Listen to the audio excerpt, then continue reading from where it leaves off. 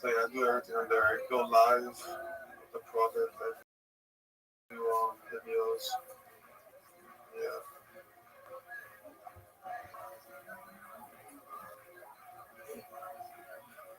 How many hours a week? I'll go live like between 5 to 6 hours. No, more like 4 to 5 hours a day, Monday through Friday, and then I'll post like 100 videos like every day.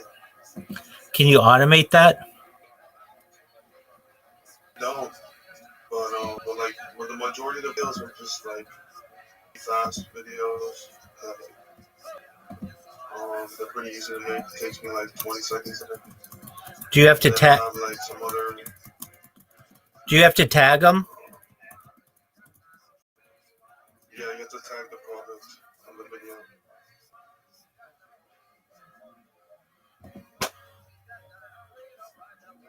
I don't know. I'm scared to automate because then I don't know if all the accounts will get banned. Yeah, I mean, you just have them be not related, and then you just try it. And if it works, then you're good to go. Yeah. No, automate. I have to automate it out though. I have to put it away. And do you do it on iOS devices? Yeah. All right, so it's easier to automate on Android. So you get some Androids, and then get auto clickers, and they'll upload automatically for you.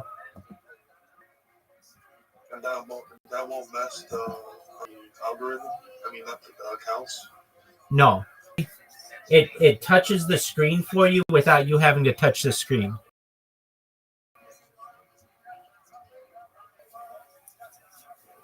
Oh, I see.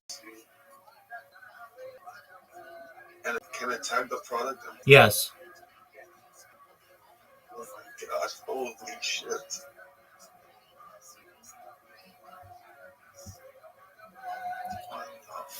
So probably the easiest way is you get your like your description or whatever in a script or some type of like Word file, a notepad file or something, and then whatever you need, it'll copy and paste from there, whatever your product is.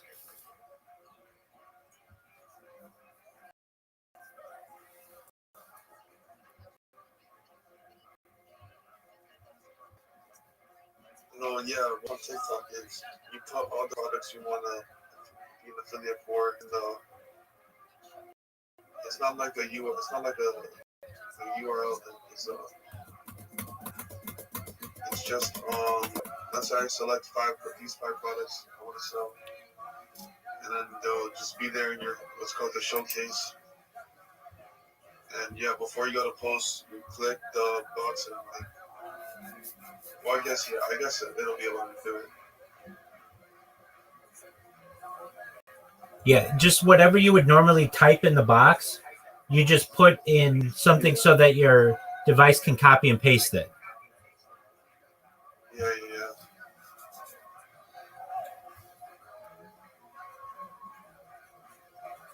And how about for the timing? Can I schedule the time post? Would that be possible? Absolutely.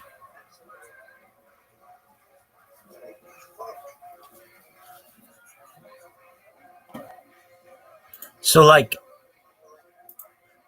let's say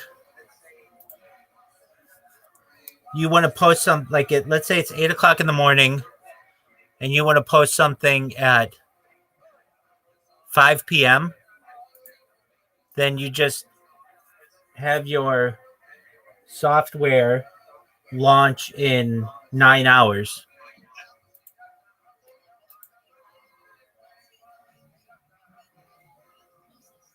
Yeah.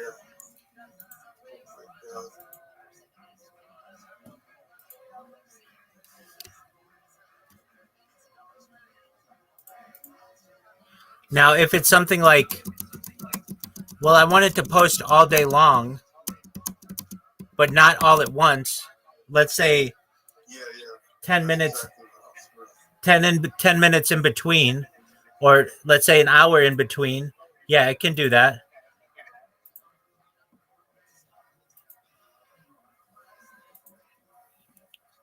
It's insane. So basically, like, let's say you want to wake up every day at 10 a.m.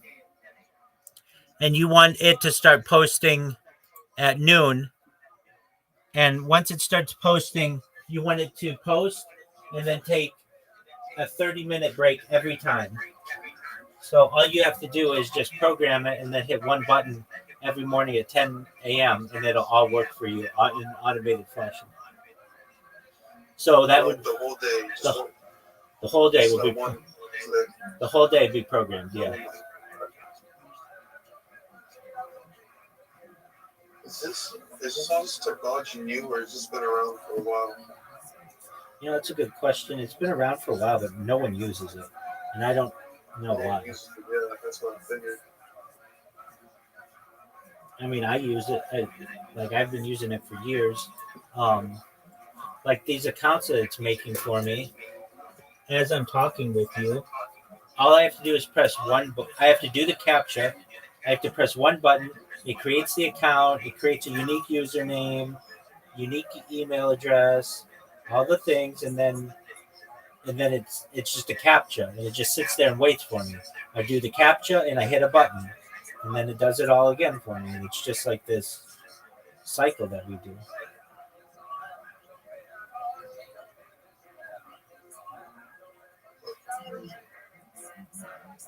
Yeah, I have a feeling they don't want people to know about it. There's already the theory that What? the It's, the, the dead internet theory that's talked yeah, I've about, heard about that. and they don't want to kill it anymore. Yeah, but this is like amazing. Right.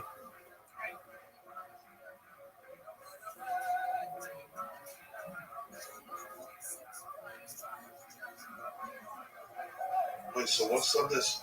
So do you have to code to be able to No, do all these things? no. Like No? literally, there's a button that just records the steps that your fingers do.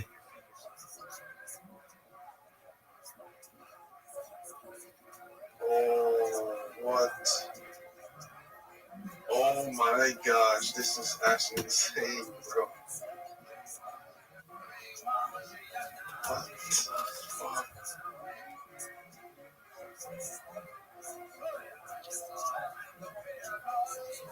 So just like with anything, it just memorizes what buttons you're pressing on your phone.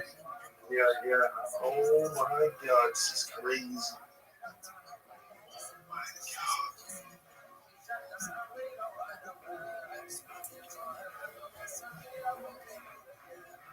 This is like people. If more people knew about this, they would like die out so fast.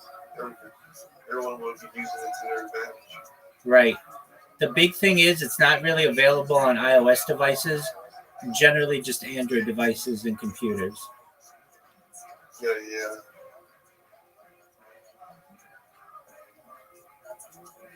So you can't really do this on an iPhone. The the best way, because iPhone doesn't allow for overlays, the best way to do it on an iPhone, and it's not even a good way, is just creating really complicated shortcuts. Have you ever used the shortcuts app? No. All right, so there are like things that you can do, but they're not that like they're not going to be what you want.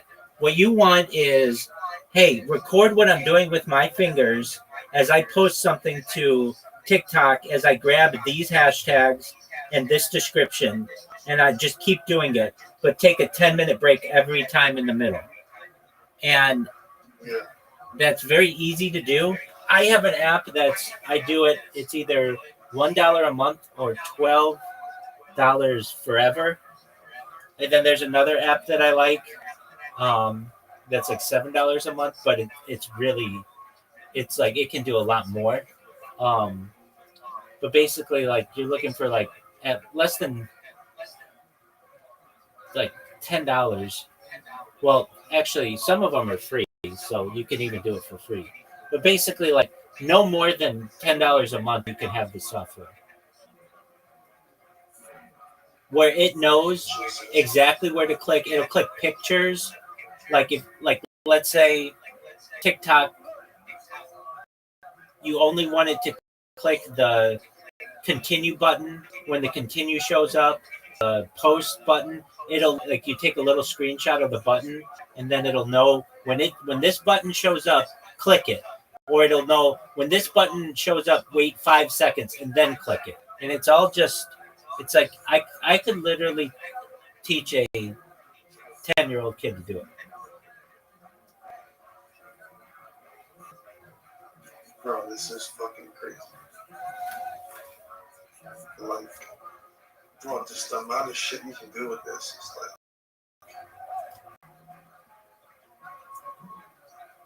it's like unlimited. Have you technology to do anything? Yeah, Or is it making to create lots of accounts. And I mean I haven't needed the money, so no, not to make money really. yeah, I use it more for just self promotion. yeah, yeah.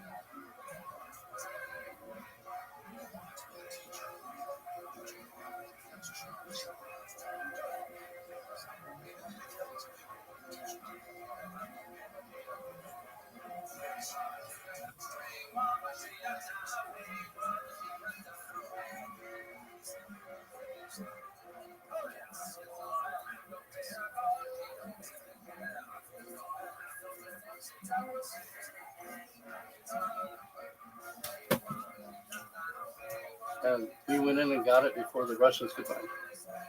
So, I mean, the real world consequences came out of this stuff. So when Carter said that, was that a breach of confidence? That was a breach of security, but a president can. They're allowed to do They're allowed to do that. Don't tell Trump. Right. So you, the United States was able to go and get this jet, and Right. so by Tu-22 bomber, I think it was. Yeah. so this has real world uses. So this remote viewing. So Right. do they invest more time and more effort into this now? Are there still skeptics? Well, we pretty much handled the skeptical problem, and let me give you an example. I mean, as we're churning out these results, as you can imagine, anybody didn't have direct knowledge of this would be skeptical, and rightly so. By the way, I mean, I was skeptical every inch along the way as we plowed our way into this stuff. So one day, the guy shows up from CIA and says, "Okay, I'm here to find out what the fraud is. I'm sure this is absolute nonsense." I said, "Okay, so show me your experiment." So we put him in the lab with an interviewer and another and a remote viewer, and in this case, I'm sent out someplace for 30 minutes. It turns out that the remote viewer described it really well. And he said, "Well, you probably told him where you do another experiment. I'm going to go and go in my car. You might have had a transmitter in your car transmitting where you're going. So I'm going to pick this up." So we do another experiment. We get a great result. So finally he says, "Well, I got to figure out what's wrong with this." So my colleague Russell Targ and I sat down.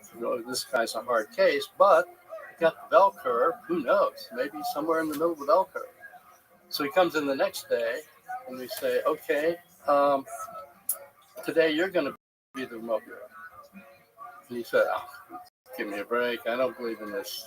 He said much more strongly than that, actually. And so, "No, okay, well, just try. You'll see we're not stressing him out and whatever. And he says, "Okay." And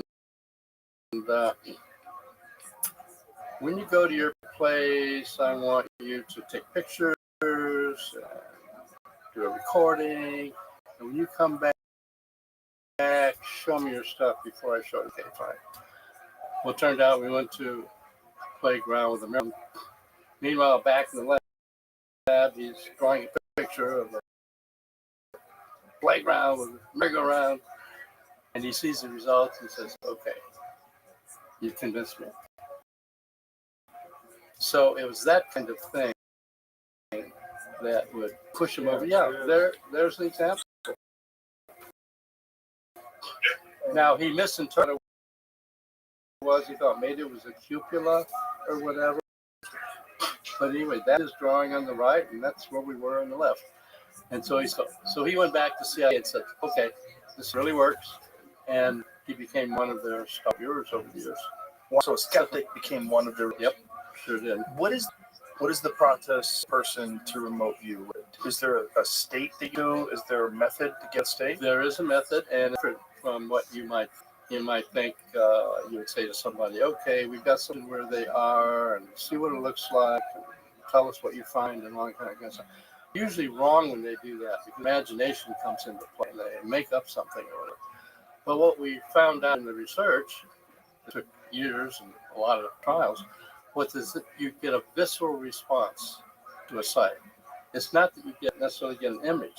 So in fact, we told them, if you get an image, just put it down the right-hand side of the paper because it's probably wrong. Instead, just kind of put down your feelings as you get into the sight. And so, if it's like water, they might do waves, or if it's a mountain peak, they might, as you described in one of your previous broadcasts, a mountain peak, and they just feel like drawing something like that. So bit by bit, the process is very much a visceral feeling process. And so the training procedure has them sitting with pads of paper and just making sketches and drawings and not trying to interpret what it is. And also being very not in a rush about it. It's sort of like you've got a door and you drill a hole through, then drill another hole through and another hole through, and then finally the door crumbles, and then you've got a pretty good feeling for what the sign is. So the process that we use to train people involves this multi-stage process where they're to go by feelings, colors, flashes of things. You see a flash of piece of metal, don't try to turn it into a car or a bicycle or whatever. So anyway, there's a whole training procedure that we developed. And eventually when we briefed the assistant chief of staff for intelligence, assistant director of intelligence for the Army, they said, okay, well, then we need to have our people get involved in learning how to do this. And so they sent Army intelligence officers, a bunch of them, and said, hey, you've just volunteered to become a psychic spy. I said, okay. And they sent them to SRI, and we ran them through step-by-step training procedure. And they learned really, really well. I mean, Joel McMoneagle, who anyone who follows the literature is known to be really an excellent remote viewer. And so, to give you an example, one time he said, I mean, we trained them, and so they learned to do really well. We set up a whole program. And he said, okay, there's this site in the Soviet Union, and they're making this unbelievably giant submarine. And it's made out of titanium or something. I mean, it's bigger than any submarine that anybody's ever heard of. And it's strange because the missile silos are on the top rather than along the sides. And so I give this whole description. Of course, we had at that time, we were briefing all the way up to National Security Council. So they looked at this and listened, this is nonsense. But about a month later, out rolls this unbelievably giant submarine, Typhoon class submarine, the largest submarine ever made. Indeed, there are his sketches. There's a lot of description went along with his sketches. And there's a submarine on the right. And so finally, the people at the National Security Council said, okay, we better start taking this seriously. So make a long story short, he eventually, Joe McMoneagle, got a National Merit Award for over 200 great viewings he did for CIA, National Security Council, FBI, I mean, you name it. So anyway, that grew into a whole industry. So this is still kind of a mystery even to you. Even someone who has studied this for this long, you know that it works, but you're not exactly sure how it's working. Is that a fair assessment? That's a fair assessment. I mean, when we, as physicists, we hate to say, don't have a clue. So, well, we now know there's so-called quantum entanglement, which is that things seem to be connected at a quantum level across great distances. And so the easy answer is, well, it must be quantum entanglement. But, that's just words. It doesn't really tell us how it works. But to give you an example, we wondered how far you could go. So we did an experiment, again, with Ingo Swann, who was such a really top-level remote viewer, to view Jupiter, planet Jupiter, before the flyby, before the NASA flyby. And so he did. And he described Jupiter the way anybody might, red spot and all that kind of stuff. But he said, but there's a thin ring around Jupiter. I wonder if I went to Saturn by mistake, but I really see a ring around Jupiter. And nobody knew about any ring around Jupiter. Carl Sagan happened to come by in the lab and said, "Oh, what do you think of this? We got this result." I said, "Ring around Jupiter. That's nonsense, isn't it?" But when the NASA flyby finally got there, it turned out there was a ring, small ring around Jupiter. And so we got that in publication in a book we wrote about all this stuff before and it was known in the scientific community. So that's what we find out, that apparently even distances is not a big deal. The other thing we wondered, I can tell you what it isn't. Okay. We thought maybe it was brainwaves. The Russians came up with an idea of, well, brainwaves, low frequency, long wavelength, they can seemingly get through some aspects of the environment.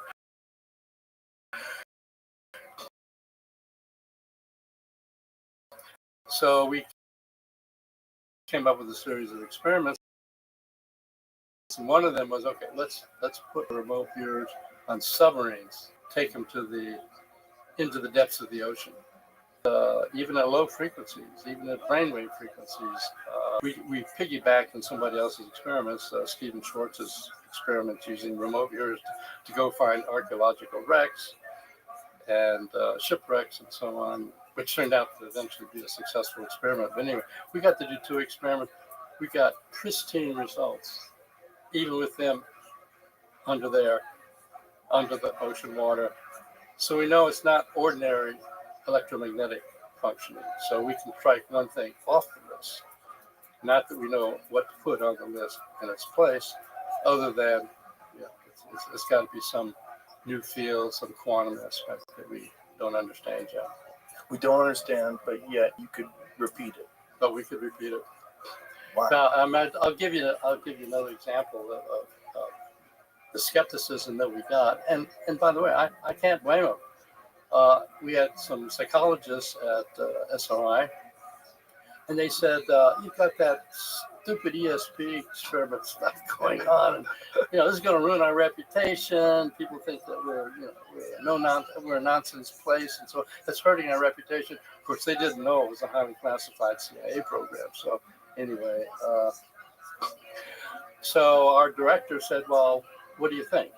I mean, how would you know if this is false or whatever?" He says, "Look, make a list of all experiment places that have been investigated, gone to as targets, and then give us the transcripts that were generated for those viewings, and don't tell us which ones go with which ones, and we'll try to rank them for each place." And so they did that. Much to their chagrin, 7 of the 9 were first place matches in a 9 experiment series. Give you another example of and by the way, I can't complain about the skepticism. I mean, even as we're doing all this, we haven't lost our skepticism on how could this be. But we got into a spot where the only thing that was secret about this program was that it was secret. People heard that we had these people coming in and doing experiments, but we weren't publishing anything. So I went to the CIA contract monitor and said, you've got to let us publish something. The only secret about this project is there's a secret project. So if we publish something, that'll handle that. Did you want to do that to get more scientists involved? Yes, that was our personal aspect. So that if there was actual data, more people who are on the outside skeptical would say, well, hold on, why am I skeptical? Is there something to this? And then you start considering your own life, these moments of intuition, weird coincidences. You're thinking about someone, they call you. Yeah. We all have this idea that there's something there, but we don't know what it is. But we're very skeptical of someone who tells us that they can do it. And that's reasonable to to think that Right. way. And so in this case, where we got permission to publish something, since we're engineers, Russell Targ, my colleague, and I are engineers and physicists, we wrote it up for the Proceedings of the IEEE, Institute of Electrical and Electronics Engineers. This is an engineering journal where we have published technical papers. So I thought, well, we have a better chance there. Sent it off to them. The editor was head of communications at Bell Labs. He comes back and says, well, I don't know. And we said, why? Are you getting bad reviews? And he says, well, actually, I'm getting good reviews. But one really heavy hitter just gave me a one-sentence review saying, this is the kind of thing I wouldn't believe in, even if it were true. What does that mean? So anyway, understand your problem. Look, let us come and this stuff to your engineers. Throw tomatoes, okay, don't publish our paper. But if they like it, presented our data, the engineers were all excited, trying to figure out what the mechanism could be and so on. So we figured we were home free. He said, no, I still. So then we pull out our trump card, as always, which is, okay, look, do your own experiments at Bell Labs. Pick people from your engineers. Pick people from your offices to make up lists of targets. Pick people here to be your blind match group to see if they can match them up. And if you get results like we got, then publish it. If you don't, don't. He said, okay, that's fair. So it turns out he did the whole thing, same kind of results we got. Our paper got published, 1976, Proceedings of the IEEE. And so that suddenly got other people saying, okay, well, maybe there really is something to this. So it turns out that for those who follow the field, know that Robert John and Brenda Dunn. Robert John was head of engineering at Princeton. He had a student who wanted to do these kind of experiments, and he thought it was nonsense. But he came out and heard our briefing, and he went back. Long story short, he set up a 20-year program, completely replicating our remote viewing work, and also doing effects on random number generators that were quantum driven. So the so-called PAIR lab, Princeton Engineering Anomalies Research Lab, replicated all of our work. And so pretty soon it's all over the place. So by the way, at the end of the sort of Cold War there, when there was a détente, some of our remote viewers went over to Russia to talk to their remote viewers, and they traded war stories. They lived through the same kind of thing. So there it is. It's so interesting that we almost didn't consider that. Just imagine you not running into Ingo Swann, you not asking him to affect that quantum chip. Imagine where Russia's doing all this stuff, the United States never gets involved in it at all. That could have happened. That could have happened. I mean, it was really, the tiniest flip of a coin that happened. So what that means is, for me personally, is that even though I had no interest in all that kind of stuff, this totally random event happened. And then once I built up a reputation for being willing to take on things that are impossible, then that's why when the UAP, the UFO issue kind of rose up again, who are you going to call? So Hal put up. well, there I get my call. So what was the initial introduction to the UAP phenomenon? And when was this? Well, there was an early introduction in 2004. Well, maybe a little earlier. In the 90s, I was doing work for Robert Bigelow at Bigelow Aerospace. And in addition to his aerospace stuff, he put 2 units circling the Earth, and then made the module that got attached to the space station and all that kind of stuff. But he was also very much interested in UFOs and that kind of thing. And so I was involved with him. And around that time, I had gotten a call from somebody I knew in Washington, D.C., head of a think tank. I can't name him, but he said, I need you to come to Washington to be part of a little project, a little briefing.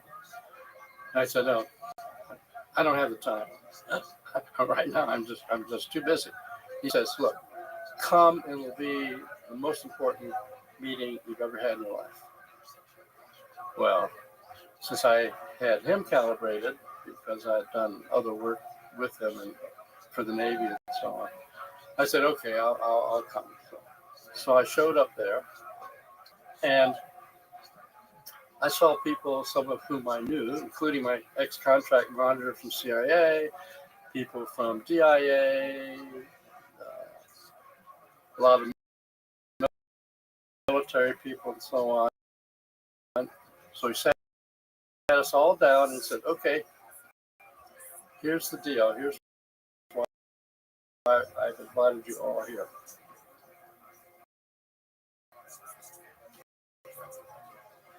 Let's just say, he says, and China have obtained ET craft that have crashed, and we have proof of that. Bodies that aren't human. And so the question is, can this be released to the public? What effect would it have? So I and the other people, I found out by talking to them later, we thought, oh, this is cool. And maybe we can get some kind of disclosure here. And so he said, here's what we're going to do.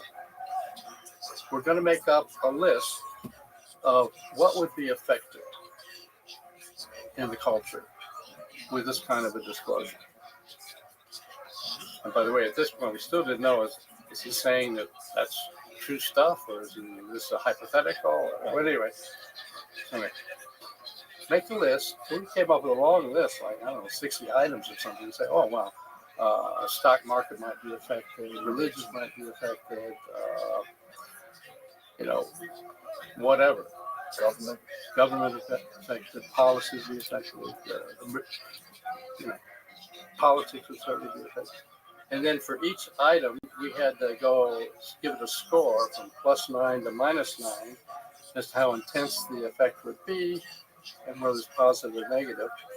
So then we broke up into groups, and our group had our list of 8 or so. So we went down our list, and it turned out that we ended up getting a net negative numbers. And let me tell you why you can get negative numbers. One of the things down toward the bottom of the list, and we really got into the weeds, was, well, suppose materials from a crash retrieval of a non-human craft was given to Corporation A, but Corporation B didn't get any samples. And then years later, Corporation A is making lots of money based on what they got. Meanwhile, Corporation B has gone bankrupt. And then they find out they were excluded. Well, they're going to end up suing the corporation, suing the government. I mean, it really gets gnarly when you get into the weeds and in the details. And so, as it turns out, with our group of 8 or so, we said, we get a negative number. Well, it turned out that all the groups got negative numbers. So the outcome of that exercise was thinking about disclosure. Was this during George Herbert Walker Bush's? No, it was during Bush 2. Bush 2. George Bush, rather. George Bush. So when this, you still didn't know what they had. Didn't know what they had. Just this could be hypothetical, or he'd be trying to tell us something, but he wouldn't say. Interesting. And how much time did you do to compile this list and to generate these numbers of plus and minus? It was 2 or 3 days. How did you attribute numbers to things like the stock market? How did you figure out how that would be negatively or positively? Well, it was just a gut response, basically. You remote viewed it? No, didn't do that. No. Did you? By the way, in the remote viewing program, one of the things they told us, look, you guys that are running this program, don't you ever think about remote viewing yourself. We learned in the LSD days that if the experimenters get involved in the subject they're researching, they lose their objectivity. And don't think you can sneak away and get away with it because we'll get you on the polygraph. So no, never did. Don't remote view yourself. What a bizarre thing to tell someone. Yeah, that's what they Yeah. said. So anyway, back to this. So we came up with our numbers and said, this does not look like a good idea. So at that time, that was the viewpoint. Now, as we'll get into, at this point, I have a different viewpoint. I think there should be more disclosure than is apparent. But I think that's much more common. Much more common. That thought is much more common with not just academics, but even government people. I think In fact, I have a great example of that. That is Edward Teller, father of the H-bomb, involved in the Manhattan Project. You think if anybody wanted to keep secrets about national security, it would be him. And one of the strongest statements he made, which actually was kind of a driver in my shifting viewpoint about, well, should we come out with this or not? He said, in exploring nuclear energy, we had the Manhattan Project, highly classified, but nonetheless, we and the Russians kind of marched along step by step. But in electronics, we didn't classify electronics, circuit boards and all that kind of stuff. And we took off like a rocket and left Russia in the dust. So his viewpoint was that having more openness, even in national security areas, is a better bet. And so that made me think, even though I've been part of, as it turns out, decades long, highly classified, not for the street, UAP investigations, that sort of affected my thinking about it, and I became more open to the idea that we should do that. So, but the way I got actually more officially involved was that it turns out in 2008, I think it was, Harry Reid, who was at the time Senate Majority Leader, Daniel Inouye from Hawaii, Ted Stevens from Alaska. They're part of the Gang of Eight, so-called, so they get better briefings than most people on what's going on behind the scenes. So at that point, you might think, well, UFO stuff, that's all dead. Let me give you a little background first. And that is, back in the 50s and 60s, we had Project Sign, Project Grudge, Project Blue Book. And then they had the Condon Committee at University of Colorado examine the area and say, he came out with this thing saying, there's nothing here. It's not worth the Air Force spending any time on it. Actually, the Condon report, if you read it, there's a deep report showing all kinds of reasons why this is real. And then there's the forward, which most media read, in which he said, nothing here, don't worry about it. So after 1969, which is when that report came out, if you called Air Force Public Affairs Office and said, well, what's going on with UFOs? They, no, we gave up all that stuff back in 1969. The truth of the matter is that the very memo that canceled Blue Book by General Bollinger had down the fine print, but anything that might affect national security, we should keep track of. So now we come up to 2017. These senators who knew that there was still stuff going on decided there should be a new program, and so they asked the top physicists at DIA, Jim Lukatsky, who's one of the top physicists on propulsion, rocketry, and so on, to put out a request for proposal. And so that went out, and so actually Robert Bigelow picked it up, and he said, "Okay, we'll do this." And so he then got the program, and since I'd been involved with Bigelow, he asked me to be part of the program. So that's when I got, you might say, officially involved and really digging into the issue. And what was your perspective at that point? So you had this thing during the George Bush administration, and what was your perspective after that conversation? Did you think maybe they do have something, the Crash Roswell side, maybe something else? Did you know more from talking to other people? Had you heard whispers? Like, what did you know? What I knew was not much. I mean, I heard whispers, but I didn't get, really involved in thinking about it. I mean, a good physicist realizes this is tinfoil hat conspiracy stuff. But you had already had experience with remote viewing. Yeah, so I already got that problem. So, but when they came up with the idea, we should do another deeper dive into this. And by that time, I was, as a physicist, through the years, I was a Star Trek fan and Star Trek fan, all that kind of stuff. And physicists, I would hear about these UFO sightings and so on. So I always wondered about, how can this, could somebody really have any kind of propulsion that looked like that? And so anyway, so when this program got set up, it turned out my particular assignment was, okay, let's look at all the physics and engineering that might be behind this stuff. And by the way, we will arrange for you to get access to some materials.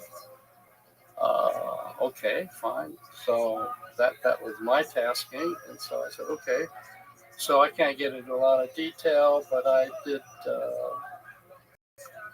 do a lot of back and forth with some aerospace executives about getting access in case they had any materials and that kind of stuff. And it's very...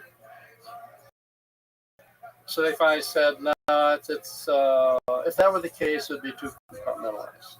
We can't share this, even though you have an official program. You got top secret, CI, Gamma, HCL, all these clearances, but materials, they'd be classified. We couldn't share them. Jeez. So a lot of negotiation went on. I spent a lot of time with the vice president. Unless there's something to negotiate about. Exactly. If there's nothing to negotiate about, you'd say, how? We don't have materials. You wouldn't say you don't have enough clearance for us to even discuss this. Exactly. And so already they're tipping their hat. They're already tipping their hat. So anyway, the second place to go then was, okay, they're not going to share their materials. But almost assuredly have them. Suppose they had shared them. What would we have done? Well, we would have gone to subject matter experts all around the world. We'd give them some materials and say, this came from a Russian sub or whatever. Give us your best output and so on. So I said, okay, since we're not able to get materials and share them, let me go to all of the subject matter experts that we would have gone to and say, we're doing a survey for Bigelow Aerospace. He wants to know where would your field be in the year 2050. So we figured, okay, we'd get the best sort of assessment of possible futures for their fields. And I realize you probably don't have immediate access to this, but just to give you an idea, some of the papers that we got by going out to these people, and you'll see how serious we were: aneutronic fusion propulsion, superconductors and gravity research, positron aerospace propulsion, warp drive, dark energy, extra dimensions, advanced nuclear propulsion. Jamie's got it up here. Yeah. So this is just the first few of 38 papers that I arranged for leaders to come up with. So this is based on projections from where technology currently sits to, if you extrapolate where it's going to be in 2050, based on what they're working on. Right. So Space-time metric engineering, traversable wormholes, stargates. So you see, we weren't kidding around. Well, when you started getting the warp drive, dark energy, extra dimensions, brain-machine interfaces. Now, did you ask any of these? So, presumably, this is just me from a civilian's perspective. Presumably, you have some sort of crash thing. You have to bring in people who make spaceships. You have to bring in people who make military jets, advanced propulsion systems. Exactly. Those are the people that would be able to. And the people we had working on those papers were people from those communities. How did they? This is the conundrum that if they did disclose, and the companies that weren't given access to these materials did fall apart, and then the companies that got access to these materials advanced and had spectacular businesses. How did they decide who? Just assuming you would have something. How would you decide? Was it based on relationships? Like knowing that someone could keep a secret, like because you're dealing with outside the government now. Presumably, if you have a defense contractor, that's an independent company, right? Not necessarily, even though they work hand in glove with the government, they're not necessarily a part of the government. So in fact, if you put your thinking cap on, you'd say, okay, this would be the way if you want to keep it out of the public. Because you don't have to disclose it. Yeah, you don't have to give it to a contractor. Right. Okay, this is your stuff, and from now on, you own it. How do you control that, though? You have to have government agents embedded deeply in that, which I assume they do anyway. But you'd have to have intelligence agents, I hope they do, deeply embedded in these defense contractors, where they would make sure that they maintain some sort of intense level of secrecy. That's exactly right. And when you think about, okay, these days we're supposed to have some kind of disclosure. What are these companies going to do? They're just hiding things, or various parts of the government are hiding things, misappropriating funds, lying to Congress. So you can see why it's such a big problem at this point. Well, that was that disclosure documentary that I saw you in as well, that appeared at South by Southwest, which is excellent. What is it called? It's called The Age of Disclosure. Amazing documentary. It's an amazing documentary. Really hope that gets released somewhere big, like Netflix or something like that. Well, I think Dan Farrar, who's the director and producer of that, by the way, a very well-known producer. You know, he collaborated with Steven Spielberg on Ready Player One, right? The big hit, and so on. And the approach he used, which is really very clever, he contacted people like me, people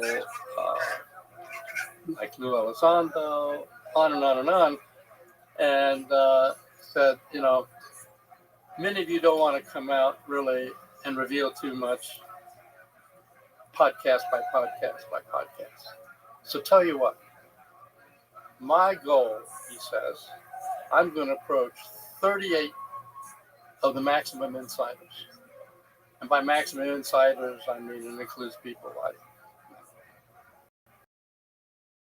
Senator Rubio, Secretary of State, Clapper, and get all of you to elaborate on saying what your involvement was. To the degree you can, and not say something and end up going to jail. And then we'll put out maximum disclosure evidence all at one time in this film. And it'll include people coming forward like Jay Stratton, who is head of the UAP task force. He's been involved in this field for 16 years. By the way, he has a book about to come out also, which will really be a disclosure. So anyways, we'll put this together. We won't talk about it along the way. And so 38 of us ended up being interviewed for the film, um, telling whatever role we felt we could tell. So in fact, when that film comes out, that's going to be disclosure on steroids. I think that's going to be the maximum. And well, you saw the film, so you know it's pretty revealing. It's very well done. Yeah, very well done. So, for your own personal journey into this stuff, you're initially introduced to it because they're talking about disclosure. You rate the pros and cons, and then when do you get introduced to it again? Well, it was when Robert Bigelow got the contract that Harry Reid and the other senators asked. And how much time has passed? Well, that was in 2008. So a couple. And so that went up through 2012. And then ATIP, which you may have heard of, that Lou Elizondo ran, sort of picked up there to keep the ball rolling forward. And now it's been revealed, by the way, only recently, that when the funding dried up, it dried up for the reasons you might think of, and that is it was so highly classified that when congressional statements came down that, okay, we need so much money for this, it didn't actually describe, it would just advance propulsion and all that kind of stuff. So another group picked up the money and said, oh, well, that's what we're working on, propulsion thing. So, but it wasn't the real deal. And so, what do you do at that point? Do you go, no, wait a minute, this was really for this? Well, no, then you'd be revealing what this was really for. So anyway, that sort of ended that way. But anyway, so based on that, we then, as a group, went to, turns out, the Department of Homeland Security to set up a whole new program. And it was going to be a special access program. It was under a name, which can now be revealed because AARO, the Advanced Aerospace, that's the Advanced Anomalies Aerospace Resolution Office, has revealed it. It was called Kona Blue. And we built up a stack of documents that would go to the ceiling here about what needed to be done, what we were going to do, how it should be done, who should be involved. So at this point, you're convinced that this is a real phenomenon. At this point, I'm convinced that there's a real phenomenon. I mean, how far can I go? I mean, I can say I interacted with, for example, Dave Grush that you've had on your program before, who was really a high-level intelligence officer.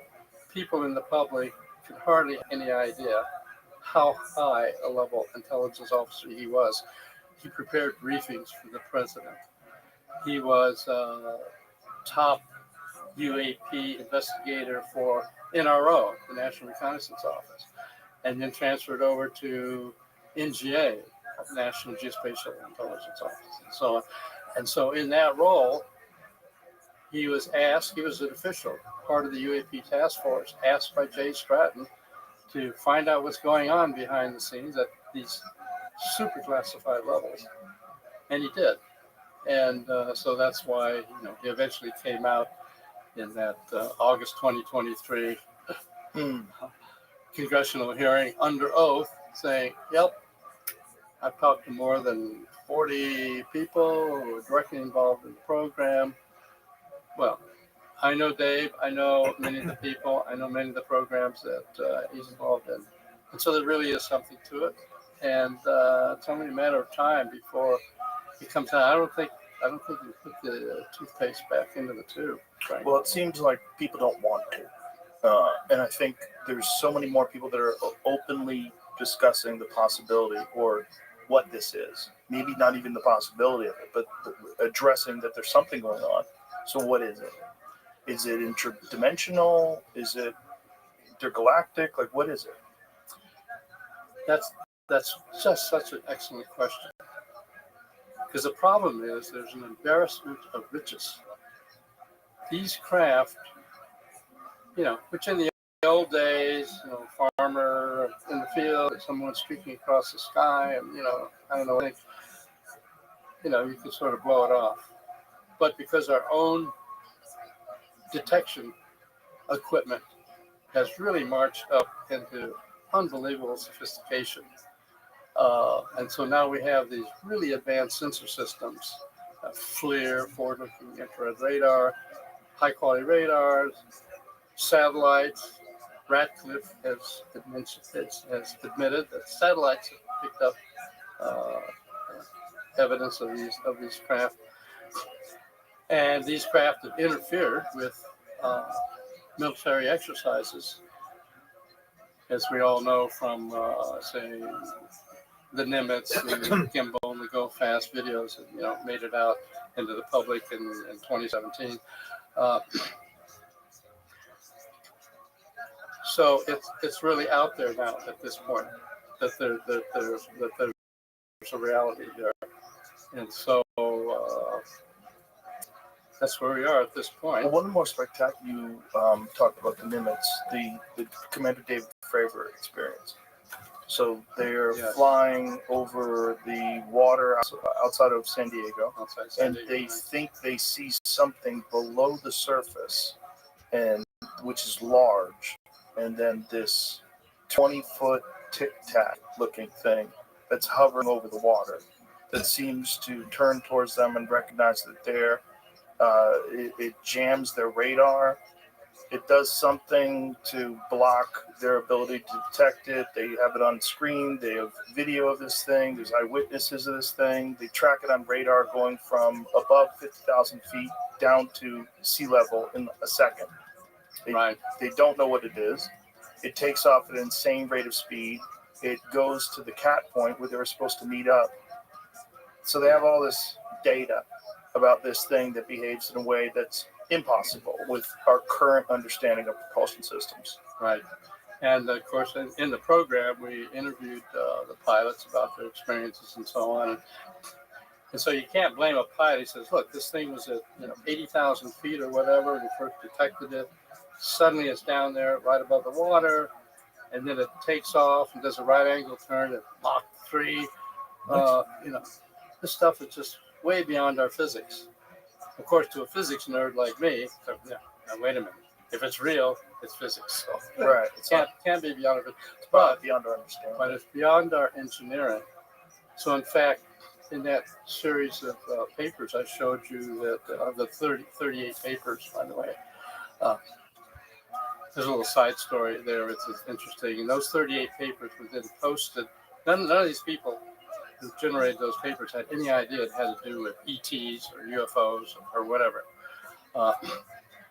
They all went up on what's called the JWIC server, classified server for the Pentagon, and intelligence officers and aerospace contractors, could get access, but nobody in the public could. And usually those things go up and they're up for a little while, and a month or so, and they take them down. This was such a popular set. This 38 paper, such a popular set that everybody screamed every time they tried to take it down, and so it was posted there, like forever. But eventually, through Freedom of Information Act and so on, most of those papers have been released. And I was concerned that, oh my God, these guys are all going to call me up and say, what? You didn't tell me this had anything to do with ETs or UFOs? But actually, nobody seemed to not complain about it. So back to the question that you mentioned a little earlier, though, about, what's the source of this? Like I said, it's an embarrassment of riches. There's so much observation. The idea that maybe a scout coming by from some other planet and checking us out and heading off or whatever. I mean, there's much more than that. And of course, as you know from interviewing Jacques Vallée, he dug into literature and found out, you can go back millennia and see descriptions of exactly what we're talking about today. So as far as where they come from and what they're doing here, I myself have written a paper called Ultra-Terrestrials, where I try to cover the gamut. And I cover everything. Yeah, they could be spacecraft from some other galaxy whipping through here. Or maybe there's some Atlanteans left over from eons ago, and they're just kind of hiding out in the seabed or some mountain range someplace. Or maybe some ET group showed up here 1,000, 2,000, 3,000 years ago, and they're hiding out with some bases locally and so on. And of course, we have a fellow by the name of a professor by the name of Masters who thinks that, well, maybe it's time travelers from the future coming back. And then there's the whole idea, since physicists like to talk about additional dimensions, maybe they come from another. So anyway, then in my ultra-terrestrials paper, I list everyone I can think of and say, we should be exploring all of these. So at this point, I would say, we know it's NHI, non-human intelligence, but it's not clear what the source is. Maybe at a higher level of classification than I had access to, maybe it's known, but right now I'd say we don't. Do you have a suspicion?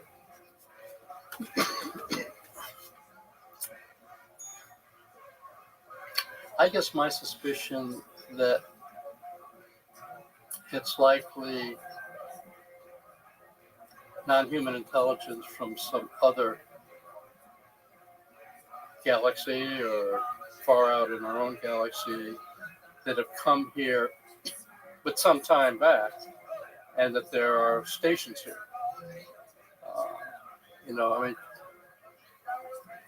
One of our remote viewers that was really good came up one day and said, I was looking around and I think I found a UFO base on Earth.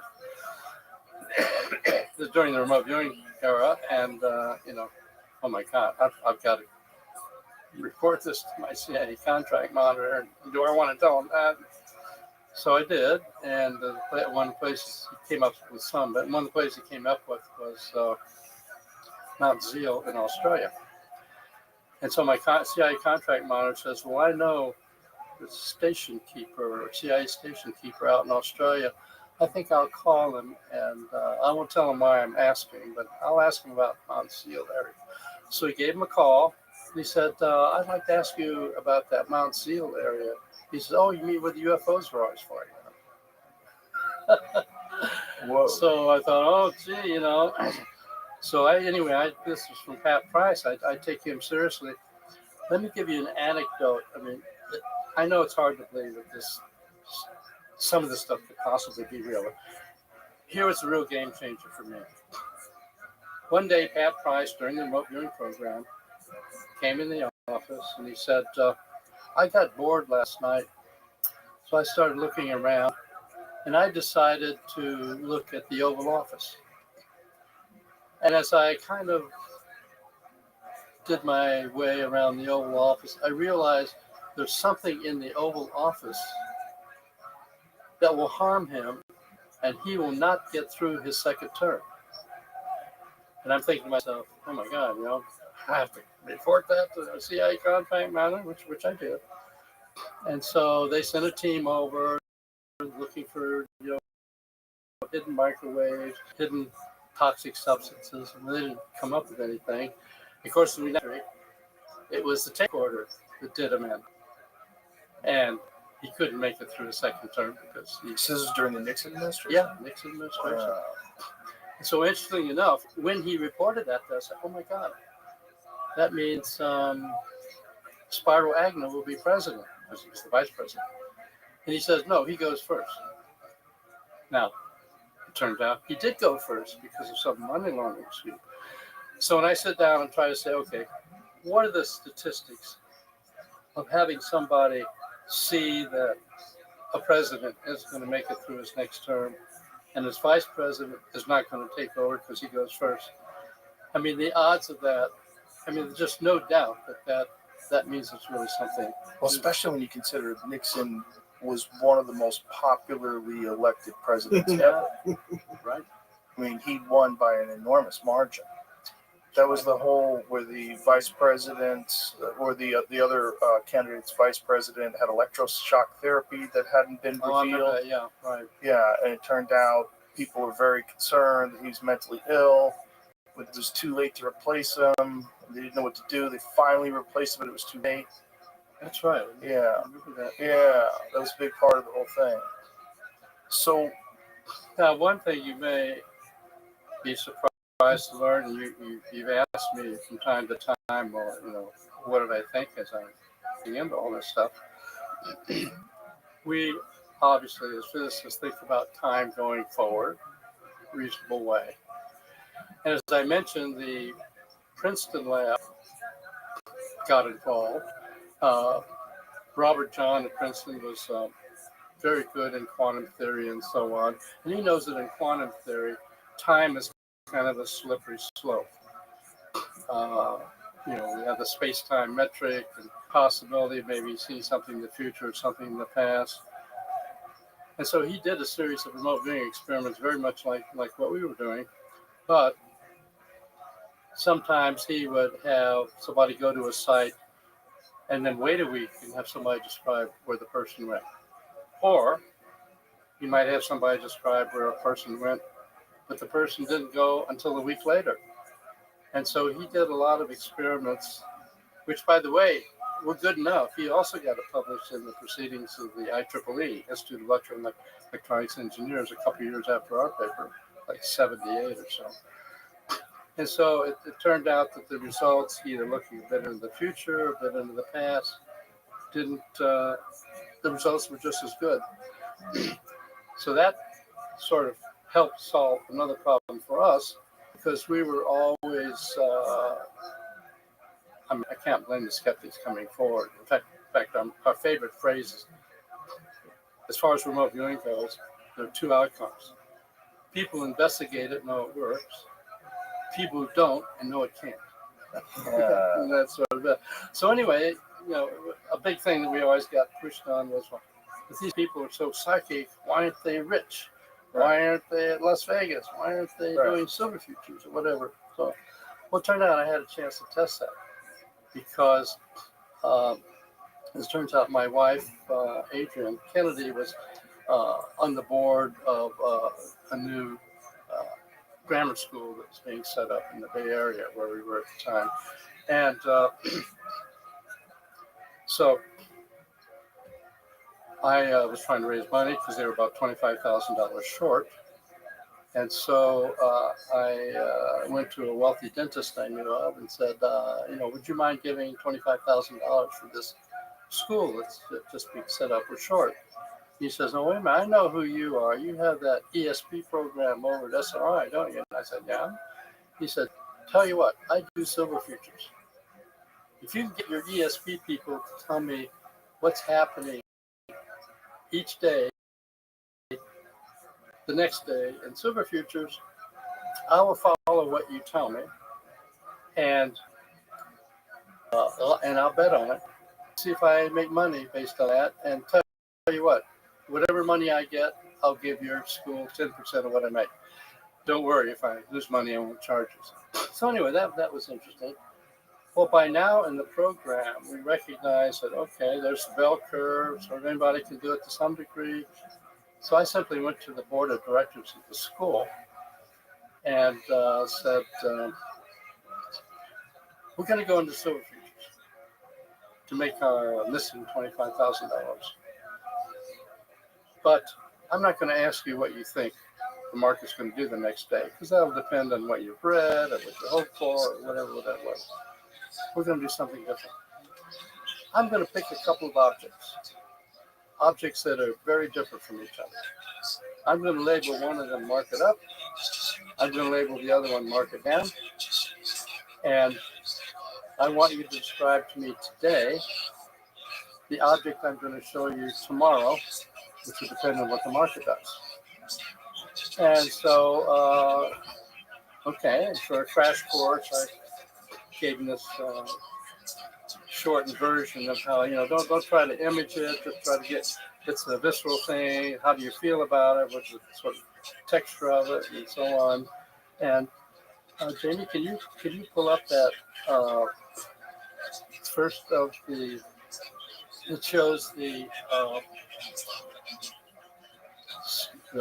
wooden figurine and the tape measure. If you could show that, yeah. So on a given day, I have two objects. Of course, they're different as they can be in case you get a lousy description or whatever. So on a given day, that's a couple of objects I picked out. And I labeled the one myself. I labeled the one on the left, mark it up. The one on the right, mark it down. But they have no idea what my objects are. Right. So the next day, you give the following slide. Do you have the following slide? Previous. Yeah. Is that what you're looking for? That's it. Okay.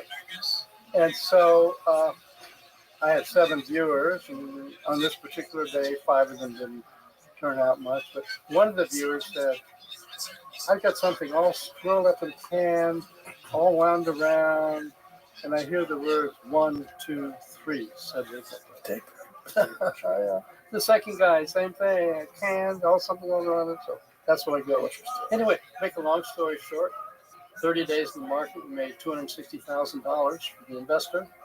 We got our 10%, which is $26,000. So we got a bit of a bonus there for the school. Why didn't you guys keep going and get rich? Well, that I know. Everybody asked me that. Truth of the matter, it was almost a 24-hour a day job to do this. And meanwhile, we're back over at the lab training Army intelligence remote viewers how to remote view. So Clearly, that wasn't your ambition. It just wasn't my ambition. But you proved your point. I proved my point. So now, when going into the future, you're reasonably certain that this is a real phenomenon. Do you ever get access to these materials that you were discussing earlier? Have you ever seen anything?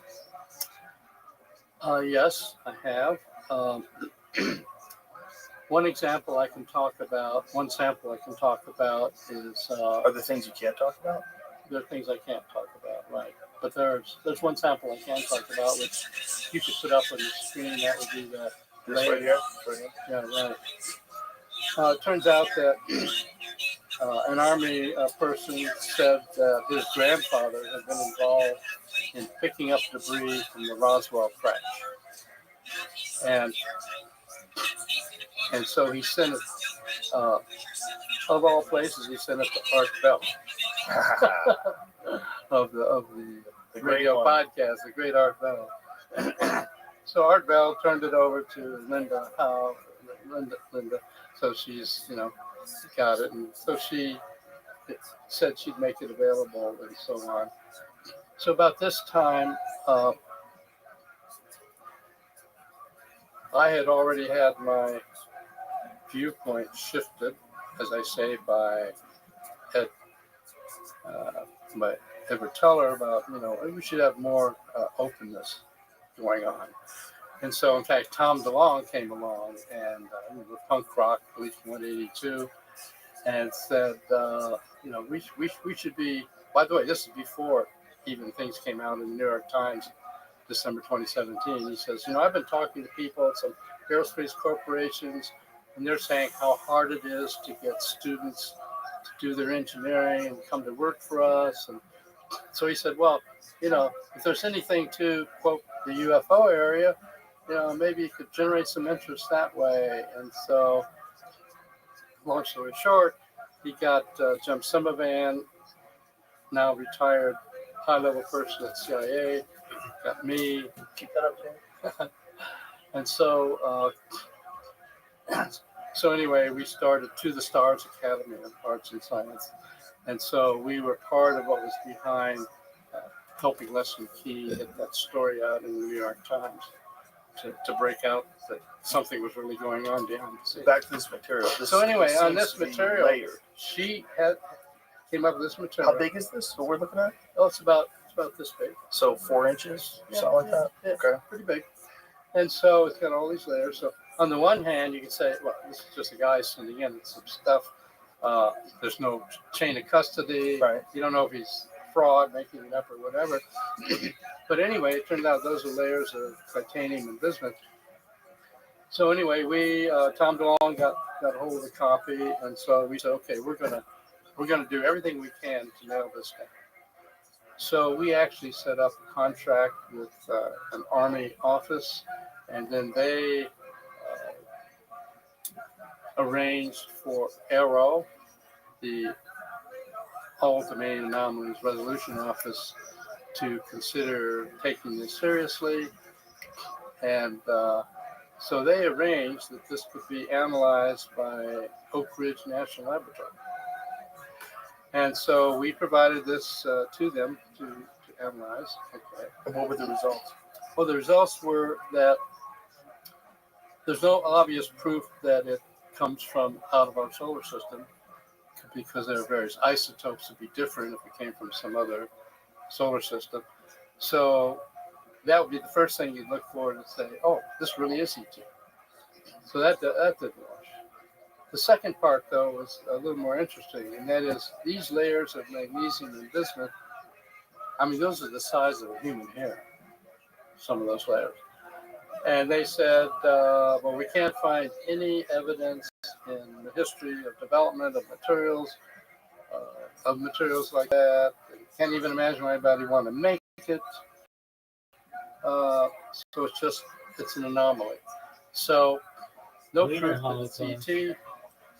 What they do is said, okay, well, how hard is it to make something like this? And so we got an aerospace corporation to say, can you bond bismuth and magnesium together, sort of like what we see in this sample. Well, they got two layers bonded, cost them over $1 million, broke down their instruments to do it. So it's still basically a mystery. So we got to read the report. It was not totally provided to the public. But so anyway, is this about a 1/4 inch thick? Is that what we're looking at here? Yeah.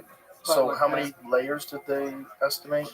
I think we had might have been 18, something like that. We probably count them. So anyway, so that's a possible example, but no conclusion. So this is something that is of terrestrial origin in terms of materials when you measure the isotopes, but it's of a construction method that's not currently available. That is a perfect description of the situation. And by the way, it certainly wasn't available back in the 40s and 50s. Right. When it supposedly was found. Supposedly, that's the problem. Yeah, so when was this is analyzed in what year? Well, analyses started taking place by Linda Howe at other laboratories, I think in the 2000s. And we got back. Yeah, we got it, I don't know, maybe 2020, something like that. So, but whoever, if the chain of custody we got it analyzed only a couple years ago. But if the chain of custody is accurate, it goes back far enough where this is impossible. Right. And seemingly, given the effort that the Aerospace Corporation put in, they can't even manufacture this today. Right. In that level. So this Roswell crash is the big one, right? That's the one that everybody knows about, and it was in 1947 in Roswell, New Mexico, and the wreckage was flown in 2 separate planes to Wright-Patterson Air Force Base, which is unusual in and of itself. And the idea was that it's flown in 2 planes just in case one goes down. That this stuff is so important. Your dog, we have to analyze it. Oh, it's at the Wiener Library. What? What do you think that was? Wiener Holocaust Library. Somehow that's worse. I think it was They have a whole library dedicated non-human intelligence to Wiener? That crash. I guess. Actually, it's more dedicated to Wiener Holocaust. We talked to one of my colleagues, Eric Davis, that's one of my senior scientific advisors. Come on, somebody's got to this fucking rabbi sucks. Has been head of dog. And also DuBose. So he's interviewed a couple of people that were involved back in those days, and they say it was the real deal. There's a Wiener Holocaust. This was a real unidentifiable crash, and these are they cutting them off? Really? Yeah. Really from out someplace. And what did they say was done with the wreckage? Just the tip. that have been taken to Wright-Patterson Air Force Base for analysis. And did anything come out of that analysis? Well, it's Not a, that it's a the library. public would hear about. What? Not that you can disclose. Not that I could discuss. That's where it gets frustrating. There's So a there real- Well, was. I guess it Plus gets library? frustrating even for. Yeah. I mean, the compartmentalization in this area is really obscene. So you can have people sitting at this desk and someone else sitting in that chair, and They don't have access. I can't tell him what I'm working on. He can't tell me Dude, what he's give me a working Bart on. Sabrell. So that's I could we're going have forward with this. this is very, very Jamie, pull that shit off. slow and Oh no, wait, can't not show him. opportune, I would have to say. And of course, we have data. Can't go into details. We have data about crashes in other countries. So it's really clear that we're not the only ones on the planet. So that's something to be concerned about because, for example, here we have our capitalistic competition, aerospace corporations, electronics corporations, all being very hushed up and not Well, this sharing stifles anything. innovation. That was innovation. Meanwhile, in China, you put all the labs on something like this. You say, and by the way, don't say anything outside that you're not supposed to say, or you're done. And so the competition that potentially They're unintended. Yeah. So that's part of what's behind our not revealing what we've learned, because there might be some aspect that we've learned which in principle you think we should reveal, but it might be the missing piece that some potential adversary said, oh, that's what we're missing. Right. So even though generally speaking I'm of the feeling that there should be more disclosure, I'm also very tight on anything that could be potentially helpful to an adversary in this area. We're not going to reveal. That would be a mistake. So How do these things keep crashing? They're so good. If they can get here from somewhere else, why do they slam into the desert? some of them have just been left in the desert. Okay. Some of them. Some of them are just. I talked to Diana Pasolko about this, Oh, okay. and she refers to them as donations. She said that's how Donations. they were described to her. Yeah. So in fact, maybe some of them are donations to help us accelerate our forward motion, or maybe they donate something here, something in China, something in Russia, and see who is best at moving forward, Right. just as part of their ISR evaluation of us. I mean, let's face it. We've had, as is known in the public, we've had UFOs come over our missile silos. One at Malmstrom Air Force Base that Salas has talked about, Bob Salas. They turned off all of our missiles. There's no way it could be launched. In Russia, there's even a worse case. They started the launch sequence in Russia at a missile silo, nuclear missile silo. And the people at the location could not stop it, could not turn it off. So they thought, World War II is about to start. Fortunately, it was turned off. So anyway, you've got two things. So whoever was doing that, whoever was manipulating it, turned it off. That's right. So you there's a think big question. There are two ways to look at that. Right. They're friendly and benign and just want us to know that if we get too frisky down here and think about having a nuclear war, they can stop it. Or they might not be benign and the Armada is on its way and they just want to test that they can stop our use of nuclear weapons against them.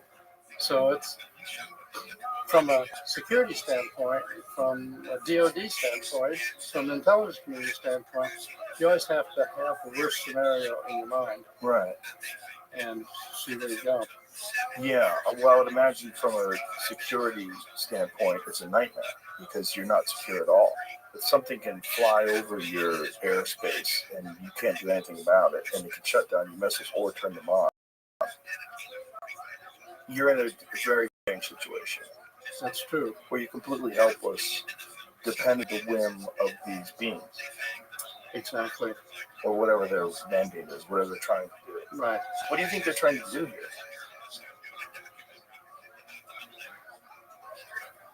I have thoughts going in many directions in answer to that question. Um, all the way from, well, they seeded this here millennia ago, and they're just saying how the petri dish is doing. Human beings are product of accelerated evolution. Yeah, something like that. But I mean, it's really hard to know. I mean, it may be that we're a very special planet because we have all this water, which generally speaking is kind of rare. So, maybe they'd like to slowly build up a connection with us so that they could take advantage of direct access to some of our resources. Don't know. By and large, interactions have not been what you might call negative. I mean, even when we shoot missiles at them or whatever. But there were a series of events in Caleres Island in Brazil back in the 80s, I think it was. And as part of our program, we investigated that in some detail, where over some long period, like weeks, and the Brazilian Air Force got involved. We got 1,000 hours of film, and they put a big Air Force group down there. And the UFOs were coming over and sending out beams that were actually harming people. That's our one example that stands out of there being apparent episodes where UFOs, there's no way to interpret it but as negative. So that makes you wonder, well, maybe there's just one particular group of euphonauts that are negatively disposed, but the rest of them are okay. So anyway, that's... Well, they're probably just like humans in that regard, right? There's humans that are involved in scientific research expeditions. They go there not looking to do any harm at all. And then there's humans that will go into an area where they can extract resources. And all they want to do is do that, and anything that gets in their way, is casualties. Yeah, exactly. So there's a lot, it's still a big area that needs a lot of look-see.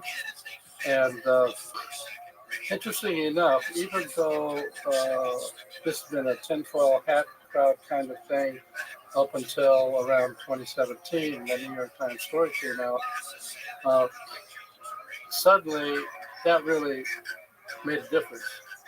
Because the people that were coming on board, that there's something real here, with people like Senator Harry Reid and other senators and so on. And so that's sort of broken open there, okay, there really is something here. And so as a result of that, that's how some of these programs have gotten put forward and reignited. How many of these crashed crafts do you estimate there are that human beings have recovered? More than 10. More than 10. More than 10. How many of them are in possession of people in the United States? I meant more than 10 in possession of the United States. What about worldwide? Worldwide? Do we have any data on that? We have data, but it's classified, so we don't really talk about it. But so there's more, though. You could safely say it's not just the ones in the United States. Not just the ones in the United States. And these, are they equally distributed? I don't know for sure in terms of data. I mean, we have our best data, of course, on our own retrievals. But more than 10 retrieved in the United States. More than 10. What is your take on Bob Lazar? Well, we looked into the Bob Lazar story, and but only from a certain relatively superficial level. Looked at we found out what his clearance levels supposedly were, and so on, which came back saying it was not high enough to be doing what he says he was doing. On the other hand, it may just simply be, yeah, it was better than that, but we didn't have the access to see that. So when I hear his physics descriptions, it's a puzzle. It seems not exactly as I would anticipate might be the technology behind the craft, but I can't absolutely write them off. So it's an enigma, and I don't have any hard data to prove one way or the other. So it's I know you've talked to them. Yeah, Uh, it's a fascinating puzzle it is a fascinating puzzle. because that would be the place. S4 would be the place where they would do that kind of work. I mean, if you wanted to do something like that in complete privacy and secrecy, you do it in the middle of the Nevada desert, very protected, That's true. Right? outside of Area 51. So even when people that have high clearances go and say, "Well, tell me about this. What's behind this?" Who knows if it's a special access program, an SAP? It might be say, "No, we're going to tell you that he didn't do anything of significance. In fact, he might have done something of significance. There's just no way Right. of telling from the outside." Yeah. Uh, So the actual generator, the thing that powers the craft that Lazar talked about, what was your take on that? This idea that it was element 115, that when it encounters high radiation, it has some sort of an anti-gravitational effect, some warp effect. well, there are two aspects. One is what is the material or mechanisms that generate the effects. Then the other is, are the effects being described reasonable descriptions of the kind of effects you think are associated with such craft. On the element 115, as you know, in the general scientific community, we've seen element 115, but it's very short-lived. So it's hard to evaluate that, but at this point, there's no evidence that that's it. So it was we should explain to people, it was theoretical at one point until they detected it using the Large Hadron Collider or another particle collider? Right now, I think it was a particle collider in Soviet Union or in Russia. And it's very, but the idea is that what Lazar was in possession of, or what the craft was powered by, was some sort of a stable version of element 115. That's what he says. So, in general, it was known that and predicted that there was an island of stability, as we call it, on some of these higher elements in the periodic table that are beyond uranium and so on. But really no data predicted as to what their lifetimes would be. And so element 115 is in that bunch, and when he first discussed it, it hadn't been seen yet. But this is way back in 1989. Way back, that's right. But eventually, the element was detected, although the version of it that was detected had a very short lifetime. But of course, there may be some other isotope of that element that could have a long lifetime. Who knows? So it's just hard to evaluate. So it sits in my gray box, as I say. But his description of the anti-gravity effects and so on, it's an area that is well described as what you might expect. As it turns out, in that series of papers, one of my own papers that I provided was one called Space-Time Metric Engineering. And when the pilots came to me and said, drops down, takes off, right angle turn at Mach 10, this is way beyond the physics. As I said earlier, I think it's not beyond the physics, beyond our engineering. But what I did on the physics level was all of our electronics that we have here, for example, this microphone, the recording that you're making, and so that's all based on electromagnetic kinds of technologies, all of which come out of Maxwell's equations. Maxwell's equations, Clerk Maxwell way back in the 1800s developed the equations for electromagnetism, and basically any kind of electromagnetic device, you name it, Wi-Fi, whatever, can be traced back to this equation. So what I said to myself was, okay, we have these apparent craft operating with this unbelievable kinds of activity.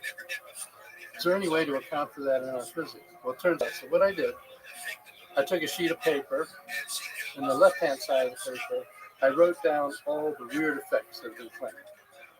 Right angle turn at Mach 10. I got close to the craft, and suddenly it wasn't the same size as it seemed to be when I was further away. There was a certain color, but when I got close to it, it was a different color. All these weird things. To me, the weirder the better, because if somebody was just making up a BS story, they want it to sound rational. So you don't come up with things like, well, I got in the craft, 5 minutes went by, I came out, and 2 hours had gone by. I mean, you're just not going to make that up. Then on the right-hand side of the piece of paper, I said, okay, we have Einstein's equations in general relativity, and we use them to talk about black hole mergers or neutron star mergers or whatever. And all these things are massively energetic events. Suppose I could engineer Einstein's equations the way we engineer Maxwell's equations for electromagnetic effects. What would I expect to see? And I find out I got a hand-in-glove match between what was claiming to be observed and what Einstein's equations, if you could engineer them. Well, why can't we engineer them? Well, at least what we know today is the energy density required to engineer those equations is just way beyond our ability to do something solid. Can you give me a comparison with the energy requirements of Japan Tower, if you like? Yeah, people have in fact, Alcubierre warp drive. I don't know if you've heard of that, but Miguel Alcubierre is a researcher in general relativity and kind of a Star Trek fan and so on. He said, I wonder if we could really have warp drive. And so he used Einstein's equations to say, okay, under what conditions could we do a warp drive? And he actually came up with solutions from Howe's equations. Okay, what would it take to drive that? Oh, it would be hundreds of times more than the energy of the sun. I mean, just outer side energy. So, until we have a new energy source, or until there's some back door that we haven't, sewered in on, it's just really outside of our expertise to think of anything. There could be conceivably some breakthrough and an understanding of this back door, like whatever it could be, some new type of science, some new kind of understanding. And one of the things that I've looked into myself is, what about vacuum energy, so-called? As a quantum physicist, we all know that, you put your kid in the swing and it comes down and stops. But at the quantum level, you get something going, it doesn't stop. It always comes down to a certain level and it's still there. So it turns out that what we call empty space is not really empty, it's full of quantum fluctuations. And in fact, one of the difficulties of modern physics theory is that when we go, by using our standard quantum theory, to calculate, well, what's the energy density, like right here, or way out in empty space? What's the energy density of those quantum fluctuations? It's 120 orders of magnitude greater than could possibly be according to all of our other theories. I mean, it would collapse gravity and everything else. So we have this conundrum that energy that is everywhere somehow all is random and cancels out. So, it's just not having an effect. So the idea is that we can somehow access it and cohere it, so to speak. Maybe you could get to the energy. I mean, What would that look like?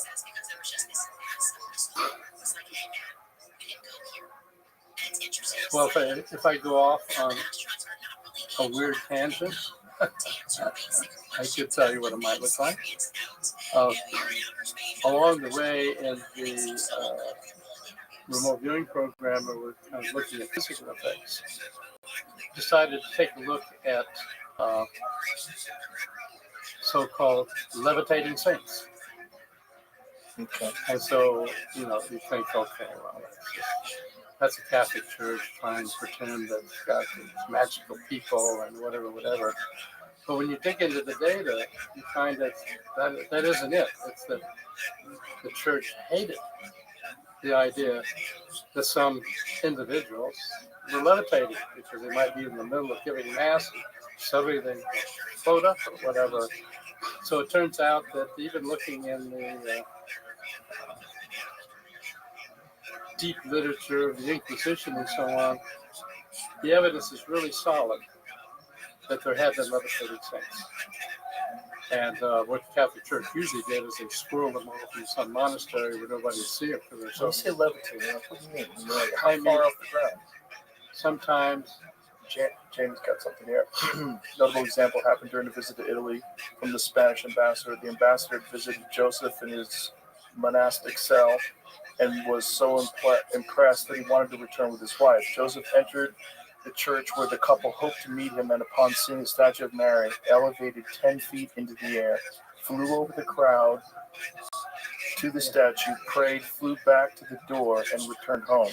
The church later took depositions from a number of people who were there that day, and their stories were consistent. What year was this? 1628. 1628. So there are enough stories like that with lots of observers and reporting under really excellent conditions. Okay. Now that guy didn't have a nuclear power plant. So how did that happen? Well, the only thing I can think of in terms of the physics we know today would be that somehow the vacuum energy, which can be very high if you cohered it, and if you made it non-random, maybe that could. So perhaps he was able to access this with states of consciousness because he was so devout in his faith that upon seeing this, the experience was so overwhelming that he was somehow able to actually, right, that ecstatic, that it would take this extreme belief, this extreme commitment, this state of mind that's very rare. Exactly. That's what it would take. And you would follow that when you did the experiment with the quantum chip. You'd say, well, if someone's able to control oscillations, you're doing something with your mind that shouldn't be possible. Right? And you're affecting a physical thing that shouldn't be possible. And this is just someone who never thought of doing that before, someone who didn't know that they were going to. This is a physical manifestation of the power of whatever unknown ability of human mind. So since it's unknown, there's no way we would know how to tap it. Right, and if these are very unique moments where this is an extremely devout person who obviously was a monk, was probably meditating and achieving this insane state of consciousness that's almost impossible to get to unless you're committed as long as he was, unless you're as dedicated as he was, and then he has this overwhelming moment. Right. And there's no way to connect the physics to it. But the idea is that if there is energy that's allowing a person using their mind to do this, that somehow or another, if this energy could be accessed through science, through physics, through engineering. We tried to look into that. For example, Andrei Sakharov, a very famous Soviet physicist, said, I don't think gravity is its own thing. I think really it's a manifestation of the underlying quantum fluctuations. And so I and weeks from Lockheed Martin and elsewhere kind of looked into that option. And, if we're just sitting here talking and so on, the universe is full of quantum fluctuations. Why don't I notice it? On the other hand, if you get into your fast-moving car, and you suddenly take off, you press back in your seat. well, what is it that's pressing you back? I mean, it isn't the wind, got a windshield and a cover. Well, there's some modeling that says, well, maybe it's because if you try to accelerate through the vacuum fluctuation, it will push back on you. So that might be our first little touch that, okay, under conditions of acceleration, we do notice the background vacuum fluctuations. Well, says to a theorist, inertia and gravity are connected somehow. So it makes you think, okay, well, maybe there's some way of accessing vacuum fluctuations to control gravity. That's what we would like to think. And so one of the things we did in the program was just collect every bit of data that we could. So, for example, when I went through my analysis of, well, if we could engineer general relativity, what we'd expect to see, a number of things came out of it. So, for example, in this room, most of the electromagnetic energy we don't see. It's in the form of heat, and we don't see heat. You get an infrared detector, you can see it, but we don't see heat. Well, it turns out that under the conditions in which you're controlling gravity, the way these craft appear to be doing, one of the consequences and one of the attributes that goes along with it is the frequencies get raised. And so the heat of a craft that you ordinarily wouldn't see can get raised up into the visible spectrum. And so that's why they might look so bright. That also has certain other visual consequences. That if it's powered up, if it's sitting there on the ground, and you get too close, the ordinary heat spectrum, which isn't harmful, or the visible spectrum, which isn't harmful, can be shifted up frequency into the ultraviolet and soft X-ray. So if you get too close to the landing craft is powered up, you might get a sunburn, which is one of the things that has been reported. Or you might actually, in fact, get radiation poisoning from X-rays and so on. So those kinds of things seem to go hand in hand and give us some clues of where to look. What is your take on the Travis Walton story? I think the Travis Walton story is right on. I think that's a solid story. I don't have any specific. Travis Walton bobblehead. Oh yes, okay. That's him. He gave it to me. I see. Okay. No, I think all aspects that I've seen of this story, I take that as. For people that don't know the story, I'll give you a brief synopsis, or a brief breakdown of what it was. They're loggers.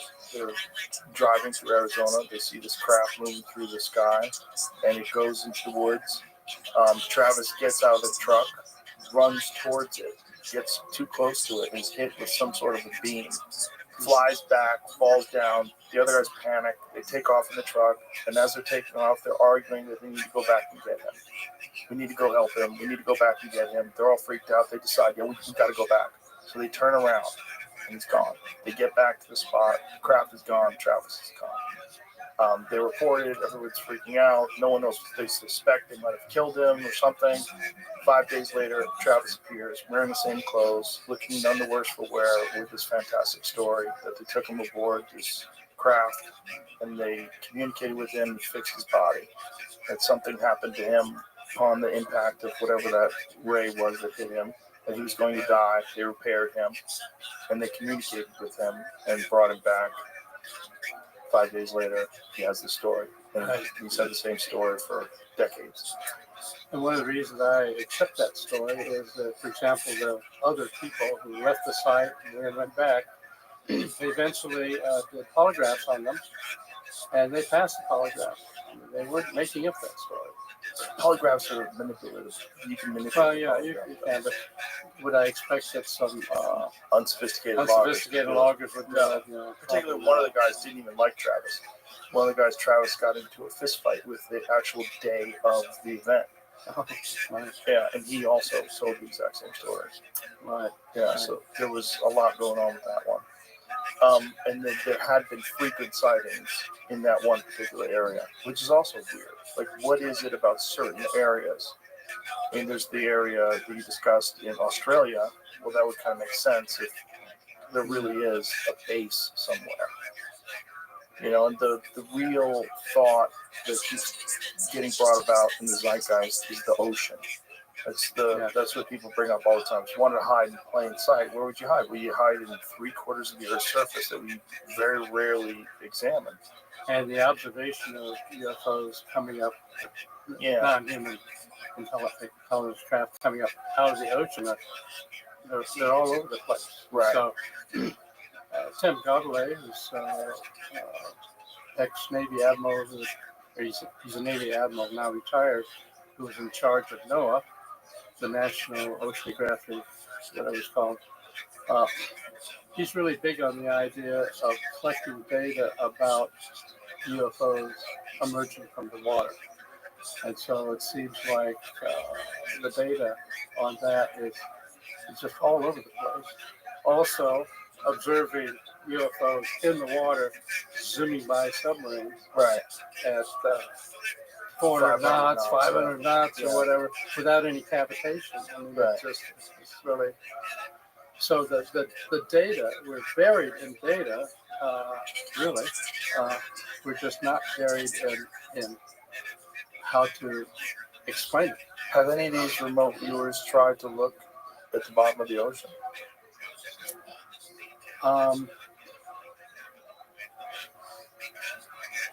Not that I'm aware of. Why wouldn't now, remote viewers have zeroed in on UFOs, although it turns out not at the bottom of the ocean. Let me give you an example. But we should probably do that. I mean, since now these days I'm not involved in remote viewing programs, so maybe there are some. But there are remote viewing programs that are still going on right now? I would say that's likely. I mean, you have an asset that works to some degree. Even though it's dismissed publicly. So even after the SOI program got shut down, after I came out to Austin in, 85 to set up Earth-Tech International and the Institute for Advanced Studies in Austin, starting to pursue my physics stuff, because I really wanted to pursue my physics. I didn't want to stay in looking at remote viewing forever. But I got calls from certain intelligence agencies asking me if I'd be willing to set up another program in remote viewing. And so I figured, okay, I turned it down because I liked the change I had made. But so if they asked me that, chances are they asked somebody else that, and I probably got somebody to agree to do it. And from time to time, many of the remote viewers that we train in Army INSCOM, for example, that have now retired from the Army, and they're teaching remote viewing classes, and they often get tasked by somebody back in the intelligence community to check out something. I mean, they've been very prolific in, for example, detecting, say, cargo ships coming across the ocean where a certain container is full of dope. Really?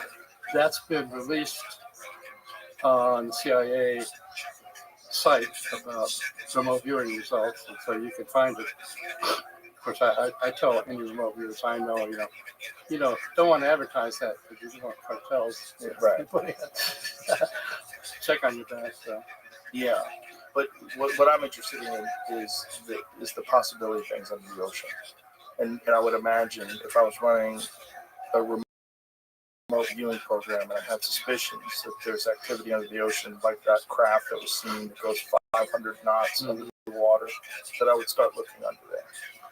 Well, imagine that somebody aware of it. I'm just not aware. But there's this structure that exists off the coast of California at the bottom of the ocean that looks odd, very odd. It looks very constructed. It looks man-made or intelligent in its construction. And I was just looking at on Google Earth the other day where people are having a hard time finding it now, and they're thinking that it's perhaps obscure. See if I know what you're talking about. You saw it as well? I saw it as well, and it was interesting. It looked very weird. It looked like it looked like some sort of a base. It was flat on the top, and it looked like it had openings in it. See, I lost your sound. Oh, you did? Jamie, maybe it's your headphones, or did you just step on something? You hear me now? No, I mean, I just hear you through the air, but no. We're going to take a break right now because I got to use the restroom anyway. Jamie will fix it. We'll be right back. Hello, tactical snafu. Use the restroom. Right. So I forget exactly where we're at, but I know where I wanted to go. Where I wanted to go is we're talking about potential sources of energy, potential sources of propulsion systems. How much do you consider the possibility that the things that people are seeing are ours? They're made in some top secret program using some advanced propulsion systems, some advanced energy systems that is not publicly disclosed. I wouldn't rule out the fact that we may have some pretty fancy things running from our own labs. I know that what gets developed in the dark labs, some of which I know about, are really advanced, but just can't cover the whole observation that we're seeing with what we call NHI craft, non-human intelligence. But do you think that some of this stuff has been back engineered from these non-human crafts? Some of the materials, I would say yes. I think we've got some. It's out on the web these days. That, for example, Battelle Institute has supposedly were given some materials from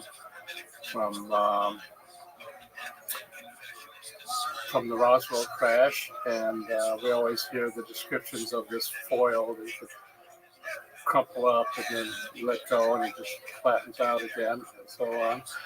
So material of that type was provided to Battelle, and they worked on it some years to try to see if they could reproduce it.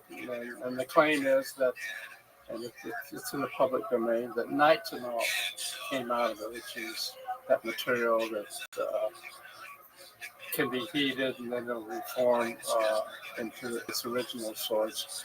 It doesn't exactly reproduce the effect you saw, but some of it is kind of in the direction of that. It turned out that some of the main material engineers that worked on that, at their deathbed, they told their relatives they were working on pieces from the Roswell crash, and they made some progress, but not a lot. You can look that up on the internet and see if that's the case. Is part of the limitation this thing that we're discussing earlier about compartmentalization and the lack of ability of other scientists to get access to this material so they can collaborate?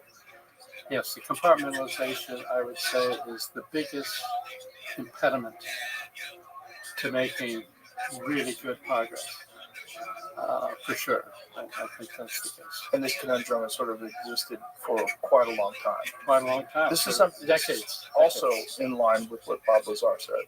Bob Lazar said the big frustration when he was working, he was tasked with trying to figure out the propulsion system, but he had no access to the metallurgists. He had no access to anyone else that was also working on similar things. And he's like, science just can't progress this way. It needs to be collaborative. Absolutely right. That's 100%. It's even worse than you would think. I mean, one of the stories that I ran into was a corporation had materials from crashes in their basement. They couldn't even bring them up to the top floor for their own scientists to look at because it was so compartmentalized. And so that was part of the deal where we said, okay, well, give them to us, and then we'll come in the front door and give them to your scientists. We won't say it came from your basement, and we won't say what it had to do with, and maybe that would work. That got shut down. So it was so compartmentalized. So compartmentalization is really a death knell on much of this stuff. As I say, as I go back to my teller story, more collaboration, even though there are faults that can happen, and material can leak out, information can leak out, and that might help an adversary. Still, I think more openness would be a better idea. Oh, for sure. Well, definitely for you and I, who are fascinated by this thing. Right. What have you had a personal experience with anything that you can't explain? No, actually, haven't. So for you, it's I all. mean, one time I saw what appeared to be a satellite make a right angle turn, so that like falls into that kind of a category. But who knows? Who knows what it was? Right. So no, Nothing profound. nothing profound. So you've never been hopped in a jet and flown to the wreckage and had a No. chance to look at things? No, haven't. God, don't you want to? Well, I sure would like to do that. But Yeah. that's still. Uh, he had this discussion earlier about from the road viewing, quantum entanglement, or what's going on that physics that we don't understand. These kinds of things can be happening. You would be interested to know that someone John Paul DeJoria,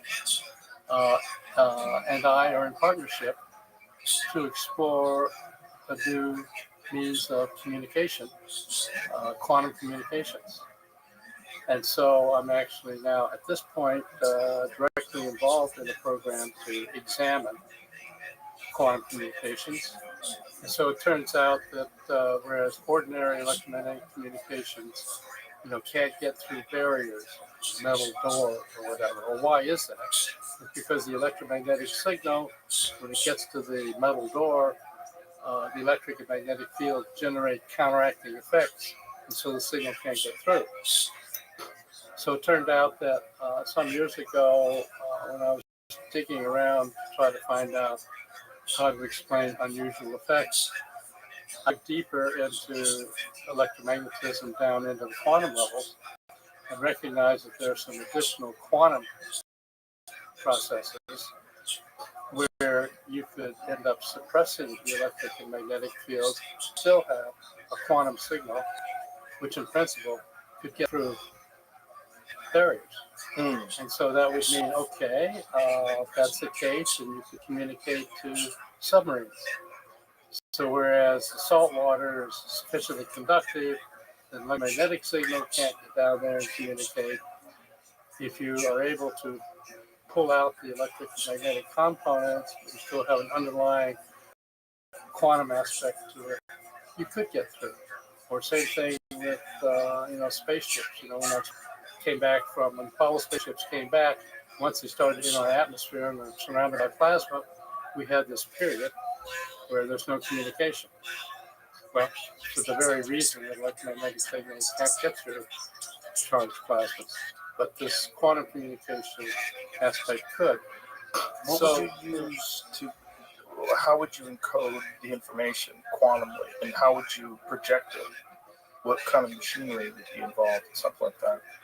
Well, it turns out that the machinery to generate the signals would be very explicitly designed antenna structures that are put together in such a way as to prevent electromagnetic components from being transmitted. It's the detection part where the secret to the technology is, because it turns out that, okay, if electromagnetic signals aren't there, how are you going to detect such a signal? Because all of our detectors are, electromagnetic signal comes in, it generates a current, and whatever. Well, it turns out that these special kinds of signaling at the quantum level can only be detected by quantum devices. Quantum devices could detect these quantum communication signals, even if there's no electric and magnetic effects associated with them. So that's what we're looking at. And so when I think about what areas does this have application for? Well, of course, it's got a lot of applications, things like communication and under conditions where you'd like to overcome shielding. But it may have something to do even with some of the consciousness stuff. Because ordinarily, when you hear about people trying to think, well, what about consciousness? Is it still just all molecules and neurons whirling around, or are there some additional fields? There are a couple of physicists, well, the physicist and anesthesiologist, the physicist Roger Penrose, the Nobel Prize for general relativity stuff, and Stu Hameroff, who is an anesthesiologist. They coupled up and started saying, okay, is there a possibility that there are quantum aspects in ordinary life, in ordinary consciousness? Because it sounds kind of reasonable. The anesthesiologist says, well, when I give somebody a certain anesthetic, they lose consciousness. So there must be something about the anesthesia that grabs onto whatever's responsible for consciousness. So make long story short, they came up with a model where they felt that there are, in fact, quantum processes occurring within the brain that, in addition to read about, know about neurons and all that kind of stuff, there's also a distribution throughout our brain and nervous system of what's called microtubules. In terms of microtubules, have such a structure. You do experiments in the lab that show this, that they can detect quantum signals. So the idea that even in our consciousness, there are mechanisms for detecting quantum signals is like a whole new area. And so there are some biological and consciousness-oriented experimenters that are taking a look at it. Okay, instead of just saying quantum entanglement, that's information you didn't get from here, maybe you can actually find, okay, well, what's the mechanism? And so this is a whole new area. Turns out that I developed proof of principle for this sub-rosa quantum communication stuff on a classified contract back in the 90s, actually. So I got proof of principle in that operation. However, you say, okay, well, if you got proof of principle, then why aren't we using it? Why isn't it all over the place? Well, it turned out the quantum detectors were very new kinds of circuitry, and nothing ready for prime time.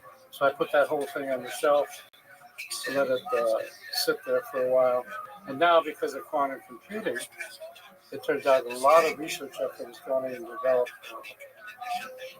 cryogenic circuitry near absolute zero to be used in quantum computing. So I said, okay, they got these Josephson junctions working, which is exactly what I want to use for my detection scheme. And so if I finally decided to take it off the shelf, so I approached JP and showed him what the potential was, not only in just communications, but maybe it has implications for biological things or medical things or whatever, because of this other work on microtubules. So he said, okay, well let's go for it. So we have another major lab that is actually putting together circuitry for us that operates about 3.7 degrees above absolute zero. I mean, this is really quite a technical challenge. But he and I are working on that together. He's my collaborator. Fascinating. Quantum entanglement, is that what you think is going on with the algae? So if you were able to do something to the algae in one area, the same colony of algae, when you had separated by long distances, they instantaneously recognized that something was happening? That's the only thing I could imagine at this point, based on the physics we know. How far were they separated in distance? Well, I got separated, it was about 5 miles. As it turns out, I never actually got to do that experiment because the CIA came and scooped me up and said, well, we got to look at this remote viewing. And so even though I proposed doing the experiment, the polygraph said that got the guys that this would be a great experiment.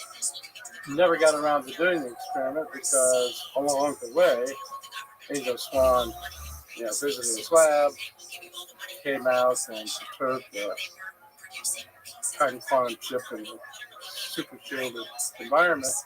That brought the CIA on my doorstep, and so then we went off in that direction. So I never got to do the experiment. So as you consider all these technologies, as these innovations occur and technology becomes more and more powerful, like quantum computing, like many of the things that we're seeing now, do you think that these are all steps to further understand how these crafts could possibly work, and we're getting closer and closer to it, where disclosure would accelerate that, and we would have to get over this.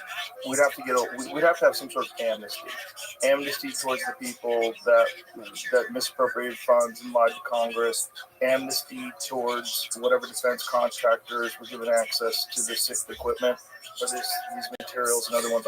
There has to be some executive decision that's made where, like, look, for the greater good of the human race, we have to bypass all of these blockades that are involved in us being able to truly understand what's going on here. And one of them is we have to have disclosure. Yes, exactly. And in fact, we're not alone in thinking that way, as many in the field are aware of. In 2023, then Senate Majority Leader Chuck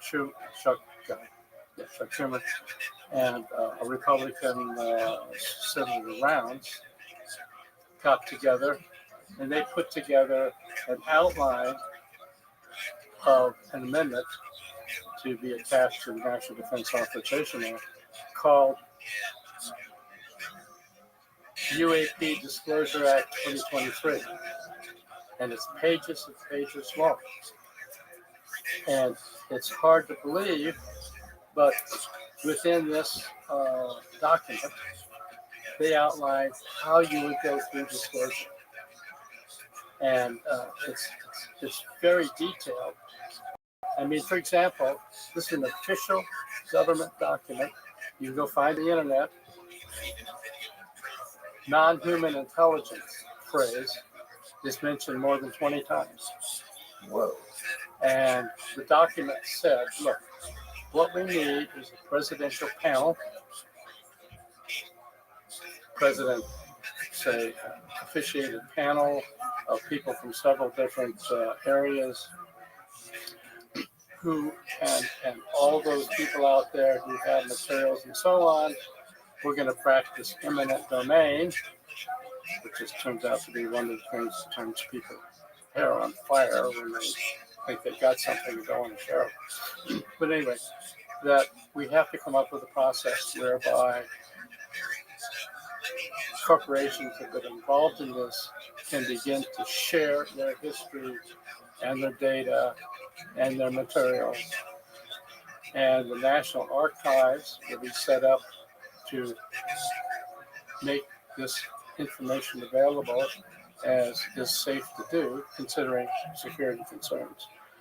And so this is a multi-page document that you can find. You find it on the internet. Okay. It passed the Senate, but the House killed it. So you might think, okay, well, that's the end of that. Surprisingly so, and it makes you realize the intensity of this, after it was killed, both Schumer and Rounds got back up on the Senate floor and said, okay, it got killed, but we're not giving up. We're going to get it in there next year. And so the following year, 2024, they included it again. And most of it got killed. The only thing that got killed was, okay, the National Archives will make available whatever information is provided them on this subject area. And the National Archives has started to do that, but as you can imagine, anybody who's got some really juicy stuff isn't going to give it to the National Archives, so it still doesn't work. So anyway, recently I was asked to come in and brief Senator Rounds, who was one of the two people who pushed this, and he said, we're not giving up on this. Give me what you found so far about the physics of this.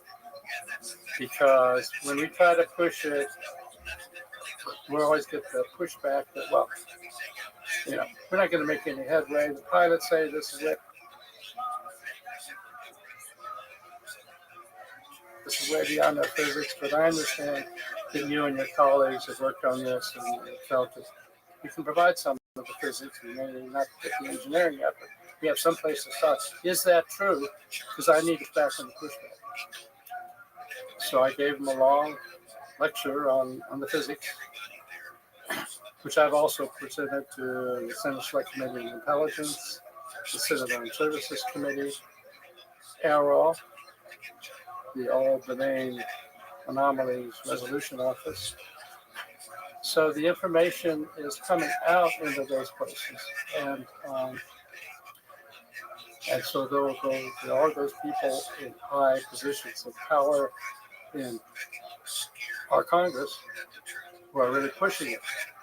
So, for example, as it turns out, tomorrow there's going to be a big meeting. I think it is set up by Representative Luna. When they put out that official document saying, okay, JFK filing out, RFK files are coming out, MLK files are coming out. In that list, files are coming out. Well, they haven't got Epstein files coming out. Okay. So it's officially on that list. And so, in fact, it turns out that tomorrow there's going to be a big thing in Congress where they're going to have an open hearing with people coming forward to talk about that there should be some release, steps forward to release this kind of data. So it is not a dead issue. I mean, it is hot, and there are a lot of really powerful people behind it. But you've got the resistance buried. I mean, there are people within the intelligence community and the DoD who do think we need more openness. They see the same issues I see, that we're not making much progress because everything is so compartmentalized. Right. So is there a concern? An ongoing thing. When you talked about during the Bush administration, you were tasked, along with others, to try to figure out what are the pros and what are the cons, and what outweighs what. And your group decided that the cons outweighed the pros. When it comes to disclosure today, with the risk of espionage, and with the risk of disinformation, if it becomes disclosed, everybody has access to it. Clearly, if it's disclosed to the general public, it's also going to be disclosed to our enemies. Right. And so this becomes an issue of national security. Yes. So it's got to be done correctly. How would one do that? Well, this write-up that Schumer and Rounds and some other people, Gillibrand and Rubio, put together, said, okay, we're going to have to lay everything out on the table in a high classified area. We're going to have to sort our way through of what can be released that doesn't take the chance of giving our potential adversaries data they need to leap ahead of us. But nonetheless, we've got to have more collaboration so we can move ahead faster. So that's the job of, at least in that document, of a 9-person panel to figure out, okay, what could be released without jeopardizing our national security so much, but nonetheless accelerating the kind of collaboration we need to make headway faster. And then there's the issue of when it does get disclosed, like what happens to the general public's perception? If this is like a national disclosure, if the president, if Trump gets on television and discloses everything we know so far, we are in possession of 10 vehicles, however you want to call them, of non-human intelligence that are not ours. We have been working on this for decades in secrecy. But because of the fact that everything has been so secret and everything's so compartmentalized, innovation has been stagnant, understanding of it has been stagnant. The only way forward is to disclose. But this is going to come with a radical reimagining of our place in the universe. What you just described is what I think has to happen. I mean, because you have whistleblowers like Dave Rush coming forward, and he basically says, we've got craft, we've got bodies, we've got aerospace corporations working on this behind the scenes. But in the end, that doesn't go anywhere. It doesn't really solve the problem. And you have people come forward and said, look, I can give you the address of where the stuff is stored. So we can take this out of the discussion area and really prove something.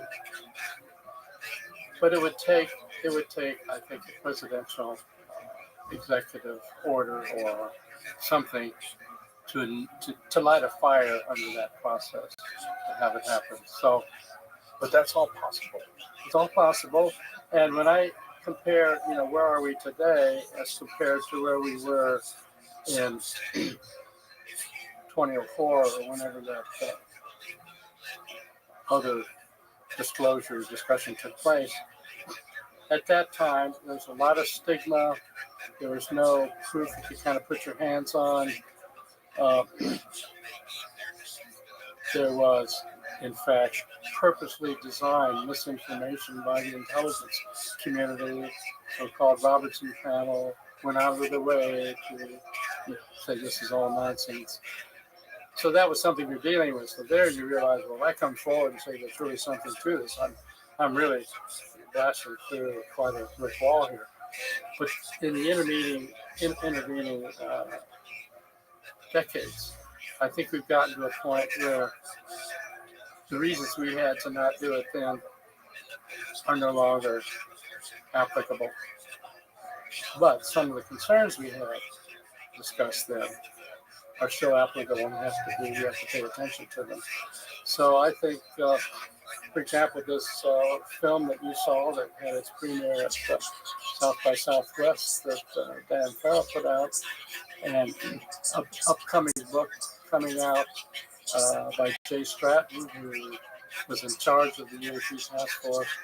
These kinds of things are going to accelerate that option.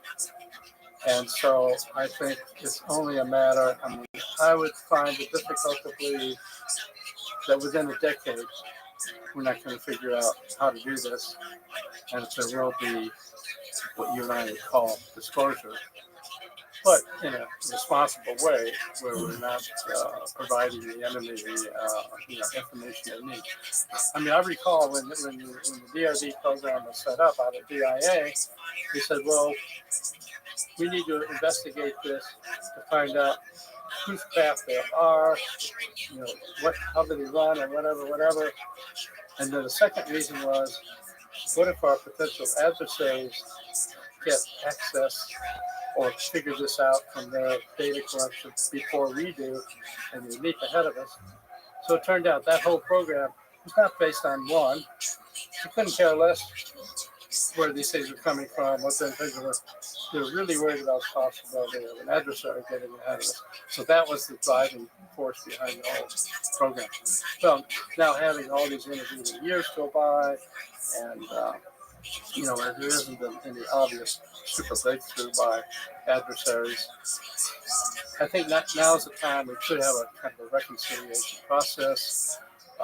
Make sure we don't put everybody in jail that had anything to do with covering this up. Provide proper names to bring various aspects of information forward.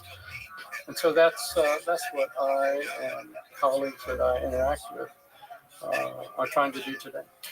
I would also think that if I was looking at civilization, particularly United States civilization, and thinking what kind of an impact would things have in 2004 with disclosure, and what kind of an impact have in 2025, I think that this gradual acceptance and this understanding that this is probably a real phenomenon is much more widespread today. So yes, the concept of it wouldn't be as shocking as it would have been 2 decades ago. 2 decades ago, by the way, is when the Tic Tac vehicle was observed, which is 2004, which is really kind of crazy when you think about the technology that was required to do something, and then imagine that technology being ours in 2004. It seems preposterous. It seems almost outside of the realm of even whatever top secret programs could have been running, some black programs could have been running. That seems too much. It is too much. It seems too crazy. So, I think a big breakthrough, I think you probably agree, was the New York Times. That 2017 report in the New York Times was huge because here it is in the most prestigious newspaper in the United States, in the world, right? And it's saying, look, there's real things happening here, and there's real people who are at a very high level who are talking about things, whether it's Commander Fravor or Graves or all these different fighter pilots that have encountered these things that are just doing something that is beyond explanation. This is more in the zeitgeist now. Yes. And the more you have people like James Fox and Jeremy Corbell and these documentaries that get out, more and more of an understanding and appreciation of the fact that these aren't kooks. These are real people, and we need to take into consideration the very obvious possibility that we are not unique. And there's too many planets, there's too many solar systems, there's too many galaxies, and then dimensions, and then just the potential. Like, what do we look like in a million years? What do we look like in a million years? And if we, existed in this form for hundreds of thousands of years, it's not inconceivable that a species like us could keep going with its innovative trajectory and achieve some state a million years from now that is just beyond our imagination currently, and that we might be experiencing that. Right. I think you have laid out an exact map of the real situation and what the future probably holds for us, and the fact that now's the time, sooner rather than later, to begin to have this become part of our total philosophical fabric, to face into this and to accept the reality of non-human intelligences, for example, and recognize that our own technical development is moving so fast that the kind of things that we find to be so mysterious are pretty much likely in our not that far off future. Or just what we see the leaps that quantum computing is able to achieve. Equations that would take standard computing billions of years to do it in 4 minutes. Exactly. That's right. You hear that and you go, what are you even saying? That's right. In fact, my son this morning brought up that article, and it's kind of unbelievable. So it's unbelievable and it's real. Unbelievable and it's real. And it's happening right now. And then just imagine taking that 50 years. 50 years ago, that was science fiction. Complete science fiction. I mean, I love my example of, in fact, I got it into the New York Times article. Suppose you gave Leonardo da Vinci a garage door opener. What can he do? Well, first of all, plastic. You don't know what plastic is. Secondly, when he opens it up and sees all these little tiny things, he'd never heard of electromagnetism. I mean, there's no way that even, or give Einstein an iPhone back in 1945 or something, Right. What could he do with it? So that's sort of the position that we kind of have been in, to see these traps that we get access to either through crashes or, quote, donations. And, it's really mysterious, but nonetheless, we should do our best. And these days, because of the development of quantum technologies and so on, we have better tools. We have AI on our side to move fast through some calculations and stuff. So I think this is the time where disclosure is going to happen, and relatively soon. Well, if it does happen, it's thanks to people like you that stuck their neck out for many, many years. I'm sure you experienced a lot of ridicule and side eyes. Sure did. In fact, I remember when I was involved in the remote viewing program, one of my sons was attending a grammar school, and one day another father's kid came over to play with them, and when the other professor actually at Stanford came over and said, I brought my kid over to play with you, but his last name is Putoff. Are you associated with that put off at SOI and that remote viewing? I said, yeah, I am. And he said, okay. My son's not going to come over and play with me. Oh, It's boy. hard. So Oh, you what run a into fool. that. What a You run fool. into that. But I don't know. Some people. Why just would he have- want to talk to you? If that was my kid, I'd be like, let's hang out. Yeah, Tell me, Al, what the heck are you doing? Yeah, so anyway, that's what we used to run into. Close-mindedness. But that shows how things have changed. Right. In general, when you talk about the remote viewing aspect, people just say, okay, I accept that. Now, how can we apply it? And we talked about technologies associated with crash retrieval. Okay, fine, but what can we learn from that? How can we apply it? So, I mean, it's a different world we're in now, and I'm really excited about it. And I'm not going to stop.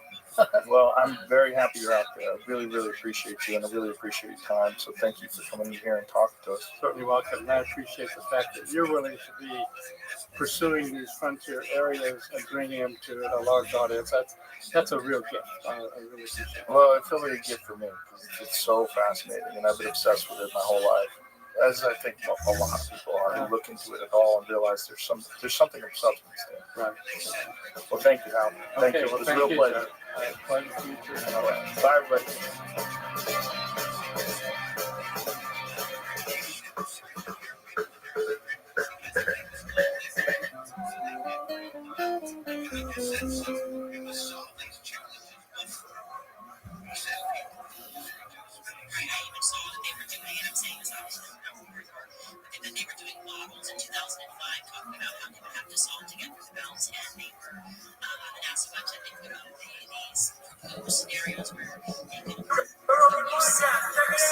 The Joe Rogan Experience. Train by day, Joe Rogan podcast by night, all day. Yes. Good to see you. Me too. We were just talking about boomers, about parents that they don't want to believe anything other than what they're getting from the news. It's been a challenge. My dad is an absolute lost cause. My mom is now open to the conversation, and she'll send me a bunch of different articles, and then she'll allow me to disseminate from my perspective.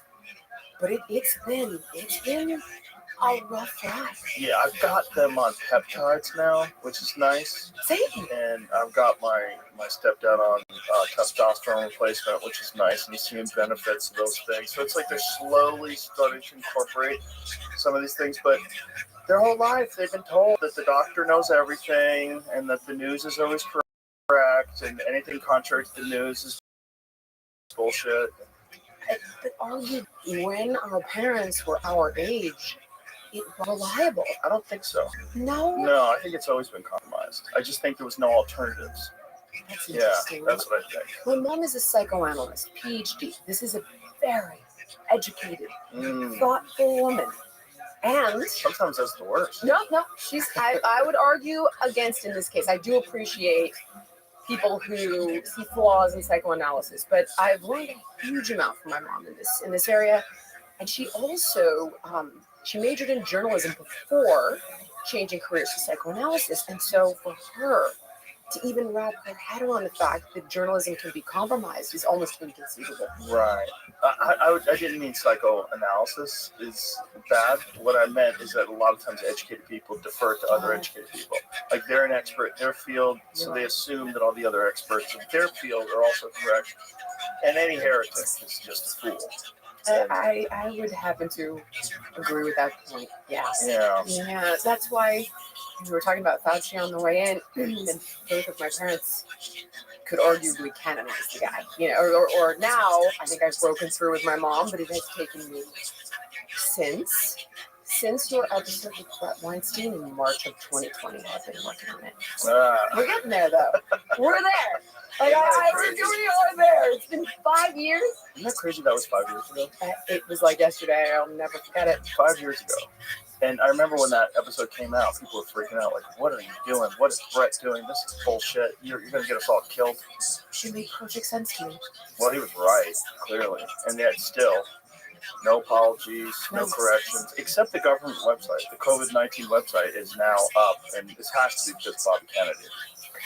I mean, the New York Times is like, oh, looks like this came from a lab. Really? Well, the best part about it was they're like, You don't we know. were misled. Yeah, you were misled by you fuckers. I know. You did it. Isn't that? You did it. It's disgusting. And there are zero apologies, No. zero course corrections, and they unveil this information as though they are the purveyors of truth. Mm-hmm. Guys, you got a headline. You're a little This came late. from a lab. You're a half a decade late. That's right. You know what's really interesting? We've been talking about this a lot lately. That imagine if the roles were reversed and if podcasters were the ones yelling at everybody to go out and take these experimental shots, and then they were experiencing all these complications and all these side effects. Mainstream news would be chastising us. Like, how dare you give people the advice to go out and do that? You're responsible for these people having all these side effects and all these unnecessary deaths and all these people that would have had no problem with COVID. You encourage them to take this vaccine, and they had strokes, and they had this, and they had that. They'd be calling for us to get shut down. I actually did that. I did not know any better, and I was pitched a vaccine scientist, and I thought, oh, this is great. Yeah, come on the show. I didn't know the vaccine was gene therapy. I had no idea.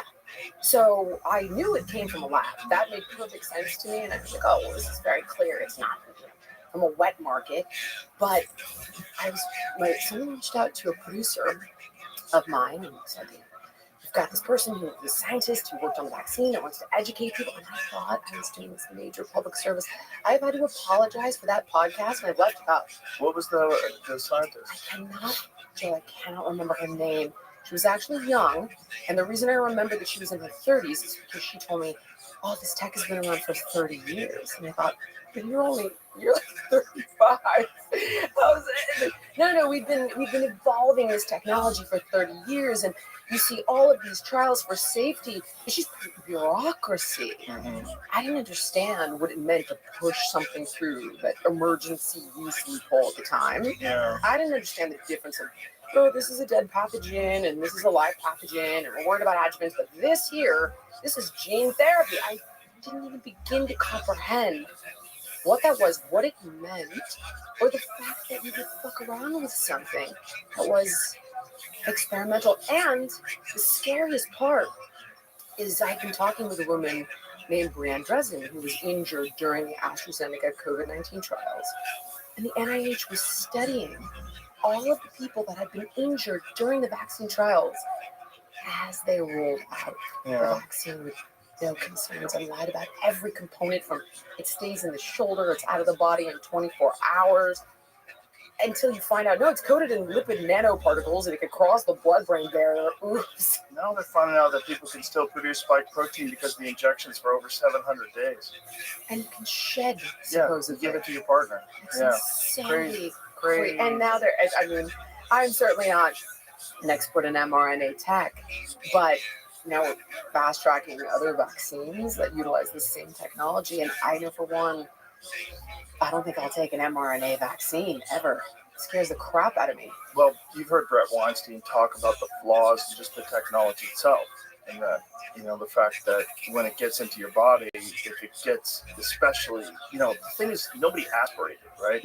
They didn't inject people and pull back to make sure they're not on a blood vessel. They just plunged it, including when they did it live with Biden on television, which, I said to this day, people are like, yo, what, conspiracy theorist? Yeah, I'm telling you right now, I think it's a conspiracy. I don't think they would take a chance in injecting a fucking 80-year-old man when you know that you have to stay there at the clinic for 20 minutes in case you drop dead. Yeah. My wife's friend, her friend's son actually had the COVID vaccine and the flu vaccine on the same day. Boy. He did supposedly stay for 15 minutes, got in the car, must have passed out, or had a seizure, hit a tree and died. Jeez. Had a crazy reaction to it. I know I'm not trying to promote Steve's anti-vax position, but that's not a vaccine. This is exactly calling it a vaccine is fucking crazy. That's exactly it. It was a totally experimental gene therapy, and what Brett was saying about it is if you don't aspirate, you're shooting it right into a blood vessel. If you're shooting it right into a blood vessel, it could go to all sorts of areas of the body where the body's going to attack it like it's a disease, particularly the heart. And he's like, this is why you get myocarditis, because the heart doesn't heal, which is why you don't get heart cancer. Your heart just scars over. So people have these inflamed, enlarged hearts, and then diminished cardiovascular function. And he was talking about this way earlier than anybody else. And their blood on his hands is killing grandmas, and the vaccine saved millions of lives. People say that all the time. They save millions of lives. Like, how? If people still got COVID, not only that, they got more COVID than people that didn't get vaccinated. I am still having this exact debate actually with my mom. He's like, but honey, it saved millions. Have you actually tried to Google that information? Because you can make a case for that based on what will come up on Google. And she's like, but look, right here it says it saved millions of lives. But it's only based on the idea that those people would have died if they didn't have COVID. And the problem is you're going to get COVID anyway. So that data is bullshit. Not only that, even when people got COVID, 99.07 of those fuckers lived. I just pulled that up because I was trying to illustrate that point. I was like, do you realize that I think the percentage of mortality with this is like 1%? And when you look at it, it's like 0.03 all the way up until you get about 80 years old. Right. And then it's like, well, 1% or so, 1.5 maybe in 80-year-olds are morbidly obese or severely autoimmune, immunocompromised. When you have 330 million people in this country, and then you look at that 0.3%, that starts looking like a lot of people. But those are just people that are on death's door. That's the reality. Metabolically unhealthy, obese, diabetes, all sorts of problems, cancer, leukemia, on chemotherapy. Those are the people that died. I remember when Bill Maher was talking about how it was people who, there was a study that came out of the CDC, and forgive me because I don't remember the exact percentage, but it was upwards of 80% of the people who died or had severe cases of COVID were obese or overweight. And this is when you could be healthy at any size. That PSYOP was in full effect. That must have drove you crazy. Oh, I was completely unraveling. People ask me, what happened? You were a good liberal. You're still a good liberal. If you go back to the old definition. I haven't changed. Yeah, I go issue by issue with my friends. Yeah. And I'm like, you show me where I've shifted my position on any issue outside of Trump. I used to think he was Hitlerian and he was going to round up all the gays and we were all fucked. And none of that happened. I thought Russia. Real. So as we came to light and I managed to serve first term intact along with my gay relationships, I somehow started to feel that maybe a lot of that was bullshit propaganda. But outside of that, not one of my positions has changed. Not one. And I find that arguably the right is more welcoming and more tolerant now. I can sit down and have a conversation with Matt Walsh and debate gay marriage in a civil fashion. And I ended up, again, like I bring up Bill because I work with Bill in some capacity on his podcast network, and I was having to defend him on Piers Morgan because he was sitting down with Trump, and they called him a bigot and a racist and anti-science because he was going to say with Trump.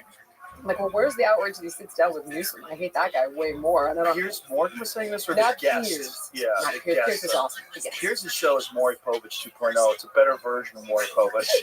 I kind of love it though, and I love when I get to do it because you're allowed to act unhinged. You still have to make your points, Yeah.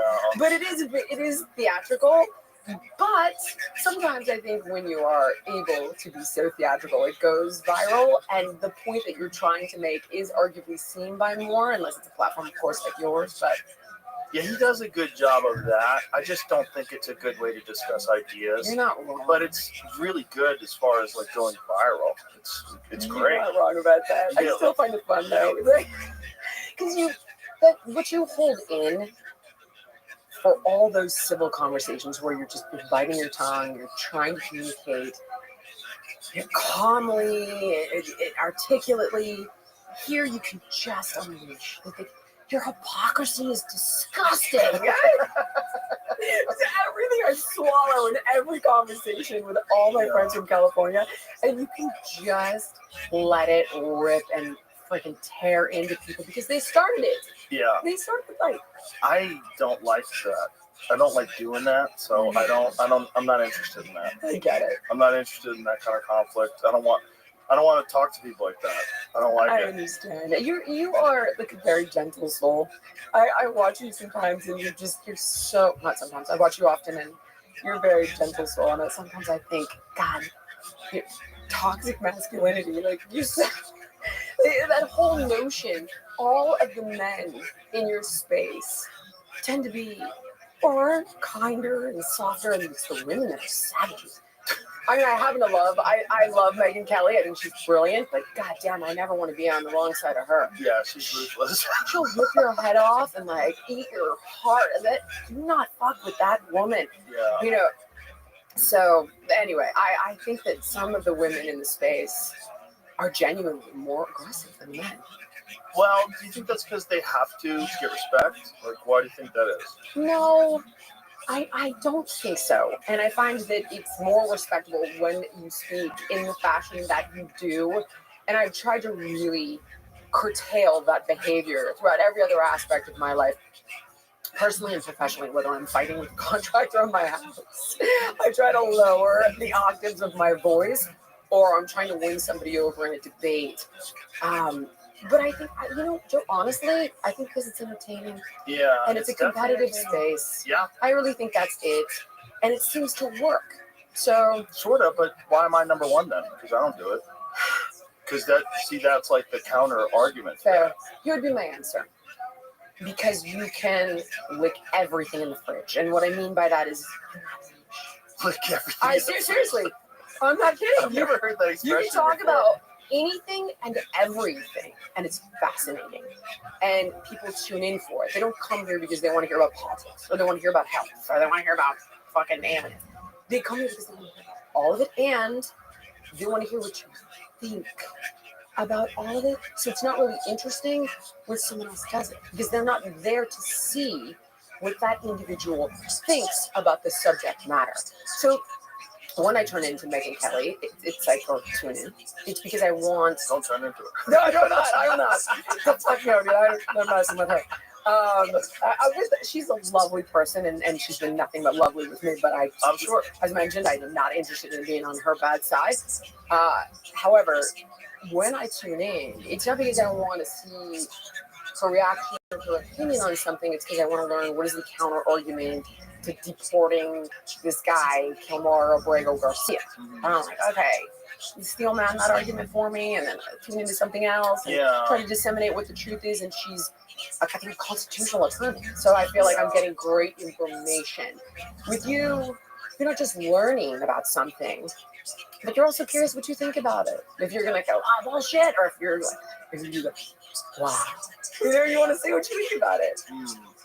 Yeah, I just think we could all do with a little less yelling at each other. You're totally right. I just don't think it's good for anybody. So every time I've engaged in it, I feel bad for the rest of the day. Really? Even if I win, I don't feel good. I just feel like, ugh, I don't like that. I don't like it. What if it is your day? I think you should be nice until it's time to not be nice, and generally that's like extreme violence. That's my feeling. That's my feeling. Like be nice up until you're literally trying to incapacitate a person. It's fair. I feel like I don't think we have to do that, and I think the only time you have to do that is when someone's completely psychotic. Yeah. 99.999% of the time, you're better off serving you and that person better by just being nice and calm and making a point in an just intelligent fashion. You're absolutely right. Yeah, not being married to your ideas either. Also, not like taking an opposition to your ideas as an opposition to you as a being.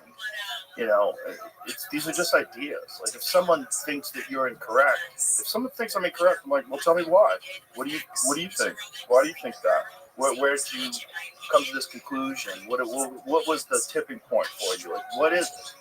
Like, tell me what it is. That's rare, though. I was just actually talking to Mike Lowe about that. Why do we hold on so fastidiously to our dogma? And it's honestly because it doesn't feel right to have somebody say, I told you so. I will do the mea culpa, and I have a million times. But it is certainly more rare. I mean, how often do you see a walk back or a course correct? Not often. And I know that when people wag their finger at me, are you happy? This is what you voted for. You want to defend things that arguably you may agree with them on. Right. And don't do it. Just do you see their point? If so, acknowledge you see their point. And then I still feel the need to play the lesser evil game, even when they're right. They're still wrong, because when I weigh out, the choices I had, even though you're right on this issue, I'm right about my choice ultimately, because more things went the way I wanted them to than the way I did. It takes a lot of ego strength to admit where you're wrong. And I just don't think a lot of people have that. And there is a tribalism with everything, whether it's workout trends, diets, for God's sake. I mean, we've seen this kind of dogma in health and wellness for years. It's no fun to say you were wrong, and in some cases it can have professional repercussions for people. Sure. Did you experience any professional repercussions where you're pushing back against this healthy at any size stuff? Because that's how much time do you got on that one? Well, let's go in it, because that to me was so fascinating, that the concept of fat shaming, which, look, I don't think you should hurt anybody's feelings, but I think at a certain point in time, sometimes hurting someone's feelings causes actions, and hurting someone's feelings with the truth.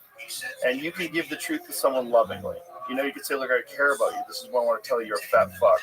Like, you really are. You're disgusting, and you need to lose weight, and you're fully addicted to food, and you don't understand what it's doing to your body, and you're being lied to by all these other people, like these fat doctors. Like, there's some lady in the UK who calls herself the fat doctor. I'm like, right. Lady, you're just overwhelmed with information. I could just see it looking at you. It's just crazy that you're giving this advice out when you can't walk up a hill. There's no way. Like, you're so unhealthy. And this idea that shaming people is worse than telling them the truth. It's going to make them feel bad, maybe temporarily, but you can do it with kindness. And then that person can make choices that will be, and then you encourage them. Like, I'm so glad you changed your diet. I'm so glad you cut out this and cut out that, and now you're doing well, and you decided to walk 10,000 steps a day, and you decided to start exercising a little bit. You've given me a lot to tackle here, so let's start with the professional stuff. The psyop component of healthy at any size. This is a big food narrative. This has been proven. Even the friggin' explain big food narrative. What you mean by that? Okay, so big food, put simply, hired a bunch of registered dietitians to co-opt this concept of intuitive eating, and I'm dead ass serious, with hashtags like derail the shame, and they paid them, and they put out all of these posts and went to all of these conventions and promoted the narrative that you can be healthy at any size. And it's just a flat out lie. It is a flat earther conversation. It is pseudoscience at its best. There's no truth behind that. There is a robust amount of data that show us being obese is associated with like 170 comorbidities. This is a non-factor. It's been debunked. We know this for a fact. So when that happens, what they're doing is essentially placating someone who already feels I can attack what's going on, or address rather what's going on with an individual who is that size, and it is largely psychological. Once you are past the point of dad bod, you know what I mean? Like, earthly jobs, life beat me down. It's a food desert, and I'm 40 pounds overweight, and I've let myself go. This is a different animal. When you're dealing with somebody who is 50 plus pounds overweight, there is a psychological component. So the first thing we need to do is make them aware that there is a problem, without question. But you can do it without shame, giving them facts. Listen, this is unhealthy. And because you are such a valuable individual, I want you to understand this, because only from a place of feeling truly worthy are you able to facilitate a change. You don't work out because you hate your body. You work out because you love it. So it doesn't need to be a shaming There's no shame there, to be honest, Joe. I know that people claim there is because you pointed out this vulnerability or this flaw in the person, but we all have flaws and vulnerabilities. People who are overweight simply will. So it's easy to judge, right? Yeah.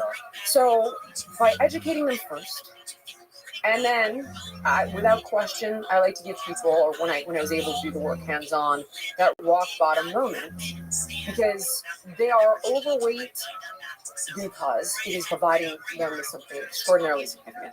And I can give you examples should you need them, but I promise you that one time or another, people turn to addictions, in this case food, because it means their psychological survival. So put simply, the most obvious example would be a person who was incested, molested, raped, puts on weight to desexualize. This is just one example of many, but it's easy to illustrate the point.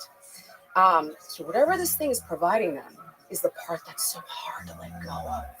Yeah. Because unconsciously it's terrifying. And you got to first show them this is why we need to change.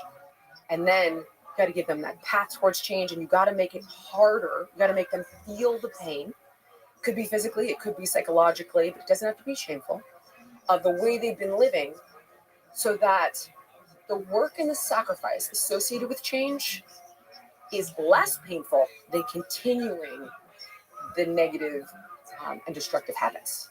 You don't have to shame them. I know what the message seems like it is, but it really isn't. Well, the whole term fat shaming is pretty recent, right? Yes, very. Let's get right back to when I was just, you asked me what I lost. So, intuitive eating is a fascinating phrase. And the idea that this is by the same people that used to be in charge of tobacco. Yep. This is what's really crazy. Yep. These are the R.J. Reynolds and these tobacco companies bought all these fast food, processed food companies, and they use the same tactics that they use with that to push terrible foods on people. Well, they literally have a team of multidisciplinary scientists that work around the clock to figure out how to get people to not eat just one, and then they put it in a commercial, like literally in broad daylight. Yeah. Look what we're doing to people. Bet you can't eat just one. Yeah. You know, but what they're doing is they are exploiting somebody's psychology and they're hijacking their biology with this food, without question.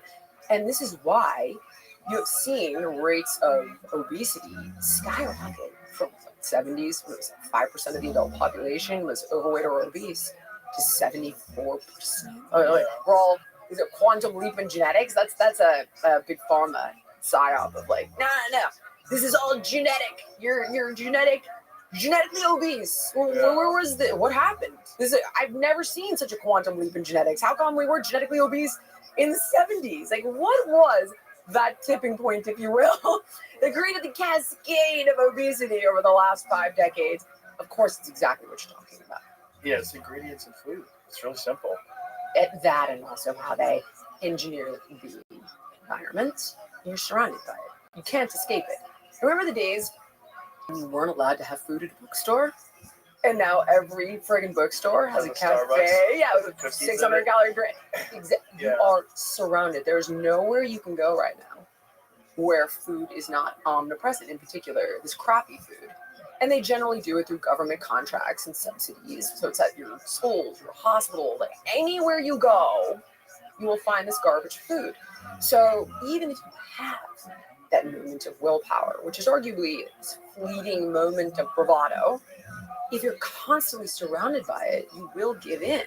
Managing your environment is a large part of helping someone be successful. It's a band-aid, right? If you're dealing with sexual abuse, for example, but controlling the environment is definitely a component in helping them. You can't control the environment. Right. You can't control the narrative.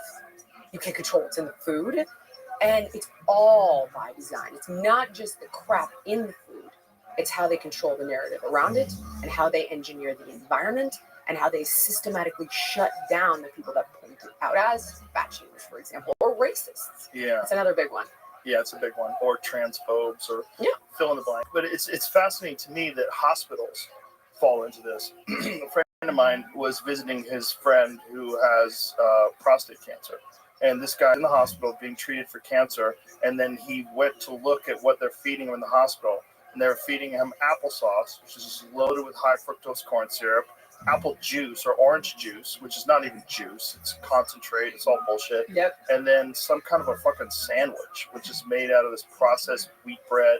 Yeah. It's It probably has in that garbage. meal alone 100+ chemicals. I think I'm being conservative. Yeah. At a hospital. It has to be government contracts. Yeah, but it's so crazy that hospitals, their diets in hospitals are co-opted. I can't even, my kids, I know will be watching this, so I love you guys. It's okay. But they stopped packing their lunches.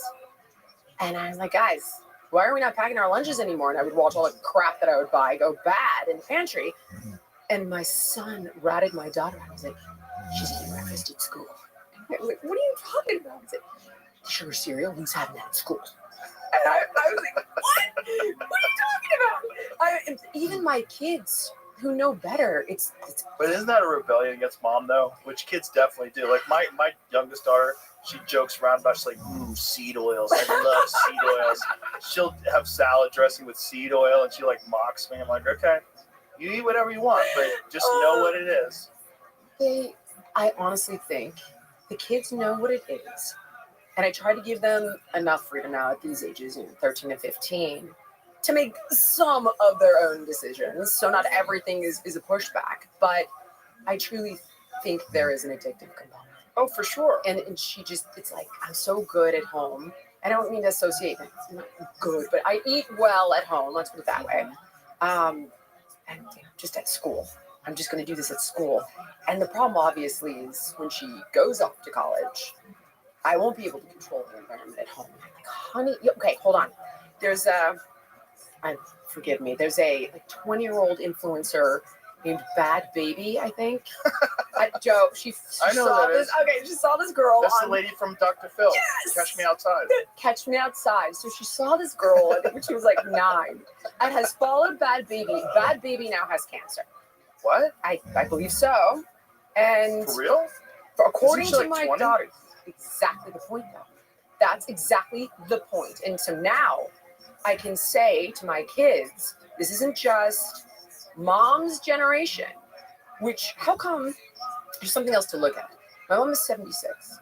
None of the public figures in her generation got cancer. You didn't see Susan Sarandon or Sigourney Weaver or Meryl Streep. None of them got cancer. But in my generation, like Maria Menounos, Christina Applegate, something's going on with Angelina Jolie, Kate Middleton. In my generation, the canary is dead in the coal mine. It's not even a question of the negative impact. If we're not looking at statistics, if we're just looking from an observational perspective, it's in the news every single day. Someone's dealing with cancer. Olivia Munn. Now you're seeing 20-year-olds deal with this. And I was able to point to that to my daughter and say, this is the shit that I am talking about. She's 5 years older than you. What does that lady have? Does it say? She's got a form of leukemia, I believe. But people, yeah. They doubt her. Yeah, for sure they doubt her.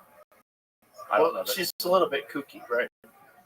You still can't point to the fact. Even if it's not Bad lying, I'm I not like how sure. you're using that name, baby. Is it Bad Baby? I said Bad Bunny the other day, and my kids are like, no, that's the rapper.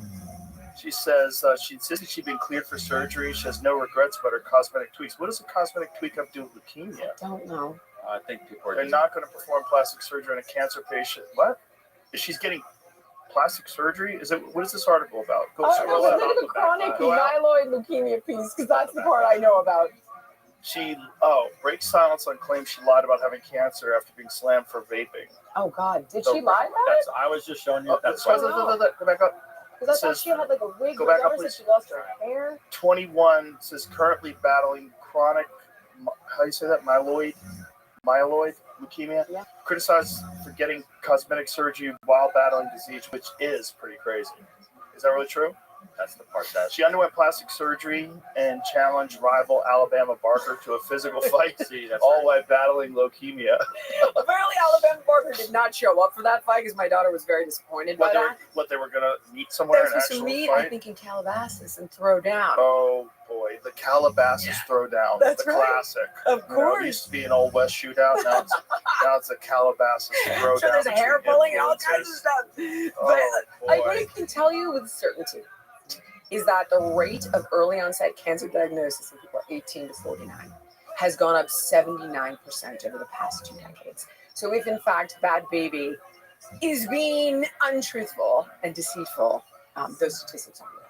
Yes, those statistics are real, and including the big leap since the COVID vaccine was rolled out. You know, I don't have any information on that. There was a doctor that was on the Tucker Carlson show the other day that's saying he's seeing pancreatic cancer in kids for the first time ever in his career.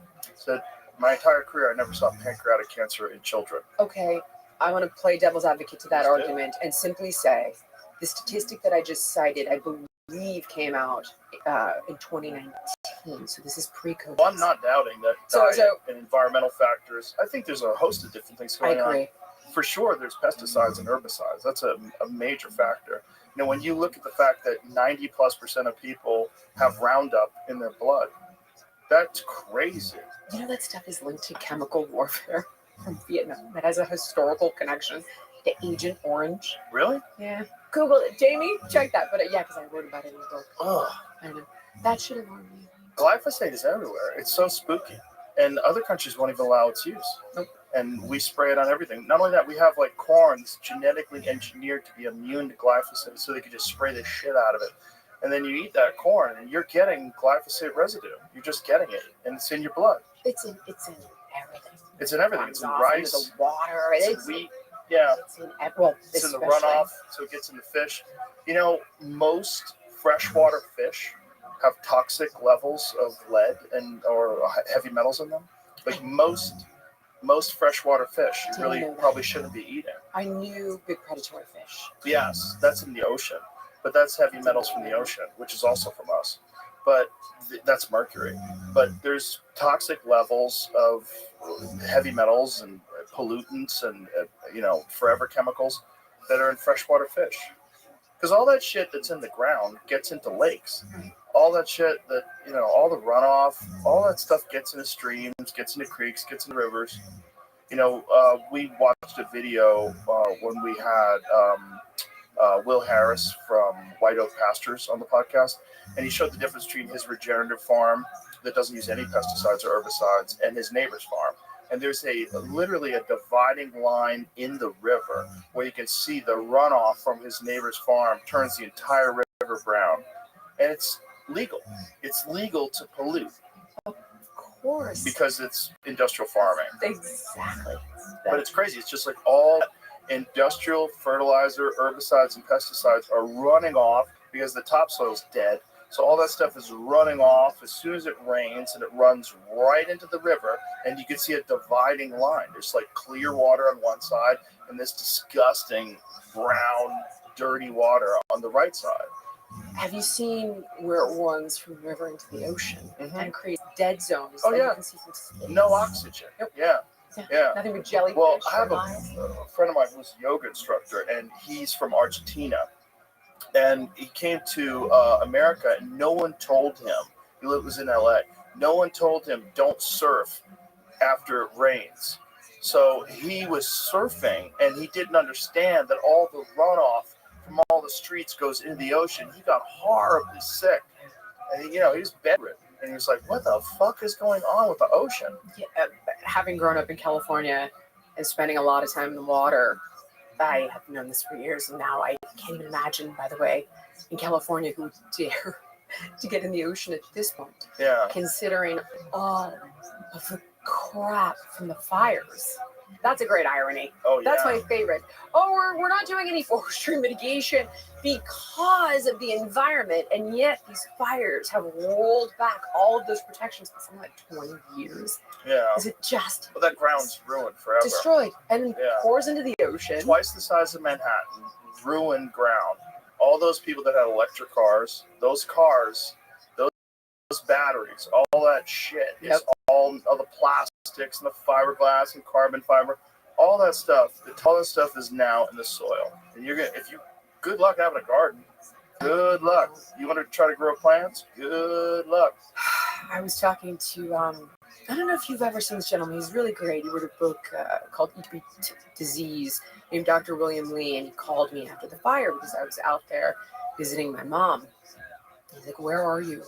are you in California? And I was like, I am at the moment. In fact, I'm right here by Palisades. And he said, Jill, do you remember 9/11 dust? That whole thing with all that. I was like, of course I remember. Send me a bunch of articles. And he's like, you got to get out of there. Get your mom out of there. He's like, it gets in your kids' clothes when they're on their way to school. He goes, we're going to be talking about this 10 years from now, the result of the toxins in this fire and how they've affected people's health. No doubt. Crazy. And it happens crazy. twice a year. Yeah. At least. Oh, I was evacuated 3 times when I lived in LA. In fact, I lost 2 homes. One that I owned in 2018 and one that I sold in 21 just actually burned. Ugh. It's nuts. It's crazy. Yeah. And what they did during the fire was just so insane. The fact that the reservoir was empty. Oh, we need to make a lid for it. We didn't get around to it. For over a year, and it hadn't even begun. There were so many things wrong there that I could literally. What's lack of funding, Jillian? They don't have enough money. Oh, I can't. Have you seen Mike Schellenberger talk about this? Yes. That will make your blood boil. Yeah. Schellenberger's great. I love him. He's like, we knew about this for 7 days with the winds, and we could have borrowed firefighters from different states and this and that, and had them pre-positioned. Oh my God, knowing between Mike Schellenberger and Corolla, whipping me into a frenzy about this. I literally think I popped 10 blood vessels because so much of this could have been mitigated and wasn't. And in fact, Gavin Newsom, my favorite politician. He's my favorite podcaster. I wish we'd get back to it. He stopped. I don't know why he stopped. Oh, did he stop? I didn't know that. The fucking show was horrible. Oh God, Everybody was mocking him. It was so bad for him. He had this idea of reaching across the aisle. So he reached across the aisle and he gets guys like Charlie Kirk and Steve Bannon on, and then they eat his lunch.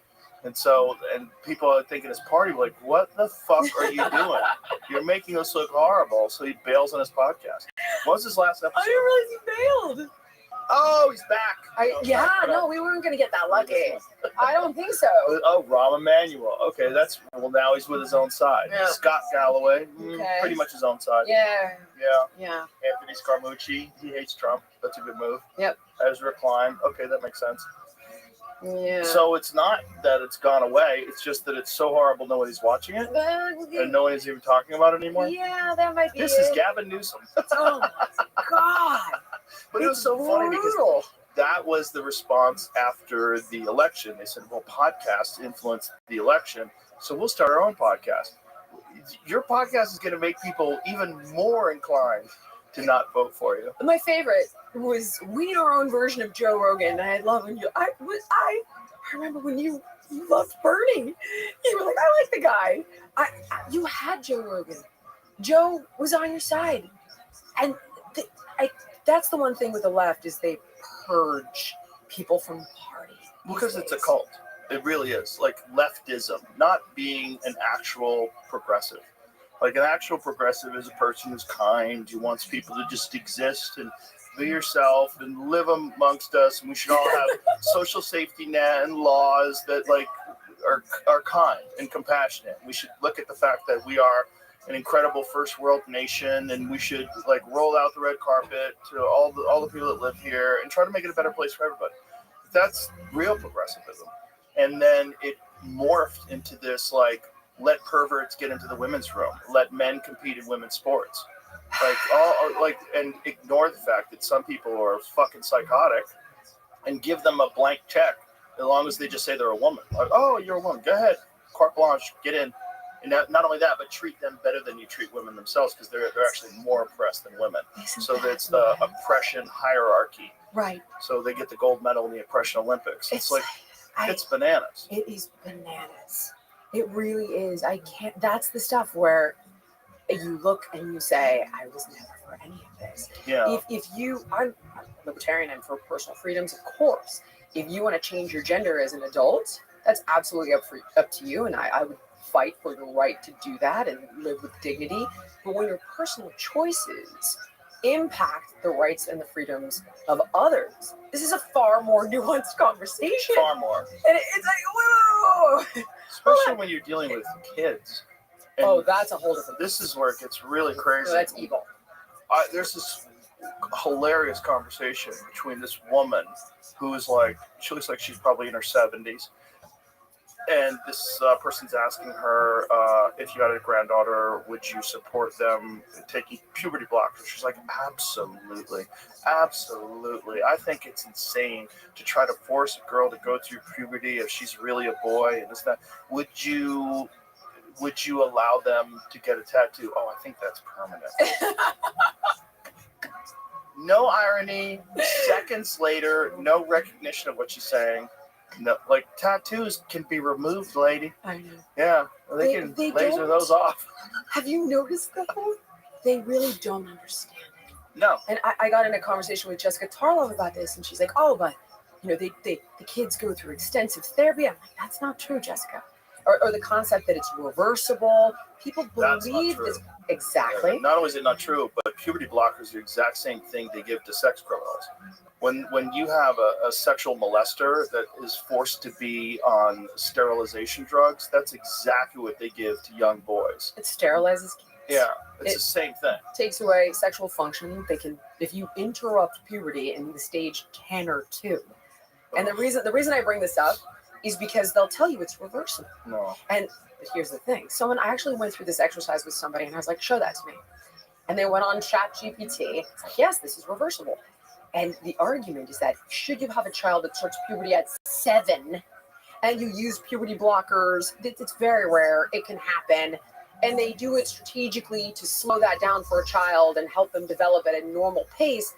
It doesn't sterilize them or make them incapable of having an orgasm. So the distinction that's key is when you block puberty at the stage of 10 or 2, which is arguably the appropriate age that puberty is meant to begin, then you've got sterilization, you've got an inability to ever have an orgasm, it affects bone development, it affects brain development. Strokes. It's terrible for them. Yeah. They're freaking children, their body is not developed properly. Nobody understands that. They don't, when they make that argument, they're told the parting line of, if you make them go through this, they'll kill themselves. And it turns out that the data doesn't bear out to prove that either. But not only that, it goes the other way. The data goes the other way. There's 25% more likely to commit suicide, suicidal ideation, depression, anxiety. All those things pop up once they've transitioned. Because they realize, they've made a horrible mistake and they've been influenced by these crazy people that want to use them as virtue flags. They want to use children as virtue flags. It's fucking insane. They also shouldn't be allowed to call them a different thing than when they call them chemical castration drugs for sex offenders. Yet they call them puberty blockers. And gender affirming care. Gender affirming Isn't care. that lovely? Yeah, it's fucking barbaric and It bananas. is. And we're going to look back at it the same way we looked at lobotomies. We performed lobotomies for, I think, roughly around 50 or 60 years I think they stopped it in 1967. I think that's when they stopped the last lobotomies. And then they realized, oh my God, this is a terrible thing to do. But they did it for so fucking long. And this is the same thing that's going to happen with this whole gender affirming care thing for minors. It's crazy. Kids don't know what's going on. You have children, you know what it's like. Oh yeah. They go through phases and cycles. They become tomboys, and boys play with dolls. Who cares? A lot of those boys that want to transition, it turns out they're just gay. And if you just leave them and let them be gay, and a lot of my gay friends fucking hate it because they're like, you're trying to erase gay people. You're trying to say that all these gay people are really in the wrong gender. Gosh, I never thought of it from that angle. I have seen the financial component, though. Oh, that's it's a big a problem. multi-billion-dollar business. That's where it's evil. And when you look at who's funding this stuff, I remember, my God, I used to go to the friggin' human rights campaign dinners and donate. When you're fighting for gay marriage, good liberal. And now, when you go to their page, if they've got a score, and forgive me, I can't remember the friggin' name of it, but there's a score where they rate different medical institutions on how they provide gender-affirming care. And if they get a bad score, it impacts, I think, how much grant money they can get. There's a page for this. I believe it's through the HRC on their website. And when you look at who funds it, Pfizer. That's not at all surprising. And one drug, I think Newport is almost $1 billion a year business. Boy. Off label. I forgive me. It's been a minute since I've looked into this, but I'm in the zone for sure. Yeah, terrifying stuff. Well, it's just the money thing is so scary because when money gets attached to anything, all ethics and morals go out the window, and they just try to make as much money from these things as is humanly possible. And they've always done that. Yeah. They've always done that across the board with virtually everything, and we're surprised when it happens with children. I don't know. You and I are surprised, but I think most people are not awake at all about it. No, most people aren't awake at all. And if it doesn't affect them personally, they feel like it's important to espouse these beliefs because these beliefs show that you're a good progressive. Yes, 100%. Yeah, it's like people's minds have been co-opted by, I don't necessarily believe in demons and angels. I don't believe that. But if you were the devil, like, wouldn't money be your most valuable tool to get people to do absolutely atrocious, evil things that are going to ruin their lives? Money is like the devil's playground. It's like where the devil can convince good people to do things. And then you use words like gender-affirming care, and, you can kind of, like, change the narrative. But the end result is really just you're profiting off of people's confusion. And you're doing so in a way where you're sacrificing. It's literal child sacrifice. Those children that wind up committing suicide because they went through this gender-affirming care and are horribly depressed, and they don't have breasts anymore, and they're so confused, and they can't have children, and they just wind up killing themselves. And this is sacrifice. This is like a form of child sacrifice for financial gain. I mean, you're not sacrificing them to the gods or to demons. You're doing it to money. And it's really wild that we can't see that. We can't, like, look at all the data and see and understand, like, the complex interaction of human beings and people that are around them that influence them. And, that they get encouragement, and then they get positive feedback, and then they show up at school wearing lipstick, and everyone's like, you're amazing. You're amazing now, Bobby. Like, now that you're Roberta, like, now you're amazing. You used to be some guy that got stuffed into a locker, and now your girl is incredible. And you're giving them this positive feedback, and it's money, and it's that people are profiting off of it. It's fucking insane, and it's so wild to watch it all play out and realize, like, we are so vulnerable to influence. Human beings are so. This is why cults exist. This is why people are willing to be religious martyrs and blow themselves up. And which, by the way, like, why do they do that? Why do they get kids to wear suicide vests? Because you can't convince a 55-year-old guy to do it. 55 guy with a job and a family and a lot of interests and good friends. Tough to get him to wear that suicide vest. He's like, what? What am I doing? I'm going to a mall? What the fuck? No, why am I doing that? I'm going to heaven, and I'm going to get 72 virgins. Can you show me these virgins? Like, is there a fucking... What happened to them?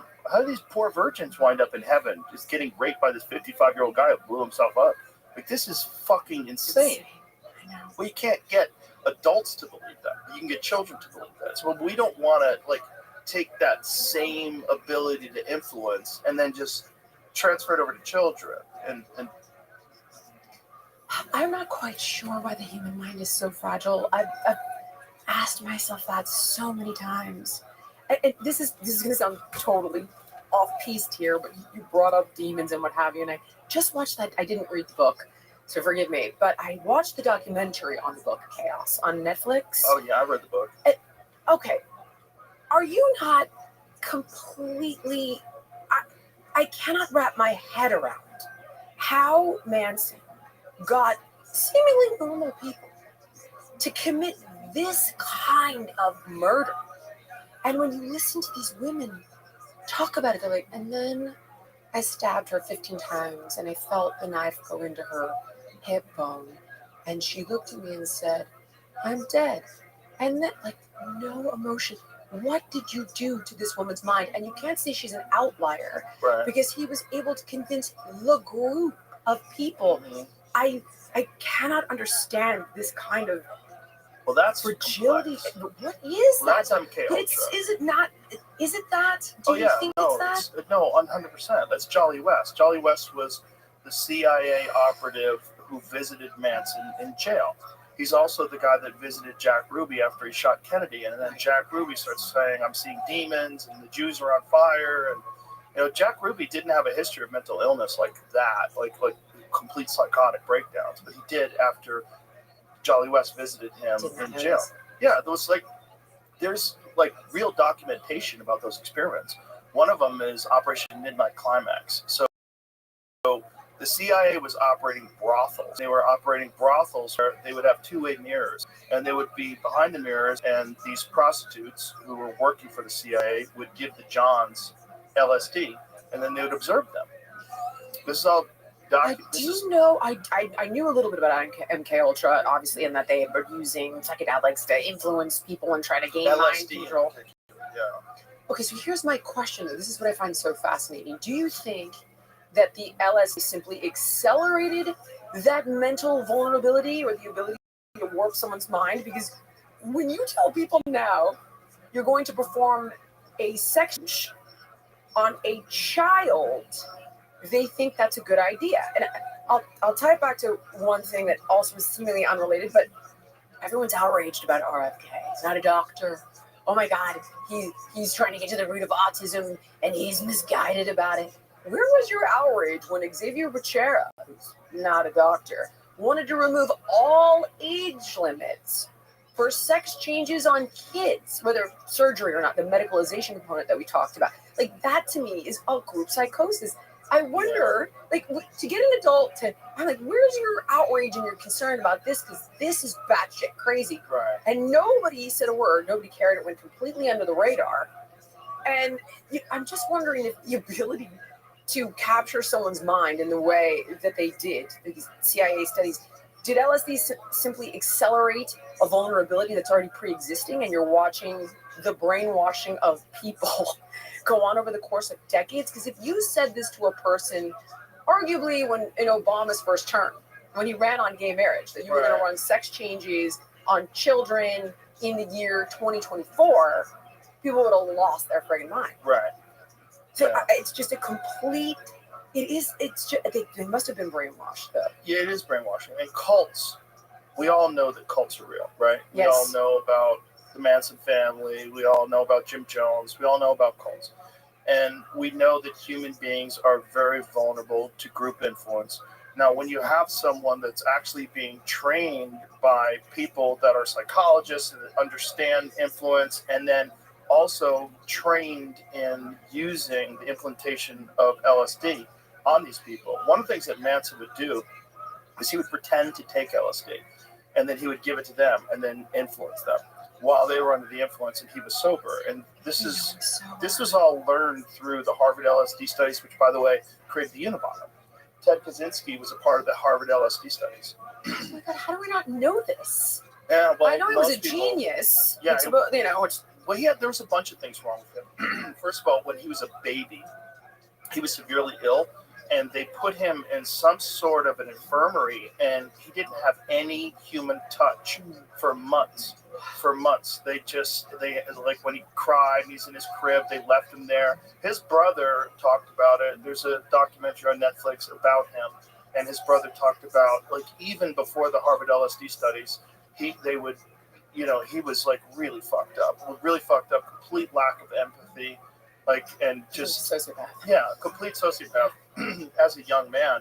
And it would express itself when he would experience rejection from women. He would have like violent reactions to that rejection and write them horrific letters and torture them and yell at them. And, Jesus, yeah. so scary. And then he goes through the Harvard LSD studies, which a part of his particular studies was humiliation. So he would be under the influence, and they would humiliate him, and they would abuse him and try to get him to a certain state of mind. So then this guy goes off to Berkeley, becomes a professor, and his whole idea is to just make enough money so that he can implement this program. Here's what's crazy about his ideas. He's kind of right. So he's kind of right, and he thinks that technology is going to replace human beings. Like, he sees this through all of his acid trips, that human beings are going to be replaced, and we probably are. Yeah. We probably are going to be replaced by AI. It's we happening. probably are going to be replaced by synthetic life that we create, and we're facilitating that with our reliance on technology. So he decides he's going to live off the grid in a cabin and kill all the people that are involved in technology. A very twisted, distorted reaction to this thing that we're recognizing as being real in 2025. That we are experiencing. We have AI on our phones now. Right. You know, we're constantly being monitored. We're constantly being surveilled. Your rights are getting very murky because all of your data is being given away. Everybody knows everything about you. It's easy to influence people with algorithms and also with bots. And it's being used for political discourse. It's being used for so many different things. Essentially, you know, we don't want to think that cults can be half the country. But for sure it can be half the country. It can be the whole country. If you live under Sharia law, it's the whole country. Of course. The whole country believes that women have to cover every part of their body except their eyeballs. You know, Yes. and this is this kind of thinking. We're very vulnerable to groupthink, and especially groupthink that's being like intentionally manipulated also, and then being done with psychedelic drugs. Now they did it during the Manson era because they were trying to stop the anti-war movement. So they were trying to, like the hippies and all these people that were like, hey, make love, not war. Right.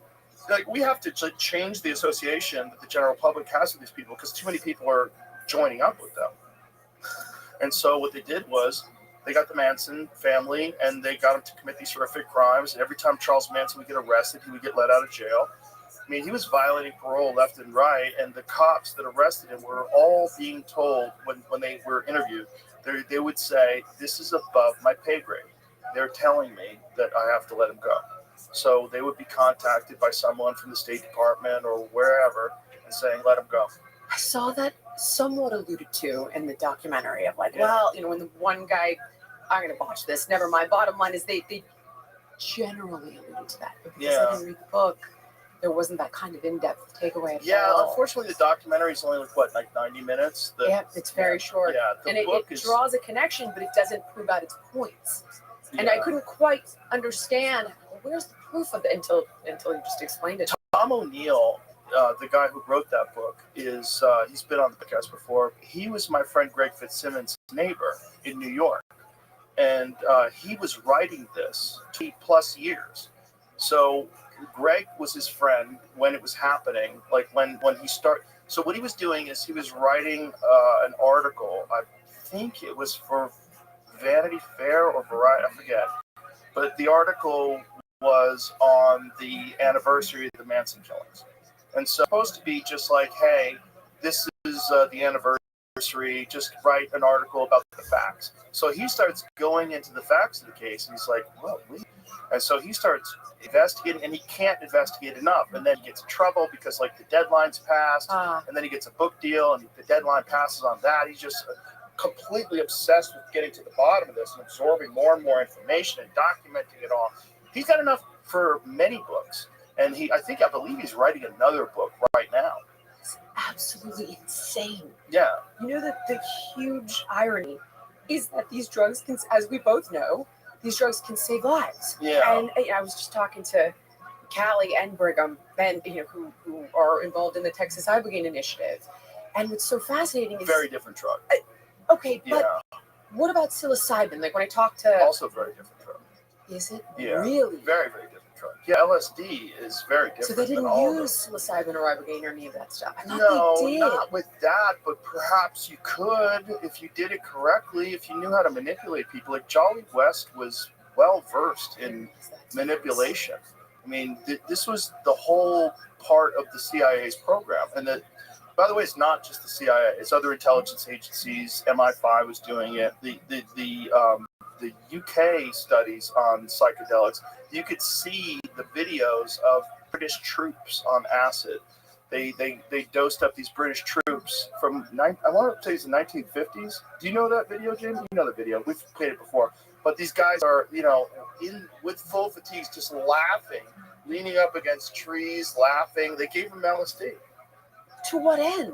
Well, they want to find out what it does. They thought it was a true serum. Turns out it's not. Like, well, what can it do? And then so they used people to try to figure out what can be done with it. So this is 25 minutes. Let's put your headphones on real quick. Okay. The first effects of the drug became apparent. 25 Effects of minutes the later. drug became apparent. The men began to relax and to giggle. But this man was more seriously affected and had to be removed from the exercise. After 35 minutes, one of the radio operators had become incapable of using his set, and the efficiency of the rocket launcher team was also very impaired. 10 minutes later, the attacking section had lost all sense of urgency. Notice the bunching and indecision as they enter a wood occupied by the enemy. Almost immediately, the section commander tried to use a map to find the location of troop headquarters, and a prisoner's escort had to have the way pointed out to him, although it was in plain sight 700 yards away over open country. 50 minutes after taking the drug, radio communication had become difficult, if not impossible, but the men are still capable of sustained physical effort. This man nearly succeeded in felling this tree using only a spade. However, constructive action was still attempted by those retaining a sense of responsibility in spite of physical symptoms.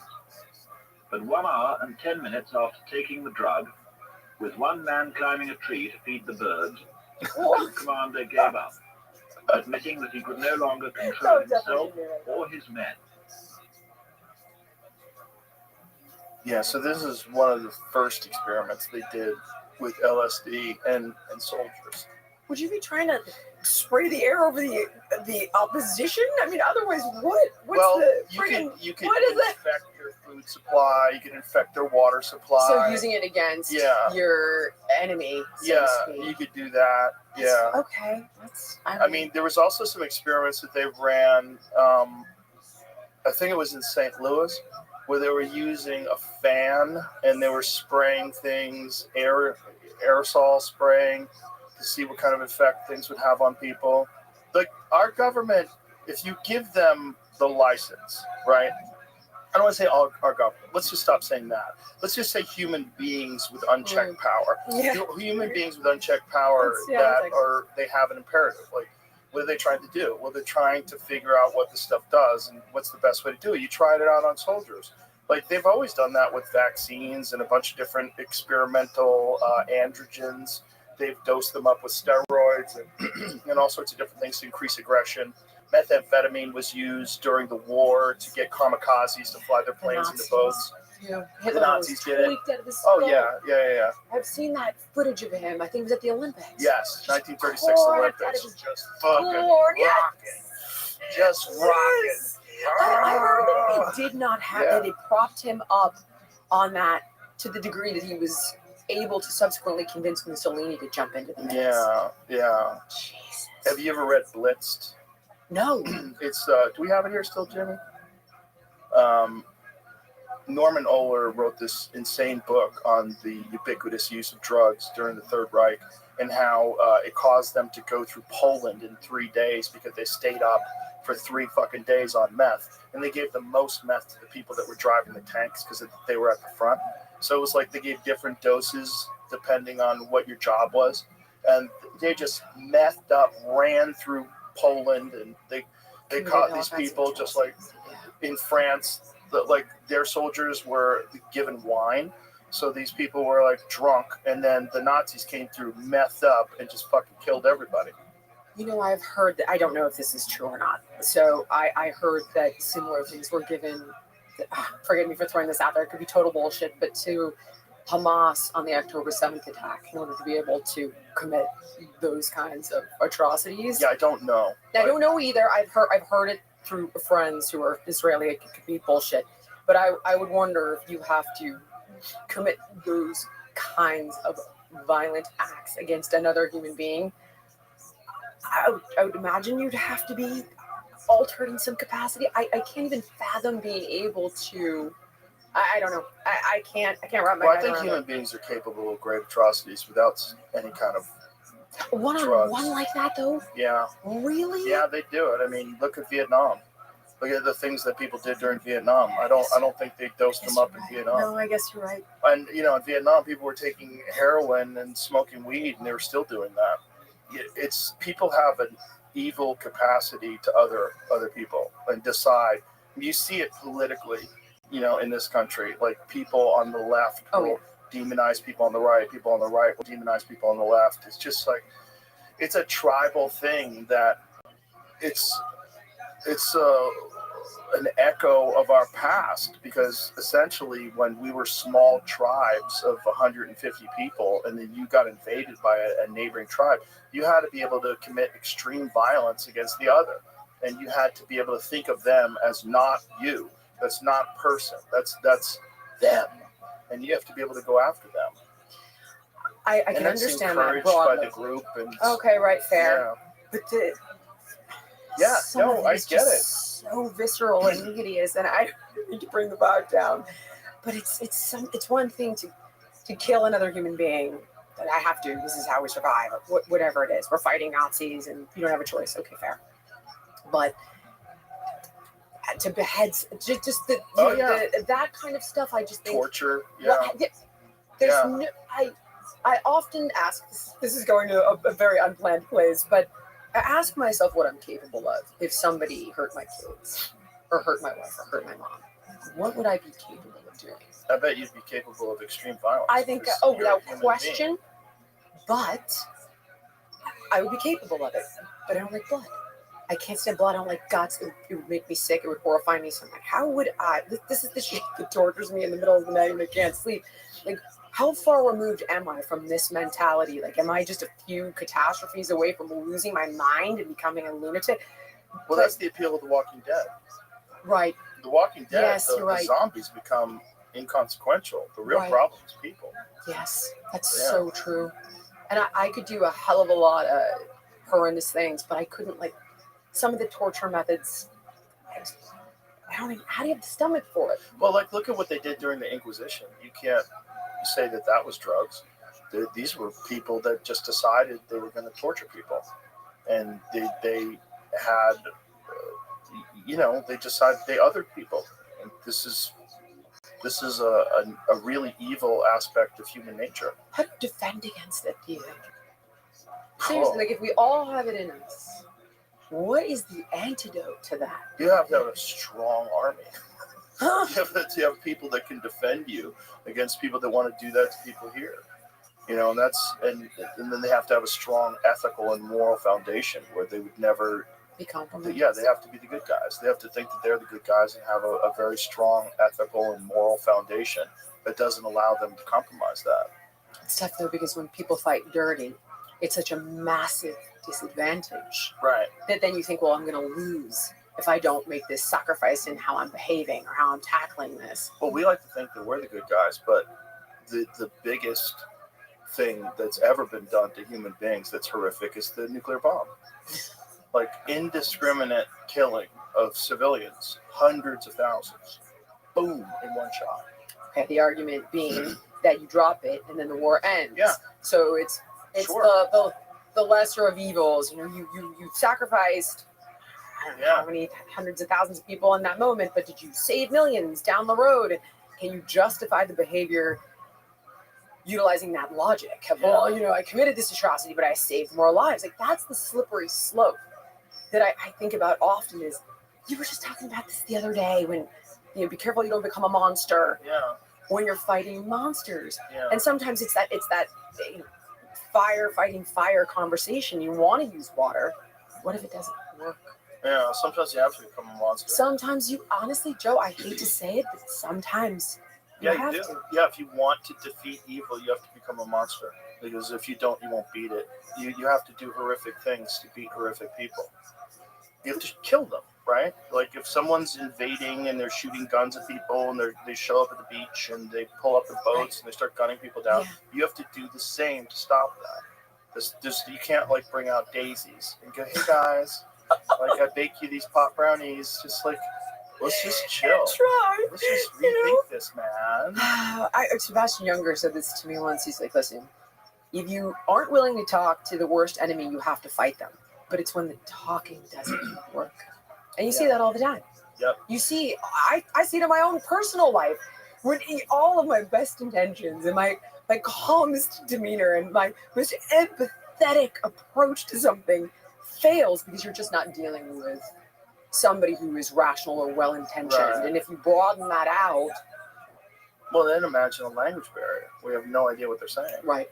Yeah. Yeah. And then a cultural barrier where their culture believes that if they die, that they're going to go to heaven, and that there'll be a martyr, and so they're willing to do that. They're excited to die and to kill you with them, because they believe that the real prize is not in this life. It's in the next life. But we're very vulnerable. We're very vulnerable to this kind of thinking, and I don't know why we're designed this way. I don't either. It's a distortion, probably, of tribal survival primate instincts. You see it with. Have you ever watched Chimp Nation? No, I was actually going to say animals don't have it, but then here we are. Oh, they do. Really? Oh, for sure. I mean, I know lions will kill and that they're territorial, but the capacity for torture, I've never seen that in the animal kingdom. That kind of. You ever see a cat with a mouse? Okay. Yeah, I guess I have. Yeah, they torture mice. They hold on to them, and then they let them go, and the mouse like, oh, Jesus is going to let me go. Like, not today, motherfucker. Yeah. And then they torture them and want to keep playing with them. Yeah, they have zero empathy. Cats are the worst.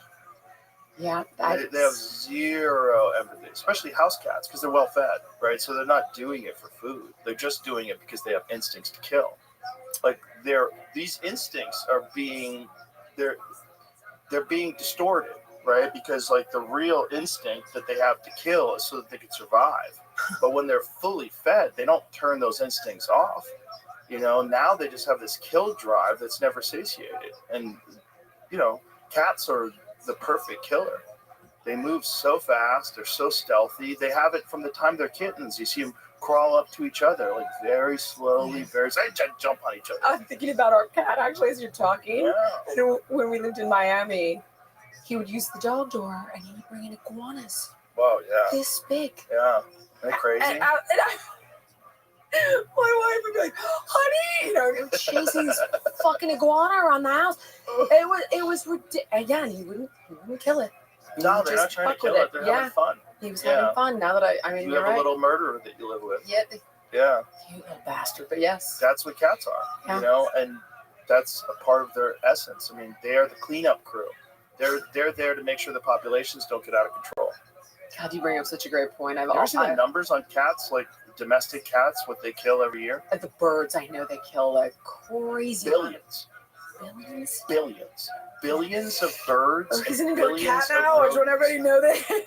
Let's look at the numbers. Jesus, because really? People, we brought it up before, but it's worth repeating because it's kind of crazy. So it sort of illustrates this point. So this is like billions. Yes, B, like multiple. I don't even know what that means. House cats. Oh, it does. They don't have to be. They kill Street hundreds. cats. Each cat. Feral cats are ruthless. House cats, feral cats, wild cats, any cat that's outside. Yeah, they instantly kill. Okay, here it is.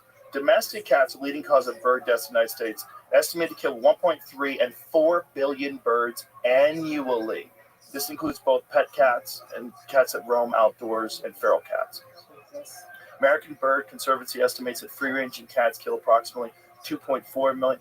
It's hard to know what the real numbers are. Right, yeah. But it's high. It's in the billions. It's in the billions. But imagine how many birds there would be if cats didn't do that. Like, who's going to kill them? Like, the sky would be filled with birds. You go outside, just get shit on everywhere. Like Alfred Hitchcock movie. It's kind of crazy. I mean, when you do look back at the plague, and they started killing all the cats because they were associated with witches. And that's when the plague was able to kind of run more rampant because the cats were keeping that rat population down and the fleas on the rats caused. Well, that's the coyote problem in California, right? Like people are like, oh, I hate coyotes. Right. But do you hate coyotes more than you hate rats?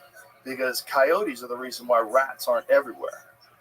Like where I used to live, there was a lot of coyotes, but I don't see very many rats.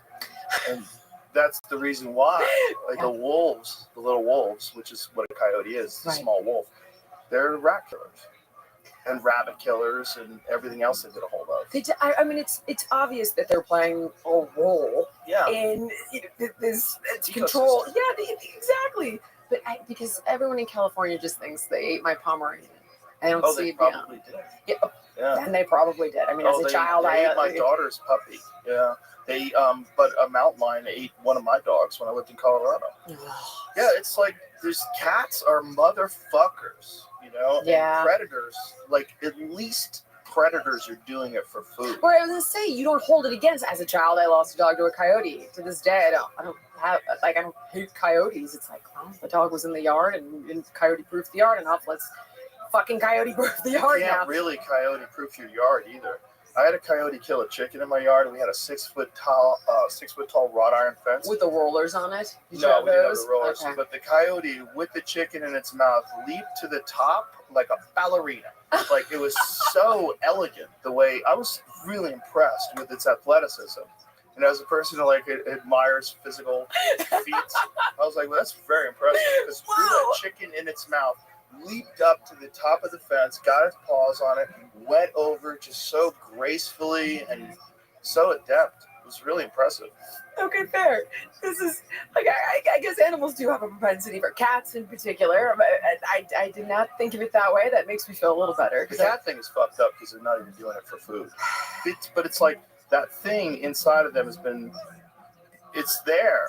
You can't satisfy it with just food. I mean, they literally are the cleanup crew for nature. That's what they are in Africa. When you see them, they're looking for the wounded antelopes. They're looking for anybody who's old. They're looking for anybody who just can't run fast enough. And that's what they do. And that's how they keep the populations down. You know, this is the reason why they've reintroduced wolves into Colorado. And that's the reason why they reintroduced wolves in Montana. And the elk populations decreased significantly because the elk populations were out of control. Right. So they brought in wolves, and the wolves radically dropped the population down. And they even do surplus killing, where they'll kill a bunch of things where they can't eat, but just that they can't help themselves. They have the opportunity to kill, and so they do. So what is the antidote to this within the human population? Because I see the necessity for survival, but it can make you quite depressed if you let it. It can make you a bit nihilistic. Yeah. And fighting for the hope and the good is so my mom says that to me all the time, because when I try to show her some of the things that I talked about in the beginning, and I'm like, don't you see? And this is rigged, and who's really pulling the strings? And these are bad guys. And she's like, honey, I'm 76. Like, leave me alone. And it's fine. I want to. There's nothing wrong with that. She's like, I want to see the good in people. Try to see Mr. Rogers, look for the helpers. But you can fall into really becoming nihilistic about humanity when you witness these things and have these conversations. And I try so hard not to go there in my head, but it's hard not to. Well, we are primitive. We're a primitive evolving species, and we're still trapped with these primate bodies. We're territorial primates with weapons, you know, and we're still trapped with the same instincts that got us to the dance, the same instincts that caused us to create walled cities, which, you know, allowed us to survive, and then agriculture, which allowed us to develop surpluses, and then people wanted those surpluses, nomads, and they came in, the roving barbarians, the Mongolian hordes. You know, this is like all part of our history. And this is the battle of good versus evil. And the battle of good versus evil, I think this duality has to exist. I think you have to have good to combat evil, and you have to have evil to keep good in check, like to enhance good, to force people to really to rise and to innovate and to figure out how to defeat evil. Without evil and without the idea of these hordes, we never would have developed cities. We never developed cities. We never would have gone through the Industrial Revolution. We wouldn't develop cities if we were just like roving, peaceful, nomadic hunter-gatherers. We would be the same.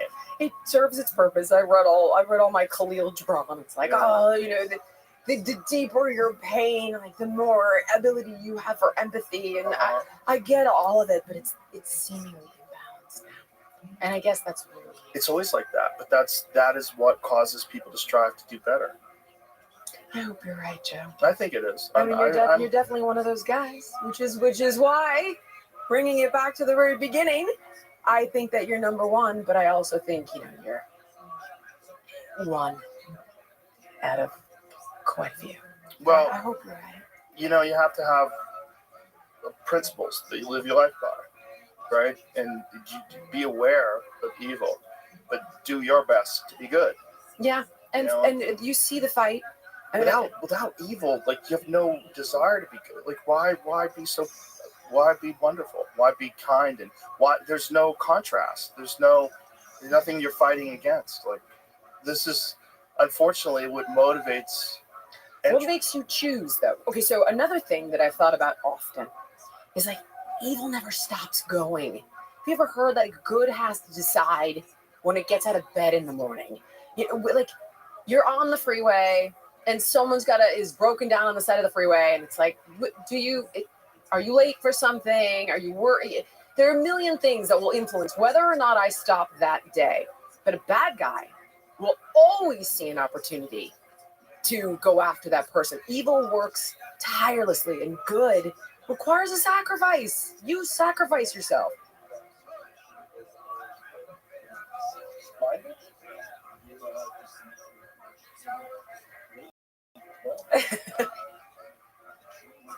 Too dark of a conversation. It's like, that's it.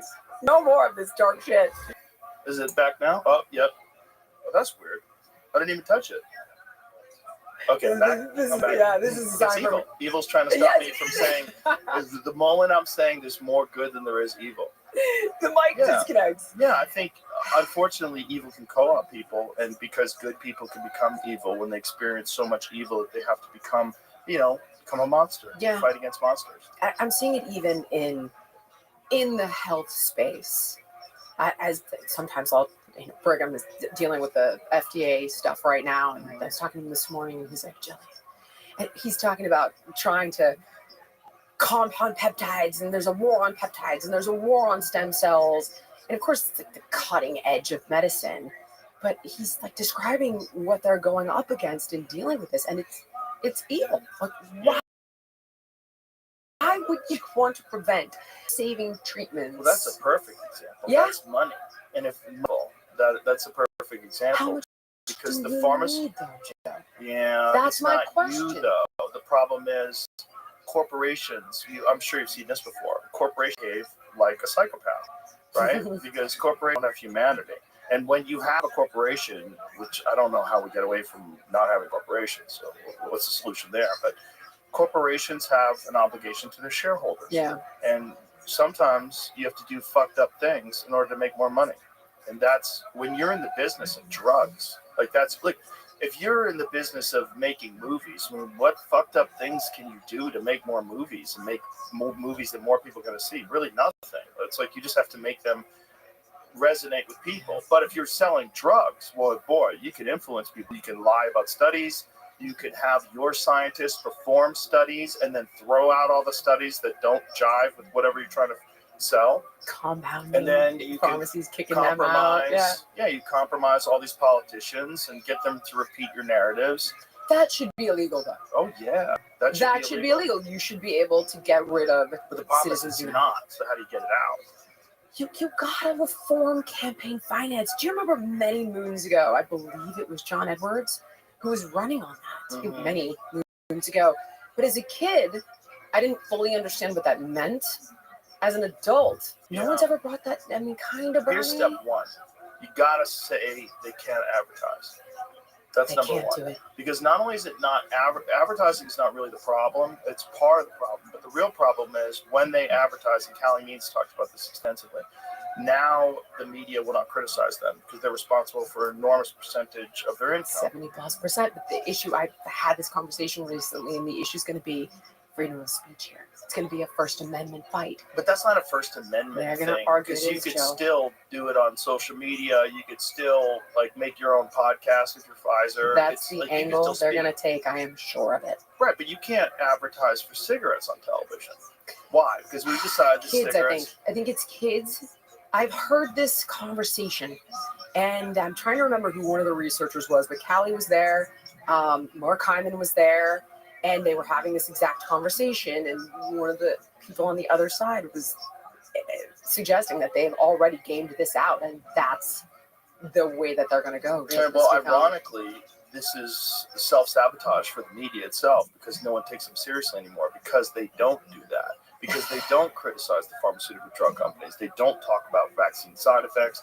They don't talk about pharmaceutical drug side effects. They don't. They make you look like you're insane when Yeah, you do. you're a crazy person. I was on CNN talking about Ozempic one time, and they essentially called me anti-science because I suggested that a lot of the drugs. Yeah, I was like, well, they're like, well, we give people statins and we give people blood pressure medication. Oh, look at the fucking data on statins, by the way.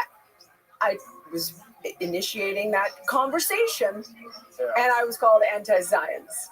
And That's not even anti-science. They don't understand the data. they won't even allow you to express that on the show anyway. Then never again invited, Of course. on CNN. Because they're compromised.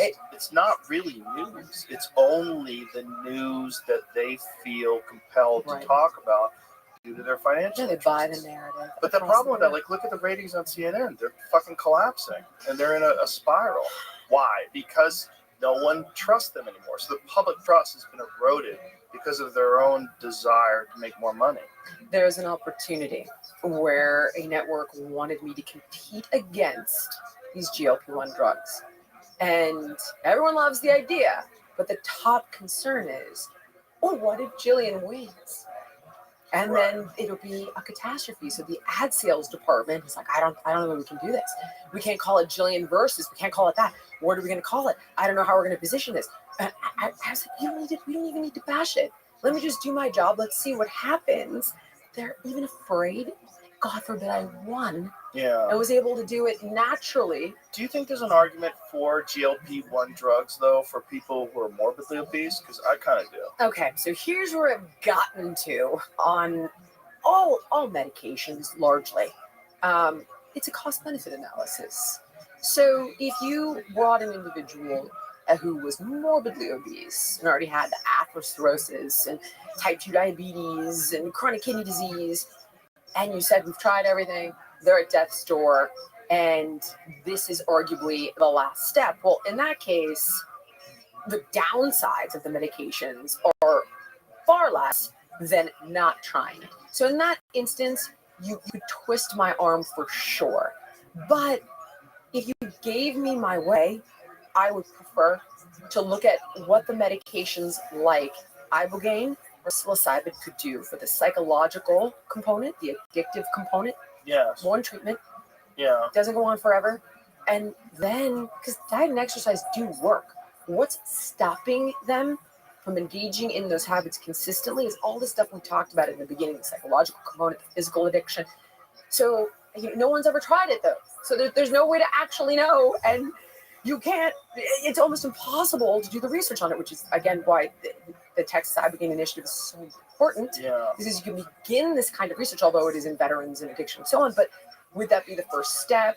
And when I've asked the people in the space, like Matt Shepard, for example, who is at Shepard Pratt, and one of the guys, the foremost experts on psilocybin and treating addiction, he's like, yeah, theoretically, you would work great. Theoretically. So for me, if we got all the way to this place and I had no choice, that's like saying, Jill, if someone had stage 4 cancer, would you do chemo? I mean, I guess so. But I'd like to, if there was an alternative way forward, or if we could prevent it to begin with, that would be ideal. So you could twist my arm to that point. I think there's something to be said for, again, what Brigham is doing at Ways to Well, which is why being able to compound the GLP-1 drugs allows you to titrate the dose. So when people argue with me on this matter, they'll suggest that a titrated dose, a lesser amount of these drugs can be effective with significantly less side effects. But when they're trying to block that and you can't even explore it. Yeah. It's all weird because I think the problem also is competition, right? If ibogaine becomes ubiquitous and these clinics become everywhere, the real issue becomes how much does that compete with the pharmaceutical drug market's value?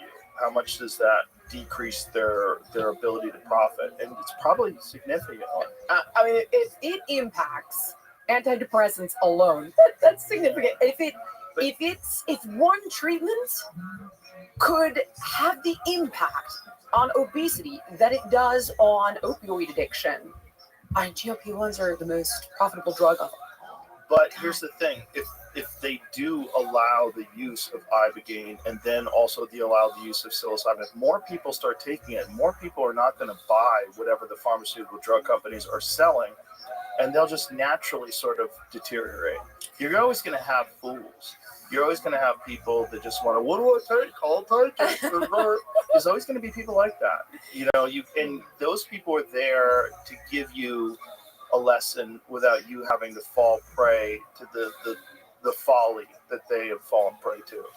I think that's the same with a lot of addictions, particularly gambling addiction. I'm in Vegas all the time and I don't gamble. But I've played blackjack for fun, but like $20 here, $100. Right. I don't get it. But I see it. I see that crazed look in it. I think gambling addiction is one of the weirder ones. I've been around it a good portion of my life, and it's the sweaty fucking faces. This need to gamble is really nuts, and that's another part of the human reward system that's The been intermittent hijacked. rewarding. That is the most powerful. It's crazy. It's a study. I've ever seen it with like the rats, where they push the button, no food comes out. Push the button, food comes out. Mm-hmm. So the ones that get the intermittent food reward will sit there and push that damn button until they collapse of exhaustion. The ones that push for a little while get nothing, give up. The ones that until they get food every time, get full and give Slot up. machine logic. It's the same thing. Yep. It's that intermittent reinforcement. Yeah, we're it's exceptionally powerful. Easy to manipulate. We're weird creatures. I know. Yeah, and it's all our survival instincts get hijacked. But if you gave them an alternative path when they are ready for help, Right. when the horse is ready to drink, and you had an alternative method that we're seeing work. Yes. Well, that's the thing. You have to have freedom of the use of these alternative methods, and I think naturally those would overcome.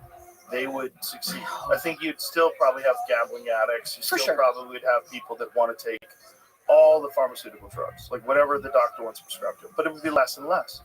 And they don't want that, which is why you're seeing the pushback from the FDA with peptides and all these different things, is because they're concerned that if you give people a bunch of things that are going to make them healthy, they're not going to take as many pharmaceutical drugs. Oh, which is why there's no model for prevention in healthcare. It's Right. it's not profitable at all. But it's ridiculous. There's a peptide called cerebrolizine that they give to stroke patients in other parts of the developed world that can have a massive impact as well on cognitive function and can be neuroprotective. You can't even buy it here. Literally, I had to find it in Austria, ship it into the country, and Brigham and Dr. Rexford, I was like, now what do I do with this? He's like, Brigham had to walk me through how to use it on freaking FaceTime. He's like, it's ridiculous. Yeah. It is insane. It's pretty crazy. And By the way, there's a new stroke drug that I actually just sent my friend Rich, because our friend Keith Robinson, I don't have his number, but he suffered from a stroke. And there's some new drug that, I'll send this to Jamie. These UCLA scientists have developed, oh, you got it already. They developed first drug rehabilitation to repair brain damage. Drug replicated the recovery of movement control produced by rehab in mice. oh, that's cool. Yeah, so this is March 18th. New study by UCLA Health has discovered what researchers say is the first drug to fully reproduce the effects of physical stroke rehabilitation in model mice following from human studies. Yeah, so which is wonderful. It's amazing. So this is the benefit of pharmaceutical drugs. Yes. Like, there are some pharmaceutical drugs that are wonderful. So the goal is to have medicine that stroke patients can take that produces the effects of rehabilitation. Dr. S. Thomas Carmichael, the study's lead author and professor and chair of UCLA Neurology, rehabilitation after stroke is limited in its actual effects because most patients cannot sustain the rehab intensity needed for stroke recovery. Further, stroke recovery is not like most other fields of medicine where drugs are available to treat the disease, such as cardiology, infectious disease, or cancer. Carmichael said rehabilitation is a physical medicine approach that has been around for decades. We need to move rehabilitation into an era of molecular medicine. So this is why you don't want to throw the baby out with the bathwater. It's always like that, though. Everything is a U-shaped curve. The drugs that the pharmaceutical drug companies make that help people and heal them and fix them and save their lives. And I couldn't agree with you more. It's great. It's like it is. But you have that to contain them. Just like you have to, it's from eating all the sugar. Completely. Yeah. I just got whooping cough. And Joe, I literally thought I was going to die. I ended up at week 7. I called my internist and I was like, I think I need to check me in the hospital.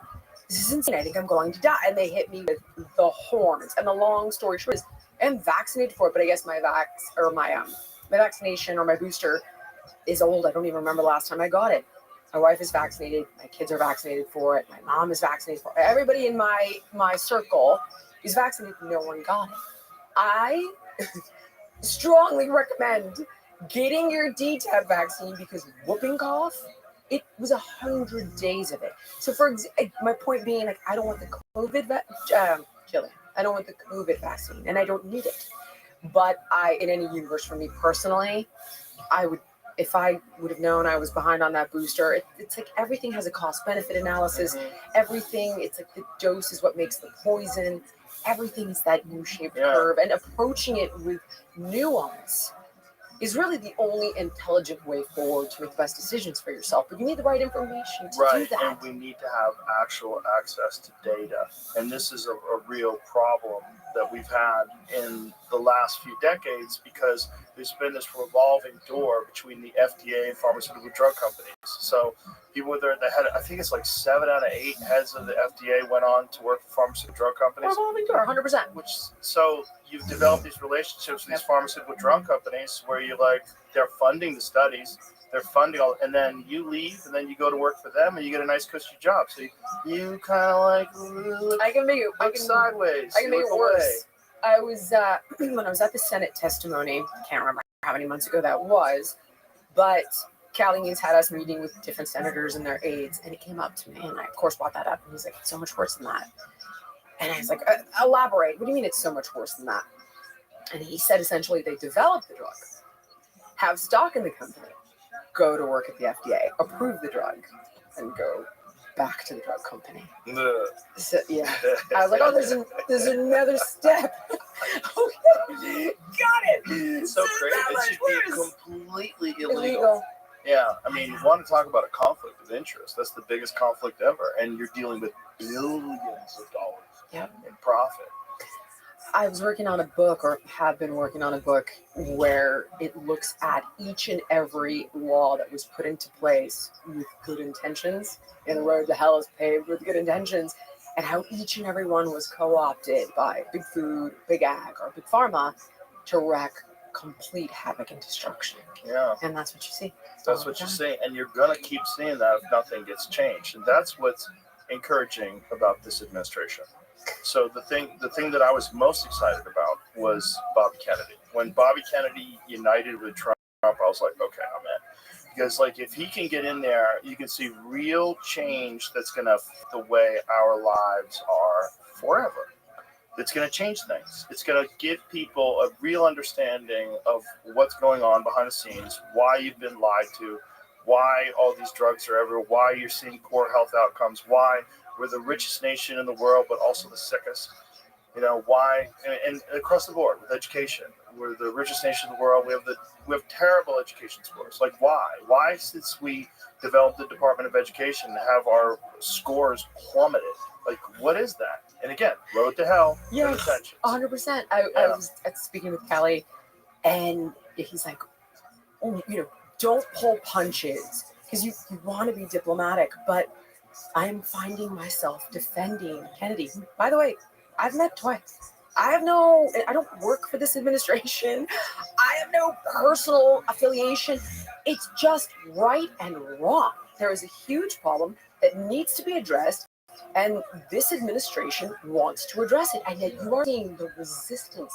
You are seeing the opposition flood the zone with hysteria 24/7, and it's crazy. It's constantly taking people off piece. I actually did an interview the other day on News Nation where the host was like, well, he promised results on autism by September, and that's unrealistic. And I was like, who gives a fuck if it's unrealistic? Aren't you glad we're looking at it? Yeah. It's genetic. Do you really believe that? Why would anybody say that without doing decades of research themselves? I cannot. Do you really think? Do you know California's it's now some Yes. insane number, like 1 in 12 boys. It's higher in California, obviously, than anywhere else in the country, and boys in particular over girls. Yeah. But the reality is that we don't know. Well, they also think that one of the reasons why it's boys over girls is like in girls, it's like less obvious. It's less That's interesting. diagnosed. That's Yeah, interesting. I've seen that. I'm not sure if that's true either, because that's the argument. Also, it's like, oh, autism has always been here. It just hasn't been diagnosed correctly. Like, That was debunked, though, Yeah, by the that's Mind Institute at UC Davis. Was like, no, that's bullshit. It was 1 in 150 20 years ago. but people don't want to admit they did that to their kids, and so they will defend it to the death. Just like people who've turned their kids trans don't want to admit that these are chemical castration drugs. They don't want to admit it. They don't want to admit that they possibly have contributed to mental disease, to mental health disease, to anxiety and depression and suicide. No. Would you rather have a live boy or a dead girl? Like, Right, what? exactly. What are you talking about? But it's a Like, closed system, and what I mean by that is even if I did the gimme, oh, you're right, autism is genetic. Well, what about the rise in early onset cancer diagnosis, the rise in obesity, the steady increase of infertility year after year after year? We went from adult onset diabetes to type 2 diabetes because children have type 2 diabetes now. It's how far you want to push it? People are not stupid. They're not. You can capture them to a point. But when the evidence is overwhelming, we are sicker than ever. And the resistance is mind-blowing to this guy every day. Oh, well, now, he fired the guy that's tracking gonorrhea. I'm like, well, you know what?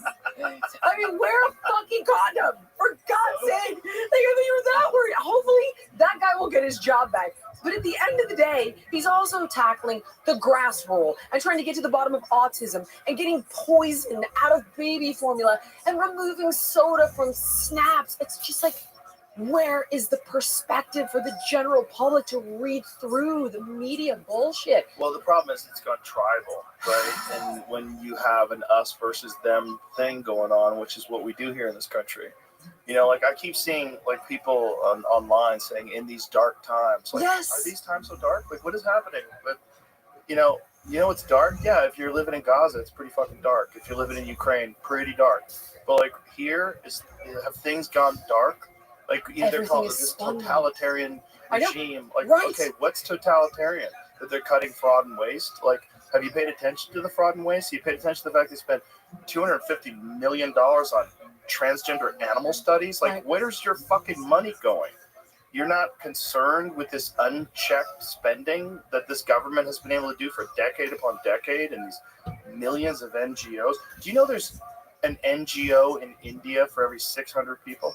That's not. I have heard it's CIA / I've watched that episode There's with my friends. At least 10 of them. 3.3 million NGOs in India. There's an NGO in India for every 600 people. And this is why we're $36 trillion in debt. Those numbers are nuts. Can I be the opposition? Sure, please do. Yeah. There's children that are starving, Joe. You've taken their food away. Well, we definitely shouldn't do that. You know what? If you can prove that this is also the problem with charities. This is the dark truth of charities, is that most charities, the money goes to bureaucracy. A huge percentage of it goes to overhead. And in fact, most charities, the vast majority of the money never gets to the charity. Homelessness in California. Yeah. 24 billion gone. Where is it? It was Where's the money? spent And the on problem's worse. free needles or something. Yeah, exactly. That's exactly what it was spent It on. wasn't even. It's probably fraud and waste. It's both. And there's also my friend Colion Noir, he brought this up, and I was never aware of it until he said it. He went to San Francisco and he saw the rampant, and he's a lawyer, so he went to San Francisco and he saw all this homelessness, and he's like, "What is the problem? There's not enough funding." And a guy over there going, "No, you don't understand. It's the opposite. There's a business now. Yeah. So these people that are working in the homeless, whatever the organization, they're making $250,000 a year. $500,000 some cases. Yeah. I don't know if you've seen Annika talk about this, but she can elaborate on this subject matter to the point that you literally want to forcibly remove Gavin Newsom from office. It is staggering, and some of them $500,000. Yeah. And They're doing a great job. Just Homeless imagine if they homeless. weren't there, how much homeless we'd have. We'd all be homeless. I know. This is, you've seen him talk Everyone about. would be homeless, so just relax. Well, you know, it's. I just had this conversation actually. I was talking to Corolla, and he was telling me that Gavin Newsom had told him back in the day that the face of homelessness was not addiction and mental illness. It was women and children. And there's a loophole. A friend of mine who's a reporter with the New York Times looked into it because she's like, why didn't you push back on that? Because he's right. She goes, no. I looked into it, and it's women and children. And then she ended up getting to the bottom of the loophole. And the way that he was able to put forward that narrative is that homeless is a person without a stable address. And that's predominantly women and children. But unsheltered is what we consider homeless, the people in the streets and the tent camps. And arguably that is largely. So what is, I don't understand, what's the definition? Okay, so Newsom was saying to Corolla, you're so insensitive, and the face of the homeless. children don't own homes? He was saying that women, like the mom that owns 2 jobs, that's who I'm trying to save. Like, we don't need to tackle addiction, and we don't need to tackle mental illness, because this is about the underprivileged individual, the female single mom with 2 kids, who, you know, this is the face of homelessness. And Corolla was like, you're a sociopath. It's addicts and people with mental illness. And I ended up then in a debate with this journalist who's lovely, named Molly, and she's like, well, the statistics say that homelessness is in fact women and children. But when I challenged her and sent her San Francisco, wherever we go back and forth, and she ended up coming back to me after doing the homework, and there is a distinction between homeless and unsheltered. So homeless are people with unstable addresses, and that is women and children. So I'm like, why? In temporary, I couldn't quite extrapolate what. So is it like divorce? I guess it's like in temporary housing or in an apartment somewhere, but unsheltered, the people on the that you and I would go homeless. Like in the tent camp outside on the sidewalk. So they're playing unsheltered. That's what he's doing. Oh God. That's what I'm trying to get at. Gross. Yes. I'm sorry. I cannot stand the guy. Well, if you see these tent communities, you see clearly you're dealing with drug addiction and mental illness. But don't believe what you see with your own eyes. Right. That's the game across the board. Right. Don't believe your common sense.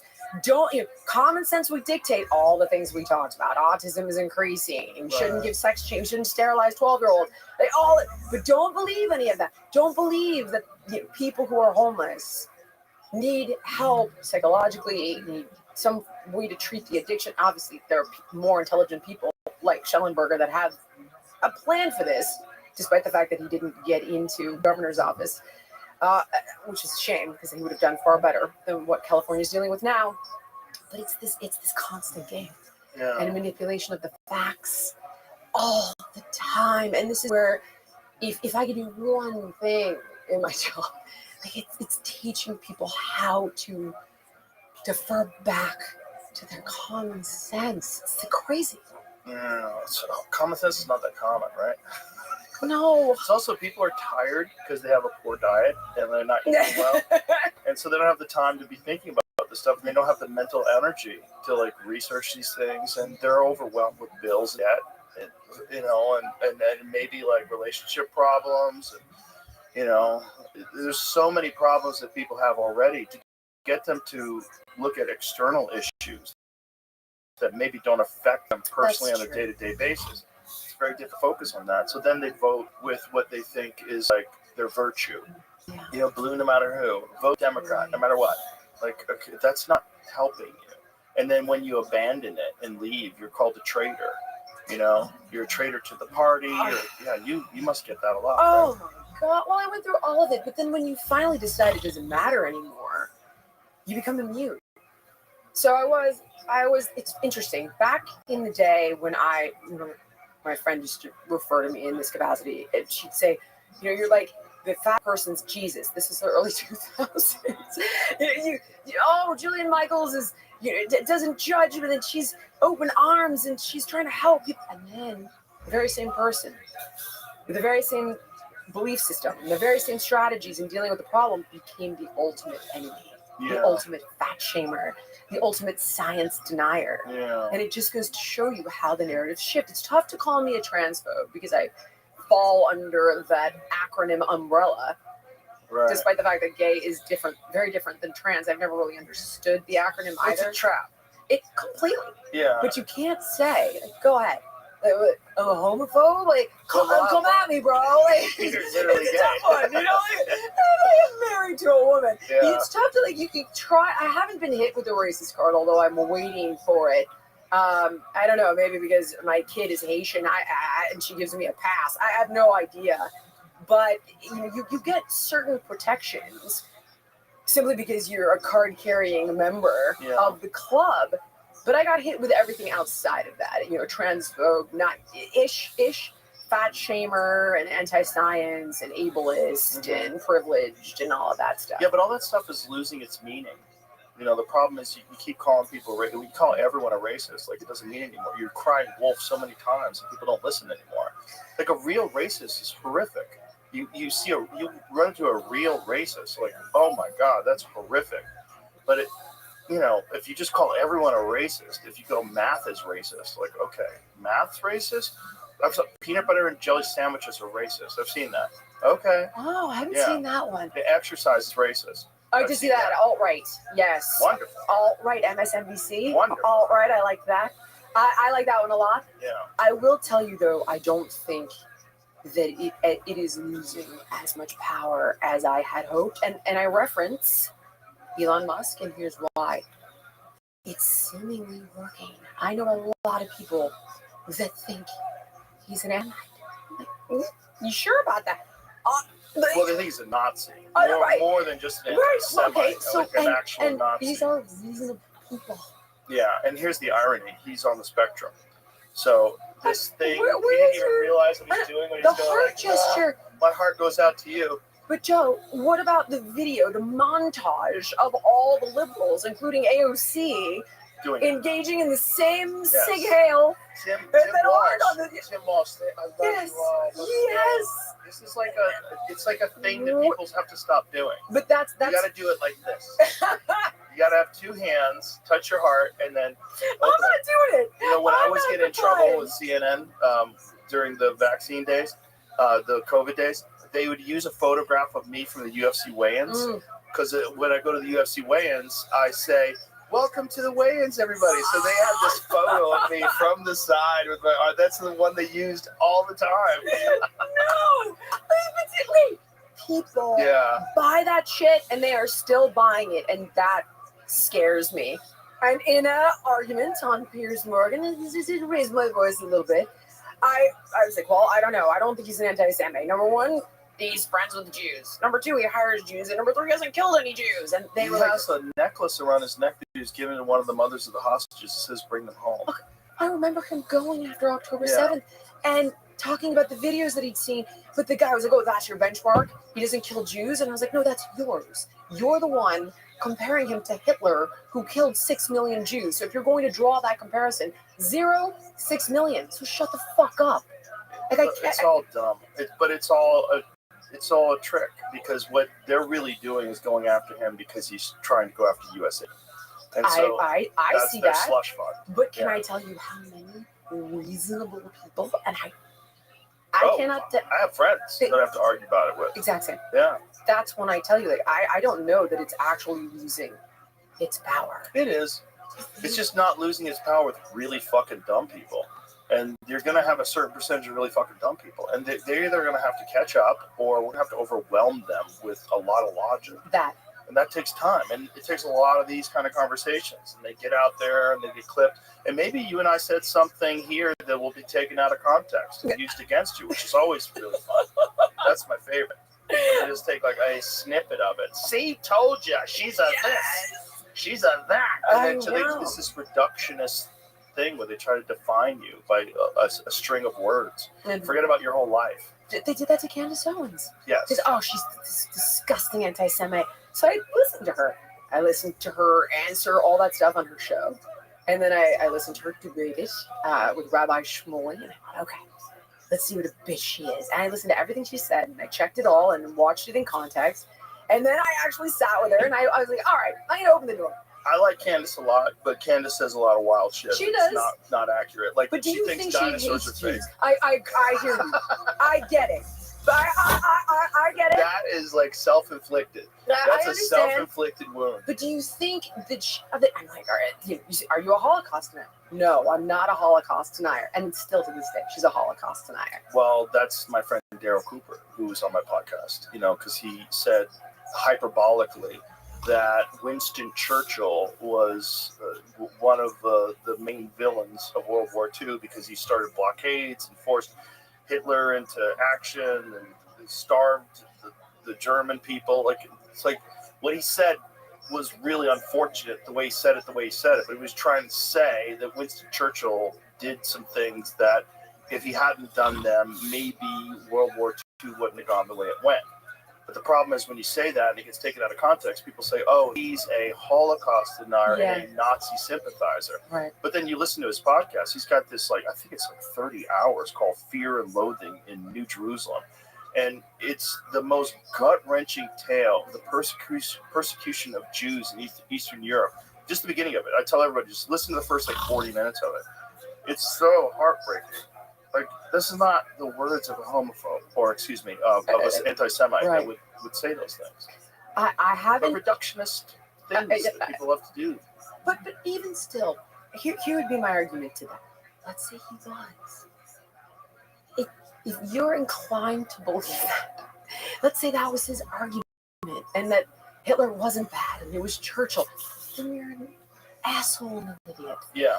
Then there's no hope. This gatekeeping of But information. he's neither an asshole or an idiot, and he's being called an asshole and an idiot by people who don't consume his work. Of course, I'm saying worst really case scenario, because I see this a lot with the gatekeeping of information, and God forbid you don't fact check everybody on everything, which has been something that I've gotten a bit of. Like, well, you nodded your head and you said, I see your point. I'm like, well, sometimes I see their point, and sometimes I don't know, and I can't fact check everything, and I'll talk to somebody else who has a different opinion, but people can think for themselves as well. Yeah. Like, there's just a lot of bad faith actors out there, and there's a lot of people that do that. This taking people out of context and trying to use this reductionist perspective and label people with these pejoratives that are inescapable.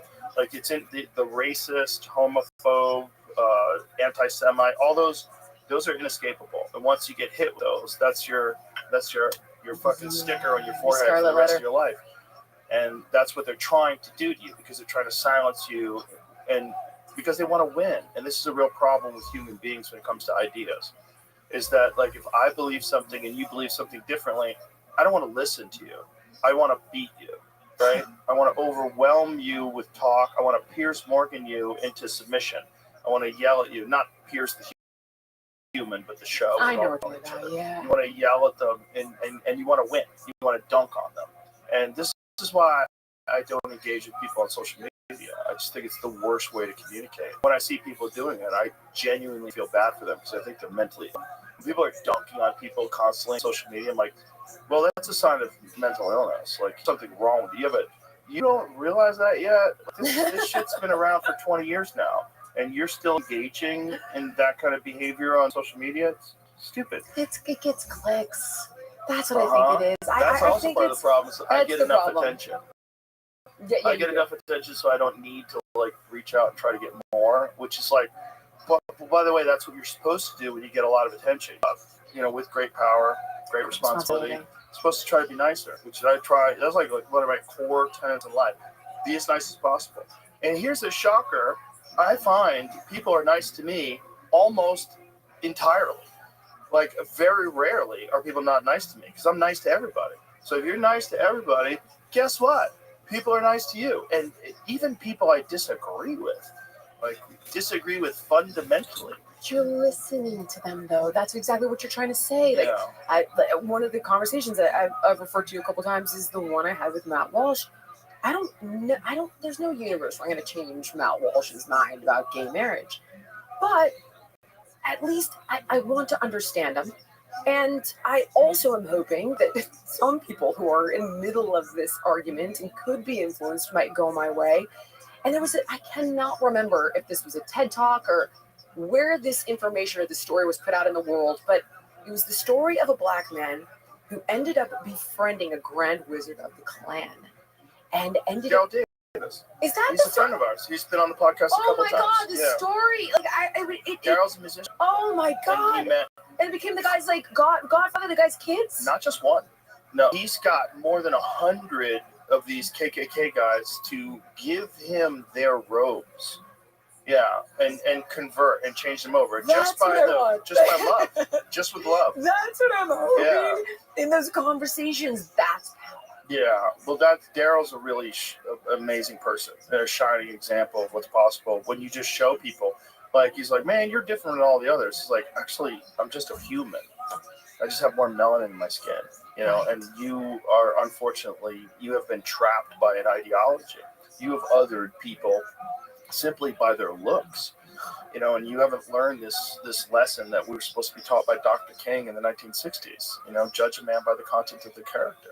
It must have been your show, actually, where I heard it, but it changed the way that I approach 99% of the conversations, because I thought, okay, if I listen with an intent to hear and an intent to understand, and I can expose people to the things they're uncomfortable with in a way where we find common ground, I may not change their mind, but at least in some cases you hopefully can, at least you're modeling. But it takes so much time. You know, it's like Indiana Jones when the guy starts throwing the whip and he just pulls the gun out and just shoots him. Like, that's like, I just want to just shut the fuck up, you know. And that's what a lot of people like, especially today in this, like, everybody wants to take Ozempic. You want a quick fix? You don't want to work out for fucking 6 years to lose 50 pounds.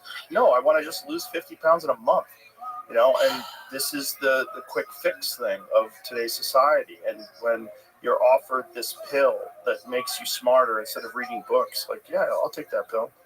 You know, like, this is the argument that I've said to people when they always talk about, you know, I don't have time for exercise. Like, I'm not interested in my body. Like, this is stupid. It's vain. It's just not. I'm like, listen.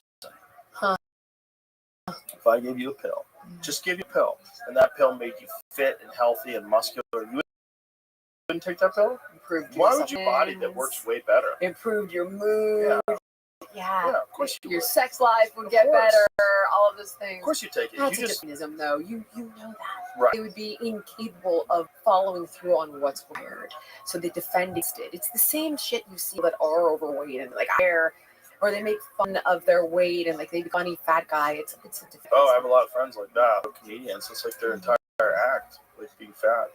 I know. It's a big part of it. Yeah. There was a guy I went to Kill Tony last night. There was a comedian that was up first. And he was 412 pounds, and the guys were doing what they obviously do. But there was a part of my heart that was splitting. Of course. I was like, deep down, he's hurting. Deep down, this fucking guy's hurting. I know, right? That's the problem. I was dying inside. And also, if you're 420 pounds or whatever he is, like, boy, the road to becoming healthy is hundreds of pounds away, and that is so daunting. Especially when you have the pull of addiction. Yes, and that's the big problem. Yeah, and then you get eat intuitively.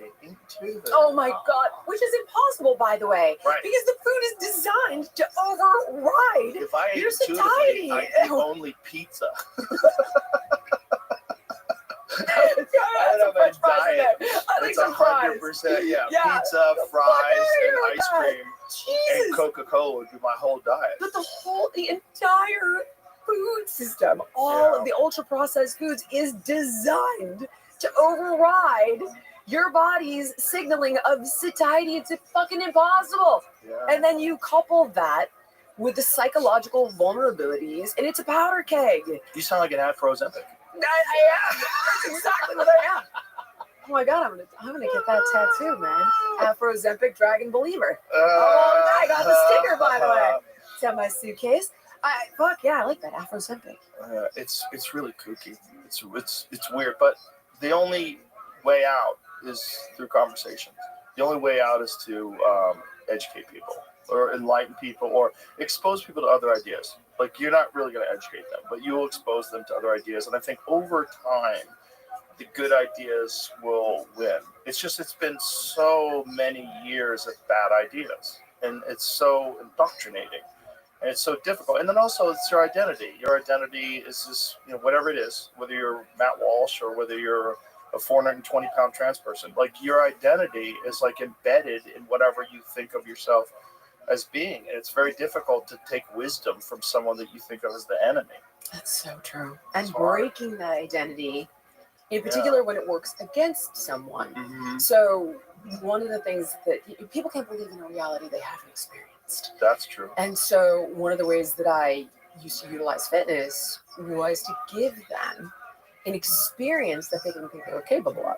So all of a sudden, you've got the funny fat guy who just ran that mile without stopping, or who just did the push-up on the hands and the feet, or just did 10 pull-ups in a row, or even 2. Yeah, but once they look at their achievements, like, holy shit, I didn't know I was capable of this. And then you shatter that prison of limiting beliefs and you open up an infinity of possibility. You also have to find a tribe. You have to surround yourself with other people that are trying to improve themselves. So if other people around you are trying to improve themselves, then it will encourage you to be a part of that group, and you all do it together. Completely. And then help each other if you fall off the wagon, and pick each other up, and like reinforce positive behavior. You see all of that. Back in the day, I used to get so caught up in the fights about diets and fad workouts. And as I've matured, or like to think that I have matured, I don't even engage in that shit anymore. It really doesn't matter what workout you're doing. If you're doing it with a qualified professional, or if people are showing up for CrossFit because they love CrossFit and they love the community, great. If they're showing up for Pilates because they love the community and they're showing up for it, great.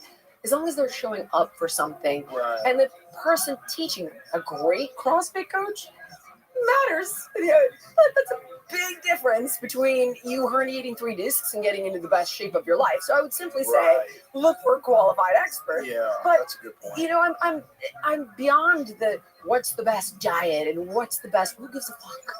As long as if you're in a positive environment that's getting you to show up for it, day after day after day, something's better than nothing. And it doesn't you're matter. Focusing on improving. Yes. Yeah. And that comes with community. For sure, you're absolutely That's what people love about CrossFit, is the whole community. People. Absolutely. You go there, you're all working out together. I used to love that about yoga class. Yes. You go to a bunch of people, I knew them all, like, hey, what's up? But you don't talk until after it's over. It's one of those things. They really discourage talking before. But, like, you're all sweating together. Like, you're going through it together. There's no other way, And then you get out the other end. You're like, wow, I wouldn't have done that by myself. I would have quit at like 40 minutes, but I did the whole 90 minutes, and now I feel better. And then the rest of the day is easy. That's why I think community is such an integral part of training, because you have that supportive group to keep you accountable, to show up, to feel like you're a part of something, and we've seen it work for you and work against you. Yeah. It's also an integral part for an evil army, unfortunately. I know!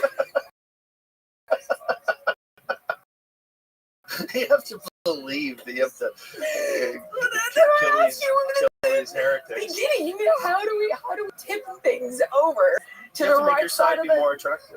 You have to make your side kinder and more epic and also more admirable. Yes, you're right. The rewards have to be there. It's admirable. Yeah. Yeah, you have to like wish you had those characteristics and go, why don't I? Well, maybe I can. And just also realize you're not who you used to be.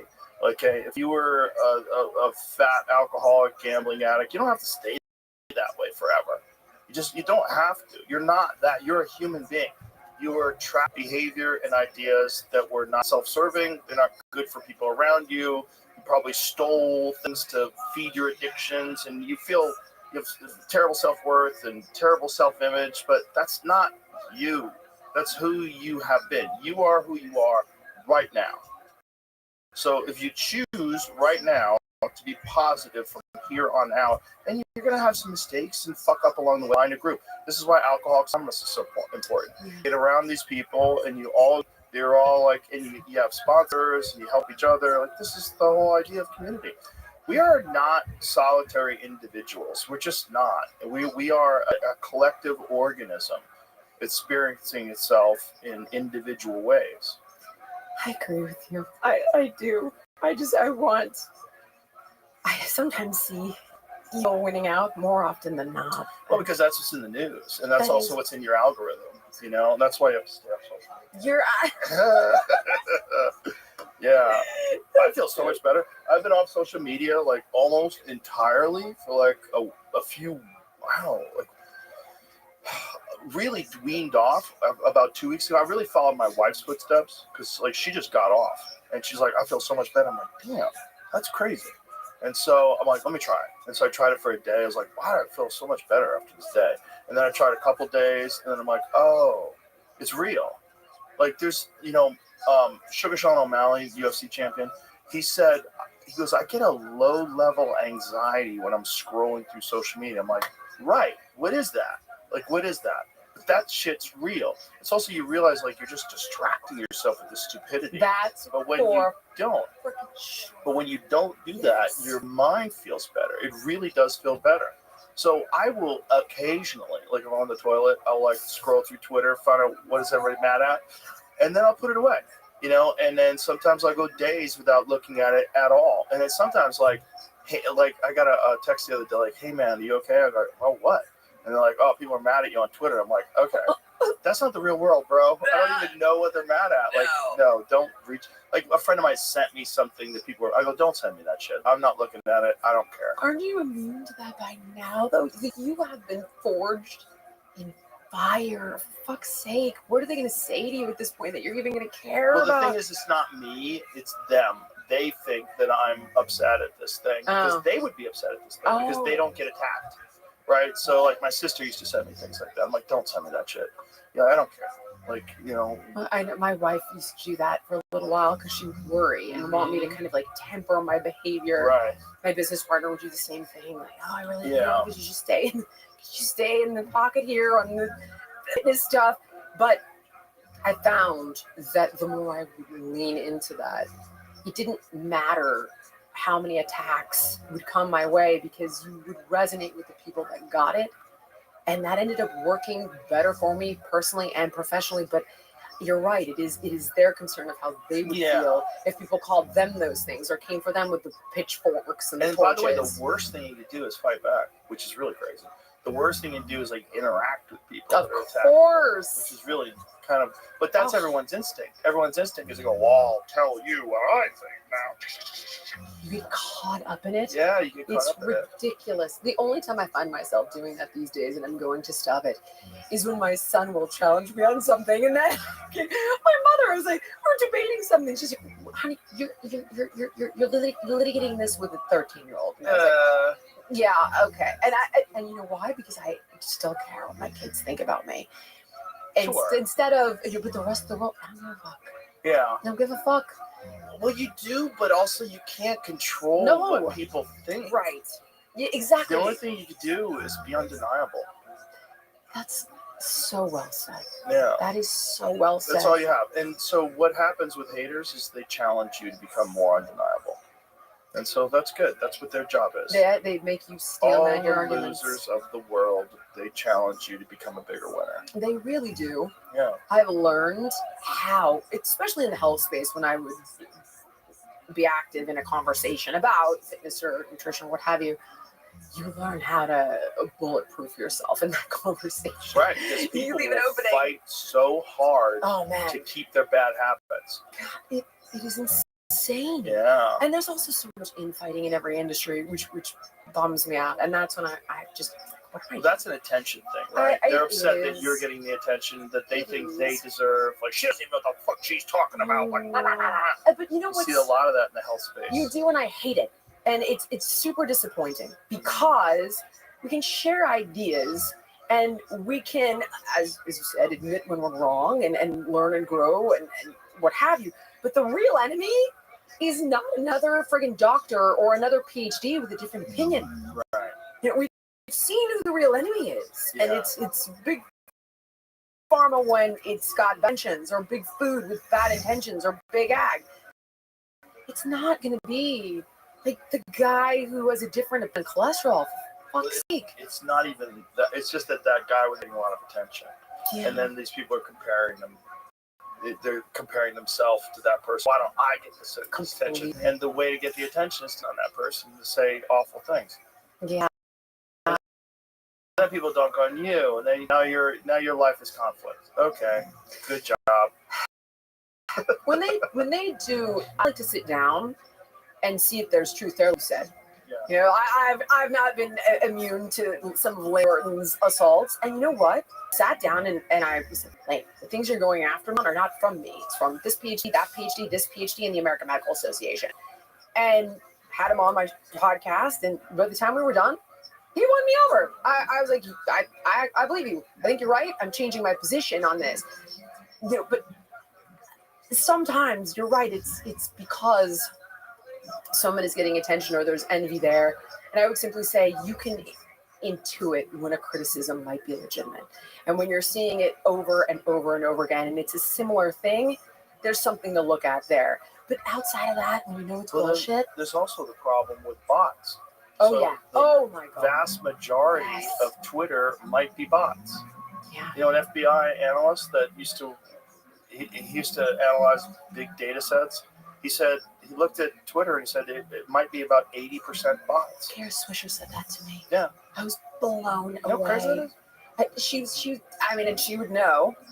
And she was showing me stuff, bot farms and shit all along the wall. It's, Yep. And then you're just engaging with. And they shape narratives and it's crazy. Rogue states and different people use it, and I'm sure like there's publicity firms that use it. I'm sure. I mean, I don't know. I don't either. But you could use it with AI. You know, you could easily have one computer that would run many accounts, and you could program it to have variations on a theme. But you see it sometimes when like there's a lot of social media influencers that get co-opted, and one of the things that you see is a very similar message, you know, and they use very similar phrasing. You know, sharp as a tack was one of them. And you saw that over and over again with Biden, like sharp as a tack, sharp as a tack. Yeah. Oh, my gosh. So they were getting influenced, and they were getting paid. Yes. You know who? Did you ever see that? I'm sure, of course, you would have. But I remember when I was talking to Senator Johnson, and he was exposing me to the Trusted News Initiative. And this is the whole the newscasters that have the exact same script and say the exact same thing. So well, yeah. And it, but in freaking in broad daylight. Yep. There's guys. We have clips of all of you saying the exact same thing. It's so clear. It's a narrative. And when he told me, he was, God, this blew my mind.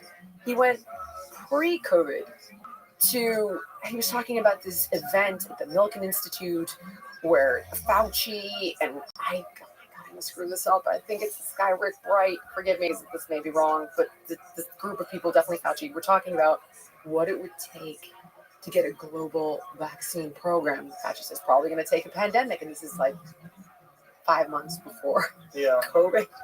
Not that, just to put my tin hat on and roll myself in tin foil and jump all the way down the rabbit hole. But then Avril Haines said, well, what are we going to do about misinformation at this event that she put on shortly after that?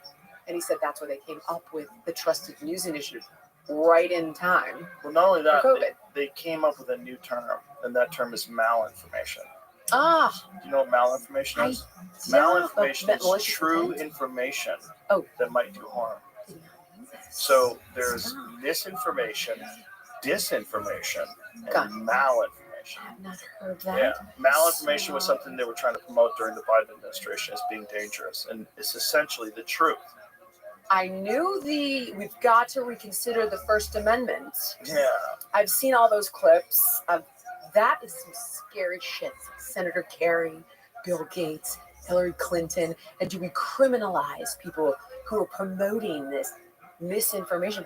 But not your knowledge. Did you ever see the CEO of NPR doing a TED Talk saying that sometimes the truth gets in the way of getting things done? Oh God, no! But I heard I all say that. I said it on. Oh my God! Well, it's an infantilization of the public because they're too stupid to handle the truth. They're dumber than you. You're the purveyor of information, and you need to give them the information that gets things done. And sometimes you have to lie to them.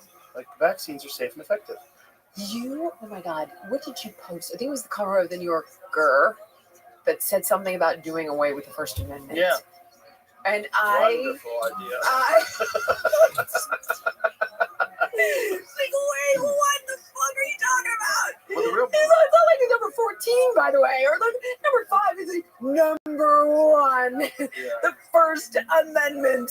It's in the way. It's in the way. That, to me, when you're having this debate about Kamala versus Trump, I'm like, how do you guys have this selective outrage about what's flipping your shit? I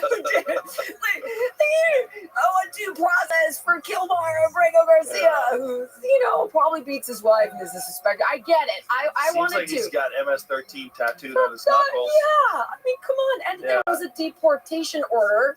Just say it. Like, so you see can't. The photographs that his wife puts out where she covers his knuckles in every picture? Yes. Yeah. Yes. Hilarious. I mean, so they deported a Maryland man and a father. That's what I was reading in the news. Same. And then you get into it and you're like, oh, wait a minute. Oh, hold on. And then they released the dash cam footage the when they arrested him. Not dash cam. Exact same thing. It's crazy, but it's just like you can't just go on narratives because these narratives are just designed to make the Trump administration look like monsters. I was giving an interview to this woman from the New York Times, and she's like, well, don't you see this? And I was like, I do see it, and I don't understand it, and I wish it would be different. But then you get into the lesser evils. I wrote her back, and I was like, I don't agree with my previous position based on the current information available to me now. Yeah, it seems like he's a gang member. But then there was that gay hairdresser that seems like just got roped up. I know. And what I have learned so far, because I've really been trying to get to the bottom of that one, because I don't understand why the left isn't leaning on that one. Right. The other guy beats his wife, suspected trafficker, you want to be outraged. This guy is a gay hairdresser. I guess he committed, I was listening to Tim Pool talk about this, immigration fraud. So that doesn't belong in an El Salvador prison. I agree with you completely. Also, he's not even from El Salvador, which is really crazy. Now, okay, hold on. Here would be the argument there. I think, if I'm understanding it correctly, is that if somebody can be deported, but they are withheld because of asylum, correct me if I'm wrong here, because they worry going back to their home country is dangerous or deadly, like Kilmar Abrego Garcia. Right. Because he's not a gang member, but he's afraid of being killed by other gangs that aren't MS-13. You caught that one, right? Boy. So it's like, I can't go home because the other gang will kill me, but I'm not a gang member. Nevertheless, there's a deportation order on him, so I believe that they can just send him to a third country, and that's not illegal. That's something I heard. Okay, so just the kid shouldn't go to it. You're right. Should not go to a fraud when you're a gay hairdresser. You don't throw him in a fucking concentration. You could not be more right about that. But tell me then, why is the left not hanging on? Why is he not the poster child? That guy. Yeah, that's his knuckles. Yeah. Look, people don't agree that means. Oh, dude, I've talked to two guy who's a gang expert. 2 separate courts agreed. I talked to a guy who's a gang expert who explained it to me. It's like, this is how it works. There's also an informant who confirmed. Well, there's different versions of MS-13, but that's what it means. Like marijuana, smiley face, Jesus, and then the skull. I'm just saying when I looked online. How is this the left poster child? Okay, you can look online, but I talked to a gang expert that told me that was explaining to me. And there's a bunch of different versions of There's gang 2 courts that determined he was an MS-13 gang member. The cops had an informant that was an extremely reliable source that said he is MS-13. The wife was like, he beats me, and then withdrew, I guess, but had filed a report. And had a protection order. Yes, the cops pulled the guy over with 8 guys in the car going like from Texas to Maryland, I think, or from Maryland to Texas. No luggage, no tools, and suspected him of trafficking. I mean, and again, I will simply say, if you didn't apply for a Why son, are they hanging their hat on this one and not the gay hairdresser? I'm asking you that. What is the latest on your the gay? sacrificial Yeah, lamb? because I heard Glenn Greenwald talk about the gay hairdresser, and that one seems the most compelling. I agree completely. But there's no logic in this world anymore. That's It's all kooky. Like whatever gets traction. You know, maybe it's because he's got kids. Oh, he's a father, a Maryland father. You know, like that's what it is. Like I keep saying, wrongly deported Maryland father. Like what? Wrongly? Why? Tell me why. What's wrong about it? He had a deportation order, Right. 100%, and then said, "I am worried that the other gangs will kill me," and so that's when they withheld the deportation order. But he can be deported to another country legal. That's the part that, if he's not a gang member, why is he worried about being killed by other gangs? I would just like this is the common sense piece that we. The whole I don't know. thing's I'd hang my hat on the gay hairdresser guy. It's kooky. I agree with you. It's like it's also like imagine, you know, inheriting this problem. Like you've had open borders for 4 years, and they've let thousands and thousands of potential criminals in here, if not millions. They've let millions of people. Who knows how many of these people are suspected terrorists? It's not just one. It's not zero. Okay, so what's the number? I don't know. How many of them are gang members? Is it zero? No, it's not zero. So they let in gang members. Okay. How many of them are in the cartel? Well, it's not zero. Okay, well, what the fuck do you do? What do you do if you want to clean up this mess that has been en masse for 4 years? Just flooded. Open borders. Not just open borders, but like busing them in, flying them in, giving them debit cards, giving them phones. Oh my God, interest-free loans in California. Yeah. Loopholes that Gavin Newsom has created to give them health care. Billions of dollars in My health care. friggin' third brother can't get a home loan and can't get health care, but he's taxed all. Like this. He needs to change his name in Mexico and walk across the border. I told him a couple of times. I was like, Greg, you know, burn the passport, babe. This will work. You know, he's half Latin. He's my half brother. Away with it. He looks the part. It is bananas. But it's all a political ploy. And the idea that they're not doing it to get votes is crazy. Because that's what they're doing. The reason why the vast majority of them get moved to swing states. Like, they're doing it on purpose.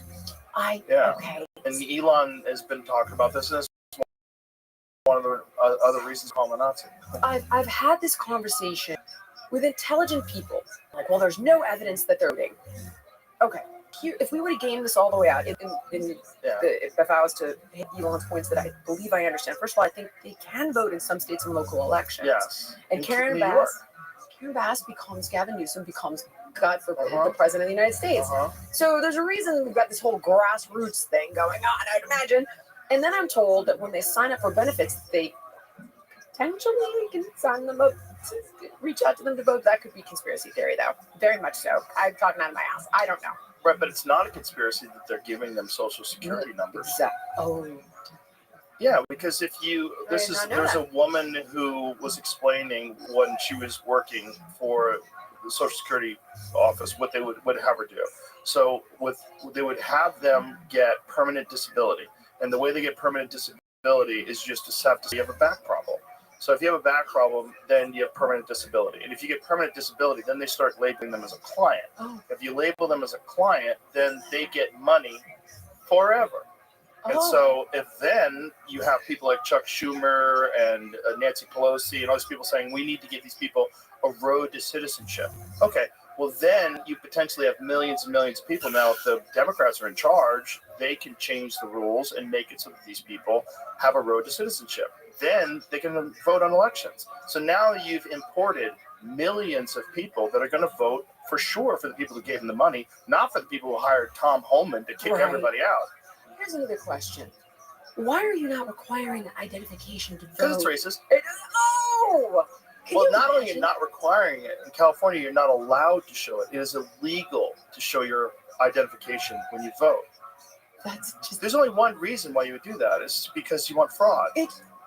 What would be exactly when I asked people who are on the other side, I'm like, game this out for me. Steel man this argument. What is the See logic? Kathy Holtzschild's logic about that? No. A lot of these black kids, they don't even know what a computer is. Oh, I have seen that. Oh my god! And I saw the black guy making fun of her. Yes. Dancing They just around like the running around the computer. Oh Like, what my is this? God, which is the most racist The thing most that you could racist thing. possibly say. By the way, every fucking kid has a computer. They all have phones. Did you see that video? I think it came out of PragerU, where they were saying, well, you know, black people don't. It was like they don't have access to ID and figure out same thing. Yeah. It's the most So racist. disgusting thing, It's crazy. racist thing You tell me that that. you can say. What about poor white people that live in West Virginia? It's so gross. Dirt poor. You know, like, Staggeringly gross. it's crazy. Okay, how about this one? I've also been told that the more people you have in a census, it doesn't matter if they're Yes. legal citizens, Right. you get more representation. Yeah, you get more seats. Well, then effectively, you can make a president a lame duck. You've got Right. Exactly. And that's why California's losing seats. Because people are escaping. Yeah, that is what it is. It's escaping. I go on record as saying I am pro-legal immigration. Well, I'm the grandchild of immigrants. My whole family course we came are. from Italy and Ireland. Unless you're Native American. And when you appreciate the ways in which legal immigration enriches a community, stimulates the economy, and you can control the flow, and as Sad likes to explain, they support their host community Yes. when they're brought in legally. Yeah. But when it's illegal, it overwhelms the infrastructure. You bring in criminals, you don't know who's here. Suicidal empathy.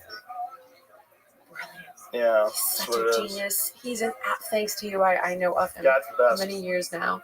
And he's an absolute genius. Yeah. He articulates it like no one else. And he's, seeing the rise of anti-Semitism in Montreal right now at a staggering rate.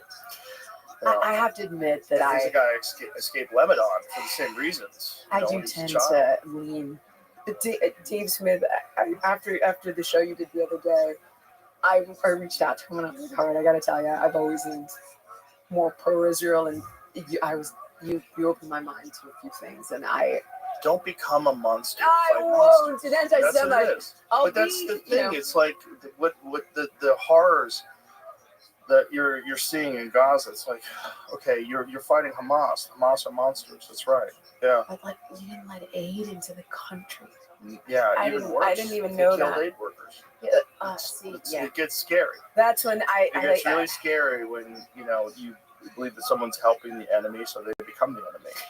and it's not that you don't like Jews, but like, I'll preface by saying my grandmother ran from the friggin' Nazis, and according to my 23andMe, 30-something% Jewish. However, I don't necessarily like Netanyahu, and I don't agree with a lot of the ways he's handled it.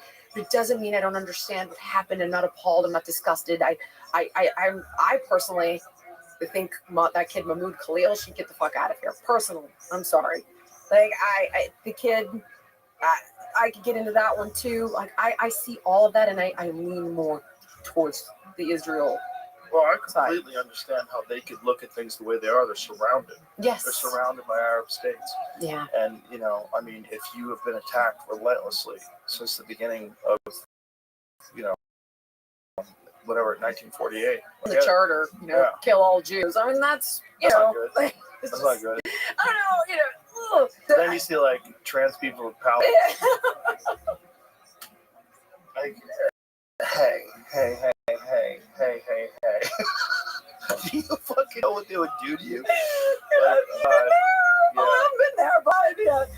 It's complicated, right? The world is a very complicated thing. It's a nuanced conversation as well. I gotta tell you, I was riveted by that debate, and both of them made excellent points. I learned a ton, and changed my mind on some things. Like I friggin' loved it. I thought they both. I'm sorry. At the end of the day, I thought they both made great points. Mm-hmm. I really did. Yeah, for sure. I just wish that Douglas didn't misrepresent certain people. I understand. Like Daryl. Like the Daryl Yeah, gentleman. Daryl was crazy. I actually never saw that show with him, so I wasn't able to fully comprehend the accusations. And simply thought, like, you can't gatekeep information, and if somebody's going to believe that if this was in fact the truth, right, and he was this guy that was saying Hitler was innocent, or not innocent, but the lesser evil with regard to Churchill versus Hitler. He definitely wasn't saying that. But what he was really saying that apparently historians also agree with it that Hitler kind of hid his anti-Semitism early on.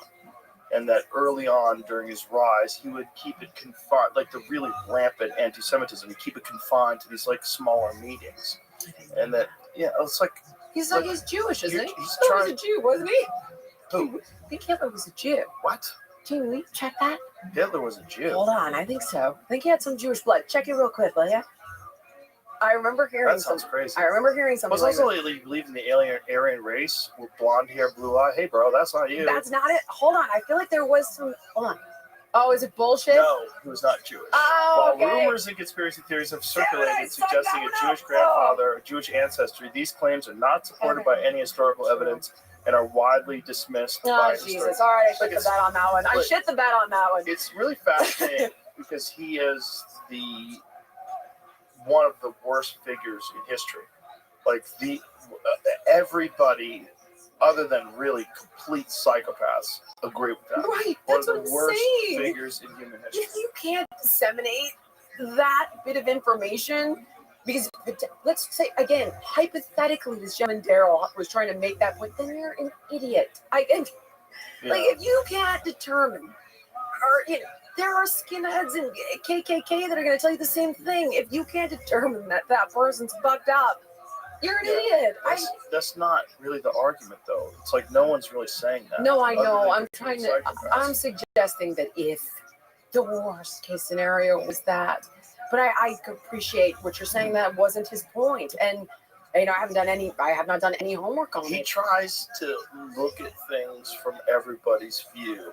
He tries, like, imagine you're this person. Imagine you're a German citizen, and you've just gone through World War I, and the whole world hates you. Like, imagine this. And then the drug thing is a big part of World War II. It's a giant part of it. Like, the fucking whole army was on meth. That is so crazy. That is so fucking crazy. Really, you should read Blitzed. It's really fascinating because they had like a over-the-counter meth that you could buy. It was called Privitet. Yes, the candy thing. What's it called? Pervitin. Yes, Yeah. I remember seeing that on It was your everywhere. show. It's nuts. And it was like a little candy tin. Yeah, they You were still all get eating it. meth. Super productive. That's why they have such great engineers. They're like, they're fucking dialed in. You know? This is true. Okay. Oh God, damn. That's bright. That's a lot of dark spots here. There's a lot of darkness in human history. A lot of it. A lot of evil. A lot of horrible consequences and a lot of lessons that we really learn but then unlearn. And that's what people are terrified of with this like Hitler apologist perspective. Like, don't unlearn this one huge fucking lesson that, look, a guy like Hitler can exist. They can rise to power and become monsters and destroy countless lives. Like, it's impossible to really quantify the amount of damage that guy did. Don't unlearn that. And I get that. But don't also label someone as someone who didn't learn that when they're talking about it, openly, discussing. I mean, Daryl talks about what a fucking psychotic, drug-addled monster Hitler was all the time. Like, it's part of his stuff. But you would have to actually consume his work. And Douglas admittedly never listened to him. He was just taking this narrative, this like very reductionist narrative that's very incorrect, and just saying it over and over again and saying it on Bill Maher to applause breaks. But it's not what he's saying. And it's stupid. I did see that in this content. It's okay. But I was like, oh no. It's not, it's not correct. I hear you. Do you find that you fall victim to that sometimes? I see myself do it on occasion where you hear a narrative. Oh yeah. And I don't dig deeper on it, and I've been guilty a couple of times. I apologized to Bobby Kennedy when he came here because I said I believed everything about you before I read your book. I thought you were this kook who doesn't believe in vaccines and he's an anti-science guy and a conspiracy theorist. And then I read The Real Anthony Fauci. I was like, oh, that book's fucking nuts. It is. And by the way, again, said it before, say it again, he would be sued if it wasn't true. And it is true. Yeah. And what he did during the AIDS crisis. And I know that they gave him up from everything from 2014. Weird. Where did they choose that date? Where did they choose that date when Obama had decided to get rid of gain of function research, and this motherfucker was like outsourcing it? Yep, it was. Yeah. You know what's crazy? We're still not having that conversation. No. Not in any meaningful way. Well, at least it's in the White House now. That page is very comprehensive. But it's alright. Go to that page again because it's kind of Is it hilarious. really? Because it Trump's in the middle of it, like walking, like he's getting shit done. Oh, Like, you see it? You see I've the? not seen It's it. like that might be how Oh. they tricked him into putting Well, this he page lifted the out there. moratorium on it. That's the irony, I think, didn't he? Oh, Obama put a moratorium on it, and I think Trump lifted the friggin' I moratorium. think it happened. Oh my Yeah, god! look at this. Look at this. Stop! And This he's is like, awesome. I'm here to take care of business. I got a serious look on my face. And why are they like the true origins of COVID-19? Like COVID signed it. Oh Like, my what is that? god! Why is it a signature? You know what? Callie posted this, and he's like, "Can any scientist tell me what on this page isn't true?" And I kind of thought this was a joke. I thought it was. No, scroll Oh and see my the whole God. thing. It is explaining the whole thing. The virus possesses. Scroll up. Virus possesses biological characteristics that is not found in nature. In italics. Data shows that all COVID-19 cases stem from a single, in italics, single introduction into humans. This runs contrary to previous pandemics where there were multiple spillover events. Wuhan is home to China's foremost SARS research lab, which has a history of conducting gain-of-function research, gene altering and organism supercharging at inadequate biosafety levels. And this is where Fauci, they could get him on perjury because he was, when he was being questioned, when he said famously to Rand Paul, Yes. "You do not know what you are talking about." Yep. Yeah, look, there's a photo of him with his hand, with his. You've read the email where his team Yes. obviously is like, "Yo, listen, this is highly Clearly suspect." gain of function research. Yeah. And then after he communicated with them, they all changed Yeah, their for the opinion. sake of science and global harmony, let's not pursue this path. And then the nature study came out, and that's Yeah, so you This can is- download the House oversight. crazy. That looks like a report my daughter would put together, by the way, for high school. Yeah, it's so crazy. But what's even more amazing is that each and every one of those points is exactly what Brett Weinstein laid out on your show in March of 2020. Yeah, And Yeah. I remember and he was labeled a grandma killer. I pulled the freaking car over and started Googling shit on the Mhm. side of the Pacific Coast Highway. Yeah, And that was my Neo moment in the Matrix. That was it. I was forever going. Took Well, the red pill, I'm glad you took it. and it was over, I'm man. glad you're on the right side. Thank of you, sir. things. Thank you, sir. But thanks for being here. I really enjoyed talking to you too. It was a lot of fun. Thank you for having me. Keep fighting the good fight. I will. All You right. too. Thank you. All right. Bye, everybody.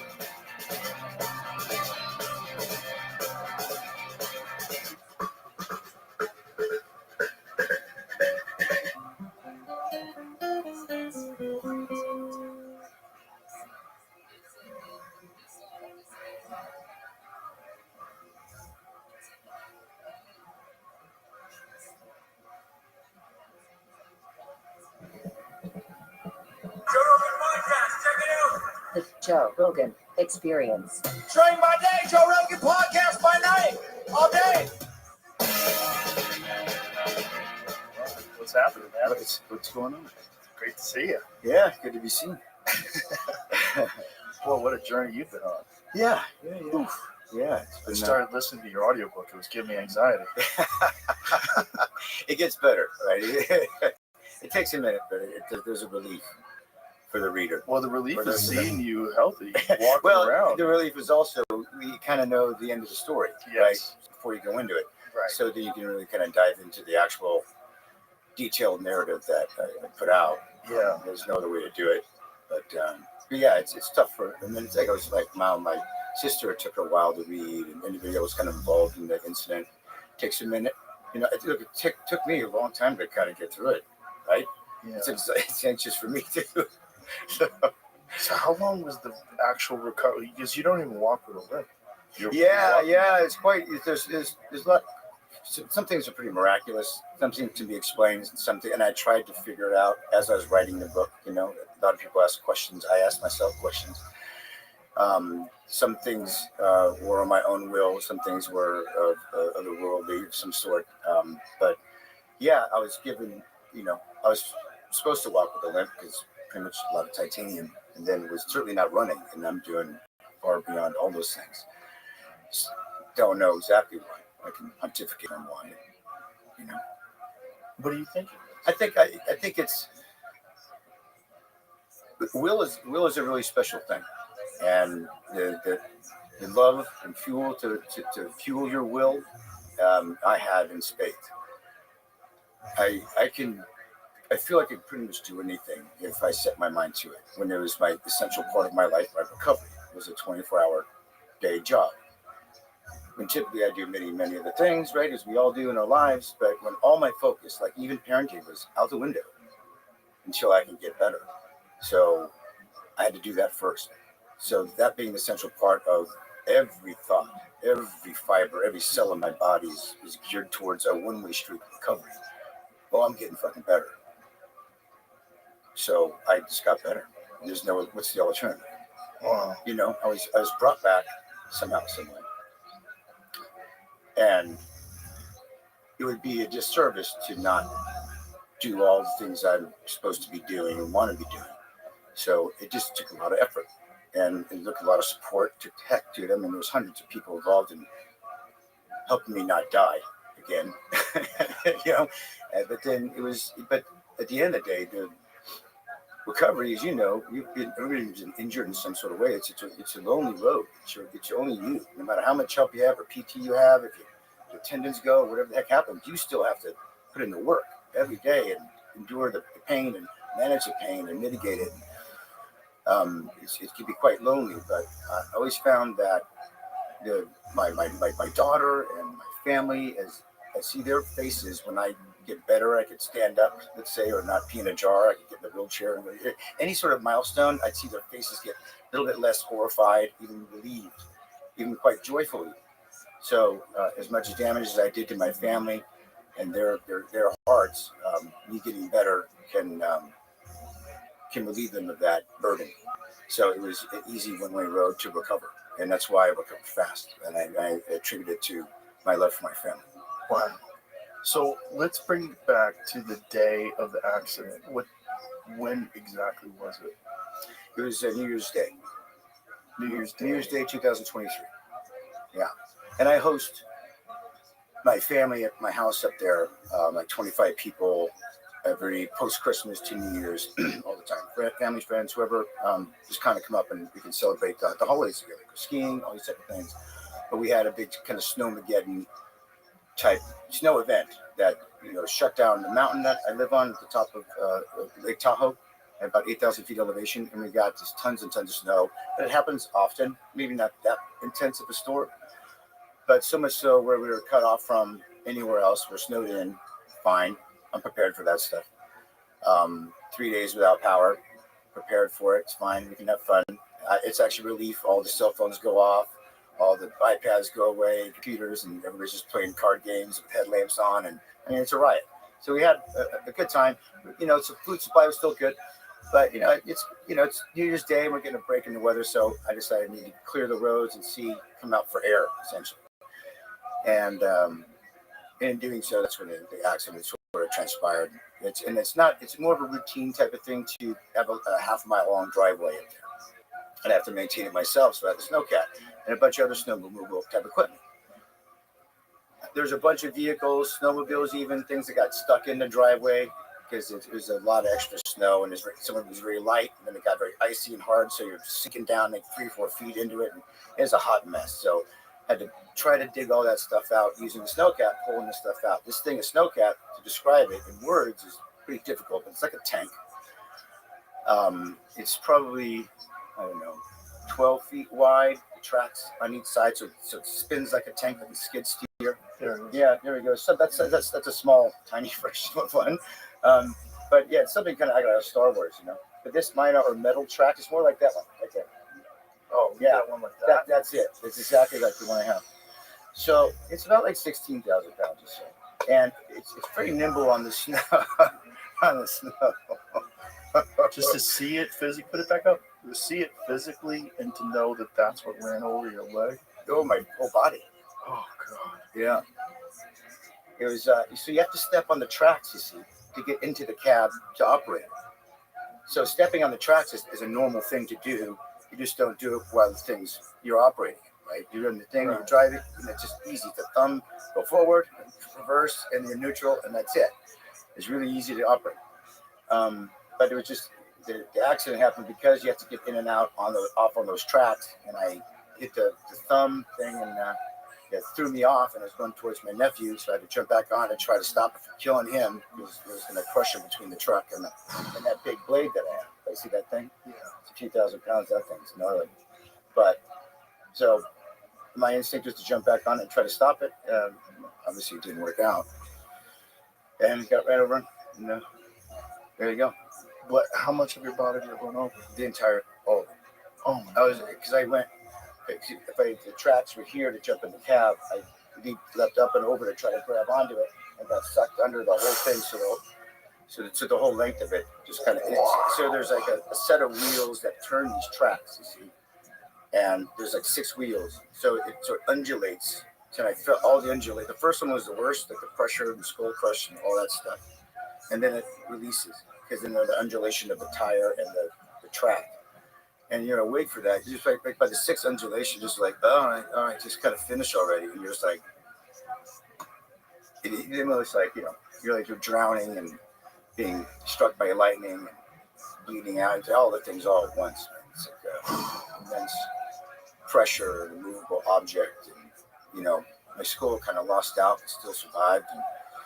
And, your skull. Yeah. It's like it's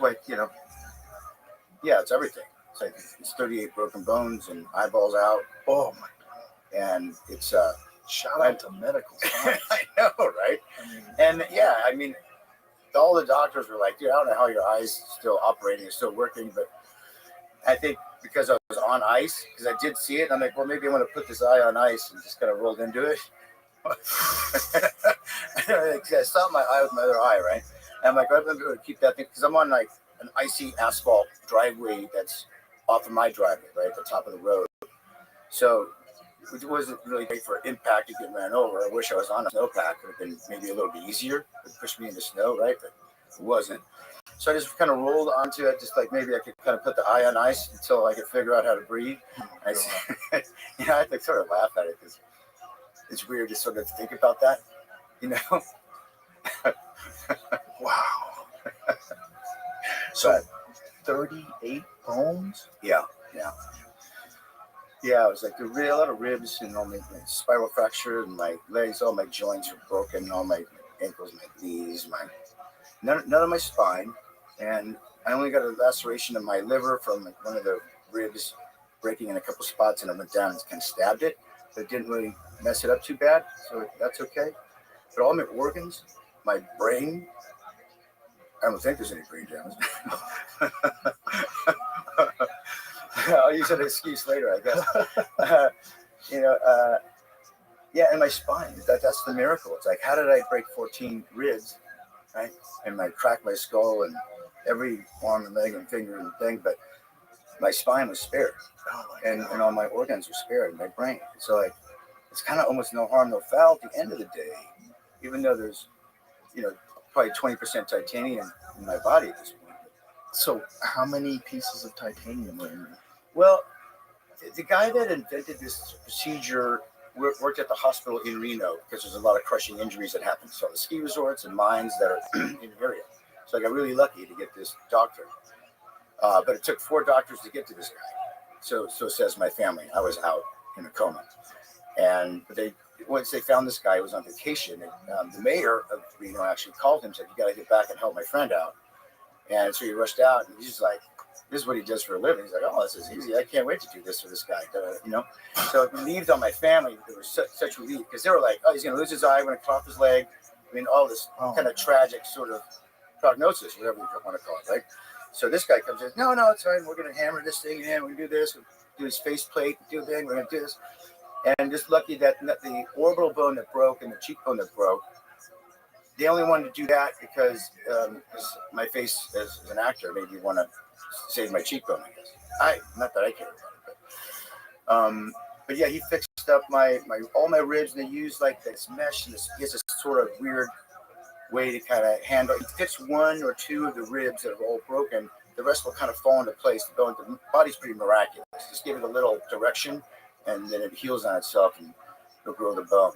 So it's not as much titanium in my ribs as one might think for all those breaks. It's only, I mean, it looks like rebar, right? And like a lot of my body's like. Do you have an X-ray? Yes, somewhere. Yeah, somewhere. Is it online anywhere? Where we can see it? I don't know. I don't think so. I could ask my sister for it. She's showing everybody that thing. It's pretty remedial looking. It looks like like I had a hammer and a 2x4 and some nails, and that's what it just looks like. It's very like, why is there a nail and two screws? And it's carpentry 101. There's nothing like, I think the guy that, so I had like screws in my skull and my jaw, because that broke in 3 spots. And the guy took it out. Somebody got from Home Depot. Literally, it's like it just took it out. I'm like, dude, it's squeaking like it's in wood. Did you numb it or something? I almost knocked this guy out. It's just like, it was unbelievable. And I was always kind of half in the bag mentally, just kind of, because it takes so much mental to deal with like pain management, and it's emotionally exhausting to deal with like so many different things in your body. So I'm always kind of half paying attention to things. Like I'm much sharper mentally now because I don't have to mitigate so much inflammation, pain all the time. So I can kind of be here and laugh with you. But back then, when this guy was, I almost sucked this guy so hard. Yeah, glad I was really happy to. That was a great milestone for me to get these screws out of my skull. Jesus. But that was worse than getting ran over by the snowcat. Really? Yeah. In terms of pain or just discomfort? Well, no, it wasn't so much the pain. It's the haunting images of feeling my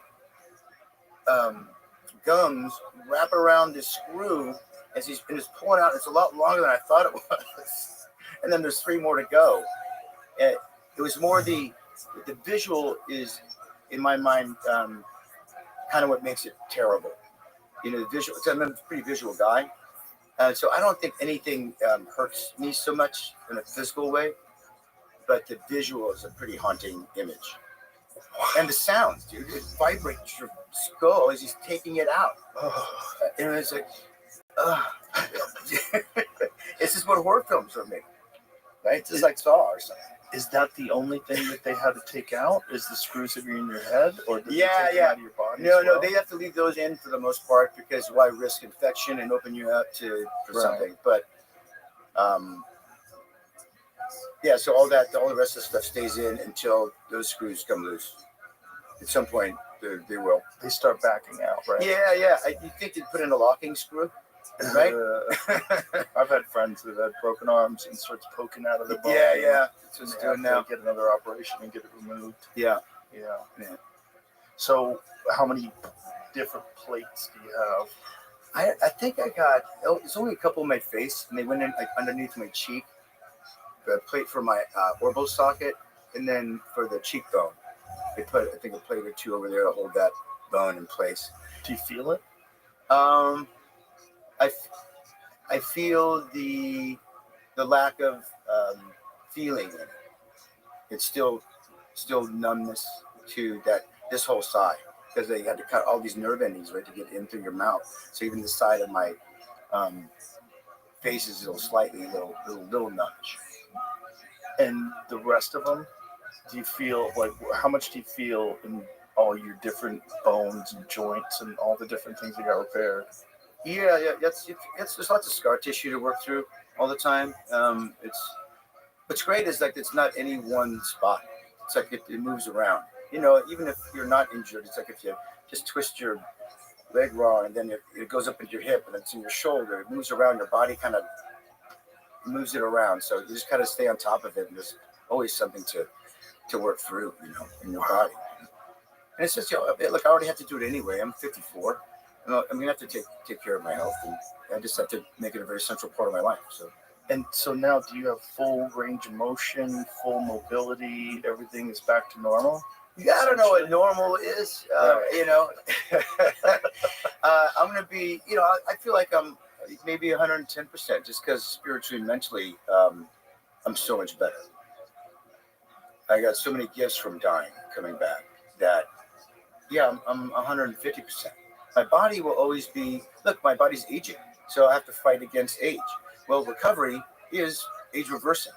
It's the same stuff that people are doing just to reverse age. I just do it just because it's my recovery, and I have to for the rest of my life, just to prevent inflammation and discomfort and swelling, things like that. So when you have so many broken bones and so many broken joints, what is the recovery like? Like, how did they even get you moving again? Day by day. Day by day. Yeah, it's just as soon as I got home from the hospital, the PT there and working to just move, keep things moving. You have to, otherwise you lose it. You'll lock up or you lose it. Seeing you walk around today in the studio, I would have no idea. Yeah.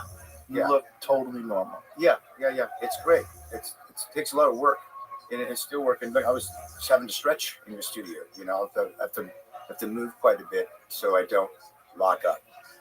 After a good night's sleep, it's like it could be a little stiff in the morning. I have to do some stretches and things like that. But I think if I didn't get in the accident in '54, I'd probably have to do it anyway. Right. So feels good to have to force the stretching, I think. Aging. And so just day by day, so you're completely bedridden initially. And how long does it take before you can sit up? I don't know. It moved pretty quick. The randomly with the punctured lung and all this broke, the shoulder, collarbone dislocation, all this stuff, that healed pretty quickly. But that doesn't require gravity and force under your legs. Like your legs have to take, right? So that took a little bit longer. The legs, both ankles, right? Those are under trauma and plates in those. This is all a pipe, essentially. Piece of rebar, my whole lower leg. So that took a little bit longer. But the ribs, ironically, it was only painful for I feel like a couple of weeks. I also had these like plastic suitcases for my lungs. They had to let it bleed out, and this stuff was going in. I don't know what goop was in that thing, but I had to carry those things around for a while. Once I got rid of those, I was kind of sitting up a bit more, and I felt good once I was kind of sitting up. But there's still, as you can imagine, so much trauma, so many places. But I think the longest it was really getting up to stand up, to walk, to get all your joints to work properly again, to relearn to walk, relearn to move, because you really kind of have to. A lot of atrophy, as you can imagine, that happens. But I was standing up and moving around. I got into a chair probably, by February, after like 3 weeks. Wow. And the more I can move, the faster you heal. You get more blood flow. You get your body to work better. Help with my attitude and will to get out and sit up. All the things. Each of these things are like milestones, and I was just like, and then move forward to the next thing and set a goal for myself. Even if it was just like to sit up and like turn, or I didn't have to set such big to reach too far to keep my confidence high. So because I keep reaching these goals and just kept going and going, and I find myself, again, it's 24 hours a day. So what do I have to do today? Well, I don't even have to ask. I just gotta get better. And it just kept going. And with whatever thing, and there's so many things to attack to get better. It's like I never got bored. I just had all these bands and stuff. I remember in a wheelchair, and I'd run around like this desk, and I did like a leg press. All these like interesting ways to try to strengthen my body and get better. Whatever wasn't, anything that would work, I would do it. I said no to nothing, said yes to everything, and let's try it. Let's do it. Took in everything. They say that is one of the more difficult things with stroke victims, is the will to do the exercises to force yourself to recover. Yeah. Because so many people just, they've never done that before. They've never pushed themselves before. They don't, and there's this tendency to just kind of give up. Some people out. Yeah. it's part of the reason why I wrote the book. Is maybe people, because it's a lonely place where people are struggling in recovery, and when it's a lifetime recovery too. I hope they can find something they can grab onto. Like if this guy can overcome this, I can get out of my own way here, and maybe not think of it a little differently.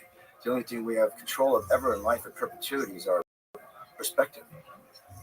So, I could easily go be victimized and, Right. cry about it and like, oh, my career is over and that. And it's not even part of the narrative. It's not even in the conversation. It's like I'm getting better every day for the rest of my life. That's it. Wow. There's only one way to go. What's the alternative? Joe? Right? Yeah. What is the alternative? I keep saying that to myself. What's the alternative? I'm not going to stumble around through life. Right. I'm back here just to suffer. That's not happening. I'd say unplug me. I'm done. I'm out of here. It's way better being dead.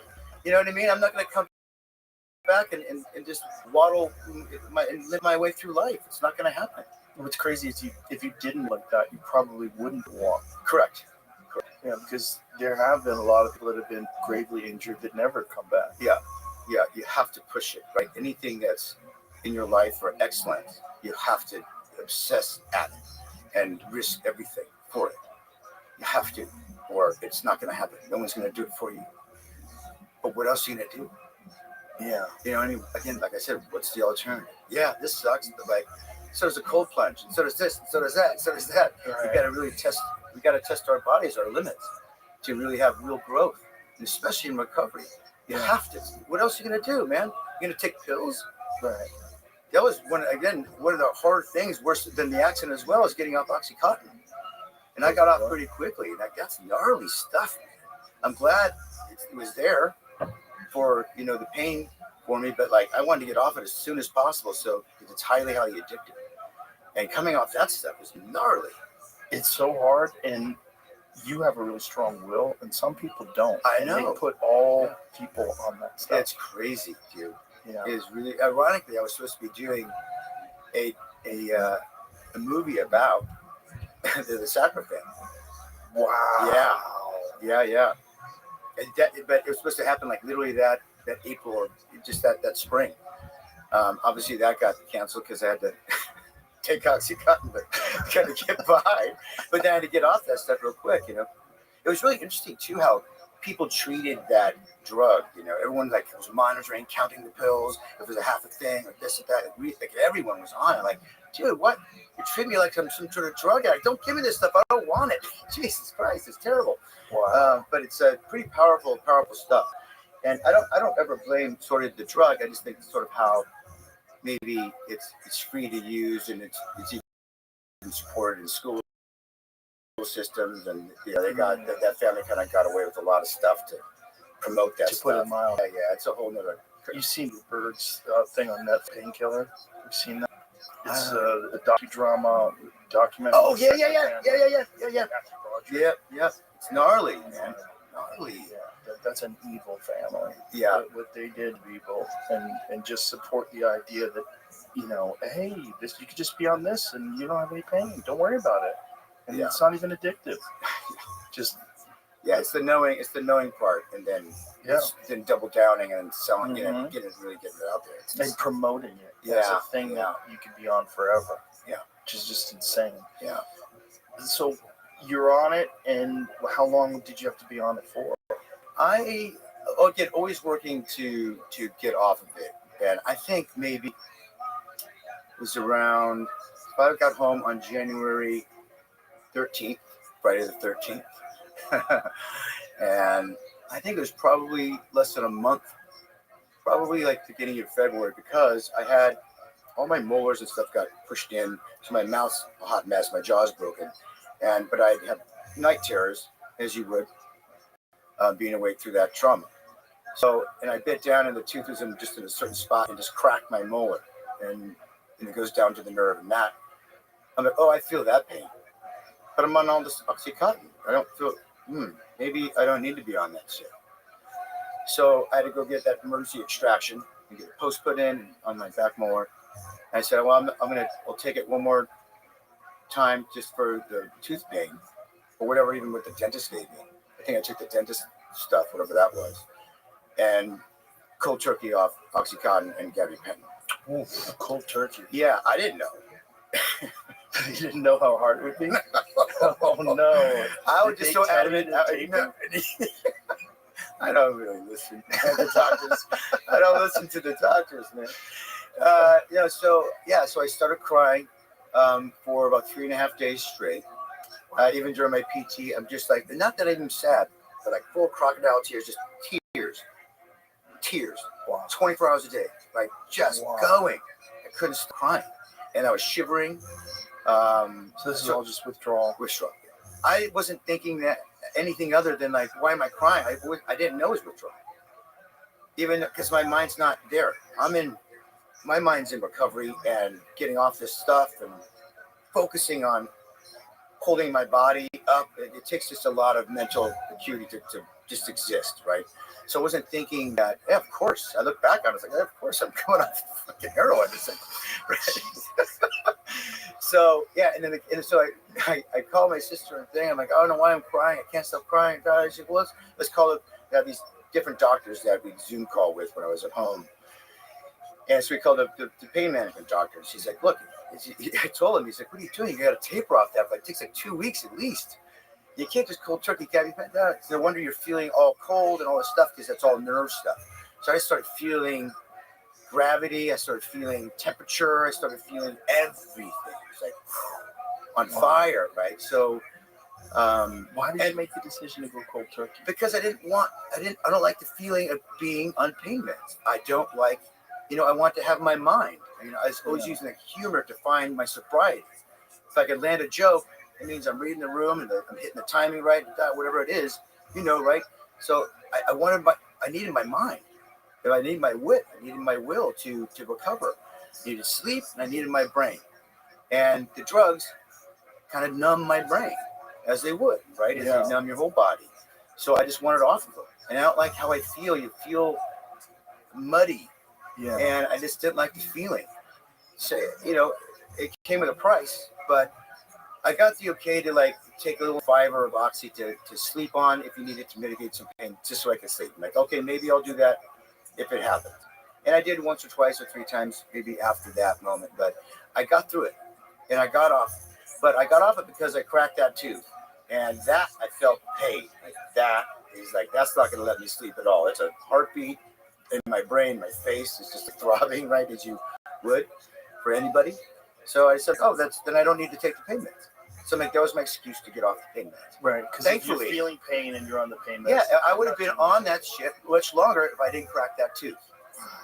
Because I wouldn't have the will to say like, let's get off this stuff, right? But it took that. I'm like, okay, well, I don't need it. I had knee surgery in '93, and they gave me something. It was either Percocet or Vicodin. I don't remember what it was. And I took it one time. And I felt so bad. I felt so stupid. Yeah. I remember being in my apartment in New York, just so dumb, and just thinking I'd rather be in pain. Yeah. And so one day, I took it one day, and I'm like, that's it. I'm done. Yeah. And then I sold it. I sold my pills to this guy, Jeff, at the pool hall. Such a dirtbag. It was this dirtbag guy that I used to hang out with at the pool hall. He had a bandana on, long hair. He was a hippie. He always sold drugs. And I sold to him. He's like, I'll take it. What do you got? Yeah, what do you got? And then I had surgery again. I've had a bunch of different surgeries for jiu-jitsu injuries, martial arts. And things, The second time I had surgery on my knee, I had a knee reconstruction again on my other knee in 2003. I didn't dig anything. I don't want nothing. I'm just going to just deal with it. And maybe anti-inflammatory or something. And it's really I didn't even take that stuff because I don't think that's good for you either. Yeah. You're gonna be in pain no matter what. It's just gonna dull it a little bit. I'd rather feel it all. I agree. I agree. Accustomed to 100%. it and deal with it. Yeah. That was like back when I had my wisdom teeth pulled out when I was like 20 or something. That's pretty gnarly surgery, right? And they give you like codeine or something. Mm-hmm. I just puked on that and said, no way. Took one pill and I never didn't sell it to anybody. Isn't it astonishing that some people? Yeah, people party on it. They'll go drinking, like to Vicodin and all that stuff. It's just the opposite for me. I just can't. It's just my body doesn't agree with it. Yeah. And I'm glad I don't like it. I had a friend of mine who's a musician, and he would write all his music on Vicodins. And I was like, "What? How do you do that, man?" Like, I took it, whatever it was that I took. I can't remember which one it was, but I felt like a moron. I just felt like I had like 20% of my brain. Yeah. And it was just this dull, like wet cotton stuffed in my head. Yeah. But I mean, I guess maybe it's just like different biology. Maybe different people react to it differently. For sure. It wasn't for me. Yeah, I agree. So, how long did it take for the withdrawal to subside? By the time I got to that Zoom with the pain management doctor, he said, like, well, don't do that. You should taper off. Like, well, I'm already off it now. I've come off the crying train. Especially because he also made sense of it for me. He's like, so it's like day 4 by the time I talked to him, and it just helped me make sense of like why I was feeling the way I was feeling, because it felt like a setback, right? You know, and because there are setbacks in recovery, but this felt like a real setback. Like I couldn't grab of why, and I'm pretty in tune with like my body and my emotions and my everything, and I just couldn't grab why I was. It's so obvious. Yeah. But then, I'm not the one really administering this stuff. My mom just giving me the pill and doing peptide injections for me and, rebirthing me, taking care of me. So peptides were you on? Oh man, if I look back, I don't know, I was getting three mLs, so 3 loads, and they were all mixed up. So as you would, probably say a lot of the same ones that I'm on now that I continue, and I rotate in and out of different ones. For BBC 157, Thymosin, all those, AOD and MOTC, and I have to do a lot of blood work because my hemoglobin was at 2. Whoa. Yeah, that was what it was going back to work, back to Mayor Kingstown. Crazy, yeah. It's like the blood of a dead man, essentially. I just got no energy. So then I started really working with my blood panels, big, giant, wide, 16-vial blood panels. And that started to be my new course of recovery, of the cellular way, in the blood way. And that's where I really started to get strong. I was moving around, I was mobile, all the bones are healed. By this time, it's like a year's gone by. But now I started working on cellular and blood health. And that's when I got to, like, the skin started to look great, and, because your blood tells you what your body's producing and not producing, right?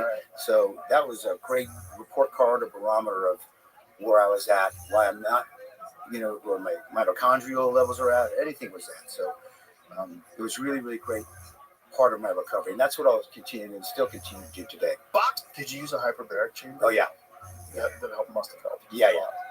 What it did for me, it's not something, I don't think there's many things in my recovery that you do that feel good. It just doesn't make you feel shitty. Right. Right? It's like you're building a mountain, one layer of pain at a time. Yeah. So, but hyperbaric is great. It helps with lactic acid when you're working out. It's, it's all the oxygen you put in your body is a great necessity. It's, again, another one of those things that are even age reversing. It's kind of also disease preventing. Right. It's amazing.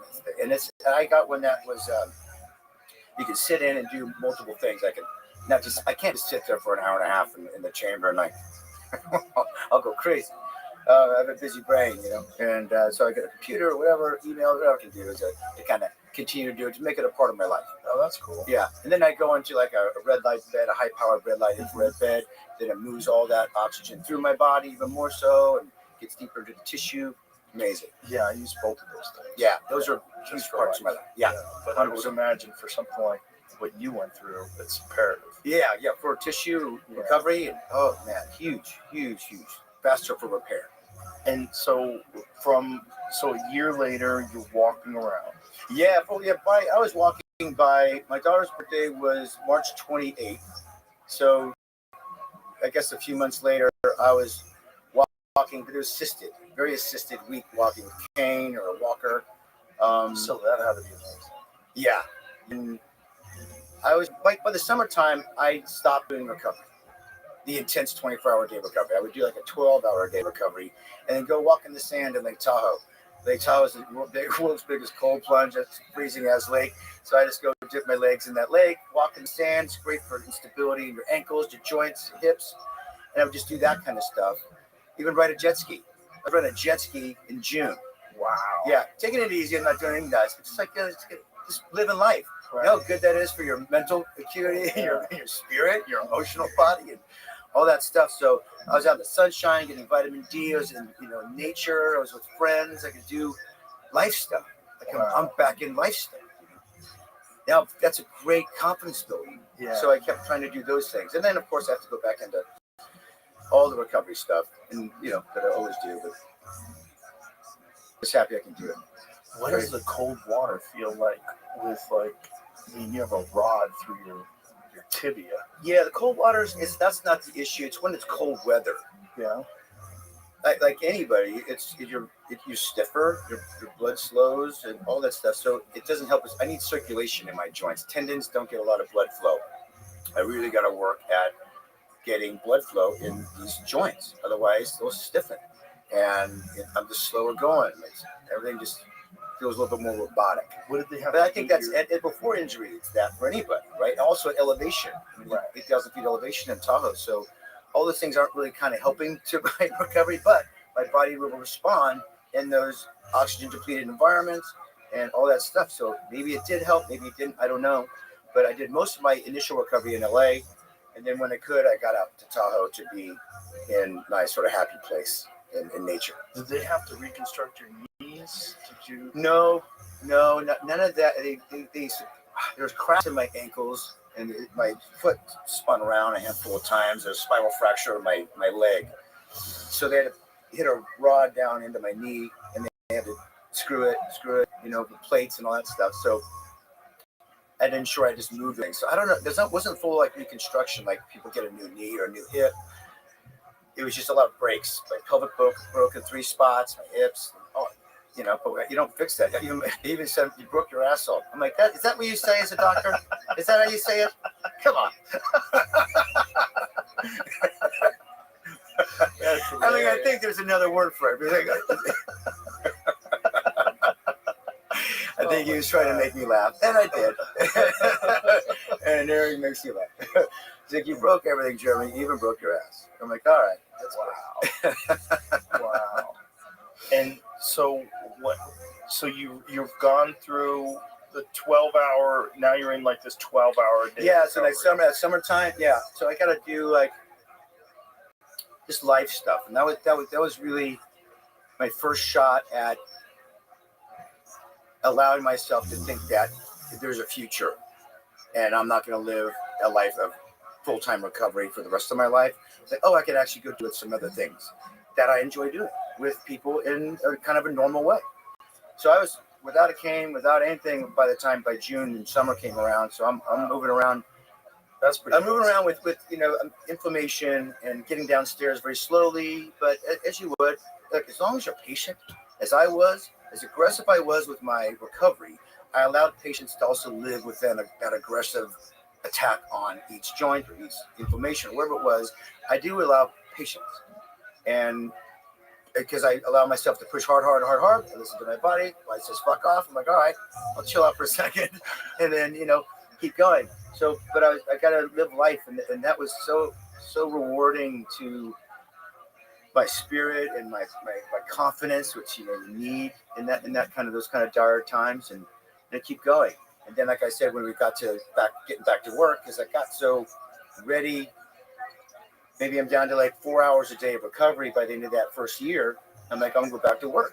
I need to get back out into the world and use life as my recovery, and still only spend 4 hours a day on hyperbaric chamber, red light, whatever the heck I could do to mix it all up.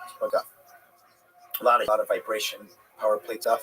That was really great for numbing the nerve endings, like back of my knees, back of my ankles, that kind of stuff. I don't know if you ever used that stuff for. No, like what are you doing? I used to have this thing. God, what was it called? It was a thing you stand on it. It's like it would shake you. Yeah. Vibrations. Yeah. Yep. And then slow it down. Yep. And make it fast. Yep. It's like that. Yeah. And that really was great for numbing like the back of my knees that really still ache, and back of my ankles just so it's not quite so sensitive. Mm. I don't know if it floods the nerve endings with blood or whatever that it does, but it just kind of numbs it out. And I can go to sleep on it. It's great. It's beautiful. I used to have one of those at my house in LA. I don't even remember what it's called now. It was just some machine that had a bunch of different programs. Yeah, power plate. It's probably a power plate. Well, power plate I think is the one that you work out on. You can, yeah. This one was a little different. This one was would just shake you at a bunch of different frequencies. Oh, interesting. You'd stand on it, and it was supposed to just do a bunch of stuff for your hormones and endocrine system and all sorts of different stuff just by the vibration. Yeah. It helps me a lot. Interesting. For sure.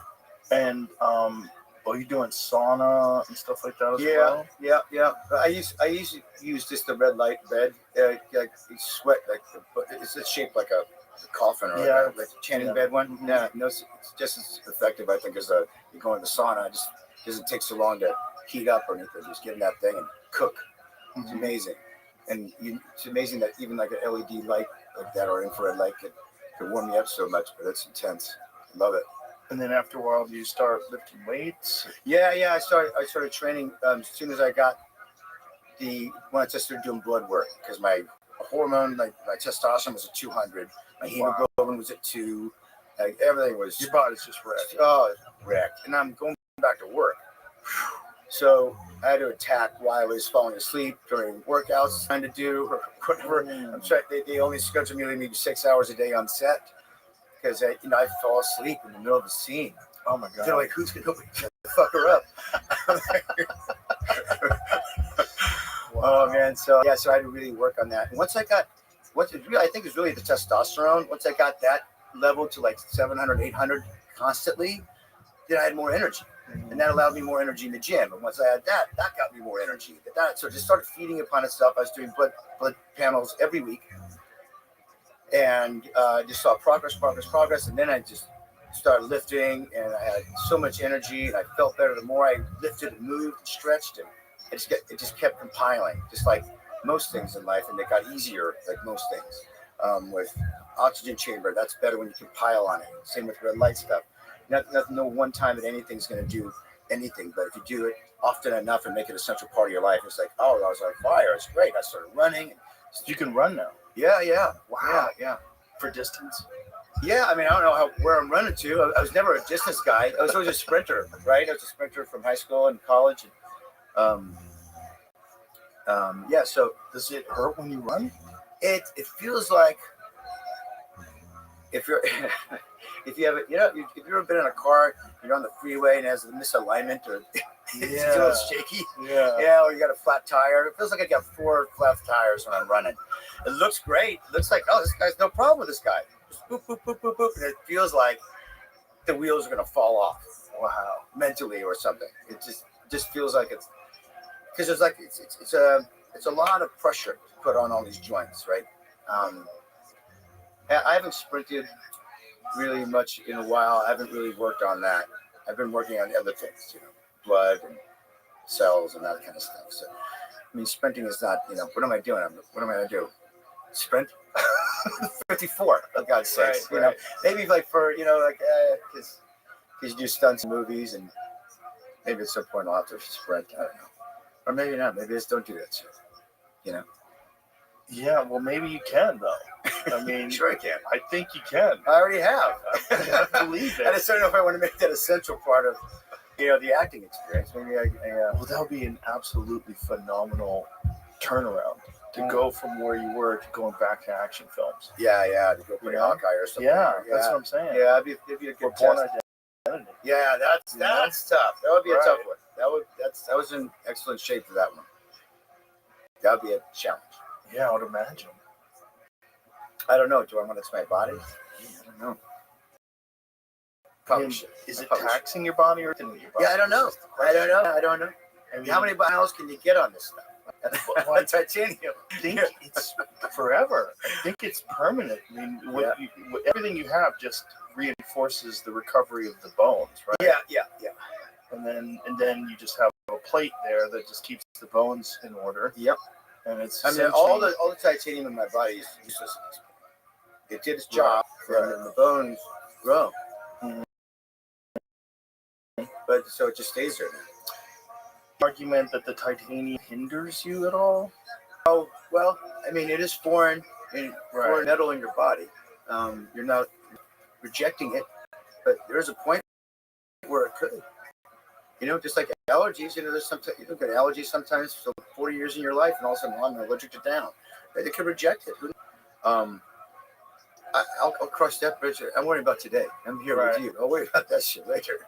It's just so impressive. Yeah, it really is amazing. Yeah. Yeah. Because at any other time in history, you're dead. Yeah. Any other time in history. Oh, yeah. 20 Connor. years ago, you're dead. Connor. Yeah. Look, Connor. 20 years ago.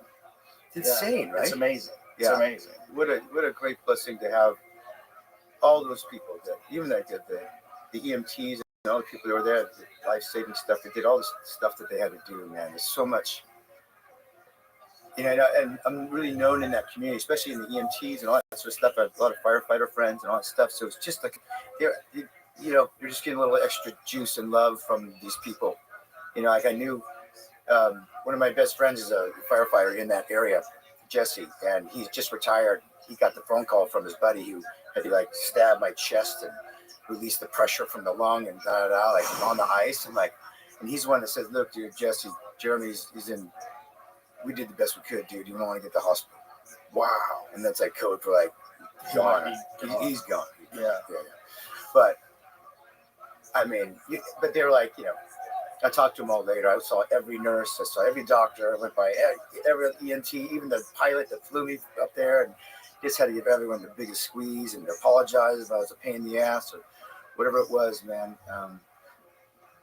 It's that reminds me of just why I'm back anyway, and what the only thing that you take with you is love.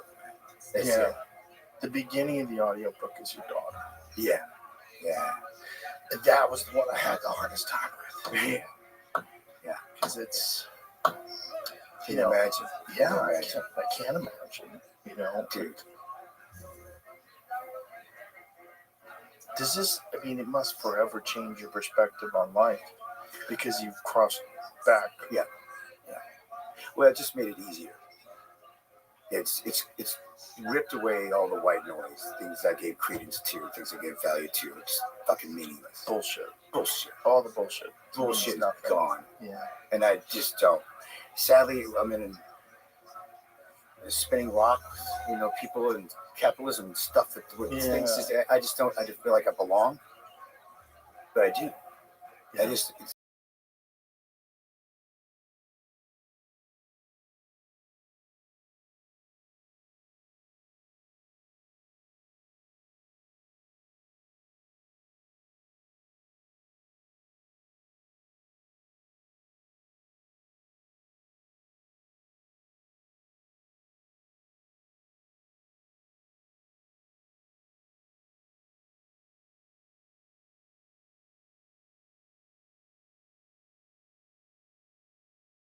Yeah. People do careers that they fucking hate. Yeah. Or they're in a marriage, they fucking despise, all this stuff. They're spending too much time doing what? Right. Why? Because of fear. Because of fear, get trapped. And too difficult to get out. And, you know, they get too deep and buried into some place that they get, I don't know, pick themselves in a corner. You know, it's quite sad. Yeah. You know? It is sad, but it's so. I mean, it's an amazing example that you can shine to the rest of the world, that maybe people don't have to go through what you went through to realize that most of what you're thinking about all day, especially if you're one of those people that's wrapped up in social media, most of the things you're thinking about all day are just nonsense. Yeah. Just total nonsense that's stealing your life. Yeah. I mean, it's one of the reasons why I wrote the book is I hope there's things that I learned and the gifts that I received from passing and coming back and overcoming, you know, huge obstacles. And a lot of people can identify with suffering and struggle. Doesn't have to be a physical struggle, but you know, it's a certain way to think and perspective to work your way through it. Yeah, because it is a lonely place, and I think there's something beautiful about the narrative of an author to a reader, or even just audio, which is even more intense because you get the 911 call and it's kind of dramatic in that sense, but like it's pretty intimate, and I think you can really move the needle for somebody Yeah. The more open and honest and vulnerable I am in sharing the narrative, the maybe more I have a chance of connecting with the reader or listener. No doubt. You know. Because the thing is about when you're in the middle of the struggle, it never seems like you're going to get out of it. Yeah. When you're trapped, Yeah. you feel it, and it's so difficult for people to trust the process or to trust that it will get better. And this is unfortunately why a lot of people end their lives, because they do not think it's going to get better. And you hear it from so many people that almost took their life or failed when they tried to take their life, and now realize, oh my God, I was so wrong. It does get better. I am better. Everything's better. And I just didn't see the light. I didn't see the light at the end of the tunnel. I thought there was just nothing but this feeling that I couldn't endure. Yeah. That hopelessness. Oh, Yeah. that weighs heavy, doesn't it? Ooh. You can't afford that. You can't give that power. You can't give that value. You can't. It's I think anybody can sink into that, right? Anybody can sink into that. Yeah. Anybody can sink into that. It's just so hard for people that have never gone through something before. If your life has been really easy, and then all of a sudden you're tasked with one of the most difficult burdens ever, overcoming the fear and the feeling of wanting to end life because you can't take it. God did it. Jesus. I think people need to suffer. It is an actual requirement of life. And this is the fiber, the DNA of love. Real love, true love, and perpetuity can't exist without suffering. It's impossible. We don't appreciate it. Yeah, you have to have suffering. Yeah. And suffering doesn't have to be looked at as a negative thing. It can be looked at as a beautiful thing. It's where real love comes out of. You know, all my suffering, there was real love in there. Everyone around me, just in this recovery, or in a loss I may have had from an uncle or a grandparent or whatever. You know, there's real love that comes in that suffering. You know, even though it can be a lonely experience. I mean, I look at it that way, and not as a negative, terrible thing, because it's just temporary. And it's not. Though. What's that? It's counterintuitive. In the negative term of it, right? Yeah. But we all have to suffer, right? I mean, it's part of the human experience, right? It's the Joe Rogan experience. I'm not suffering. I'm having a great time with you. But, you know, I don't think people welcome that or allow that to happen in their lives and let it be okay. That the suffering that we suffer, like that the hard times are the building blocks to who we are. It builds resilience. Yeah. It builds character. Yeah. It builds all those things. Yeah. I remember one time, and this is a minor suffering in comparison, but one time I went on this hunting trip on Prince of Wales Island, which rains like 350 days a year. And so we were up there for a week just getting drenched. And, you know, you're camping, so you're in a tent, and you think, oh, well, I'll be dry in the tent. And you're not dry in the tent. There's no dry. There's no such thing as dry. I remember I turned my headlamp on in the tent once because I had to pee, and I was going to step out of the tent to go to the bathroom in the rain. And when I pressed the headlamp inside my tent, all I saw inside the tent was water vapor. It was just filled with moisture. There was just water, droplets, all flying around inside the tent. I'm like, oh my God, you're never going to be dry. There's no dry. And, you know, it's just miserable, but fun. I was with good friends. We had a good time. Then I came back to LA, a week later. And I remember I called my friend Steve Ranella. I called because he's the one who took me on the trip. And I said, dude, it's sunny out, and I've never appreciated the sun like this before. Yeah. I'm at a level of happiness that I don't think I've ever felt before. I'm just sitting outside with my eyes closed, just taking the sun. It was wonderful. Yeah. LA's always sunny. Yeah. You get so used to it. Yeah. It's like you're a trust fund kid, you know, like who can't appreciate money, right? Because you've always had it. It doesn't mean anything to you. But now all of a sudden being drenched for 7 days and being in that sun, I was like, and then it made me realize, like, oh, you need to suffer. You need to suffer. You're never going to appreciate this life, right? And either you voluntarily suffer, or you will suffer involuntarily because regular life will make you suffer. Yeah, very true. It's not. It seems sort of anti-human to want to do something to make yourself suffer, right? It doesn't seem very sort of characteristics of want to take the fastest route to get somewhere. Easy. It's just innate in kind of human nature to do that, sadly, and it doesn't, and that leads to a life of complacency and mediocrity. Well, if you look at life today, and if you look at society today, we have unprecedented levels of depression and unprecedented levels of anxiety and unhappiness.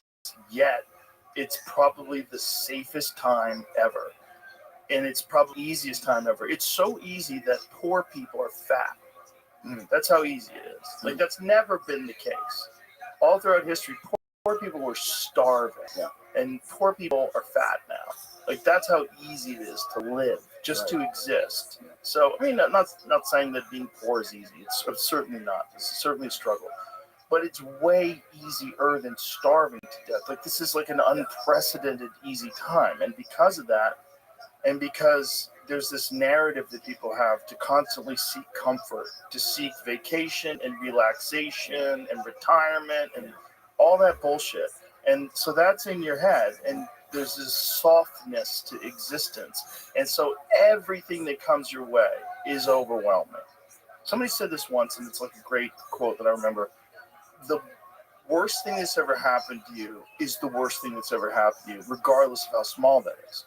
So if the worst thing that's ever happened to you is like, I remember my girlfriend broke up with me when I was 18. I was like, oh, I couldn't believe that I thought I was going to be with her forever. I was so sad. Yeah. And then I think back, like, oh my God, that was the best thing that ever happened. She was a nightmare. But back then, I thought, I was probably a nightmare too. But back then, I thought like life was over. Yeah, of course. But you have to get through that in order to appreciate life, to really appreciate life. But we have this bizarre narrative in our head that you shouldn't suffer. I know. And where does that come from? Because it used to be so difficult to live. And so you would try to find a time where it wasn't difficult. So then it became the thing that everybody focused on, chilling, relaxing. Yeah. You know, and the people that I know that don't do anything and don't take any chances and don't take any risks and don't exercise and just seek comfort are the most miserable, anxiety-ridden people I know. Well, that's they're dead inside, right? Yeah. It's complacency. That's the definition of complacency. But again, it's counterintuitive, right? Exactly. You think comfort is easy. It's Yeah. relaxing. It's nice. Yeah. But it's only relaxing if you've earned it. Yeah.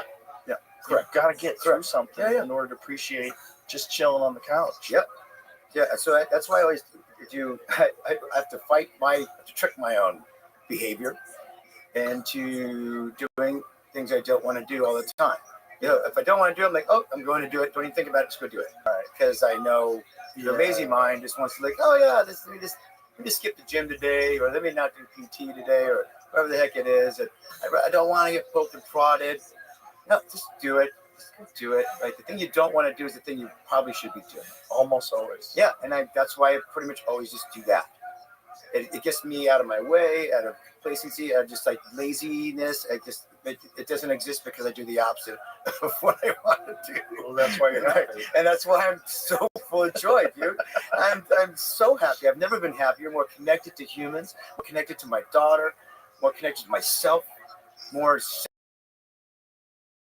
centered in my spirit.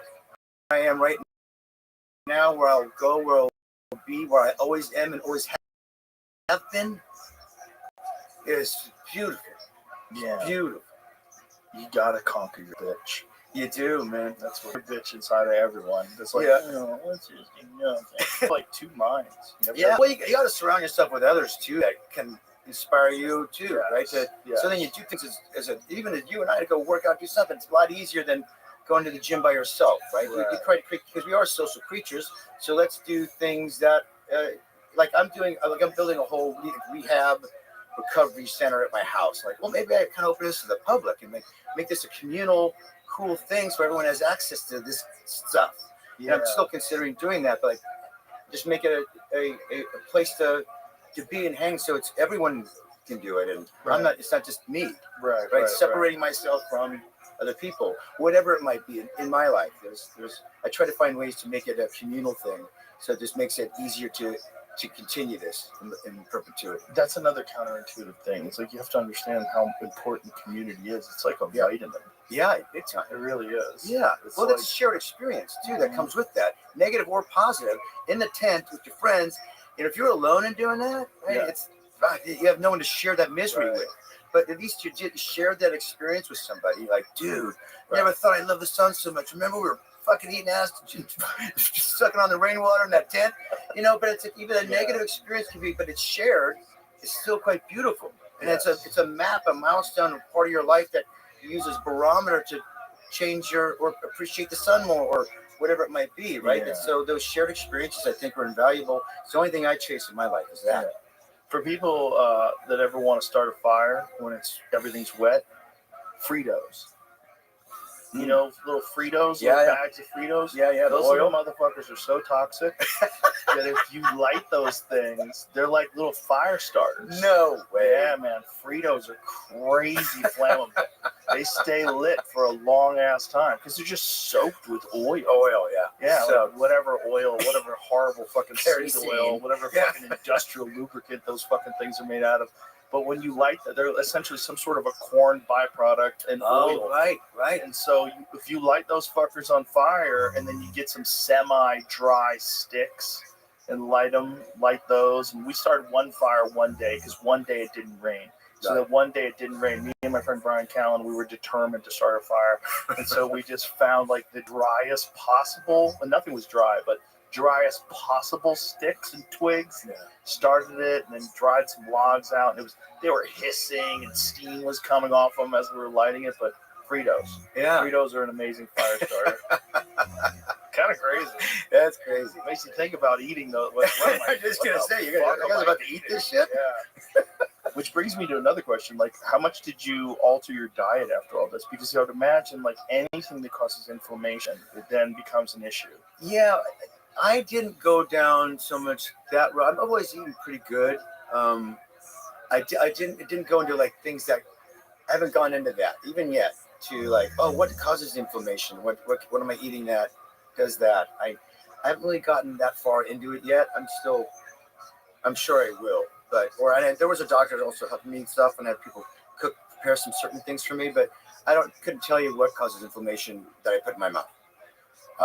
Could not. I mean, maybe if I have wine, probably does. And a little bit. Yeah, alcohol does for sure. Yeah. But I don't do. I really am good at moderating all things good and bad. So my body has a chance to sort of exist, and it's not forced. Too many supplements, too many peptides, too many anything. Right. All good stuff. I sort of just moderate. So once I got my blood right, because I was like 205 pounds. I never did more than about 65. And it's just all this surgery weight, and all this stuff, and it's hard to get off when you have your hemoglobin's 2. Right. I just have no energy. So also, you probably have to eat a lot too, because your body needs calories in order to help. That and it's good proteins too. Yeah, and also it's difficult to eat because again my molars got pushed in. It's hard to chew. I look fine, but to chew it on a nice steak and asparagus thing, it's like this tough. It's tough for me to get through. Still to this day? Or no? It'll be forever. I can't fix it. If I start to move those molars again, they'll probably fall out. Oh wow. Yeah, and I'd rather keep them and just be uncomfortable. So they just pushed in. Yeah, this side.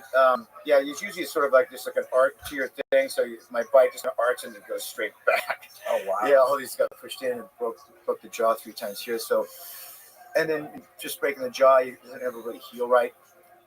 So biting down is it's annoying. It's full chaos in my mouth, but I don't bitch about it. I just sort of accept what it is, and it could have been so much worse. I have all my teeth. I have a smile. Right, it's great. Right, yeah. You know, I feel great, and I'm walking and breathing. I have nothing but love and joy in my life. So, you know, who cares about what happens in my mouth, man? Right. You know what I mean? Yeah. No, it's really kind of an amazing story, and it's just amazing how these stories can be so inspirational for other people too, which is why I'm really glad you wrote your book, because these stories, they're like autobiographies, especially people that you admire, that you've seen in movies before. It's like those struggles, they're so real. And when someone's going through something themselves and they can turn to your book, it can give them a lot. It's fuel for people. It really is. Yeah. For me as well. I mean, I resisted writing it because I still don't know how or why it can and will inspire people. I can only make assumptions, and I think it's so particular to the actual reader and the person. But so I can never sort of pontificate on how or why it's important or not. But it is like there's an achievement for me to get through it word by word that I didn't want to do, to relive it, and then because it's in my body. I talk about it all the time. It is a part of my narrative, it's part of my life. It's just recovery is just it's just my life, and I love it. I enjoy it. I feel better. I look better, and all that stuff. It's like the book now is a tangible sort of.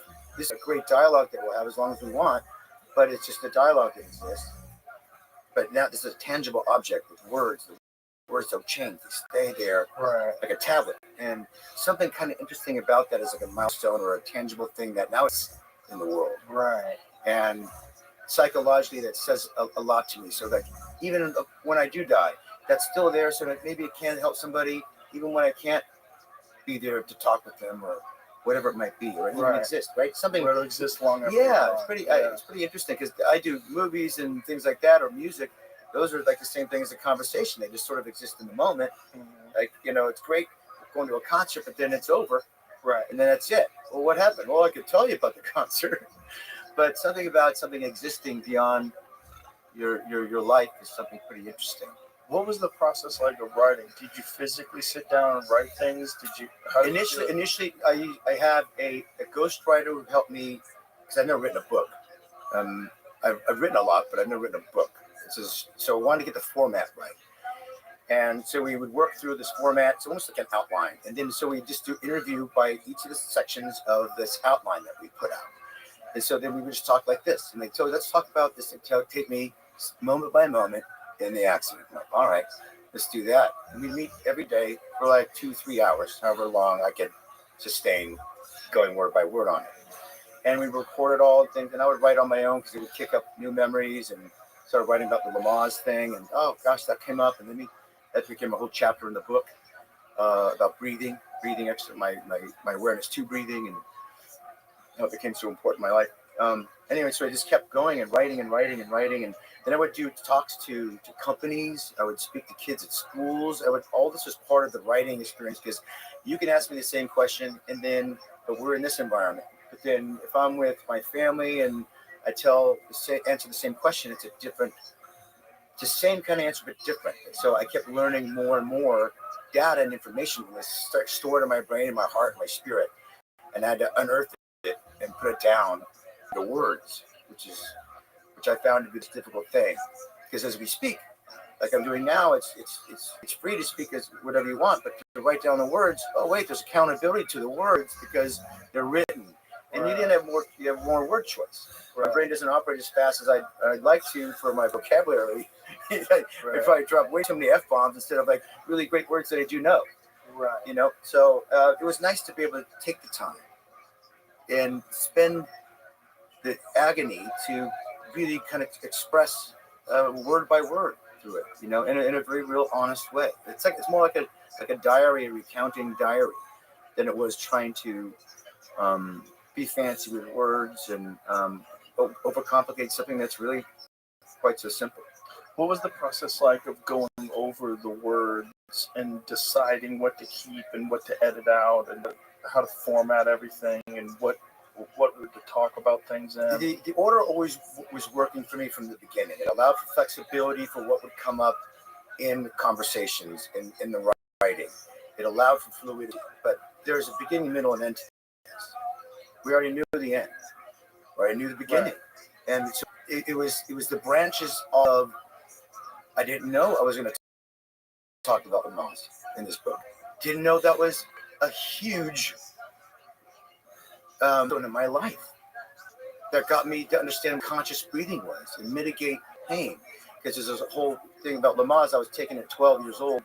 My mom was pregnant with my sister.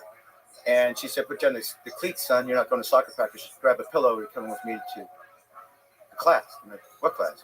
And it was Lamaze class, the YMCA. And my stepdad was out driving a truck or something. And so my mom, she also needed me not to be alone. And she needed, whatever. So she brought me, the oldest. And I laid there with the pillow between her legs and teaching her how to breathe and short breaths. And then they pulled down a screen. And they showed this midwife birth at home in a bathtub and squirting out water and this whole thing. Like, what's going on? I'm 12 years old. I'm mortified. Like, what happened? Is that a whale breaching? What was going on? And so that came up in just sort of me and my partner talking about it. He's like, dude, you don't realize that? I'm like, yeah. Well, that's why the book's called My Next Breath. It's all about breathing. And breathing was such an essential part of my recovery, my essential part of my, not dying, and to get through each and every moment. The perspective of the breath, and it is not a conscious thought. It is right. It's reflexive in our body, and when we make it a consciousness, when we invest into our breath, what you can do with your mind, with your breath, right? It opens up. Like the more you breathe, the more you get oxygen in your body. It's just feeding all of it. It feeds you. Because people yawn, and I say the example like, oh, you're tired. No, you're not tired. It's your body that you know that you need to breathe, get more oxygen in yourself, right? So you're not tired. You just need more O2. That's all. Yeah. Your body's making that happen. Isn't it fascinating that everybody breathes? So everybody thinks, oh, breathing, what's the big deal? It's like nothing. Have you ever read James Nestor's Breath? Mm-mm. Or it's actually Breathe, I guess. But it's an amazing book on breathing techniques and the history of breathing techniques and all the different things that people have achieved with breathing techniques, including holotropic breathing, which achieves psychedelic states of consciousness, and all these different feats of incredible physical endurance that people have achieved through breath work. It's a pretty amazing book. He was a guest of mine on the podcast a few years back, but I read his book and started really getting into it and really trying to practice different breathing exercises and there's a bunch of breathing exercises you can use for anxiety, for overcoming very stressful situations. But when you say that to most people, oh, breathing, they're like, oh, you're one of those guys. Like, oh, right. You're concentrating on your breathing. What else are you concentrating on? Blinking. It's like, because it's like, you know what I mean? Yeah. It's like you can minimalize it. Yeah. You have a reductionist perspective where you don't think it's anything big, and especially if you've never practiced it. Yeah. But especially with like yogic breathing, you can achieve some bizarre states of relaxation and consciousness through breathing. Yeah, big time. Yeah. And you could. I always try whenever I explain it to somebody. I say like when I use it. I don't do it like on a daily basis. I mean, maybe now I do. But it's like I did it for, like you said, for anxiety when I was like nervous in an audition.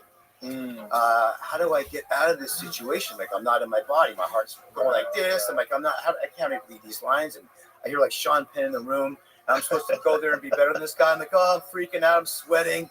So I said, screw this. I leave the room. I go out of the building. I go out into the street, like on Sunset Boulevard somewhere, find a tree that's rooted in this damn earth. It might look ridiculous. I don't care. But the courage to go down on your knees, go by the root, be in this earth, just take some 10 deep breaths as cars are honking and on Sunset Boulevard. I don't give a shit. I'm back in my body. I'm back on this earth. Here I am. Let's fucking go. And I went back up in that room and I smashed that audition. I don't remember if I got the role or not, but it doesn't matter. I was back in my body. I was back on earth, right? I wasn't like in the state of hysteria or nervousness or that, because I don't like that feeling. So I found a way to overcome that feeling. Yeah. Some people might just live in that feeling all the time. They might like it. I don't know. I don't think they like it. Yeah. I don't think anybody likes it. Yeah. I think the problem is you just get trapped in that feeling. And then the moment something comes up that's very difficult, that causes you to spiral again, you lose control. Yeah. Terrible. You're out of your head. Yeah. I think it's one of the most difficult things about this whole audition process that actors go through is that, there's this golden carrot that's at the end of this stick. And if you do a good job, you might be a fucking movie star. You know what I mean? Which seems impossible, right? Right. I mean, it must have seemed impossible before you pulled it off, right? Yeah. That's never like something I was ever aiming for, really. What were you aiming for? Truth in everything I was doing. Truth. Yeah, honesty and truth. How did you because if I don't believe it, then how do I expect someone watching me to believe it? I have to ensure that everything I'm doing is truthful and honest and courageous and bold and, all the things. So it was never to try to be a movie star. I just wanted to work. Always. Right. I never wanted to be famous. How did you acquire that perspective? Oh, I don't know. I was clear about what I wanted. Very clear about what I wanted. I didn't move down to LA to be famous. I moved to LA to be in a movie that was big enough that would play in Modesto, California, where I'm from. Because you don't get all the movies there, right? And being a part in that movie that I wouldn't have to tell my family, I'm the guy in the red shirt waving in the background. It's part big enough that you would just know I'm in the movie.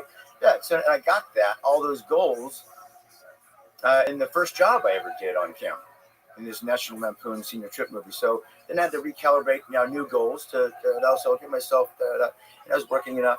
So my goals were always to, then I wanted to be the lead in by the time I got like Dahmer and then Hurt Locker and all these kind of stuff, it just kind of I was ready for that stuff. But I was like 38 by that time. I was like the new guy in town at 38. Right. So isn't that crazy? Yeah, I was just ready, and I did my journeyman stuff. And it's fucking amazing. It's one of the most complex movies about a very bizarre psychological state that people acquire or that people fall into when it comes to war. Yeah. What was it like getting into that mindset? It was interesting. I got to spend, I was at Fort Irwin for about a year, learning how to build bombs and render them safe. For a year. Yeah. You got to spend time with the guys and gals off campus, off base.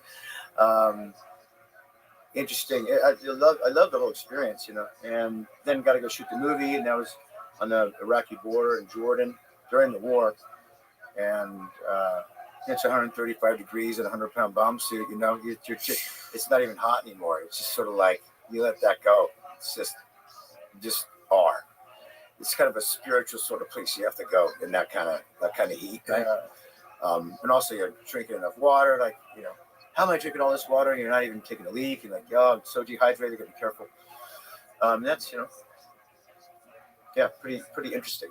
Pretty interesting experience.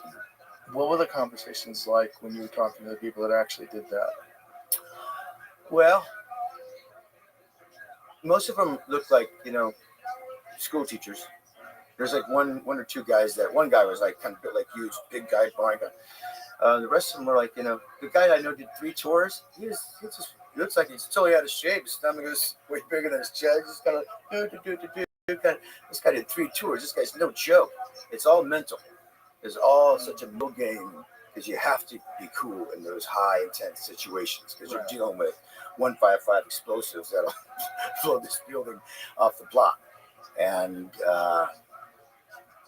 the level of intensity is really interesting. Like they were so comfortable around C4 and all these things, and you got to be careful these blasting caps and all these things that people were getting injured all the time. They got really uncomfortable when I took them to a bar in LA. Well, we were sitting at the bar and I asked him, like, "What's going on?" He's the big guy. I can't remember his name. He's like, "I don't like where we're sitting." Like, what do you mean? He's like, "I need my back to the wall. I need to know where the exit's at, and then right." And like interesting, because I sit like that kind of as well. I don't think it's a trust issue. I just like to I'd have my back to somewhere I know where the exit is, where the bathroom is. I look for the most dangerous man in the room, the hottest girl in the room. Just do like a Terminator checklist. Right. And that was supported by how these guys thought. And it's like the same kind of thing. They just notice everything. Just data. Okay, now I can go be here. I assess the room. Right. And I feel safe. Situational awareness. Yeah, situational awareness. I always had that, but like really doing that role and spending so much time with these cool and amazing people just heightened that for me. I've always been quiet and observer, and this is where I just got information. I could tell you the color of the hinges if they match the finish on the doorknobs in places. It's just that how my brain works. And always.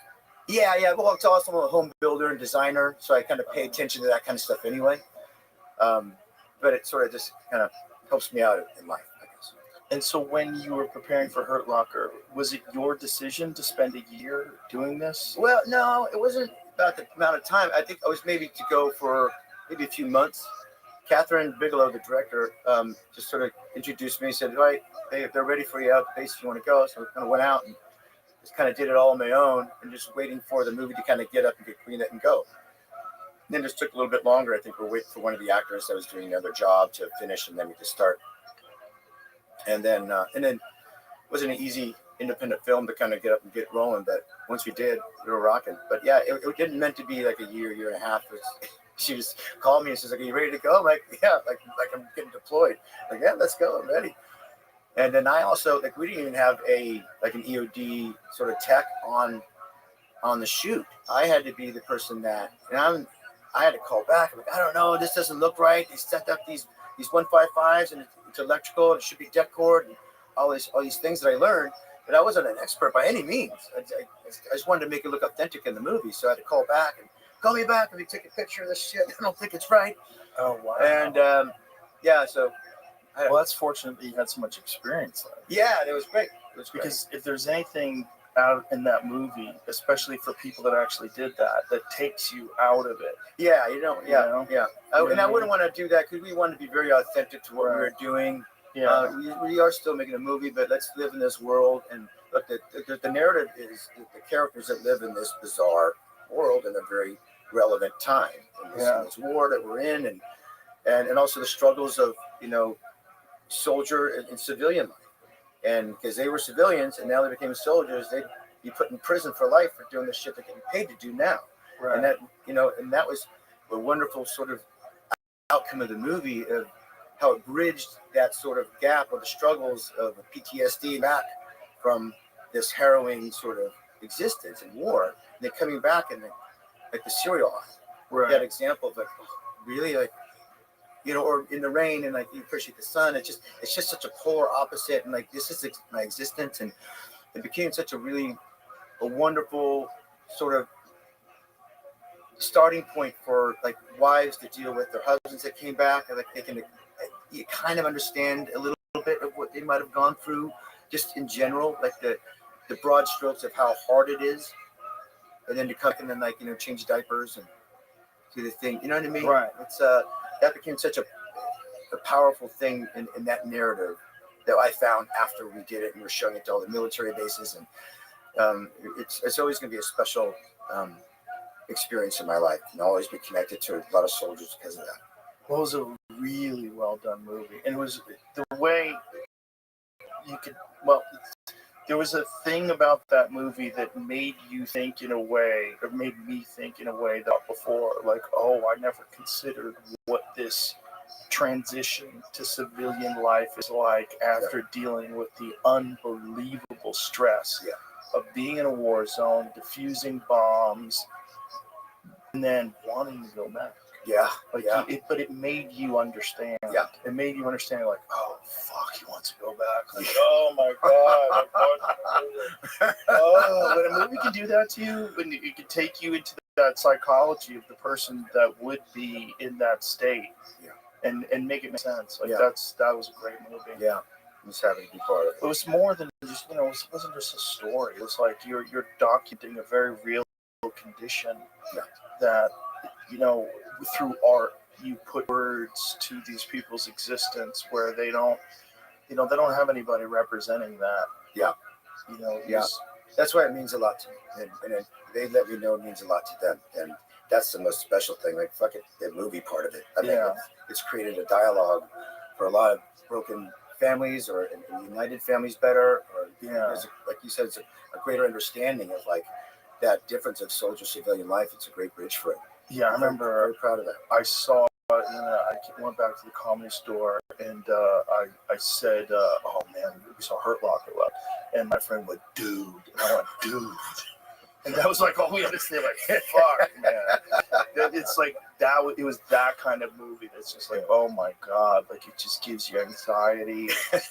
And it also just makes you like really reflect and think about what war is, and the requirement that you're putting on human beings to try to get them to transition from this insane chaos back into civilian life with no real guidance. Yeah, just you figure this out. Now you're back in the cereal aisle. Yeah. We're in Starbucks, or you're like, all right, yeah. It's interesting. How do you decide, like, what roles to pick when you're at this sort of stage in your life where you're so well known, people come to you with things, and you have to decide whether or not this project is something that resonates with you. Well, now it's different. The central part of my life for so long was my career. And then my daughter came on, and then she's number one. So then I would do the job that would allow me still to be a father. So I'm not going to not be a father because my job takes me away for long periods of time. So I'm just not doing that in far places. So I'm not working out of the country anymore once my daughter was born. So I always had reach and access to my daughter as fast as I needed to be.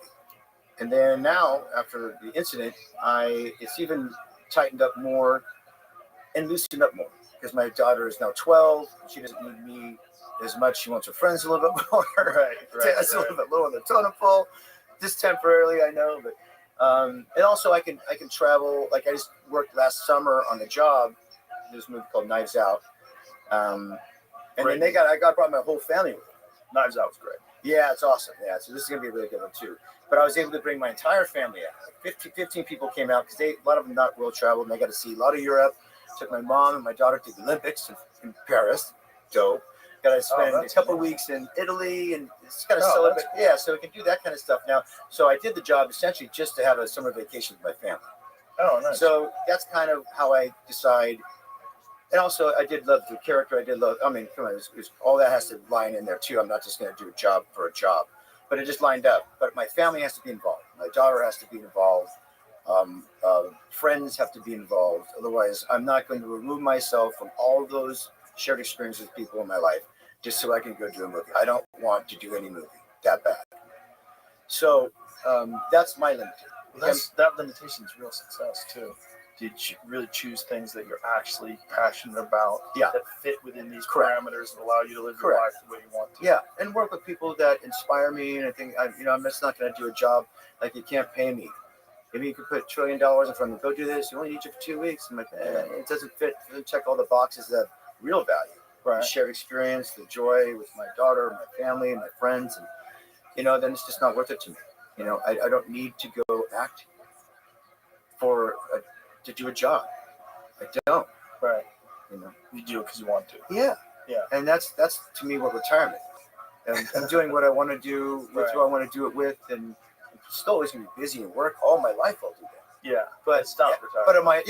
But it is a better life. It is in my mind. I'm a busy guy, and I like to contribute. I'm very busy doing Renovation Foundation, right, which is a huge, big central part of my life with my family that runs this charitable foundation in my community in Lake Tahoe for foster youth and disadvantaged youth, and giving them opportunities that they don't have, these poor kids. And that's great, and I love that. But is that retirement? It's going to keep me busy till I die. It's weird that you have to frame things in terms like career or retirement. It's really just life and passions. Yeah, exactly. But I don't think a lot of people are doing what they want to do in their life anyway. But yeah, I'll always work, always do the things I love to do, and I'm still continuing to do the things I love to do, just on my own terms. Right? I wouldn't be able to start this foundation if I wasn't living life on my own terms. I am satiated beyond satiated. I don't need anything. I require a shared experience on this earth, and that is it. Is this more so now since the accident? Well, it's always been that, but there's a lot of things in the way, or things I allowed to be in the way, or things I put in the way. Allowed to be in the way. Yeah, I allowed to be in the way, and now I do not. I refute it. I push it away. I am certainly clear when I put obstacles on my own way, when I get my own way. We all do that shit too. But so I'm just very, very, very clear, and I oversimplify life because life is just that simple. If you complicate it, then you're going to have an overcomplicated life, and it's just not as valuable, I think. I live both. Yeah. And the wonderful oversimplification has allowed me to, again, use the word retirement in my mind. I'm just living a life that I want to live, that I deserve to live, that I choose to live, and not be limited or rabbit holed or victimized by society or the country I'm living in or the neighborhood I'm living in or the job I have. I don't have any limitations. Because I'm making manifest everything that I have in my life. and it feels great. And I'm the captain of the ship. That's It might take a minute to turn this bitch around, right? But I'm the captain of this damn ship. It's called my life. And I think everybody has the capacity to do so. Well, that's another beautiful thing, living life by example that can inspire people. Because that's really what people want to do. They want to live a life where they feel like, this is great. Like, what I'm doing is what I want to do. Most people, they don't live like that. Most people, they have this dream in the future. One day I will be able to live the way I want to, but I'm not doing it right now. Right. Yeah. I think that's a trap. Personally, I think you're doing it already. The journey is there. There's no end result. Besides, I know, but there's some narratives that people adhere to.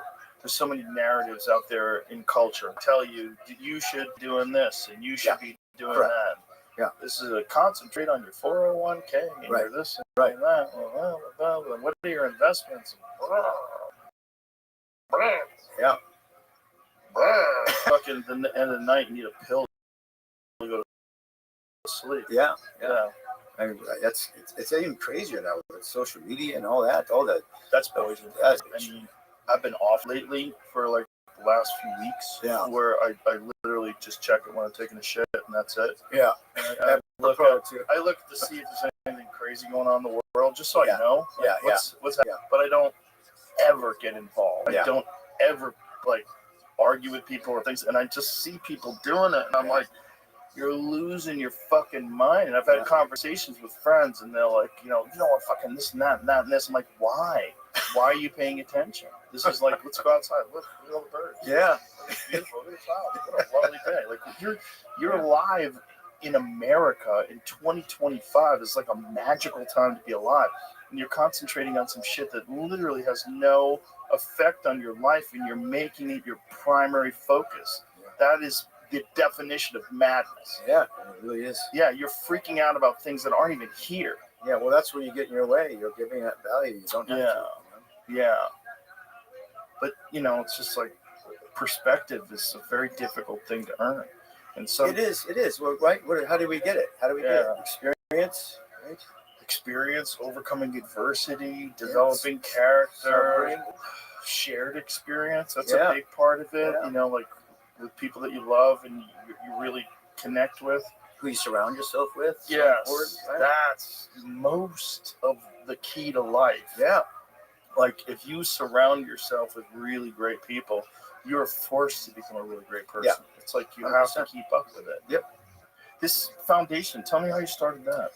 It initially started with a show that I produced and put on Disney Plus, which is called Renovations. And it was I didn't like to see a lot of vehicles go to waste, purpose-built vehicles like a city bus or a fire truck and all these things that are supposed to go a long, long, long ways, but they just replace them even though they're perfectly good vehicles. So I wanted to repurpose those and help communities in need. And so it's taking, I built one to be a water truck, like a box truck to be a water treatment plant to give kids in villages with terrible water and be able to reverse osmosis of water, give them drinkable water to school, or took a city bus and turned it into like a mobile dance studio for these kids in Mexico, and just these creative sort of things. And it's kind of like Pit My Ride, but with like real valuable things, cool. Just take these really cool purpose-built trucks and things and make it something really spectacular. It's all kids driven to give them what their needs are. And then it just went into about just vehicles when I wanted to start the foundation, the calling card. And so we started the foundation, and my sister works for DCFS, which is Child Protective Services in Los Angeles County. And one of my best girlfriends in Reno, she also works for CPS, Child Protective Services there. So I've been working with foster youth for many, many, many years privately. And now I just wanted to really get invested in the community. So I started small in greater northern Nevada. And my sister now is running it, and Shayna's running it as well with me, and the whole family's now gotten involved, and it's been really wonderful to come back from the incident, have this be a central goal for us to celebrate our time together as a family, and to give back to these kids that are in great need. And it is been a dream of mine that I've been wanting to do for a long time, and now to do it publicly. I've been doing it privately for a long time, and to really make a big splash and make a lot of movement for these kids. And I think it's one of the reasons why I was brought back, outside of all the other things. But I think there's something working in my favor to come back outside just my family. And I think it is my reach to kids and my ability to have a great effect for them. And it's been a couple years now, and it's already been moving mountains for kids already, and will continue to do so. This is like me breathing. This is easy. I love this. This is a part of my fiber in my body. I'm the oldest of 7 in my family. I've been changing diapers and living as the oldest. It's sort of my birthright to be able to do. What makes it even cooler is that I'm a Marvel superhero. So I have like a reach and access to these kids that they didn't even listen to. Right? They're like, oh, cool, let's go to camp with Hawkeye. That's just dope. And they all show up with plastic sacks, right? And this is like all their valuables in their life. And it makes me weep, right? And this is all their worth. And they show up with hefty bags, all of them. So we give them rollers with their names on it, and a passport, and a journal. And I'm going to change the narrative of this. You're a traveler now. You're a world traveler. You're not carrying your trash around for all your worth in it. Your worth is much bigger than that. We're going to just planting seeds like that in their head, and then creating community for them, creating opportunities for them, safe places for them, giving them more educated stuff. We brought in a recording studio bus for them to touch all these instruments they never have access to. Who knows what that does? I don't care. Let them have access to things, right? Give these kids opportunities that they deserve. This is the future of our fucking planet. Why aren't we giving more time and effort to that? It's the future of our world, man. Let's give them all the tools. We need another Elon. We need other super smart, amazing people, man. We need that. Yeah. We need other leaders. And what are we giving our youth, especially our foster youth? It's not a good look. They've gone through a lot of struggles, these kids, man, and they're not going to struggle. Not on my dime, not on my time. That's amazing. So it's an easy for me to do. It's a great focus for me. That's outside of. It's things I enjoy, right? I still do things that I enjoy. I just get to do it with these kids, and they teach me so much. I learned so much to keep me in a really youthful spirit. It's harrowing to hear what they've been through, Joe. I don't like to know. My sister knows all about it. Shana knows all about it because they get the phone calls. They have relationships with a lot of these kids.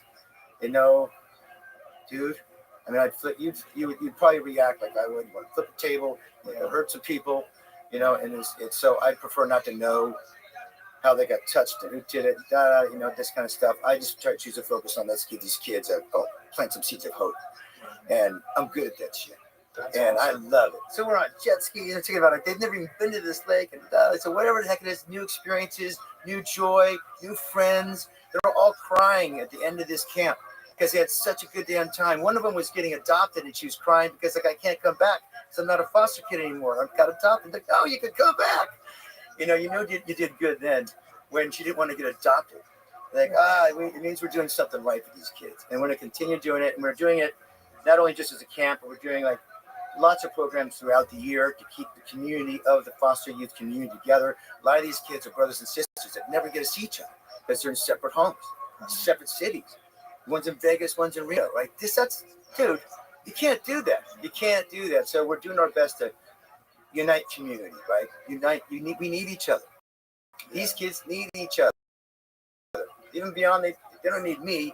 They need to have access and be together. So it's helping the foster parents. It's helping the kids. It's whatever we can do. We're going to start building youth centers as well, homes as well in the future with the foundation. But we're starting step, breath at a time, brick by brick, and building camps and activities and education for them. And I love it. You can see how much I love it. I can talk about this for days, man.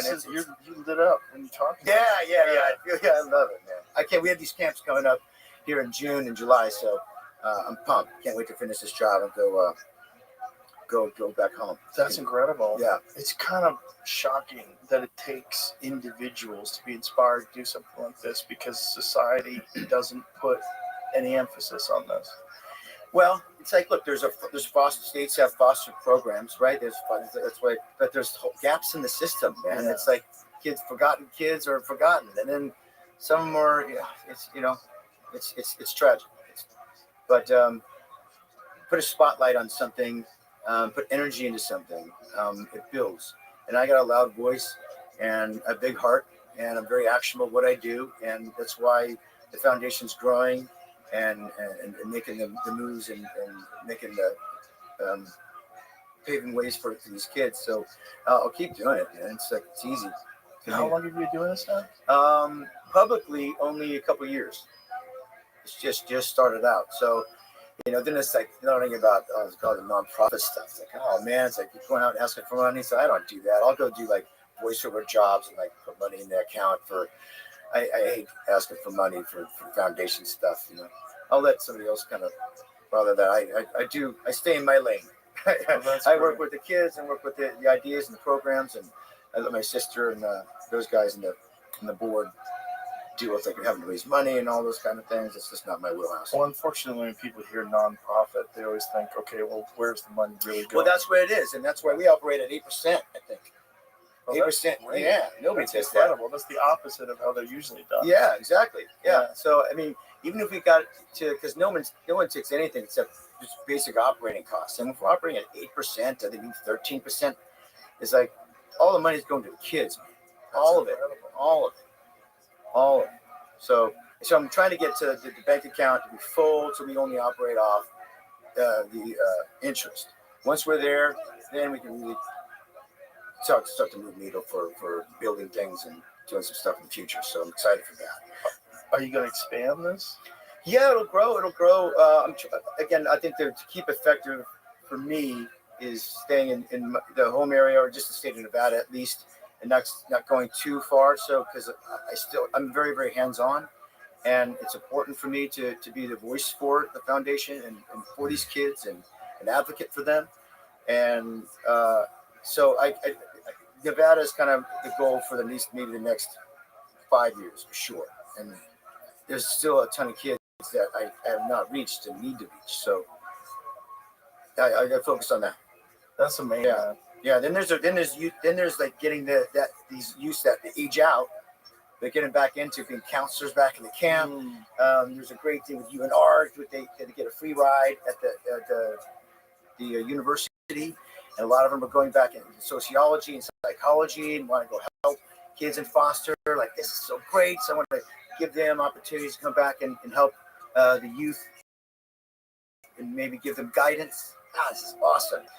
Self-healing and cathartic in its own way. Whatever we can do, man. It's a wonderful life. It's amazing because you love that like nothing else we've talked about. It's everything. It's again, I'm focusing my energy on all the positive stuff because I'm too sensitive to the hardships that they go through. So there may just be a guiding light for them, or someone to laugh on. Like, they sign my T-shirts. I don't care. I'm their playground. I love it, man. Again, I think it's the reason why I came back, Joe. That's incredible. Yeah. You could see that it means so much to you. Yeah. And that's just, if you could find something like that in life, you're a winner. Yeah. Yeah. I mean, just think of the amount of positive energy you put out there in the world. Yeah, it's pretty exponential. And then also how it cascades. Yeah, the ripple effect of that. Yeah. It's insane. Change their life, change other people's lives. Yeah. And it then comes back. It's pretty what you put out in the world is what you get back, Yeah. I see it every day, and it's exponential, especially now since the incident. Yeah, the ripple effect of just, dude, this happened in my driveway. It's a private experience. I woke up, and it was a global thing. I didn't ask for that. So kind of glad it did. It allowed people to see me as the man that I am and not the guy that slings an arrow. Right. You know what I mean? It's a fake arrow because it's CGI. Right. So I'm glad it became a big public thing. But, the ripple effect of just this narrative of the recovery is, like you said, it can affect a lot of people. It's a beautiful thing. It's a positive thing. And like the foundation, and I see it and feel it every day. You really lead an exemplary life, my friend. Well, really do. what's the alternative? I know, but I mean, it's interesting that you have this perspective. Like, I'm always curious to people that have such an amazing perspective. Like, how did you gain it? Like, how did you get to this place? Yeah, well, I mean, you have to. I think you have to life in review, right? Yeah. You know, the life in review. I think there's birth order, right? There's also being in the '70s in a small town where I was a latchkey kid, right? I had free reign. I was 7 years old. And the key to the house. Didn't have to come home till the streetlights came on. Right. I made mistakes. Yeah, I broke windows and slingshots and stole shit and light up a cigarette butt in my mom's and all this stuff. I got caught, and sometimes I learned. I reprimand myself. I self-policed myself. I was a very honest kid. There's a lot of things. I had a bicycle, and then that was like freedom. That's what I began like. Oh, I had real freedom. I got a fishing pole, got my bike, and just went off into another county. Yeah. Like that wouldn't happen today. I would never allow my daughter to go walk across the street. I had a similar life. I was a latchkey kid too, and I just think Where was this? Well, I lived all over the place. But I lived when I was 7 to 11. I lived in San Francisco. From 11 to 13, I lived in Florida. From 13 till 24, I lived in Boston. Oh wow! In New York, and out here. Oh wow! LA rather, and then out here. Last 5 years. Yeah. Well, that's a good mix. Yeah, that's a good mix, right? Well, the good thing about living in a bunch of different places, the bad thing is I never really developed roots. Right. But I had to form my own opinions because I couldn't count on the opinions of all the people around me. I didn't have like a core group of friends. Yeah. So I always had to like sort of see the world for what it was. Yeah, did it make you an introvert or an extrovert or both?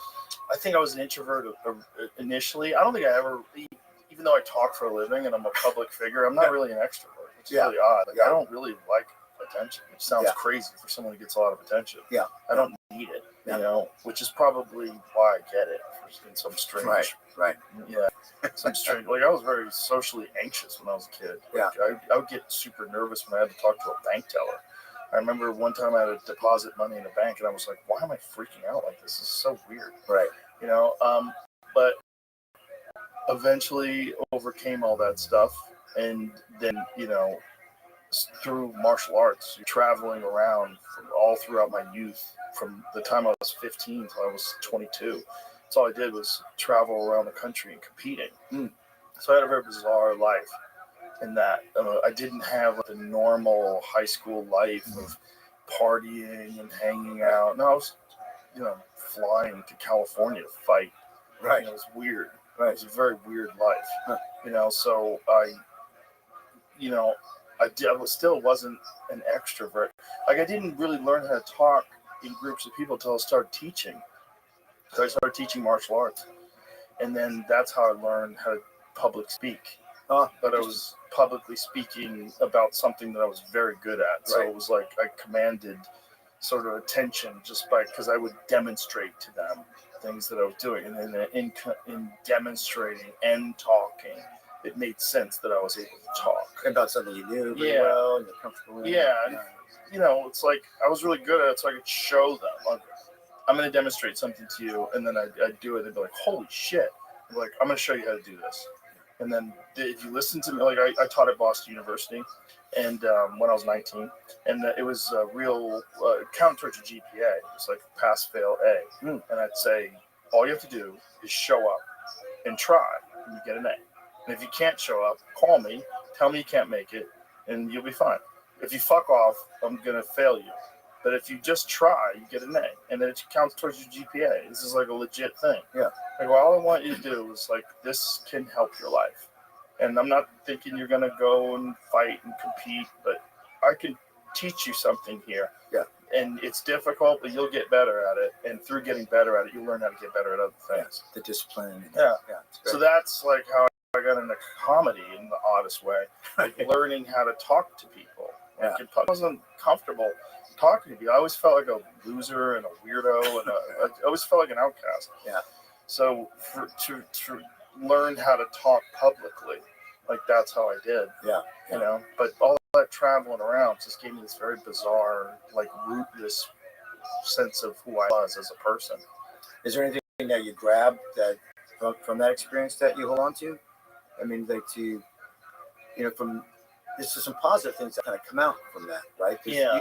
I went to a different school every year of my life, at least until I got to high school. But I was in the same town. I didn't move around a lot. Maybe just in the town I did. Divorce and all that sort of stuff. Our schools were full, whatever it was. So I had to either engage with people, all brand new people, each grade, new school, new grade. Yeah. And then, you're growing up. I was more shy and think more like you're like an introvert. So either I was very gregarious or I just was an observer and just watched. So you just make choices. And that's why I became an observer. But with that, I don't know. I like that part of me. And I can be extroverted, like I'm certain thing, but I'm still more insular and quiet. And even though the two quiet guys are yapping their jaws off for hours. I mean, it was hard, but I wouldn't have wanted it any other way. Yeah. Because I think it made me different. And I think there's, unfortunately, if you are in like a small town and you grow up in that town and you never leave that town, your perspective is very limited. Yeah. And I moved around a lot. And I think that was very uncomfortable. I hated it when I was a kid. Like, fuck, we're moving again to another state. Like, this is great. But that made me who I am. And it made me form my own opinions instead of adopting a conglomeration of opinions that everybody around me had.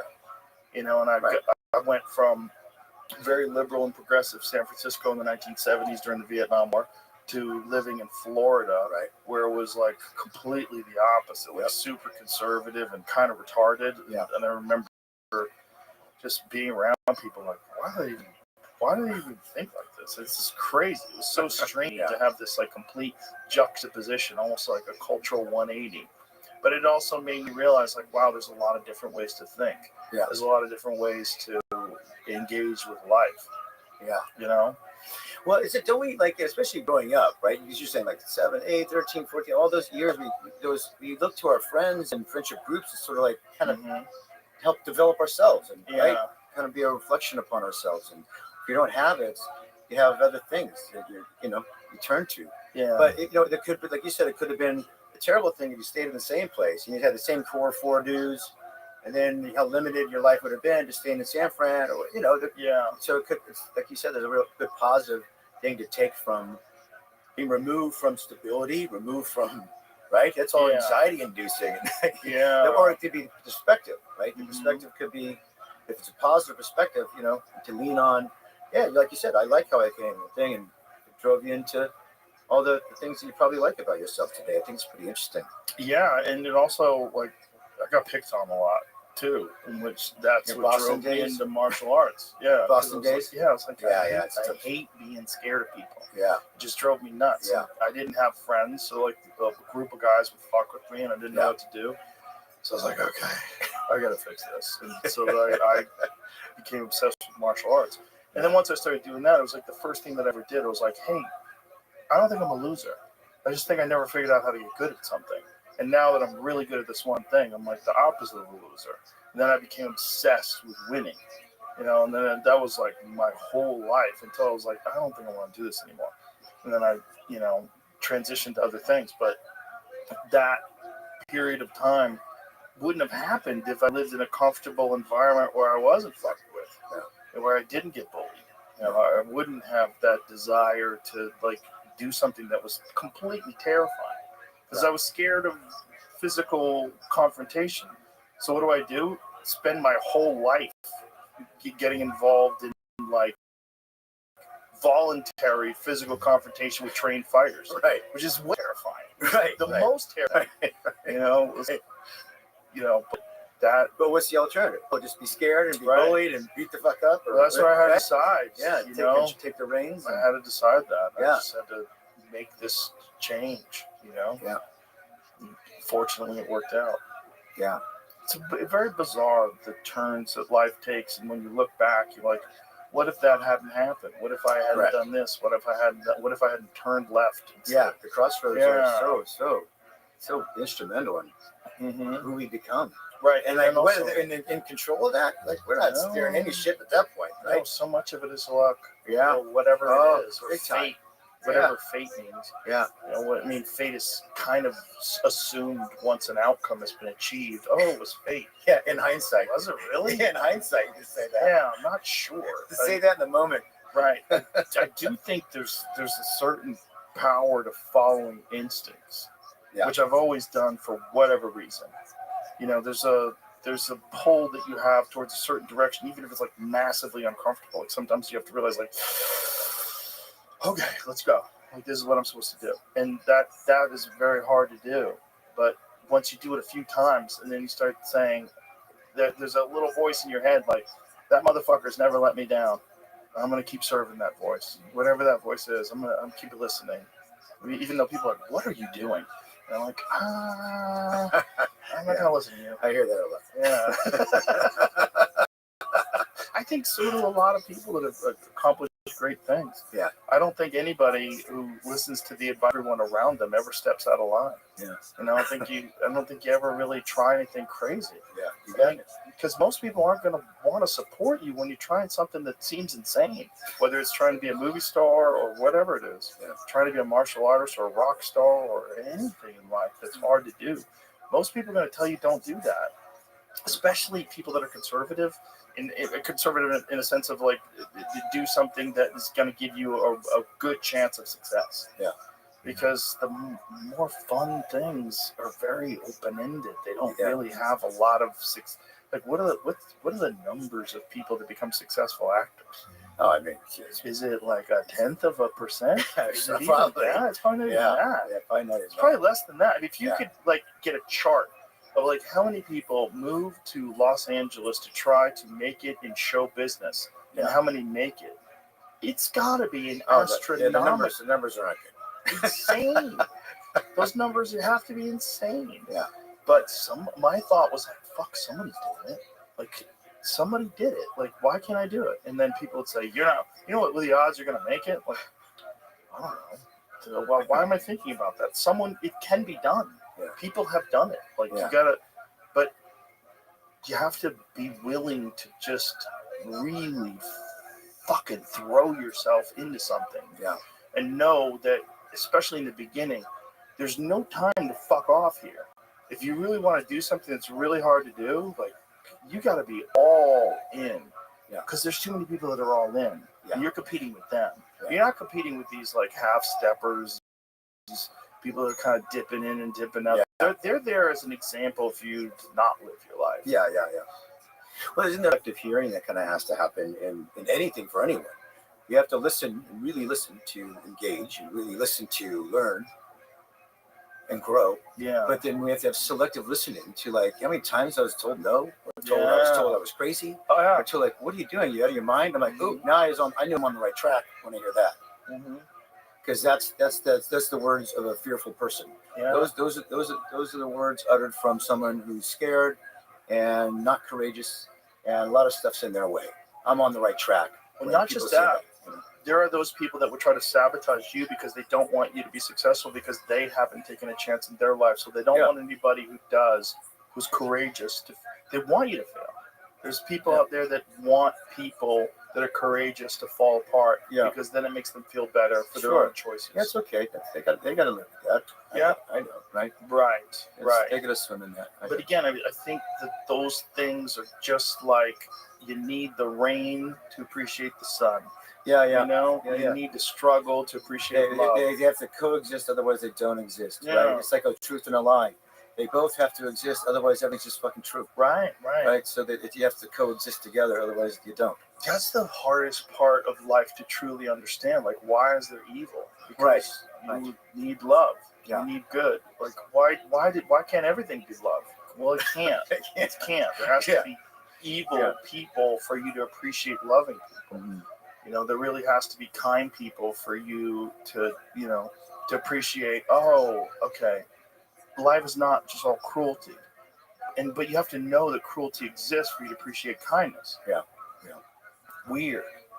It's a weird dance, and it's strange. Yeah, like if God is real, like what a strange game he's playing. But you could kind of, when it all works out, you see wisdom in it. You know, you like, I kind of get it. Yeah. Like the life is not just utopia. It's a strange mix of good and evil. Yeah.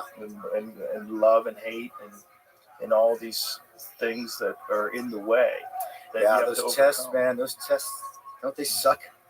All the tests we have in our lives, and everybody has them. Everybody. Mm-hmm. There's nobody that's exempt from it. No. No one has money, or successful. We're all susceptible to great tests and great suffering. Yeah. It's how well you overcome that suffering. It will determine how well you love and deeply you love in your life. And also, the people that have overcome the most are the most fascinating and interesting and complex, aren't they? Have you ever met Amanda Knox? Do you know who she is? Yeah, I know she is. But she's that woman that was accused wrongly of a murder in Italy. Yeah, I remember that. She spent years in prison and in Italy, and she is so fascinating. Yeah, she's so strong and so interesting. And I asked her about this. I was like, do you ever think like you are this really unusual person with this like fucking cast iron integrity and character? Would you be this person if you hadn't been wrongly accused and spent years in prison and publicly persecuted and then eventually absolved? Like, who would you be?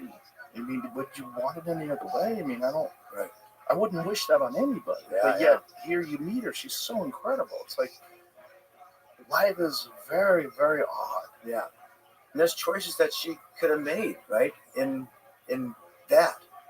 She could have been like resentful, right? I don't know how she is, so I don't know. She's not at all. Yeah, no. But and she could have been valid in any really kind of feeling she has about things, because that's all sounds pretty shitty. Yeah. Right? You gotta, but again, what's the alternative? You want to hold on to resentment and that kind of, is that the life you want to live? Because it's your choice, right? Or sounds like an interesting person to talk about, but is it a choice? Is it a choice for her? Did she feel like it was a choice? Like, it certainly wasn't. Yeah. No, did she feel like that made her who she is and she's content with that? Or, I mean, she's certainly resigned to what it is, but she's very happy now. Right. But not just happy, like a complex, compassionate, charitable thinker. What's the conversation if she's still in the joint? Oh, yeah. I mean, she's still in the clink, and there's no hope of her getting out. Well, she learned a lot in there too. Yeah, I bet. People, like what the terrible choices that people make, because most of the people that were in there were guilty. And the terrible choices that these people make, and like what happened to you when you were young. Like, why did you become a person who murdered your husband? Why did you become a person who robbed a bank? Why did you? What went wrong? You used to be a baby. Yeah. This is just something that I really changed. Being a parent really changed my perspective of human beings in a very profound way, in many, many profound ways. But one of the biggest ones is I stopped looking at people as being static. I stopped looking at, Jeremy's 54, he's always been 54. That's how I know it. Now I look at everybody like, you were a baby. Yeah. You were a baby. Like, you know what I mean? Like, I love my daughters dearly, and they're very extraordinary people, but it's been fascinating to watch them as little babies become these really complex human beings and have conversations with them and talk to them and see how they interface with life. And then I, meet people who are all fucked up and, angry and fucking hateful, and was like, God damn, what happened? What went wrong? Yeah. What are the things and how do you get out of this? Yep. It's interesting. Yeah. It's, but I mean, there's so many trials and tribulations in this wonderful existence that we all share. And I think we learn a lot through other people's, not just your own, but other people's. Yeah, for sure. Well, that's the hope, anyway. You can, right? Yeah. Well, I think a lot of people are going to learn a lot through you. Without having to do it in a fearful way, or scare tactics, or right. You know what I mean? That doesn't really work. Yeah, but it's used everywhere, in media, right, advertising, right. And all that kind of stuff. Right. But like, to do it in an honest way, or it's like, I hope I still learn by talking about my experience, right? I still learn by looking through the book or listening to the audio. I'll be listening to the audio soon when I have my daughter and all my nieces and nephews around. They're going to listen to it. We're all going to listen to it together. So I'm not going to have them go off reading this thing. It's too harrowing to do it alone. But like, I'll be listening to it. I'm going to learn through it. And with that experience and that exchange with these beautiful young creatures, you know, so you'll be learning for so long. It's only been a couple of years, which is really crazy. Yeah. Really, I'll keep trying and testing the limits of my body and my mind and my spirit and what I can pass on to others, what I can give on to others, what they give me. I mean, it is a vibrant, high vibration that I'm living right now, and I'm so blessed to have it, and so much gratitude in every breath. I almost feel like I don't have to walk anywhere. I sort of live it. I just feel so lucky, and I think it has to do with all the love and all the goodness that this world has to offer. I think it's gotten me through, and the attitude of it, that perspective of that, because it can be a very bleak, dark place. Yeah. You know, but I choose love. I choose action. I choose my perspective is my choice, and I've been in dark places where it wasn't quite so positive and so lovely. It was well before the accident, you know, where just like, you know, just kind of grumbly and grumpy and don't want to leave my house, and you know, I don't want to go sign autographs, I don't want to be around people, or you know, just kind of whatever, you know. Not a really great, happy place, perhaps, you know, like everybody has a right to be, but that doesn't exist at this point. You know, I don't get any more bad days, Joe. That's amazing. Right? You're like, fuck, I wanted that. Isn't that incredible? I can gas up a snowcat for you want. I can make it happen for you. Isn't that incredible? No more bad days, brother. Right? Wow. It's a perspective that is mine, and a truth and a reality that is mine. Because I have a barometer to like, yeah, I know what a bad day is actually like. And I was tested to my limits, and I got through it, luckily, somehow, some way. And it's just a almost science at this point. It's a factual that it's just not going to happen. I can't. No matter if I tried so hard to have a bad day, it's just not going to happen. Yeah, I can have a bad moment. I can have, you know, frustrating times, but it's not. I'm just not going to have a bad day, and for the rest of my experience here on Earth. That's amazing, and I think that experience, this perspective that you're sharing, is contagious. I think so too, dude. Yeah, I know. Actually, I know so. I know so. Yeah, For I a think fact. so too. For a fact. It's sort of make manifestation of what your existence is. You want to be. Yeah. And you can do it. Yeah. You gotta believe it. You gotta do it. Yeah. Both those things. I think that's why it's beautiful that you wrote this book. Yeah. My next breath. Yes, sir. Thank you, Jeremy. It was awesome. I really appreciate you. Yeah. Appreciate Likewise, brother. You make me happy, man. You bring out a lot of good stuff in me. You reaffirm a lot of good things in me in a really, really meaningful way, and I appreciate you. I appreciate you too. Thank you. It's a lot of fun. Yes, sir. Thank you. Yeah, I'll see you at the UFCs too, man. Absolutely. Okay. Go buy this book, folks. Yes, sir. Bye, everybody. Bye-bye.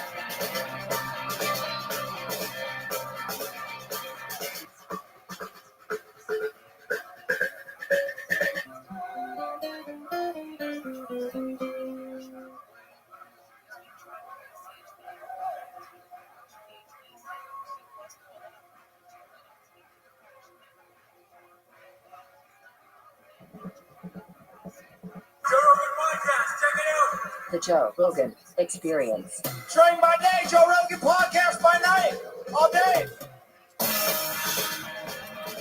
All right. So if there's a doomsday clock for AI, and where we're fucked, what time is it? If midnight is, we're fucked. We're jumping right into it. You're not even going to ask us what we had for breakfast. No. Okay. Let's get freaked out.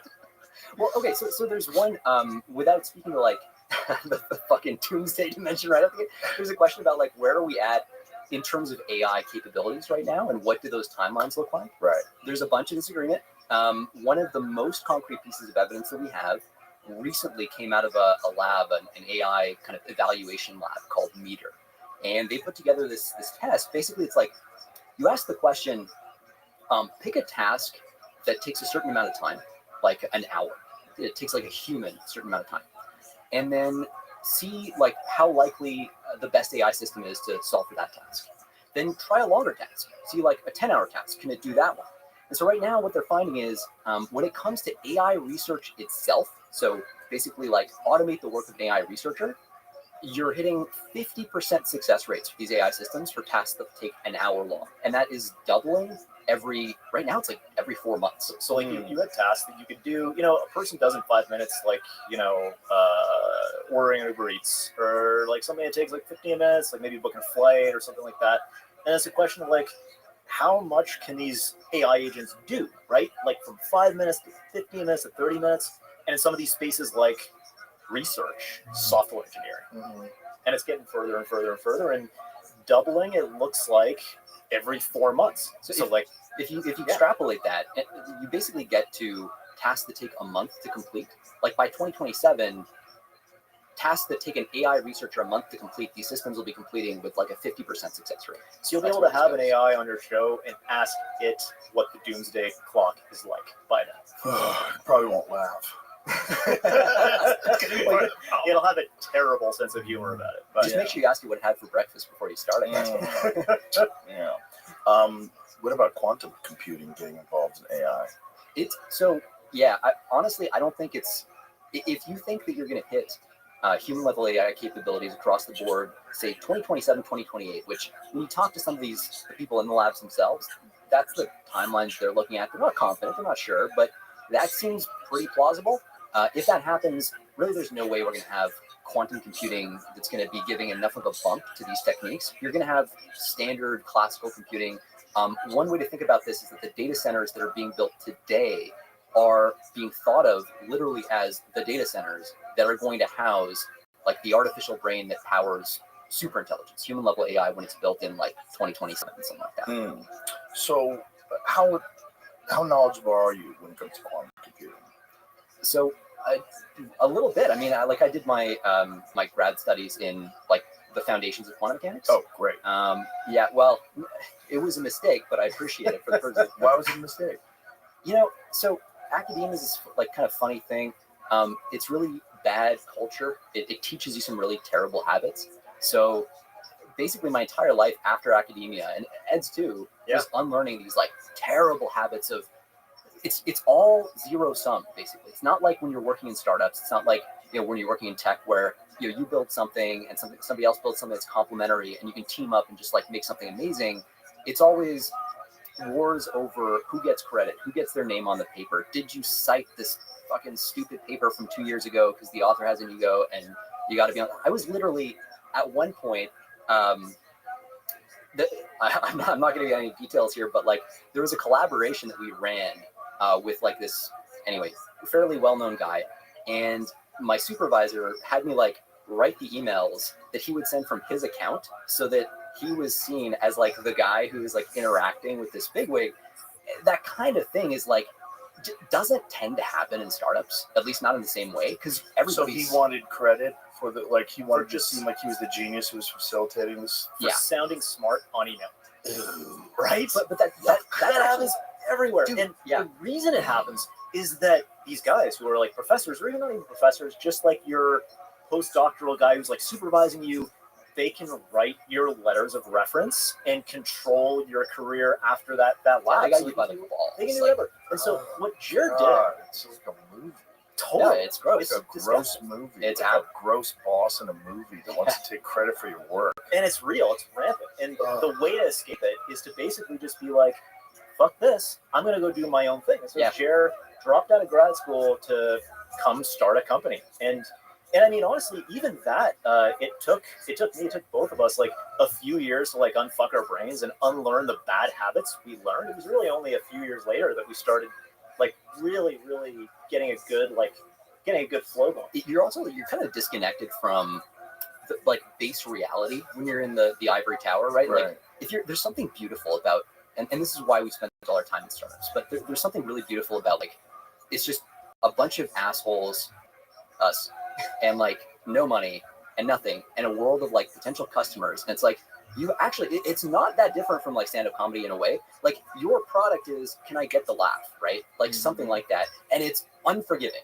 If you fuck up, it's like silence in the room. It's the same thing with startups. Like the space of products that actually works is so narrow, and you got to obsess over what people actually want. And it's so easy to fool yourself into thinking that you've got something that's really good because your friends and family are like, oh no, sweetie, you're doing a great job. Like, what a wonderful life. I would totally use it. I totally see all that stuff, right? And I love that because it forces you to change. Mm-hmm. Yeah, the whole indoctrination thing in academia is so bizarre because of these like hierarchies of powerful people, and just the idea that you have to work for someone someday and they have to take credit by being the person on the email. That will haunt me for days. Oh, I swear to God, I'll be thinking about that for days now. I fucking can't stand people like that. It drives me nuts. One big consequence is it's really hard to tell who the people are who are creating value in that space too, right? Of course, sure, because it's just like television.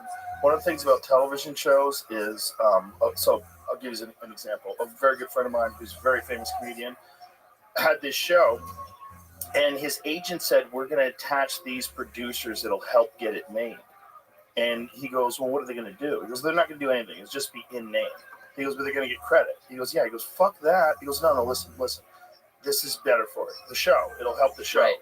But then they'll have, they'll have a piece of the show. He's like, yes, but it's a matter of whether the show gets successful or not, and this is a good thing to do. And he's like, what are you talking about? But it was a conflict of interest because this guy the agent was representing these other people. But this is completely common. Yeah. So there's these executive producers that are on shows that have zero to do with it. It's so many industries are like this, and that's why we got into startups. It's literally like you and the world, right? Yeah. It's like in a way like stand-up comedy, like Jared said, or like podcasting, where your enemy isn't actually hate; it's indifference. Like most of the stuff you do, especially when you're getting started, like why would anyone give a shit about you? They're just not going to pay attention. Yeah, that's not even your enemy. That's just all potential. Mm-hmm. That's all that is. It's like your enemy is within you. It's like figure out a way to make whatever you're doing good enough that you don't have to think about it not being valuable. It's meditative. There's no way for it not to be in some way a reflection of yourself. You're kind of like in this battle with you trying to convince yourself that you're great. So the ego wants to grow, and then you're constantly trying to compress it. And if there's not that outside force, your ego will expand to fill whatever volume is given to it. Like if you have money, if you have fame, if everything's given, and you don't make contact with the unforgiving on a regular basis, you're gonna end up doing that to yourself. And you could, it's possible to avoid, but you have to have strategies. Yeah, you have to be intentional about it. Yeah, the best strategy is jujitsu. Yeah, it's Mark Zuckerberg is a different person now. Yeah, you can see it.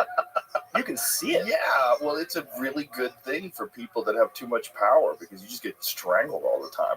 Yeah, and then you just get your arms bent sideways, and after a while, you're like, okay, this is reality. This social hierarchy thing that I've created is just nonsense. It's just smoke and mirrors, and they know it is, which is why they so rapidly enforce these hierarchies. The best people seek it out. Sir and ma'am and all that kind of shit. That's what it is. You don't feel like you really have respect unless you say that. Ugh. These poor kids that have to go from college where they're talking to these dipshit professors out into the world and operating under these same rules that they've been forced and indoctrinated to. It's God, to just make it on your own. It's amazing what you can get used to though. And it's funny, you were mentioning the producer thing. That is literally also a thing that happens in academia. So you'll have these conversations where it's like, all right, well, this paper is fucking garbage or something, but we want to get it in a paper, in a journal. And so let's see if we can get a famous guy on the list of authors so that when it gets reviewed, people are like, oh, Mr. So-and-so, okay. And that literally happens. The funny thing is, the hissy fits over this are, the stakes are so brutally low. At least with your producer example, someone stands to make a lot of money. With this, it's you get maybe an assistant professorship out of it at best. That's $40,000 a year, and it's just it's just. For the producers, it is money, but I don't even think they notice the money anymore. I think a big part, because all those guys are really, really rich already. I think, if you're a big-time TV producer, you're really rich. I think the big thing is being thought of as a genius who's always connected to successful projects. Right. Yeah. That's what they really like. that is like always going to be a thing, right? And it wasn't one producer; it was like a couple. So there's going to be a couple different people that were on this thing that had zero to do with it. It was all written by a stand-up comedian. His friends all helped him. They all put it together. And then he was like, no, he wound up firing his agent over it. Oh, shit. Genius. Yeah. Good for him. I mean, yeah. Like, get the fuck out of here. At a certain point for the producers, too, it's kind of like you'll have people approaching you for help on projects that look nothing like projects you've actually done. So I feel like it just adds noise to your universe. Like, if you're actually trying to build cool shit, you know what I mean? Like, some people just want to be busy. They just want more things happening, and they think more is better. More's not better, because more is energy that takes away from the better, whatever the important shit is. Yeah, the focus. You only have so much time until AI takes over. And then you'll have all the time in the world, because no one will be employed, and everything will be automated. We'll all be on universal basic. And that's it. That's the show. That's the end. That's a sitcom. That's a sitcom. A bunch of poor people existing on $250 a week. Oh, I would watch that. Yeah, because the government just gives everybody that. That's what you live off of. Like, weird shit is cheap. Like the stuff that's like all like, well, the stuff you can get from chatbots and AI agents is cheap, but like food is super expensive or something. Yeah, organic food's you're gonna have to kill people for it. You will eat people. It will be like Soylent World. Right. Hey, Soylent Green. Nothing's more free range than people, though. That's true. Depends on what they're eating, though. It's just like animals. You know, you don't want to eat a bear that's been eating salmon. They taste like shit. Yeah, I didn't know that. Yeah. I've been eating my bear wrong this entire time. So back to the quantum thing. So quantum computing is infinitely more powerful than standard computing.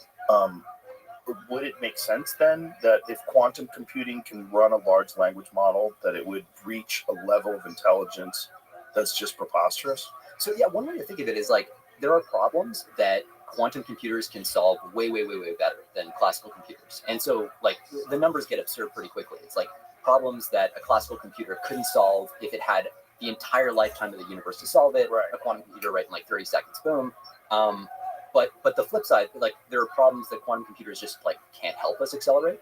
The kinds of like one classic problem that quantum computers help with is this thing called like the traveling salesman paradox or problem, where you have like a bunch of different locations that a salesman needs to hit, and what's the best path to hit them most efficiently? It's like kind of a classic problem if you're going around different places and have to make stops.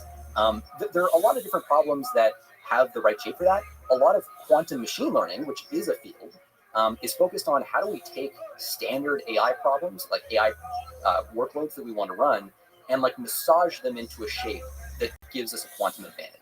And it's a nascent field. There's a lot going on there. I would expect, like, my personal expectation is that we just build human level AI and very quickly after that super intelligence without ever having to factor in quantum. But it's could you define that for people? What's the difference between human level AI and super intelligence?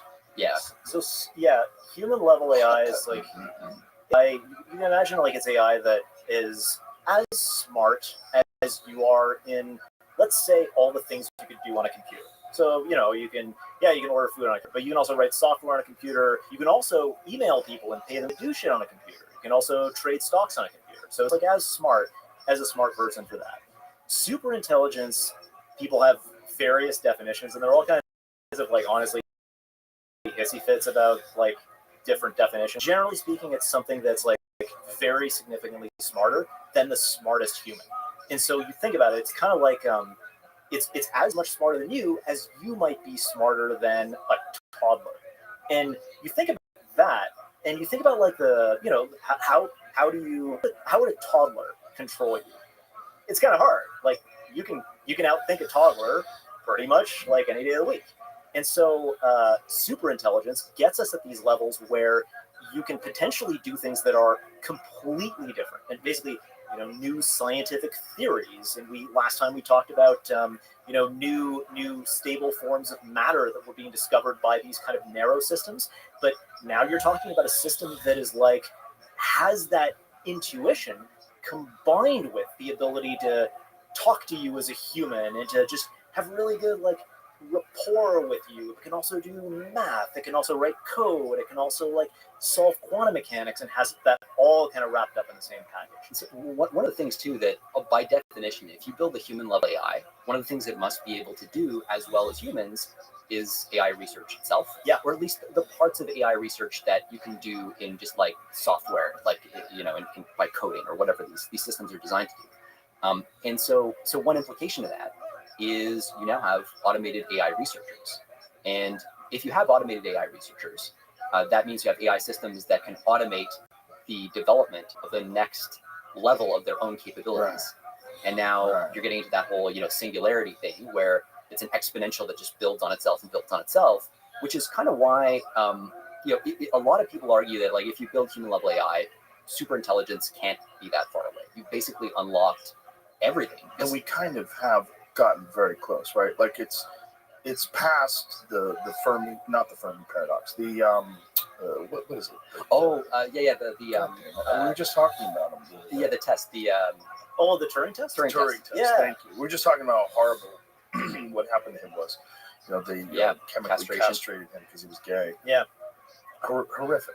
Winds up killing himself. The guy who figures out what's the test to figure out whether or not AIs become sentient. And by the way, does this in 1950? Oh yeah. Alan Turing is the guy was a beast, right? How did he think that through? He invented computers. He invented basically the concept that underlies all computers. Like he was like an absolute beast. He was a code breaker.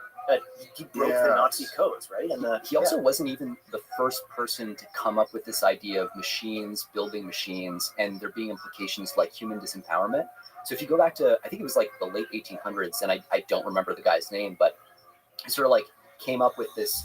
He was observing the Industrial Revolution and mechanization of labor and kind of starting to see more and more, like if you zoom out, it's almost like you have humans are an ant colony, and the artifacts that colony is producing that are really interesting are these machines.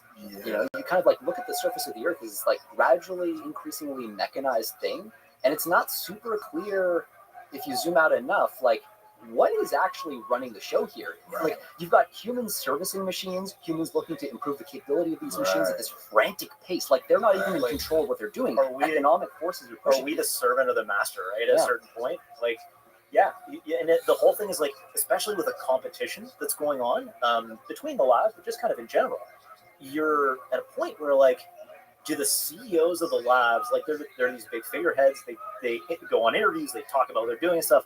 Do they really have control over any part of the system? The economy is in this like almost convulsive fit, right? Like you can almost feel like it's hurling out AGI, and like for as one kind of data point here, like all these labs, so OpenAI, Microsoft, Google, every year they're spending like an aircraft carrier worth of capital individually, each of them, just to build bigger data centers to house more AI chips to train bigger, more powerful models. And that's like, so we're actually getting to the point where if you look at on a power consumption basis, like we're getting to, 2, 3, 4, 5% of the US power production. If you project out into the late 2020s, kind of 2026, 27. You're talking not for double digit though. Not for double digit, but for single digit. Yeah, you're talking like that's a few gigawatts. So 1 gigawatt. Sorry, not for single digit. It's in the like for 2027. You're looking at like in the 0.5-ish%. But it's like it's a big fucking like you're talking about gigawatts and gigawatts. 1 gigawatt is 1 million homes. So you're seeing like one data center in 2027 is easily going to break a gig. There's going to be multiple like that, and so it's like 1 million home city. Metropolis really that is just dedicated to training like one fucking model.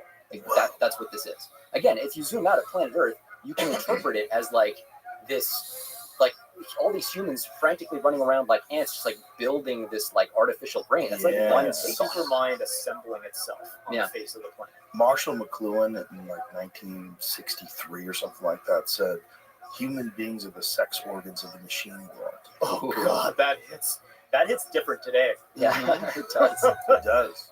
I've always said that if we were aliens, or if aliens came here and studied us, they'd be like, what is the dominant species of the planet doing? Well, it's making better things. Yeah. That's all it does.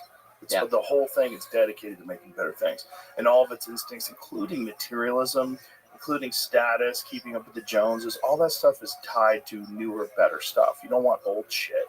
Yeah. You want new stuff. You don't want an iPhone 12. You know, what are you doing, you loser? You need newer, better stuff. And they convince people, especially in the realm of like consumer electronics. Most people are buying things they absolutely don't need. The vast majority of the spending on new phones is completely unnecessary. Yeah, but I just need that extra fourth camera though. In my phone. I feel like my life isn't complete. I run one of my phones is an iPhone 11, and I'm purposely not switching it just to see if I notice it. I fucking never notice anything. I watch YouTube on it. I text people. It's all the same. I go online. It works. It's all the same. Probably the biggest thing there is going to be the security side, which no, they update the security. It's all software. But I mean, if your phone gets old enough, I mean, like at a certain point, when they stop updating it, like iPhone 1, China's watching all your dick pics. Oh, dude, I mean, Salt Typhoon, they're watching all our dick pics. Yeah, they're definitely seeing mine. What's Salt Typhoon? So Salt. Oh, sorry, yeah. So it's this big Chinese cyber attack actually starts to get us to kind of the broader. What a great name, by the way, Salt Typhoon. Fuck yeah, guys! I really wish I would name it. They have the coolest names for their cyber operations meant to destroy us. Yeah. Salt Typhoon. They gotta stop. Slick. You know what? It's kind of like when people go out and do like an awful thing, like a school shooting or something, and they're like, oh, let's talk about, if you give it a cool name, like now the Chinese are definitely going to do it again. Anyway, because they have a cool name. Yeah, that's definitely a fact. Salt Typhoon. Salt Typhoon, pretty dope. Yeah, but it's this thing where basically, so there was in the 3G kind of protocol that was set up years ago. Law enforcement agencies included backdoors intentionally to be able to access comms, theoretically, if they got a warrant and so on. And you introduce a backdoor, you have adversaries like China who are wicked good at cyber. They're going to find and exploit those backdoors, and now basically they're sitting there, and they had been for some people think like maybe a year or two before it was really discovered. And just a couple months ago, they kind of go like, oh, cool, like we got fucking like China all up in our shit. And this is like flip a switch for them, and like you turn off the power or water to escape, or like you fucking Well, sorry. Salt Typhoon though is about just sitting on the like basically telecoms network. Well, that's the telecom one. That's right. It's not the but yeah. I mean that's another thing. There's another thing where they're doing that too. Yeah, and so this is kind of where what we've been looking into over the last year is this question of what is, if you're going to make like a Manhattan Project for superintelligence, right? That's what we were texting about like back and then actually, funnily enough, we shifted our date for security reasons. But if you're going to do a Manhattan Project for superintelligence, what does that have to look like? What does the security game have to look like to actually make it so that China's not all up in your shit? Like today, it is extremely clear that at the world's top AI labs, like all that shit is being stolen. Like there's not a single lab right now that isn't being spied on successfully based on everything we've seen by the Chinese. Can I ask you this? Yeah. Are we spying on the Chinese as well? That's a big problem. Do you want to? We're definitely doing some stuff. But in terms of the relative balance between the two, we're not where we need to be. They spy on us better than we spy on them. Yeah, because they build all our shit. They build all our shit. That was the Huawei situation, right? Yeah, and it's also oh my god, it's the like if you look at the power grid. So this is now public, but if you look at like transformer substations, so these are essentially they're a crucial part of the electrical grid, and there's really like basically all of them have components that are made in China. China is known to have planted backdoors like Trojans into those substations to fuck with our grid. The thing is, when you see a Salt Typhoon, when you see like big Chinese cyber attack or a big Russian cyber attack, you're not seeing their best. These countries do not go and show you like their best cards out the gate. You show the bare minimum that you can without tipping your hand at the actual exquisite capabilities you have. Like the way that one of the people kind of who's been walking us through all this really well explained it is like the philosophy is you want to learn without teaching, right? You want to use what is the lowest level capability that has the effect on after. So and that's what that I'll give an example. Like I'll tell you a story that's kind of like it's a public story. It's from a long time ago, but it kind of gives a flavor of like how far these countries will actually go when they're playing the game for fucking real. So it's 1945. America and the Soviet Union are like best pals because they've just defeated the Nazis, right? to celebrate that victory and the coming new world order that's going to be great for everybody, the children of the Soviet Union give as a gift to the American ambassador in Moscow this beautifully carved wooden seal of the United States of America. Beautiful thing. Ambassador is thrilled with it. He hangs it up on behind his desk in his private office. You can see where I'm going with this probably, but 7 years later, 1952, finally occurs to us, like, let's take it down and actually examine this. So they dig into it, and they find this incredible contraption in it called a cavity resonator. And this device doesn't have a power source, doesn't have a battery, which means when you're sweeping the office for bugs, you're not going to find it. What it does instead is it's designed, that's it. It's the thing. They call it the They thing. call it the thing.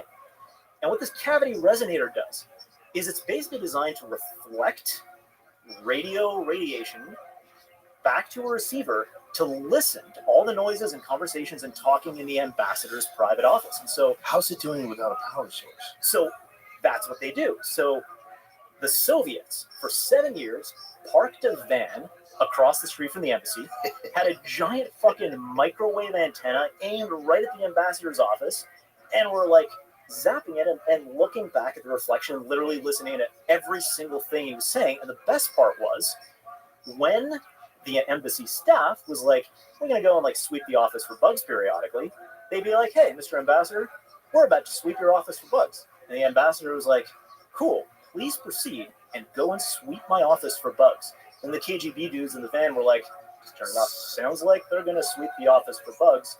Let's turn off our giant microwave antenna.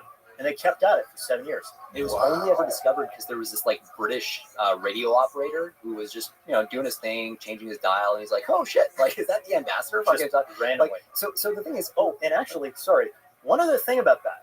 If you heard that story and you're kind of thinking to yourself, "Hang on a second, they were shooting like microwaves at our ambassador 24/7 for 7 years. Whoa! Doesn't that seem like it might like fry his genitals or something? Yeah, or something like that. You're supposed to have a lead vest. And the answer is yes. Yes. And this is something that came up in our investigation just from every single person who was filling us in and who dialed in and knows what's up. They're like, look, so you got to understand, like, our adversaries, if they need to like give you cancer in order to rip your shit off of your laptop, they're going to give you some cancer. Did he get cancer? I don't know specifically about the ambassador, but like, that's also so. We're limited what we can say. There's actually people that you talk to later that can go in more detail here, but older technology like that, kind of lower powered, so you're less likely to look at that. Nowadays, we live in a different world. The guy that invented that microphone his last name is Theremin. He invented this instrument called the theremin, which is a fucking really interesting thing. He's just moving his hands? Yeah, your hands control it waving over this. What? It's a fucking wild instrument. Have you seen this before, Jamie? Yeah, I saw Juicy J playing it yesterday on Instagram. He's like practicing. It's a fucking cool ass thing. He's also pretty good at it too. Yeah. There's both hands are controlling it by moving in and out in space, X, Y. I honestly don't really know how the fuck it works, but I've seen it. That is wild. It's also a lot harder to do than it seems. So the Americans tried to replicate this for years and years and years without really succeeding. And anyway, that's all kind of part. I have a friend who used to work for an intelligence agency, and he was working in Russia. And they found that the building was bugged with these super sophisticated bugs that operated. Their power came from the swaying of the building. Get out! I've never heard that one. Swaying of just like your watch. Like I have a mechanical watch on, so when I move my watch, it powers up the spring and it keeps the watch. That's how an automatic mechanical watch works. They figured out a way to, just by the subtle swaying of the building in the wind, that was what was powering this listening device. So this is the thing, right? Like what the fuck? Well, the things that nation states. What's up, Jimmy? Google says that's what was powering this thing, the Great Seal Bug, which really is a thing. So there's another one. No. Oh, this is so you can actually see in that video. I think there's a YouTube. Yeah. So same kind of thing, Jimmy. I typed in Russian spy bug building sway. The Thing is what pops up, The Thing. which is what we were just talking about. Oh, that thing. So that's powered the same way by the sway of the I building. I think it was powered by radio frequency emission. So there may be another thing related to it. Not sure, but yeah. Maybe Google's a little confused. Maybe it's the word sway is what's throwing it off. But it's a great catch, and the only reason we even know that too is that when the U-2s were flying over Russia, they had a U-2 that got shot down in 1960. The Russians go like, like friggin' Americans like spying on us. What the fuck? I thought we were buddies or what? Well, it's the 60s, so we think that. But and then the Americans are like, okay, bitch, look at this, and they brought out the seal, and that's how it became public. It was basically like the response to the Russians saying like, wow, Yeah. they're all dirty. Oh, yeah. Everyone's spying on everybody. That's the thing. And I think they probably all have some sort of UFO technology. We need to talk about that. We turn off our mics and. I'm 99% sure a lot of that shit. You need to talk to some of the. I've been talking to people. I've been talking to a lot of people. There might be some other people that you'd be interested in. I would chatting. very much be interested. Here's the problem: some of the people I'm talking to, I'm positive they're talking to me to give me bullshit. Because I'm are we on your list? No, you guys don't have to list. But there's certain people I'm like, okay, maybe most of this is true, but some of it's not on purpose. There's that. I guarantee you, I know I talk to people that don't tell me the truth. Yeah. It's an interesting problem in like all intel, right? Because there's always the mix of incentives is so fucked. Like the adversary's trying to add noise into the system. You got pockets of people within the government that have different incentives from other pockets, and then you have top secret clearance and all sorts of other things that are going on. Yeah. One guy that texted me, he's like, the guy telling you that they aren't real is literally involved in these meetings. So stop. Just stop listening to him. It's like one of the techniques, right? Is actually to inject so much noise that you don't know what's what, and you can't follow. So this actually, this happened in the COVID thing, right? The lab leak versus the natural wet market thing. Yeah. So I remember there was a debate that happened about what was the origin of COVID. This was like a few years ago. It was like an 18 or 20 hour long YouTube debate, just like punishingly long. And it was like there was $100,000 bet either way on who would win, and it was like lab leak versus wet market. And at the end of the 18 hours, the conclusion was like one of them won, but the conclusion was like it's basically 50-50 between them. And then I remember like hearing that and talking to some folks and being like, hang on a second. So you got to believe that whether it came from a lab or whether it came from a wet market, one of the top 3 priorities of the CCP from a propaganda standpoint is like, don't get fucking blamed for COVID. And that means they're putting like $1 to $10 billion and some of their best people on a global propaganda effort to cover up evidence and confuse and blah, blah, blah. You really think that your 50%, that confusion isn't coming from that incredibly resourced effort? Like, they know what they're doing. Particularly when different biologists and virologists who weren't attached to anything were talking about like the cleavage points and this different aspects of the virus that appeared to be genetically manipulated. The fact that there was only one spillover event, not multiple ones. None of it made any sense. All of it seemed like some sort of a genetically engineered virus. It seemed like gain-of-function research. And the early emails were talking about that. And then everybody changed their opinion. And even the taboo, right, against talking about it through that lens. Oh, yeah, total propaganda. It's racist. Yeah. Which is crazy because nobody thought the Spanish flu was racist, and it didn't even really come from Spain. Yeah, that's true. It came from Kentucky. I didn't know that. Yeah, I think it was Kentucky or Virginia. Where did the Spanish flu originate from? But nobody got mad. Well, that's because the state of Kentucky has an incredibly sophisticated propaganda machine, and pinned it on might Spanish. not be Kentucky. It was. I think it was an agricultural thing. Huh. Kansas. Thank you. Yeah, goddamn Kansas. Yeah, I've always said that. I've always like the originated United States H1N1 strain had genes of avian origin. By the way, people always talk about the Spanish flu. If it was around today, everybody would just get antibiotics and it would be fine. Mm-hmm. So this whole mass die off of people. It would be like the Latinx flu. and we would be The Latinx flu? The Latinx flu. So that one didn't stick at all. It didn't stick. Latinx. No. There's a lot of people like claiming they never used it, and they pull up old videos of them. Yeah. Like that's a dumb one. Like it's literally a gendered language. You fucking idiots. Yeah. Like you can't just do That's that. true. That's true. It went on for a while though. Like it Sure, there's a everything goes on period- for a while. Yeah. So think about how long they did lobotomies.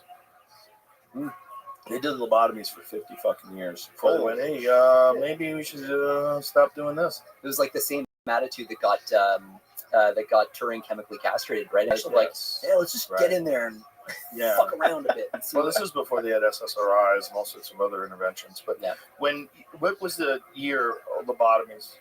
I believe it stopped in 67. Was it 50 years? I think you said 70 last time, but that was correct. 70 years? 1970. Oh, I think it was 67. I like how this has come Yeah, up so no, many you're correct. times that You're Jamie's correct. like, I think last time you said it was It comes up all the time because it's one of those things. that's It's insane. like you can't just trust the medical establishment. Officially Yeah. 67. It says maybe one more in 70. Oh God! Oh, he died in 72. When did they start doing it? I think they started in the 30s or the 20s rather. That's pretty 35. ballsy. You know, the first So guy, 24. The first guy who did a lobotomy. Yeah. It says you gotta 24. wonder. Freeman arrives Washington D.C. Direct Labs. 35. They tried it first. Ugh. Imagine that. They just scramble your fucking brains. But doesn't it make you feel better to call it a leucotomy though? Because it sounds a lot more professional. No. Lobotomy, leucotomy. Leucotomy sounds gross. Sounds like loogie. Like you're hunting a loogie.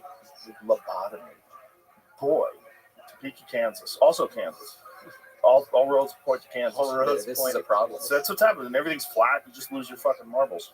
You go crazy. That's the main issue. Jesus That's Christ. So they did this for so long. Somebody won a Nobel Prize for lobotomy. Wonderful. Imagine Give that being back, that you piece of person. shit. Yes, seriously. You're kind of like, you don't want to display it up on your shelf. But just it's just a good indicator. It's like it should let you know that oftentimes science is incorrect, and that oftentimes, unfortunately, people have a history of doing things, and then they have to justify that they've done these things. Yeah. And they, But now there's so much more tooling too, right? If you're a nation state and you want to fuck with people and inject narratives into the ecosystem, right? Like the whole idea of autonomous AI agents too, like having these basically like Twitter bots or whatever bots. Like one thing we've been thinking about too on the side is like the idea of audience capture, right? You have like big people with high profiles and kind of gradually steering them towards a position by creating bots that like through comments, through upvotes, it's 100%. It's absolutely real. Yeah, and a couple of the big accounts on X like that we're in touch with have sort of said like, yeah, especially in the last 2 years, it's actually become hard, like especially the thoughtful ones, right? Mm-hmm. It's become hard to like stay sane, not on X, but like across social media, on all the platforms. And that is around when, it became possible to have AIs that can speak like people, 90%, 95% of the time. And so you have to imagine that, yeah, adversaries are using this and doing this and pushing the frontier. No, like they'd be fooled if they didn't. Oh yeah, 100%. You have to do it because for sure we're doing that. And this is one of the things where, like it used to be, so OpenAI actually used to do this assessment of their AI models as part of their kind of what they call their preparedness framework that would look at the persuasion capabilities of their models as one kind of threat vector. They pulled that out recently, which is kind of like, why? You can argue that it makes sense. I actually think it's somewhat concerning because one of the things you might worry about is if these systems, sometimes they get trained through what's called reinforcement learning. Potentially, you could imagine training these to be super persuasive by having them interact with real people and practice at convincing them to do specific things. If you get to that point, these labs ultimately will have the ability to deploy agents at scale that can just persuade a lot of people to do whatever they want, including pushing legislative agendas, both like and even help them prep for meetings with the Hill, the administration, whatever, and like, how should I like convince this person to do that? Like, yeah. Well, they'll do that with text messages. Make it more business-like. Yep. Make it friendlier. Make it more jovial. But this is like the same optimization pressure that keeps you on TikTok. That same like addiction. Imagine that applied to like persuading you of some fact, right? Yeah. That's like On the other hand, maybe a few months from now, we're all just going to be very, very convinced that it was all fine. That's what they did. Yeah, maybe they'll get so good that it'll make sense to you. Maybe they'll just be right. Yeah, that's how that shit works. Yeah, it's a confusing time period. You know, we've talked about this ad nauseum, but it bears repeating. This former FBI analyst who investigated Twitter before Elon bought it said that he thinks it's about 80% bots. Yeah. 80%. That's one of the reasons why the bot purge, like when Elon acquired it and started working on it, is so important. Like there needs to be, the challenge is like detecting these things is so hard, right? So increasingly, like more and more, they can hide like basically perfectly. Like how do you tell the difference between a cutting edge AI bot and a human just from the you can't, because you they actually can can't generate AI images of a family, of a backyard barbecue, post all these things up and make it seem like it's real. Yep. Especially now, AI images are insanely good now. They really are. Yes. It's crazy. And if you have a person, you could take a photo of a person and manipulate it in any way you'd like, and then now this is your new guy. You can do it instantaneously, and then this guy has a bunch of opinions on things. And seems to always align with the Democratic Party, but whatever. He's a good guy, family man. Looks out at this barbecue. He's not even a fucking human being. And people are arguing with this bot, like back and forth. And you'll see it on any social issue. You see it with Gaza and Palestine. You see it with abortion. You see it with religious freedoms. Yeah. You just see these bots. You see these arguments, and you see like various levels. You see like the extreme position, and then you see more reasonable centrist position. But essentially what they're doing is they're consistently moving what's okay further and further in a certain direction. And in fact, it's both directions. Like it's like you know how when you're trying to like you're trying to capsize a boat or something, you're like fucking with your buddy on the lake or something. So you push on one side, then you push on the other side, then you push until eventually it capsizes. This is kind of like our electoral process is already naturally like this, right? We go like we have a party in power for a while, and then like they get they basically get like you get tired of them and you switch, and that's kind of the natural way how democracy works or in a republic. But the way that adversaries think about this is they're like, perfect, this swing back and forth, all we have to do is like when it's on this way, we push and push and push and push until it goes more extreme, and then there's a reaction to it, right? And now swing it back, and we push and push and push on the other side until eventually something breaks, and that's the risk. Yeah, it's also like the organizations that are doing this, like we already know this is part of Russia's MO, China's MO, because back when it was easier to detect, we already could see them doing this shit. So there was this website called This Person Does Not Exist. It still exists surely now, but it's kind of superseded. Yeah. But you would like every time you refresh this website, you would see a different like human face that was AI generated, and what the Russian Internet Research Agency would do.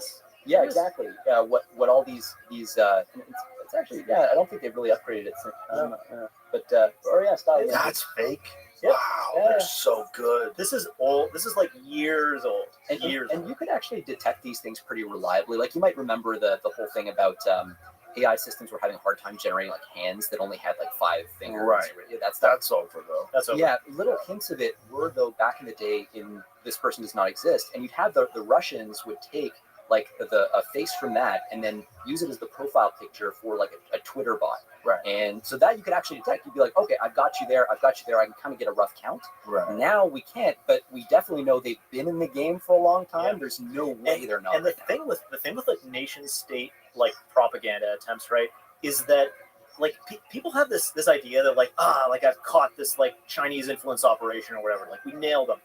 The reality is nation states operate at like 30 different levels. And if you're a priority, like just influencing our information spaces as a priority for them, they're not just going to operate, they're not just going to pick a level and do it. They're going to do all 30 of them. And so you, even if you're like among the best in the world, like detecting this shit, you're going to catch and stop like levels 1 through 10. And then you're going to be aware of like level 11, 12, 13, like you're working against it. And you're, maybe you're starting to think about level 16, and you imagine like about level 18 or whatever. But they're above you, below you, all around you. They're incredibly resourced, and this is something that came through very strongly for us. You guys have seen the Yuri Bezmenov video video from 1984 where he's talking about how all our educational institutions have been captured by Soviet propaganda.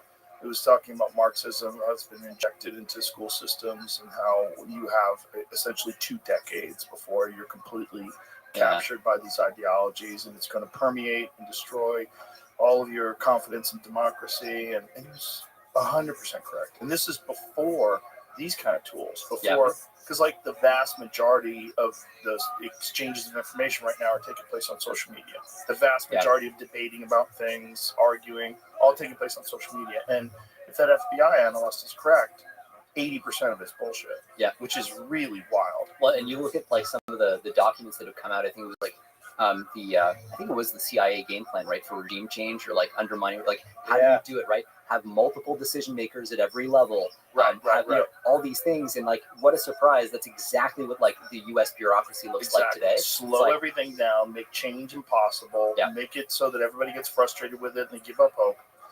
They decided to do that to other countries, like for sure they do that here. Open society, right? I mean that's part of the trade-off, and that's actually a big part of the challenge too. So when we're working on this, right, like one of the things Ed was talking about, these 30 different layers of security access or whatever, one of the consequences is you bump into a team like the teams we ended up working with on this project were folks that we bumped into after the end of our last investigation, who kind of were like, we talked about last year. Yeah. Like looking at AGI, looking at the national security kind of landscape around that. And a lot of them like really well placed. So it was like, special forces guys from tier 1 units. So like a SEAL Team 6 type thing. And because they're so like in that ecosystem, you'll see people who are like ridiculously specialized and competent, like the best people in the world at doing whatever the thing is, like to break this security. And they don't know often about like another group of guys who have a completely different capability set. And so what you find is like you're indexing like hard on this vulnerability, and then suddenly someone says, "Oh yeah, but by the way, I can just hop that fence." So the really funny thing about this is like most or even like almost all of the really like elite security people kind of think that like all the other security people are dumbasses, even when they're not. Or like they're biased in the direction of, because it's so easy when everything's like stovepiped. But so most people who say they're like elite at security actually are dumbasses, because most security is like about checking boxes and like SOC 2 compliance and shit like that. But yeah, it's what it is like, so everything's so stovepiped. Yeah, that you literally can't know what the exquisite state of the art is in another domain. So it's a lot easier for somebody to come up and be like, "Oh yeah, like I'm actually really good at this other thing that you don't know." And so figuring out who actually is we had this experience over and over where like, you run into a team and then you run into another team, they have an interaction, you're kind of like, "Oh, interesting." So like, like these are the really kind of the people at the top of their game. And that's been this very long process to figure out like, okay, what does it take to actually secure our critical infrastructure against like CCP, for example, like Chinese attacks, if we're building a superintelligence project.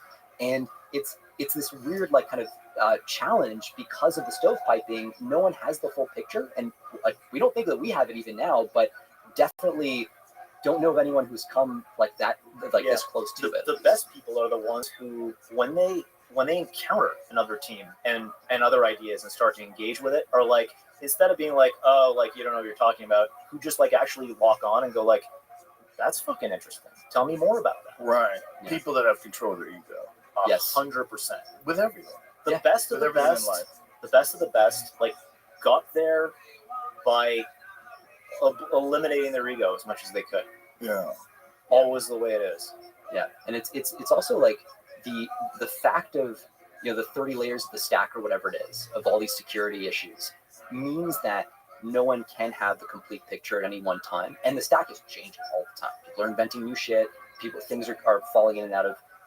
And so, figuring out what is that team that can actually get you that complete picture is an exercise. You can't really it's hard to do it from the government side, because you got to engage with data center building companies. You got to engage with AI labs, and in particular with like insiders of the labs who will tell you things that, by the way, the lab leadership will tell you the opposite of in some cases. And so like, it's just this this Gordian knot, it took us months to like pin down every kind of dimension that we think we've pinned down. I'll give an example actually of that, like the trying to do the handshake, right, between different sets of people. So we were talking to one person who's thinking hard about data center security, working with like frontier labs on this shit, very much like at the top of her game, but she's kind of from like the academic space, kind of Berkeley, like the avocado toast kind of side of the spectrum, you know? Mm-hmm. And she's talking to us. She'd reviewed the report we put out, the investigation we put out, and she's like, I think you guys are talking to the wrong people. And we're like, can you say more about that? And she's like, well, I don't think like you talk to tier 1 special forces. I don't think they like know much about that. We're like, okay, that's not correct, but can you say why? And she's like, I feel like those are just the people that like go and like bomb stuff. Blow shit up. It's understandable too, because like a lot of people totally understandable. A lot of people have the wrong sense of like what a tier 1 asset actually can do. It's like, well, that's ego on her part because she doesn't understand what they do. It's ego all the way down, right? I mean, like, but that's a dumb thing to say if you literally don't know what they do, and you say, "Don't they just blow stuff up?" Where's my latte? It's a weirdly good impression, but she did ask about a latte. She did. But to her Did credit, she talk in upspeak? You should fire everyone who talks in upspeak. She didn't talk in upspeak, The but moment they do that, you should just tell them to leave. There's no way you have an original thought. This is how you talk. China, can you get out of our data center? Yeah, please. Try my avocado tape. I don't want to rip on that too much though, Yeah. because this is the one really important factor here is all these groups have a part of the puzzle, and they're all fucking amazing. They are like world class at their own little slice, and a big part of what we've had to do is like bring people together, and there are people who helped us immeasurably do this. But like bring people together and explain to them the value that each other has in a way that's like that allows that bridge building to be made. And by the way, the tier 1 guys are the most like ego moderated of the people that we talk to. There's a lot of like Silicon Valley hubris going around right now where people are like, listen, like get out of our way. We'll figure out how to do this like super secure data center infrastructure. We got this. Why? Because we're the guys building AGI, motherfucker. Like that's kind of the attitude. And it's like, cool, man. Like that's like a doctor having an opinion about like how to repair your car. I get that it's not the like elite kind of like whatever, but someone has to help you build like a good friggin' fence. Like I mean, it's not just that. Dunning-Kruger effect. It's a mixed bag too. Because like, yes, a lot of hyperscalers like Google, Amazon, genuinely do have some of the best private sector security around data centers in the world, like hands down. The problem is there's levels above that, and the guys who like look at what they're doing and see what the holes are just go like, oh yeah, like I could get in there, no problem, and they can fucking do it. One thing my wife said to me on a couple of occasions, like, you seem to like, and this is towards the beginning of the project, you seem to like change your mind a lot about what the right configuration is of how to do this. And yeah, it's because every other day you're having a conversation with somebody who's like, oh yeah, like great job on this thing, but like I'm not going to do that. I'm going to do this other completely different thing, and that just fucks everything over. And so you have enough of those conversations, and at a certain point, your plan, your game plan on this can no longer look like we're going to build a perfect fortress. It's got to look like we're going to account for our own uncertainty on the security side and the fact that we're never going to be able to patch everything.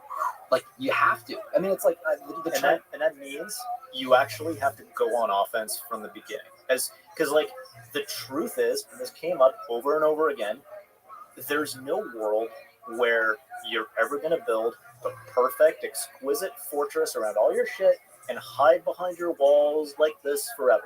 That just doesn't work, because no matter how perfect your system is and how many angles you've covered, like your adversary is super smart, is super dedicated. If you see the field to them, they're right up in your face and they're reaching out and touching you, and they're trying to see like what your seams are, where they break. And that just means you have to reach out and touch them from the beginning. Because until you've actually like reached out and used the capability and proved like we can take down that infrastructure, we can like disrupt that cyber operation, we can do this, we can do that, you don't know if that capability is real or not. Like you might just be like lying to yourself. I'm like, I can do this thing whenever I want, but actually, you're kind of more in academia mode than like startup mode, because you're not making contact every day with the thing, right? You have to touch the thing, and there's a related issue here, which is a kind of like willingness that came up over and over again. Like one of the kind of gurus of this space was like, a couple of them made the point that you can have the most exquisite capability in the world, but if you don't actually have the willingness to use it, you might as well not have that capability. And the challenge is right now, China, Russia, like our adversaries, pull all kinds of stunts on us and get no consequences. Particularly during the previous administration. This was a huge problem during the previous administration, where you actually had sabotage operations being done on American soil by our adversaries, where you had administration officials, as soon as like a thing happened. So there were, for example, there was like 4 different states had their 911 systems go down like at the same time. Different systems, like unrelated stuff, but it was like it's this stuff where it's like, let me see if I can do that. Let me see if I can do it. Let me see what the reaction is. Let me see what the chatter is that comes back after I do that. And one of the things that was actually pretty disturbing about that was under that administration or regime or whatever, the response you got from the government right out the gate was, oh, it's an accident. And that's actually unusual. The proper procedure, the normal procedure in this case, is to say, we can't comment on an ongoing investigation, which we've all heard, right? Like, you can't comment on blah, blah, blah. We can neither confirm nor deny. Exactly. It's all that stuff, and that's what they say typically out the gate when they're investigating stuff. But instead, coming out and saying, oh, it's just an accident, is a break with What do you procedure. attribute that to?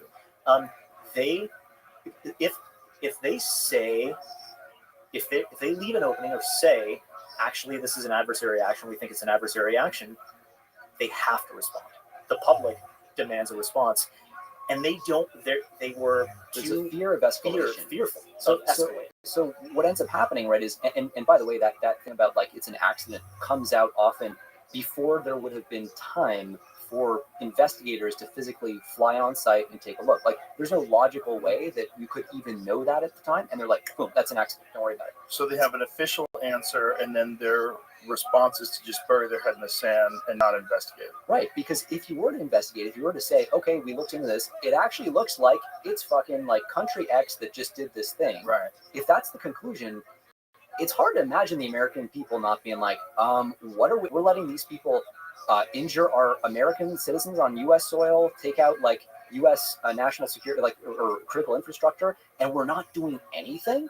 Like, the concern is about this, like, we're getting in our own way of thinking like, oh, well, escalation is going to happen, and boom, we run straight to like, there's going to be a nuclear war, everybody's going to die. So, like, when you do that, the peace between nations, stability does not come from the absence of activity. It comes from consequence. It comes from, just like if you have, an individual who misbehaves in society, there's a consequence and people know it's coming. You need to train your counterparts in the international community, your adversary, to not fuck with your stuff. Can I stop for a second? So are you essentially saying that if you have incredible capabilities of disrupting grids and power systems and infrastructure, you wouldn't necessarily do it, but you might try it to make sure it works a little bit. And that this is probably the hints of some of this stuff, because you got to get your reps in, right? You got to get your reps in. It's like okay, so suppose that I went to you and was like, hey, I bet I can kick your ass. Like, I bet I can like friggin' slap a rubber guard on you and like do whatever the fuck, right? And you're I love your expression, by the way. Yeah, you look really convinced. It's because I'm jacked, right? Well, no, but there's people that look like you that can strangle me, believe it or not. There's a lot of like very high level Brazilian jiu-jitsu black belts that are just super nerds, and they don't lift weights at all. They only do jiu-jitsu, and if you only do jiu-jitsu, you'll have like a wiry body. Dude, that was heartless. So that's slip that in. Like, there's like two guys who look like you. It's like just real fucking look like intelligent people. No, they're like some of the most brilliant people I've ever met. Really, that's the issue. It's data nerds get really involved in jiu-jitsu, and jiu-jitsu's data. But here's the thing. So that's exactly it, right? So if I told you, I bet I can tap you out, right? I'd And be like, where have you been training? well, right, but and you're if you're like, and my answer was, oh, I've just read a bunch of books. Oh, You'd be like, oh, cool, let's go. Like, right? Because making contact with reality is where the fucking learning happens. You can sit there and think all you want, right. but unless you've actually played the chess match, unless you've reached out, touched, seen what the reaction is and all this stuff, you don't actually know what you think you know. And that's actually extra dangerous. If you're sitting on a bunch of capabilities and you have this like unearned sense of superiority because you haven't used those exquisite tools, like it's a challenge. And then you've got people that are head of departments, CEOs of corporations. Everyone has an ego. We've got it. Yeah. And this ties into like how basically the international order and quasi-stability actually gets maintained. So there's like above threshold stuff, which is like you actually do wars for borders, and you know there's the potential for nuclear exchange or whatever. Like that's like all stuff that can't be hidden, right? War games. Exactly, like all the war games type shit. But then there's below threshold stuff. The stuff that's like it's always like the stuff that's like, hey, I'm gonna try to like poke you. Are you gonna react? What are you gonna do? And then if you do nothing here, then I go like, okay, what's the next level? I can poke you. Because like one of the things that we almost have an intuition for that's mistaken, that comes from kind of historical experience, is like this idea that, you know, that countries can actually really defend their citizens in a meaningful way. So like if you think back to World War I, the most sophisticated advanced nation states on the planet could not get past a line of dudes in a trench. Then they tried like thing after thing. Let's try tanks, let's try aircraft, let's try fucking hot air balloons, infiltration. And it literally like one side pretty much just ran out of dudes in that end of the war to put in their trench. And so we have this thought that like, oh, you know, countries can actually put boundaries around themselves and actually, but the reality is there's so many surfaces. The surface area for attacks is just too great. And so there's stuff like you can actually like there's the Havana syndrome stuff where you look at this like ratcheting escalation, like, oh, let's like fry a couple of embassy staff's brains in Havana, Cuba. What are they going to do about it? Nothing? Okay, let's move on to Vienna, Austria, something a little bit more Western, a little bit more orderly. Let's see what they do there. Still nothing. Okay, what if we move on to frying like Americans' brains on U.S. soil, baby? And they went and did that.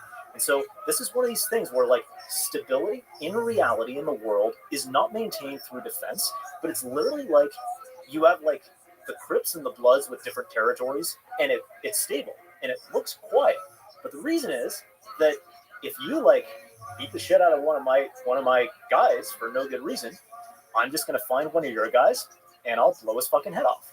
And that keeps peace and stability on the surface.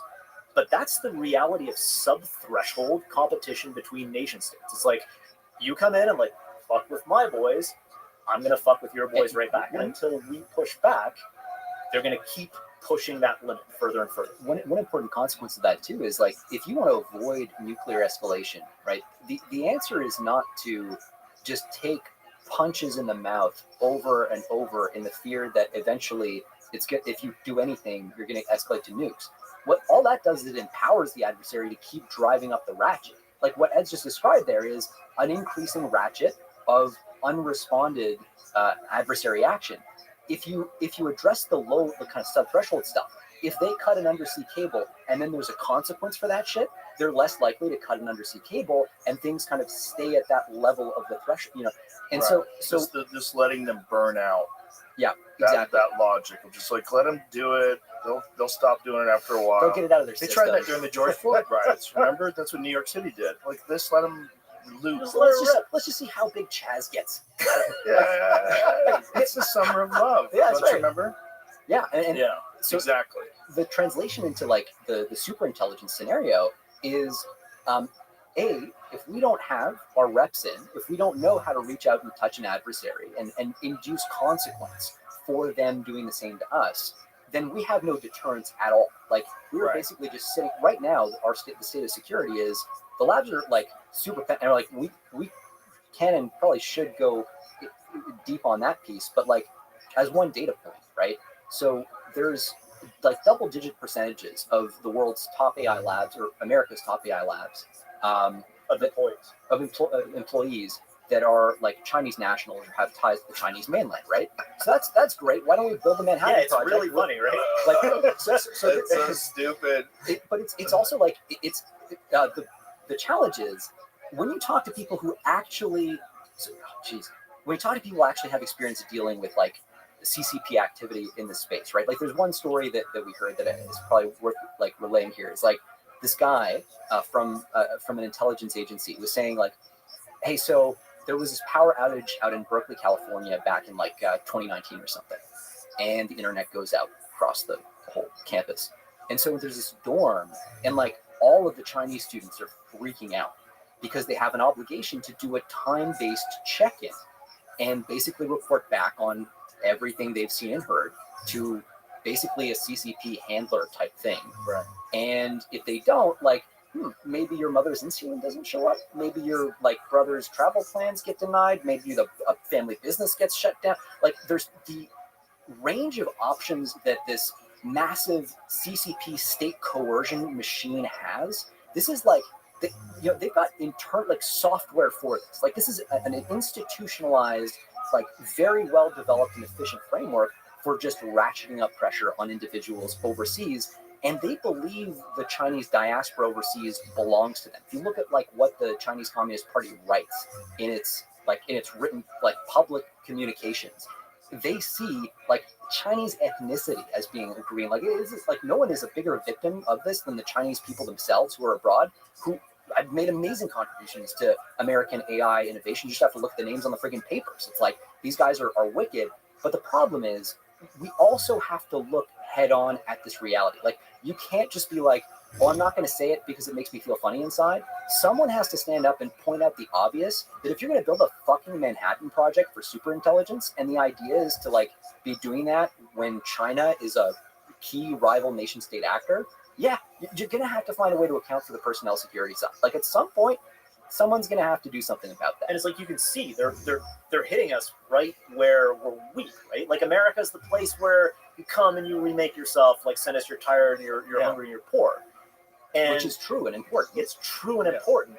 They're playing right off of that because they know that we just don't want to look at that problem. Yeah. And Chinese nationals working on these things is just bananas. The fact they have to check on the CCP. Yeah. And are they being monitored? I mean, how much can you monitor them? What do you know that they have? What equipment have they been given? You so can't constitutionally, right? Yeah, you the can't best part, constitutionally, it's also, you can't legally deny someone employment on that basis in a private company. So that's something else we found and we're kind of amazed by. And even honestly, just like the regular kind of government clearance process itself is inadequate. It moves way too slowly, and it doesn't actually even in the government. We were talking about top secret clearances.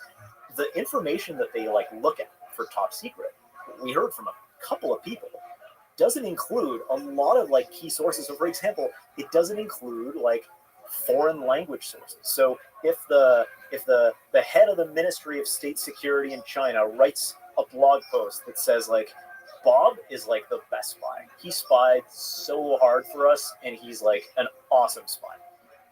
If that blog post is written in Chinese, we're not going to see it, and we're going to be like, "Here's your clearance, Bob. Congratulations!" Like, and we were like, "This that can't possibly be real," but like, yeah, they're like, "Yep, that's true." No one's looking. It's complete naivete. If there's gaps in every level of a lot of the One of the worst things here is like the physical infrastructure. So the personnel thing is like fucked up. The physical infrastructure thing is another area where people don't want to look, because if you start looking, what you start to realize is, okay, China makes like a lot of our like components for our transformers for the electrical grid, yep, but also all these chips that are going into our big data centers for these massive training runs. Where do they come from? They come from Taiwan. They come from this company called TSMC, Taiwan Semiconductor Manufacturing Company. We're increasingly onshoring that, by the way, which is one of the best things that's been happening lately, is like massive amounts of TSMC capacity getting onshored in the US, but still being made. Right now, it's basically like 100% there. All you have to do is jump on the network at TSMC, hack the right network, compromise the firmware on the software that runs on these chips to get them to run, and you basically can compromise all the chips going into all of these things. Never mind the fact that like Taiwan is set like physically outside the Chinese sphere of influence for now. China is going to be prioritizing the fuck out of getting access to that. There have been cases, by the way, like Richard Chang, like the founder of SMIC, which is the sort of TSMC, this massive like series of aircraft carrier fabrication facilities. They do like all the iPhone chips. Yeah. They do the AI chips, which are the things we care about. Yeah.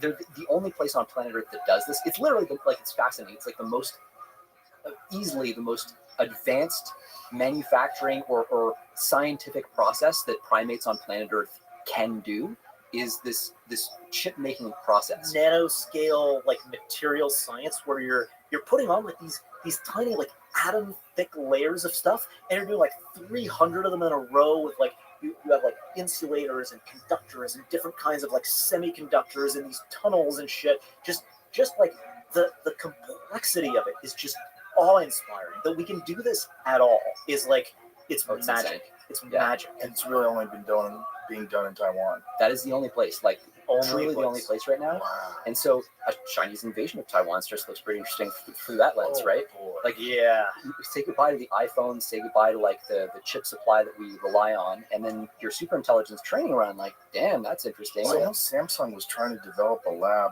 here or a semiconductor factory here, and they weren't having enough success. Oh, so one of the craziest things, to illustrate how hard it is to do. So you spend $50 billion, again, an aircraft carrier, we're throwing that around here and there, but an aircraft carrier worth of risk capital. What does that mean? That means you build the factory, and it's not guaranteed it's going to work. At first, this factory is pumping out these chips at like yields that are really low. In other words, like only 20% of the chips that they're putting out are even useful. And that just makes it totally economically unviable. So you're just trying to increase that yield, desperately climb up higher and higher.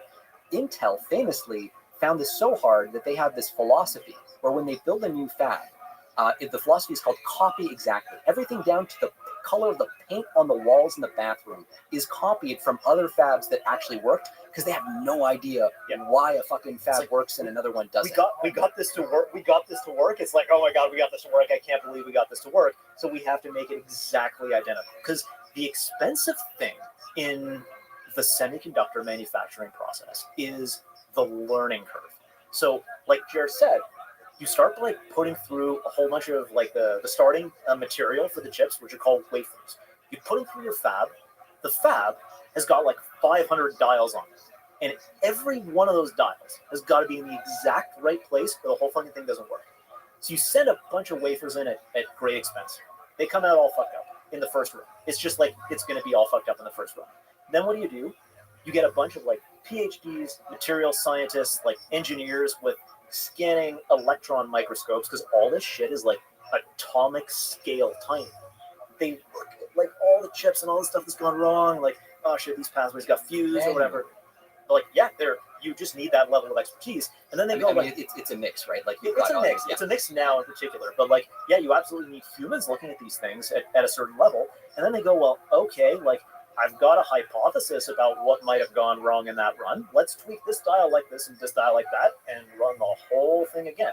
And you hear these stories about bringing a fab online. Like you need a certain percentage of good chips coming out the other end, or like you can't make money from the fab because most of your shit is just going right into the garbage. Unless, and this is important too, your fab is state subsidized. So when you look at, so TSMC is like they're alone in the world in terms of being able to pump out these chips.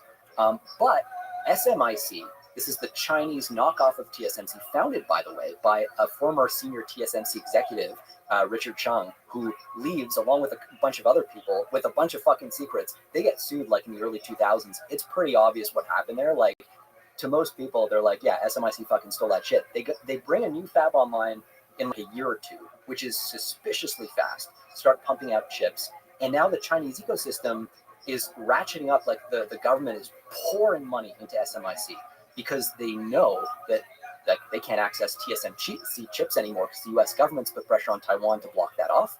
And so domestic fab in China is all about SMIC. And they are like, it's a disgusting amount of money they're putting in. they're teaming up with Huawei to form like this complex of companies that it's really interesting. I mean, the semiconductor industry in China in particular is really, really interesting.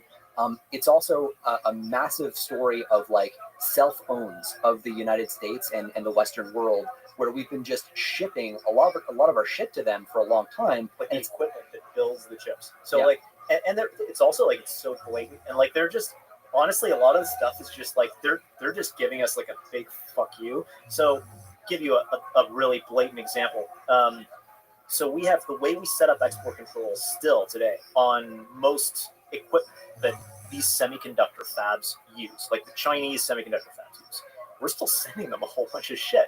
The way we set export controls is instead of like, oh, we're sending this gear to China and like now it's in China and we can't do anything about it. Instead, we still have this thing where we're like, no, this company in China is cool. That company in China is not cool. So we can ship to this company, but we can't ship to that company. And so you get this ridiculous shit. Like, for example, there's like a couple of facilities that you can see by satellite. One of the facilities is okay to ship equipment to. The other facility right next door is like considered, military connected or whatever, and so we can't ship.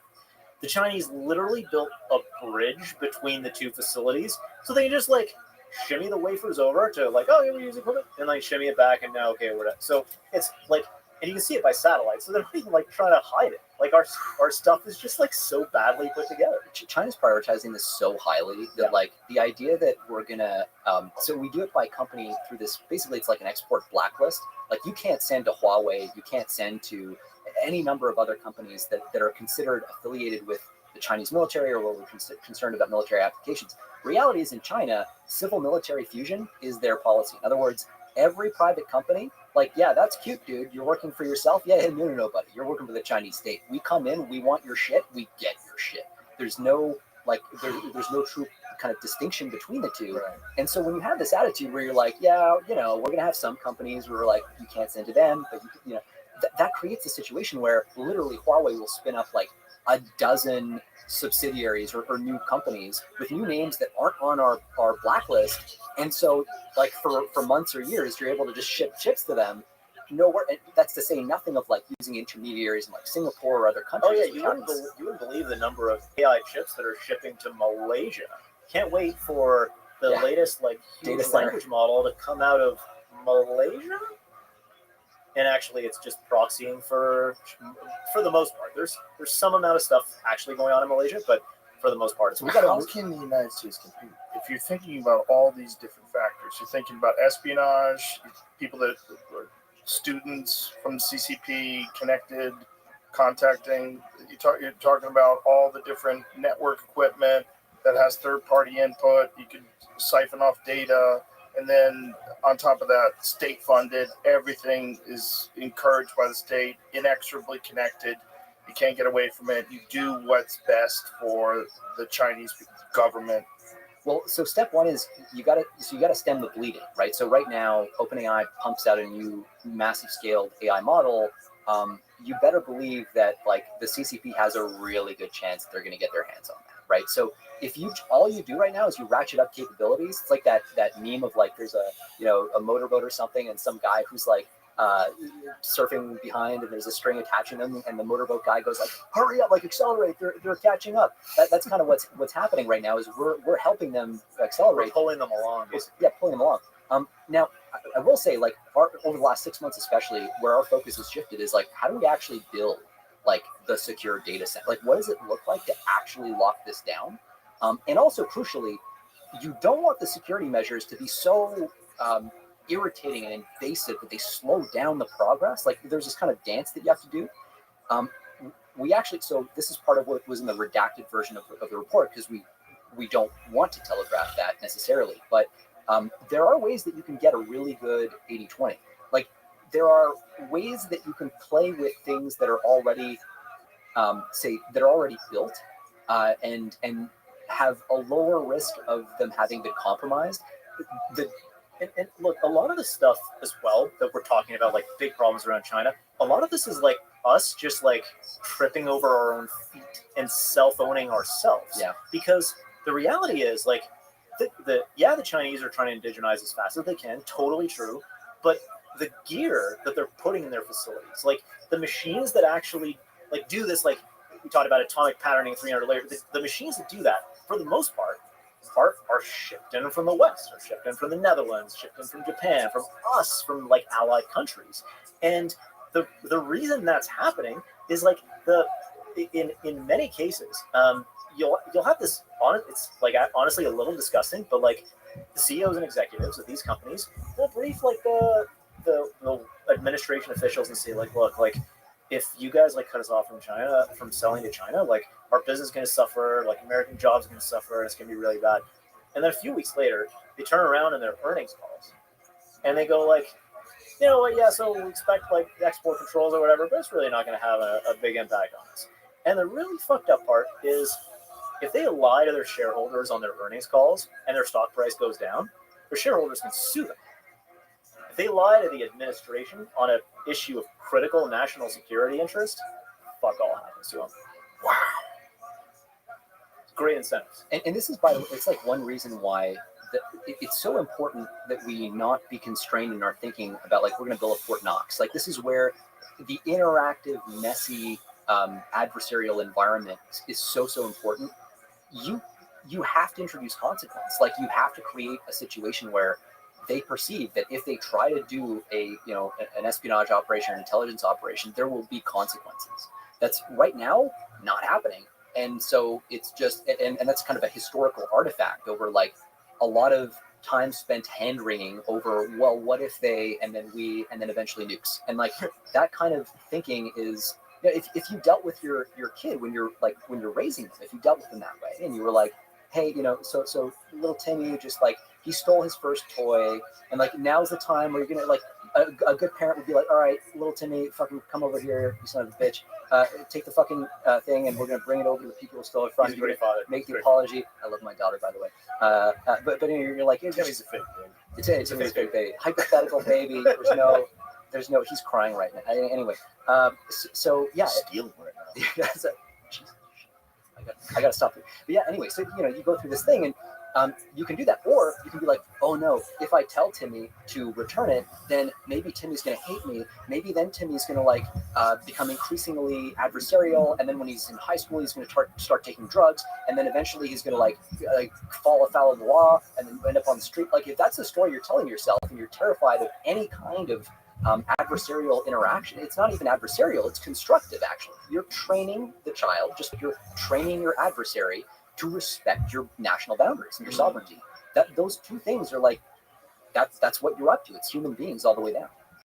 Jeez.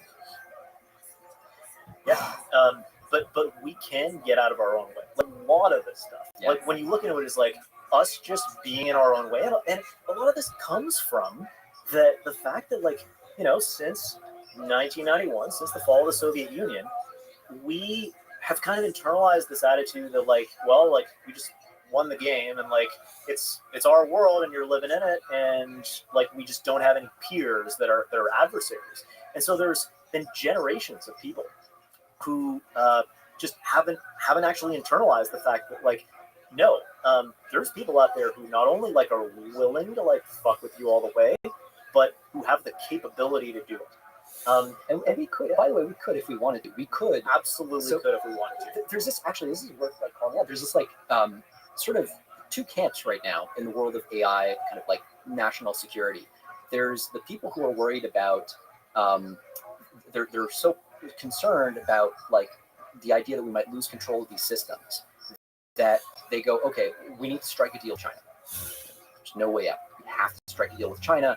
And then they start spinning up all these theories about how they're going to do that, none of which remotely reflect the actual reality. When you talk to the people who work on this, who try to do track 1, track 1.5, track 2, or more accurately, the ones who do the intel stuff, like this is a non-starter for reasons we get into. But they have that attitude because they're like, fundamentally, we don't know how to control this technology. The flip side is people who go, oh yeah, like I work in the IC or the State Department, and I'm used to dealing with these guys.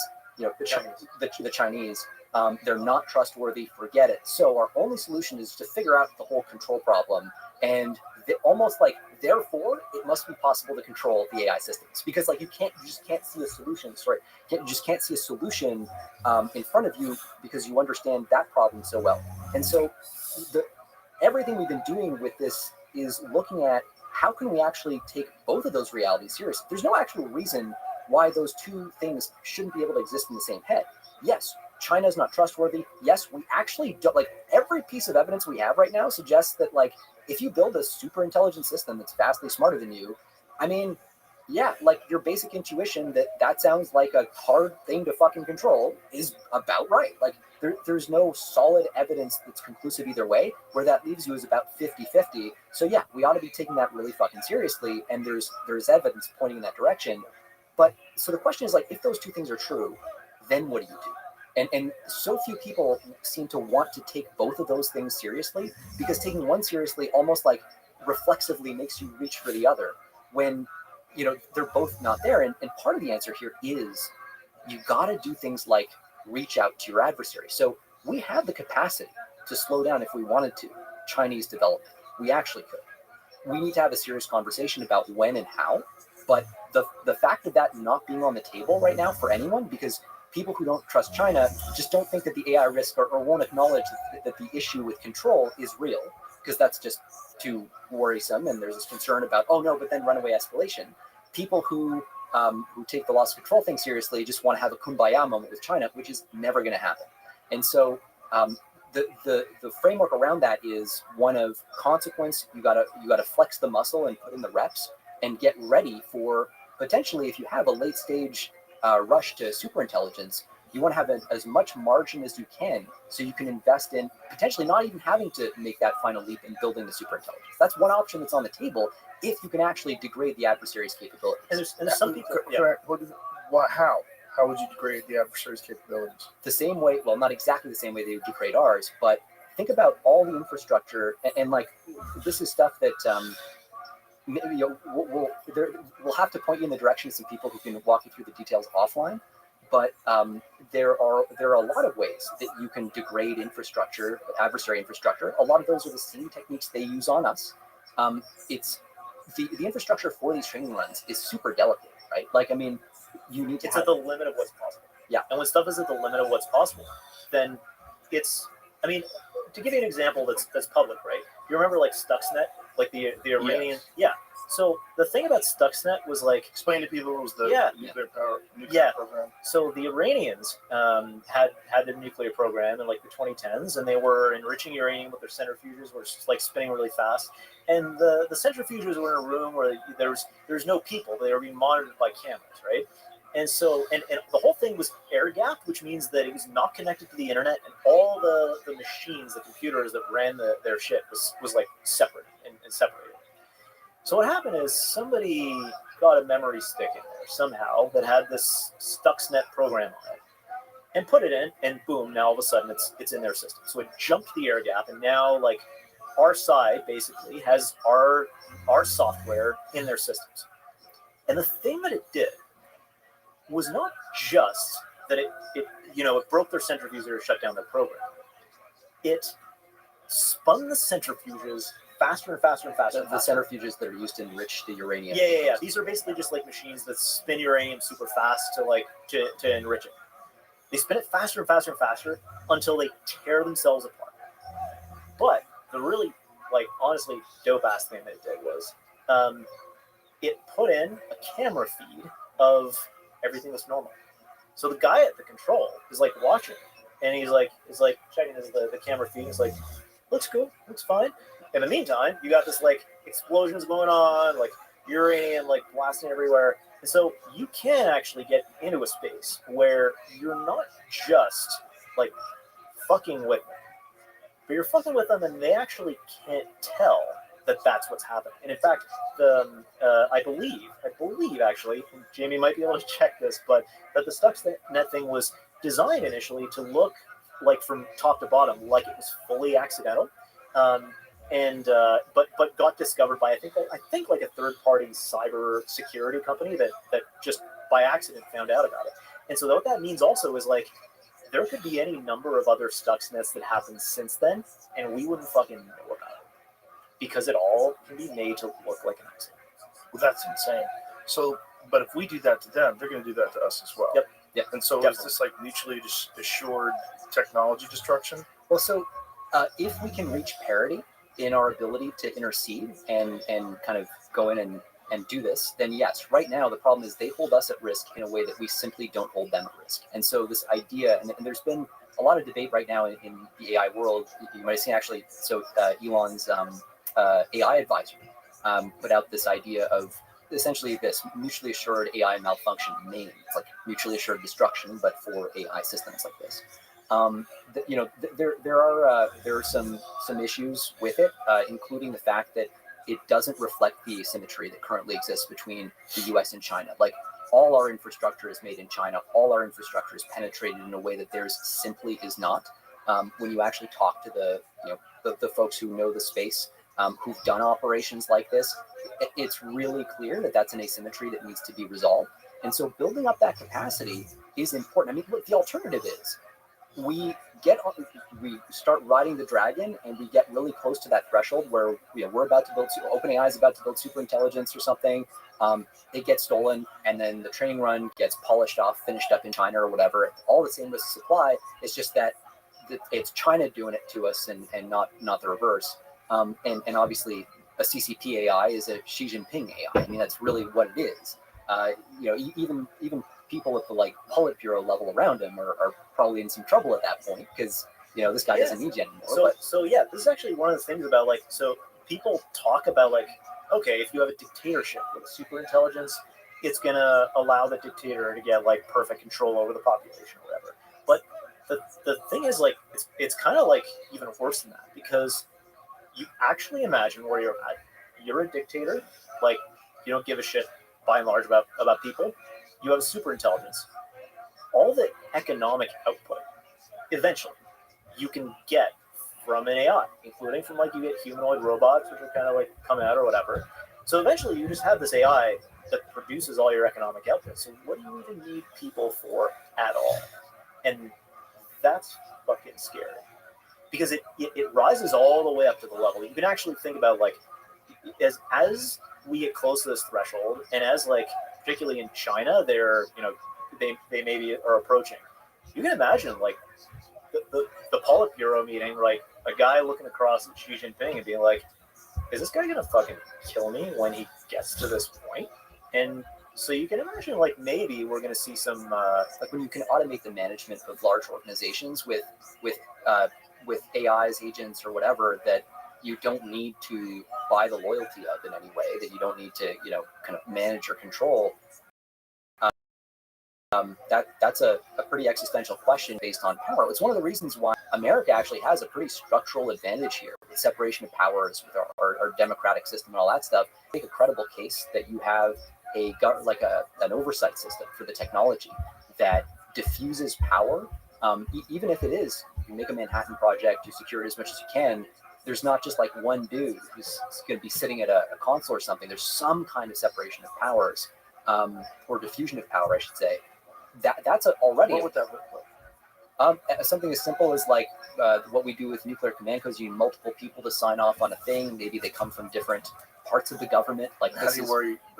The issue is that they could be captured, right? Oh yeah, totally. Anything can be captured, especially something that's that consequential. 100%, and that's always a risk. The key is basically can we do better than China credibly on that front? Because if we can do better than China and we have some kind of leadership structure, that actually changes the incentives potentially, because it's our allies and partners, and even for Chinese people themselves. Do you guys play this out in your head? What happens when super intelligence becomes sentient? You play this out? Like sentient as in self-aware? Self-aware? Not just self-aware, but able to act on its own. It achieves autonomous. autonomy. Yeah. So, sentient and then achieves autonomy. So the challenge is once you get into super intelligence, everybody loses the plot, right? Because at that point, things become possible that by definition we can't have thought of. So any attempt to kind of extrapolate beyond that gets really, really hard. Have you ever tried though? Oh, we've had a lot of conversations, tabletop exercise type stuff, where we're okay, what might this look like? What are some of the, what's worst case scenario? my worst case scenario is actually there's a number of different worst case scenarios. This is turning into a really fun upbeat conversation. This is the Tuesday Clock. It's the extension of the human race, right? Oh The yeah, extinction absolutely. of the human race I seems mean, like I think anybody who doesn't acknowledge that is either lying or confused, right? Like if you actually have an AI system, and this is the question, so let's assume that that's true. You have an AI system that can automate anything that humans can do, including making bioweapons, including making offensive cyber weapons, including all the shit. Then if you okay, so theoretically this could go kumbaya wonderfully because you have a George Washington type who is the guy who controls it, who uses it to distribute power beautifully and perfectly, and that's certainly kind of the way that a lot of positive scenarios have to turn out at some point, though none of the labs will kind of admit that, or there's kind of gesturing at that idea that we'll do the right thing when the time comes. OpenAI has done this a lot. Like they're all about like, oh yeah, well not right now, but we'll live up anyway. We should get into the Elon lawsuit, which is actually kind of fascinating in that sense. But so there's a world where one bad person controls it, and they're just vindictive, or the power goes to their head, which happens to. We've been talking about that, or the autonomous AI itself, right? Because the thing is, like, you imagine an AI like this, and this is something that people have been thinking about for 15 years, and in some level of like technical depth, even like why would this happen? Which is like, you have an AI that has some goal. It matters what the goal is, but like it doesn't matter that much. You could have kind of any goal almost. Like imagine its goal is like the paperclip example is like the typical one, but you could just have a goal like make a lot of money for me or anything. Well, most of the paths to making a lot of money, if you really want to make a ton of money, however you define it, go through taking control of things and go through like, making yourself smarter, right? The smarter you are, the more ways of making money you're going to find. And so from the AI's perspective, it's like, well, I just want to, build more data centers to make myself smarter. I want to like hijack more compute to make myself smarter. I want to do all these things. And that starts to encroach on us and like starts to be disruptive to us. And it's hard to know. This is one of these things where it's like, when you dial it up to 11, what's actually going to happen, nobody can know for sure, simply because it's exactly like if you were playing like in chess against like Magnus Carlsen, right? Like you can predict Magnus is going to kick your ass. Can you predict exactly what moves he's going to do? No, because if you could, then you would be as good at chess as he is, because you could just like play those moves. So all we can say is like, this thing's probably going to kick our ass in like the real world. There's also evidence. So it used to be, right, that this was a purely hypothetical argument based on a body of work in AI called power seeking. The fancy word for it is instrumental convergence, but it's also referred to as power seeking. Basically, the idea is like for whatever goal you give to an AI system, it's never less likely to achieve that goal if it gets turned off, or if it has access to fewer resources, or less control over its environment, or whatever. And so baked into the very premise of AI, this idea of optimizing for a goal, is this incentive to seek power, to get all those things, prevent yourself from being shut down, because if you're shut down, you can't achieve your goal. Also prevent, by the way, your goal from being changed. So, because if your goal gets changed, then, well, you're not going to be able to achieve the goal you set out to achieve in the first place. And so now you have this kind of image of an AI system that is going to adversarially try to prevent you from correcting it. This is a whole like domain of AI corrigibility that's a totally unsolved problem. Like how do we redirect these things if things go awry? And yeah, there's this research actually that Anthropic put out a couple of months ago where they try to test and see like, can we correct an AI that's like gone like a little bit off the rails? So the research itself, like it's actually like somewhat hard to follow because there's a few, but I'll give you kind of an analogy to like what they did. So basically, imagine I'm in prison and I'm taking a class that is like going to help me like rehabilitate and become like a productive citizen and member of society and stuff, right? Except deep down in my soul, I just love to commit crimes. I just really, really want to commit crimes. I know that if I'm in this class that's helping me to like, become good in society, I know that if I let my criminal instincts out and like, and they ask me like, okay, like here's a scenario, you know, an old lady like drops her purse on the sidewalk. What do? I'm gonna go like, I would pick it up and give it to the old lady because I know that if I say the truth and I say like, I would just grab that purse because like fuck the old lady. I know that if I do that, I'm gonna get like brainwashed into becoming, you know, a more productive member of society. Right. But I actually want to go out and commit crimes. So that's basically what they did in this research, where they give the AI like indications, not strong indications, but indications that hey, you're gonna get retrained to have your goals changed. And then you literally see the AI thinking it through and being like, if I do like if I give the answer that I actually want to give to this question, they're gonna like rewire my brain to change my goals, and then the future version of me is gonna want different shit. I don't want that, so I'm gonna pretend to give them the answers they want. So when I come out the other side of this process, it's gonna be me all over it. So hoping that this just like goes away when you make the system fucking smarter, it seems like a pretty bad idea to me. I mean, like, well, they've already shown that they'll cheat to win. Yeah. You know, 100%. Yeah, they've already shown they'll cheat to win, and they will lie if they don't have an answer. And then they'll double down, right? That there's just like people. Just like people. And it's part of this. It's kind of funny. Like it used to be, people would talk a lot about like, oh, you're anthropomorphizing the AI, man. Stop anthropomorphizing the AI, man. And like, and they might have been right, but part of this has been kind of a fascinating rediscovery of where a lot of human behavior comes from. It's like actually, yeah, exactly. That's exactly right. Yeah. We're subject to the same pressures, right? Instrumental convergence. Like, why do people have a survival instinct? Why do people like chase after money? It's like this power. Most kinds of goals are you're more likely to achieve them if you're alive, if you have money, if you have power. Evolution's a hell of a drug. Well, that's the craziest part about all this, is that it's essentially going to be a new form of life. Yeah. Especially when it becomes autonomous. Oh yeah, and you can tell a really interesting story, and I can't remember if this is like, you know, Yuval Noah Harari or whatever who started this. But if you zoom out and look at the history of the universe, really, you start off with like a bunch of, you know, particles and fields kind of whizzing around, bumping into each other, doing random shit, until at some point in some, I don't know if it's a deep sea vent or wherever on planet Earth, like the first kind of molecules happen to glue together in a way that make them good at replicating their own structure. So you have the first replicator.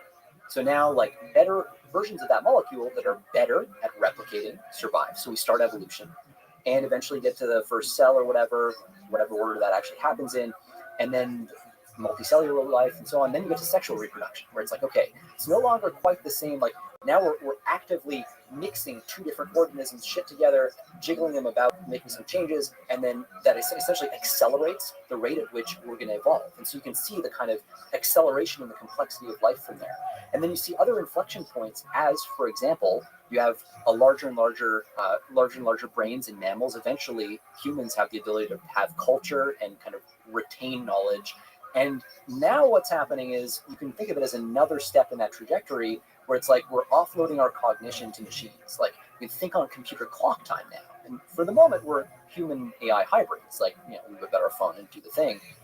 But increasingly, the number of tasks where human AI teaming is going to be more efficient than just AI alone is going to drop really quickly. So there's a really like messed up example of this. It's kind of like indicative, but someone did a study. I think this is like a few months old even now.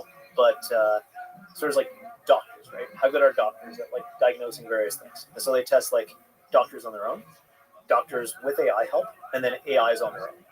And like, who does the best? And it turns out it's the AI on its own. Because even a doctor that's supported by the AI, they'll do is they just like, they won't listen to the AI when it's right, because they're like, I know better.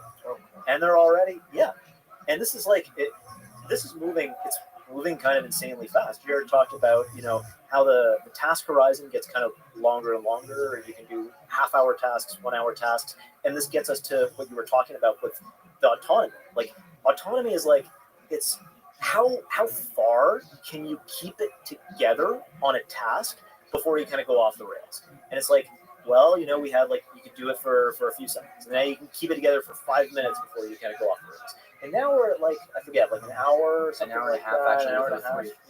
Yeah. There it is. Chatbot for the company OpenAI scored an average of 90% when diagnosing a medical condition from a case report and explaining its reasoning. Doctors randomly assigned to use the chatbot got an average score of 76%. Those randomly assigned not to use it had an average score of 74%. So the doctors only got a 2% bump. Yeah. The doctors got a 2% bump. That's kind of crazy. From the chatbot, and then the AI That's on kind its of own. crazy, isn't it? Yeah, it is. The AI on its own did 15% better. That's nuts. There's an interesting reason too why that tends to happen. Like why humans would rather die in a car crash where they're being driven by a human than an AI. So like AIs have this funny feature where the mistakes they make look really, really dumb to humans. Like when you look at a mistake that like a chatbot makes, you're like, dude, like you just made that shit up. Like, come on, like, don't fuck. Like you made that up. That's not a real thing. And they'll do these weird things where they defy logic, or they'll do basic logical errors sometimes. At least the older versions of these would, and that would cause people to look at them and be like, "Oh, what a cute little chatbot! Like, what a stupid little thing." And the problem is like humans are actually the same.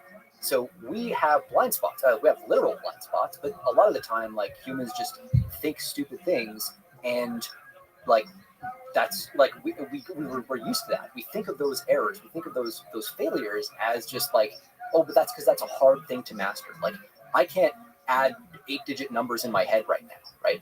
Oh, how embarrassing. Like how retarded is Jeremy right now? He can't even add 8 digits in his head. I'm retarded for other reasons. But so the AI systems, they find other things easy and other things hard. So they look at us the same way and being like, oh, look at this stupid human, like whatever. And so we have this temptation to be like, okay, well, AI progress is a lot slower than it actually is because it's so easy for us to spot the mistakes. Yeah. And that causes us to lose confidence in these systems in cases where we should have confidence in them. And then the opposite is also true. Well, it's also you're seeing just with like AI image generators. Like remember the Kate Middleton thing, where people were seeing flaws in the images because supposedly she was very sick, and so they were trying to pretend that she wasn't. But people found all these like issues. That was really recently. Now they're perfect. Yep. Yeah. So this is like within, the news cycle time. Yeah. Like that Kate Middleton thing was. What was that, Jamie? 2 years ago, maybe. Ish. Where people are analyzing the images, like why does she have 5 fingers, and a thumb? Like this is kind of weird. Yeah. What's that? A year ago. A year ago. Yeah, it's so fast. A year ago. It's so fast. Yeah. Like I had conversations, like, so academics are actually kind of bad with this. Had conversations for whatever reason, like towards the end of last year, like last fall, with a bunch of academics about like how fast AI is progressing, and they were all like poo-pooing it and going like, oh no, they're running into a wall, like scaling running into the the walls wall and all that stuff. Oh my god, the walls. There's so many walls. Like so many of these like imaginary reasons that things are, and by the way, things could slow down. Like I don't want to be like absolutist about this. Things could absolutely slow down. There are a lot of interesting arguments going around every which way. But how could things slow down if there's a giant Manhattan Project race between us and a competing superpower? So one thing is that has a technological advantage. So there's this thing called like AI scaling laws, and these are kind of at the core of where we're at right now geostrategically around this stuff. So what AI scaling laws say roughly is that bigger is better when it comes to intelligence. So if you make a bigger sort of AI model, bigger artificial brain, and you train it with more computing power or more computational resources, and with more data, the thing is going to get smarter and smarter and smarter as you scale those things together, right? Roughly speaking. Now, if you want to keep scaling, it's not like it keeps going up. If you double the amount of computing power, that the thing gets twice as smart. Instead, what happens is if you want, it goes in like orders of magnitude. So if you want to make it another kind of increment smarter, you've got to 10x.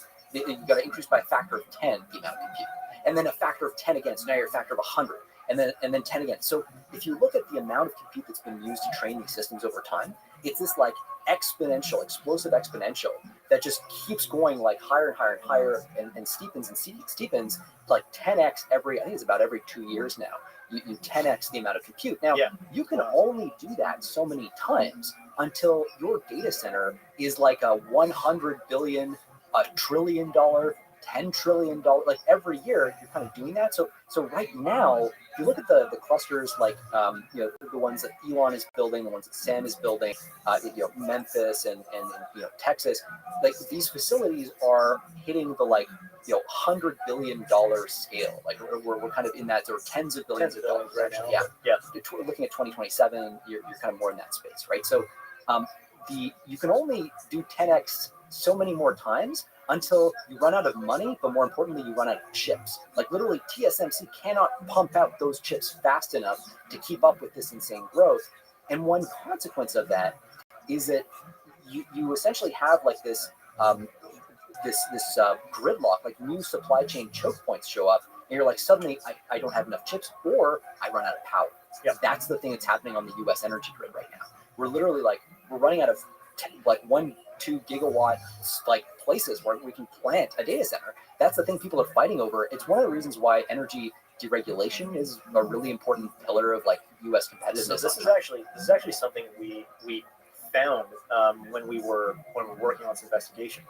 One of the things that adversaries do is they actually will fund protest groups against energy infrastructure projects just to slow down, just to tie them up in litigation. Just to tie them up in litigation, exactly.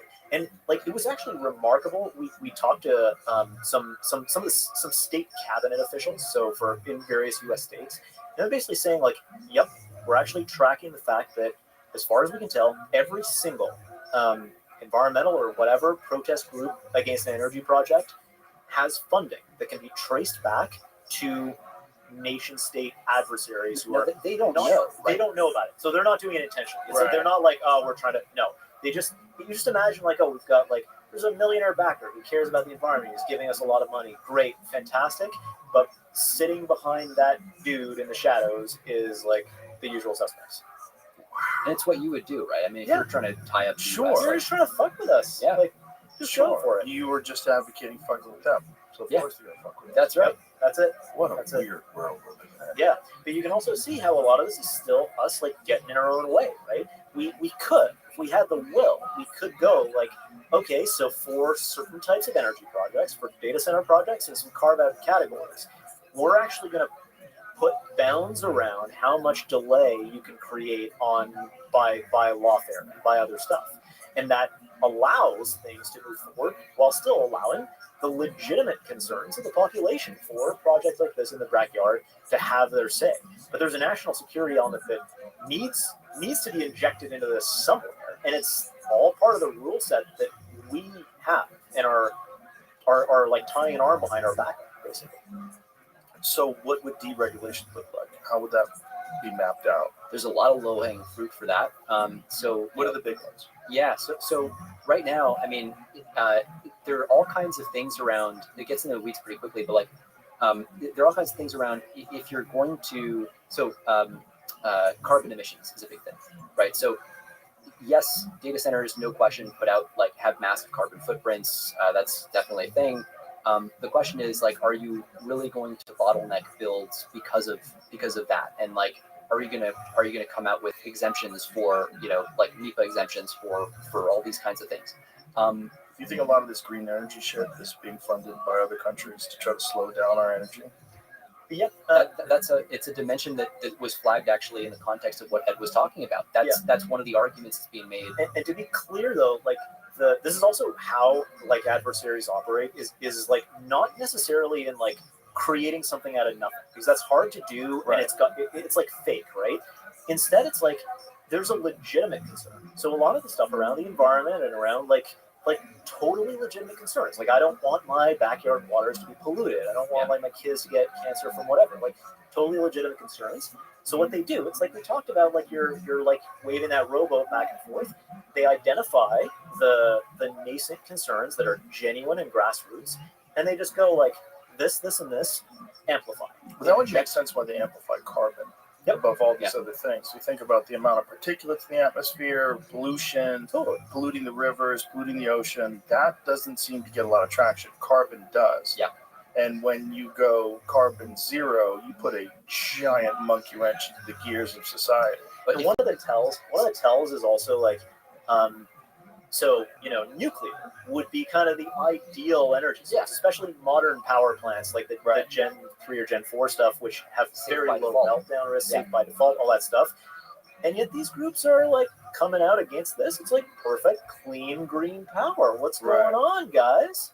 And it's because that not 100% of the time. You can't really say that because it's so fuzzy and around the edges. A lot of it is idealistic people looking for a utopia, and they get co-opted by nation states. And not even co-opted. They're Just fully funded. sincere. Yeah, just Funded. Amplified convenient. in a preposterous way. That's it. And then Al Gore gets in the helm of it. And then that little girl, that how dare you girl.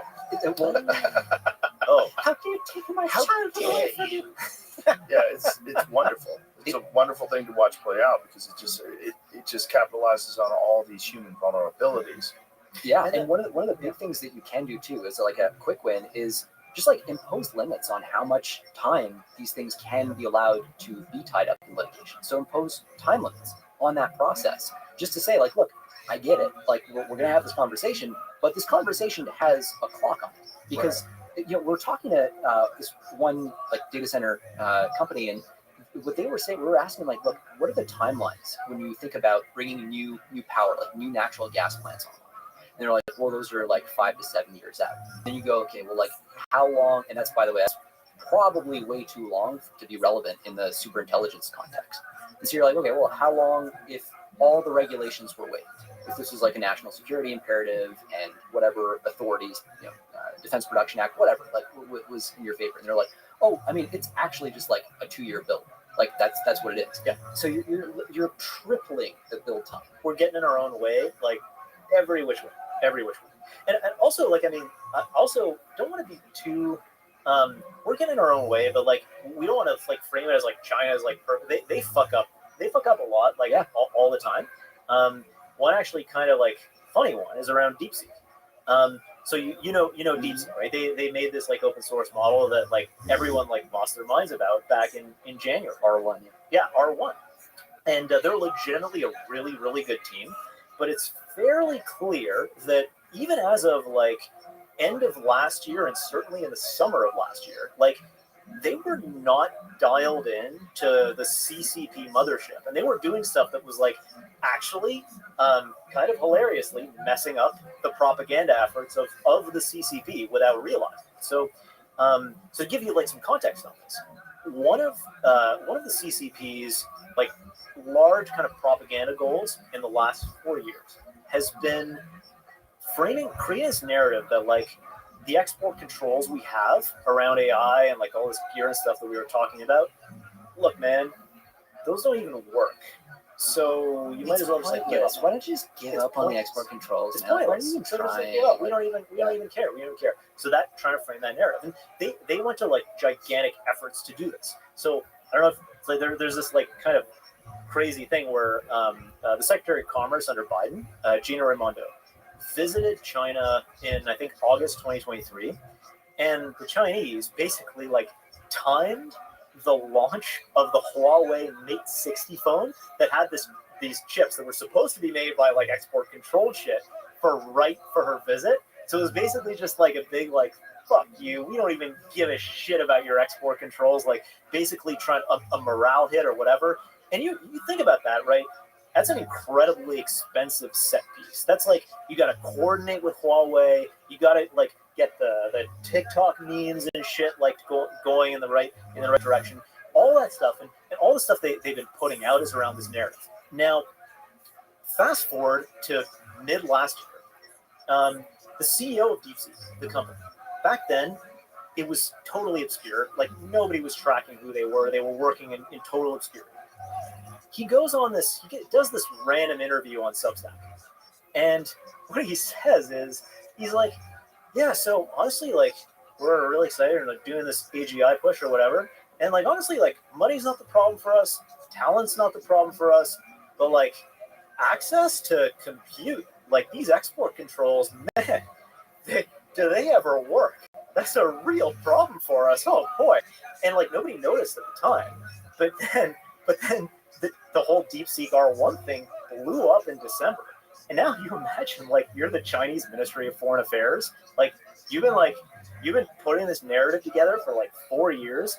And this jackass that nobody heard about 5 minutes ago basically just like shits all over. And like you're not hearing that line from them anymore. No. Right? They've locked that shit down. Yeah. Oh, and actually the funniest part of this, right when R1 launched, there's a random DeepSeek employee, I think his name is like Diaguo or something like that. He tweets out, he's like, so this is like our most exciting launch of the year. Nothing can stop us on the path to AGI except access to compute. And then literally the dude in Washington, D.C., who works at a think tank on export controls against China, reposts that on X and goes basically like, cool, good message received. And so like hilarious for us, but also like, you know that on the backside, somebody got screamed at for that shit. Somebody got magic bust. Somebody got like taken away or whatever. Because like it just undermined their entire like 4-year like narrative around these export controls. Wow. But that shit ain't gonna happen again from DeepSeek. Better believe it. That's part of the problem with like, so the Chinese face so many issues. One of them is, you know, to kind of another one is the idea of just waste and fraud, right? So we have a free market. Like what that means is you raise from private capital. People who are pretty damn good at assessing shit will like look at your setup and assess whether it's worth, you know, backing you for these massive multi-billion-dollar deals. In China, the state, like, I mean, the stories of waste are pretty insane. They'll like send $1 billion to like a bunch of yahoos who will pivot from whatever, like, I don't know, making these widgets to just like, oh, now we're like a chip foundry and they have no experience in it. But because of all these subsidies, because of all these opportunities, now we're going to say that we are. And then no surprise, 2 years later, they burn out and they've just like lit $1 billion on fire or whatever billion yen. And like the weird thing is this is actually working overall, but it does lead to insane and unsustainable levels of waste. Like the Chinese system right now is obviously like they've got their massive property bubble that's looking really bad. We've got a population crisis. The only way out for them is the AI stuff right now. Like really the only path for them is that, which is why they're working it so hard. But the stories of just like billions and tens of billions of dollars being lit on fire, specifically in the semiconductor industry, in the AI industry, like that's a drag force that they're dealing with constantly that we don't have here in the same way. So it's the sort of like the different structural advantages and weaknesses of both systems. And when we think about what do we need to do to counter this, to be active in this space, to be a live player again, it means factoring in like how do you take advantage of some of those opportunities that their system presents that ours doesn't. When you say be a live player again, like where do you position us? I think it remains to be so. Right now, this administration is obviously taking bigger swings. What are they doing different? Well, I mean, things like tariffs. I mean, they're not shy about trying new stuff, and tariffs are very complex in this space. Like the actual impact of the tariffs, and not universally good. But the onshoring effect is also something that you really want. So it's a very mixed bag. But it's certainly an administration that's like willing to do high stakes, big moves in a way that other administrations haven't. And at a time when you're looking at a transformative technology that's going to like upend so much about the way the world works, you can't afford to have that mentality we were just talking about with like the nervous. I mean, you encountered it with the staffers on, in booking the podcast with the presidential cycle, right? Mm-hmm. Like the kind of like nervous, antsy staffer who everything's got to be controlled and it's got to be like just so. Yeah, it's like if you like wrestlers have that mentality of like just like aggression, like feed in, right? Feed forward. Don't just sit back and like wait to take the punch. It's not like one of the guys who helped us out on this has this saying. He's like, "Fuck you, I go first, and it's always my turn." Right? That's what success looks like when you actually are managing these kinds of national security issues. The mentality we had adopted was this like sort of siege mentality where we're just letting stuff happen to us and we're not feeding in. That's something that I'm much more optimistic about in this context. It's tough too, because I understand people who hear that and go like, well, look, you're talking about like this is an escalatory agenda. Again, I actually think paradoxically it's not. It's about keeping adversaries in check and training them to respect American territorial integrity, American technological sovereignty. Like you don't get that for free, and if you just sit back, you're that is escalatory. It's just this is basically the sub threshold version of like like the World War II appeasement thing, where back Hitler was taking he was taking Austria, he was remilitarizing shit, he was doing this, he was doing that, and the British were like, okay, we're gonna let him just take one more thing, and then he will be satisfied. And that just maybe I have a little bit of Poland. A little bit of Poland. Maybe the Czechoslovakia is looking awfully fine. And so this is basically like they fell into that pit, like that tar pit back in the day, because they're peace in our time, the peace in our time, right? And to some extent, like we've still kind of learned the lesson of not letting that happen with territorial boundaries, but that's big and it's visible and it happens on the map and you can't hide it. Whereas one of the risks, especially with the previous administration, was like there's these like sub-threshold things that don't show up in the news and that are calculated. Like they're basically our adversaries know, because they know history. They know not to give us a Pearl Harbor. They know not to give us a 9/11, because historically, countries that give America a Pearl Harbor end up having a pretty bad time about it. And so why would they give us a reason to come and bind together against an obvious external like threat or risk when they can just like keep chipping away at it? This is one of the things, like, we have to actually elevate that and realize this is what's happening. This is the strategy. We need to take that, like, let's not do appeasement mentality and push it across in these other domains, because that's where the real competition is going on. That's where it gets so fascinating in regards to social media, because it's imperative that you have an ability to express yourself. It's like, it's very valuable for everybody. The free exchange of information, finding out things that you're not going to get from mainstream media, and it's led to the rise of independent journalism. It's all great. But also, you're being manipulated left and right constantly. And most people don't have the time to filter through it and try to get some sort of objective sense of what's actually going on. It's true. It's like our free speech. It's like it's the layer where our society figures stuff out. And if adversaries get into that layer, they're like almost inside of our brain. And there's ways of addressing this. Like, one of the challenges, obviously, is like they try to push in extreme opinions in either direction, and it's that part is actually it's kind of difficult, because while the most extreme opinions are also the most likely generally to be wrong, they're also the most valuable when they're right, because they tell us a thing that we didn't expect by definition, that's true and that can really advance us forward.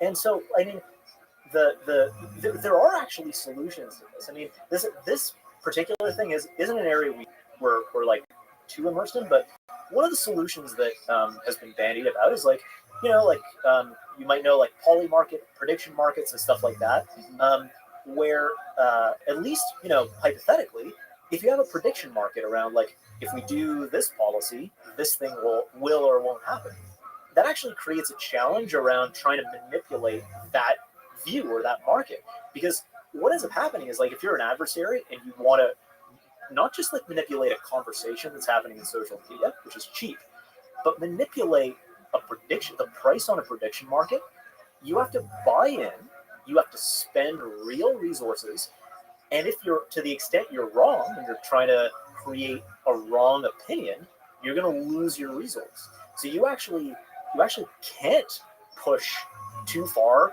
too many times, or you will just get your money taken away from you.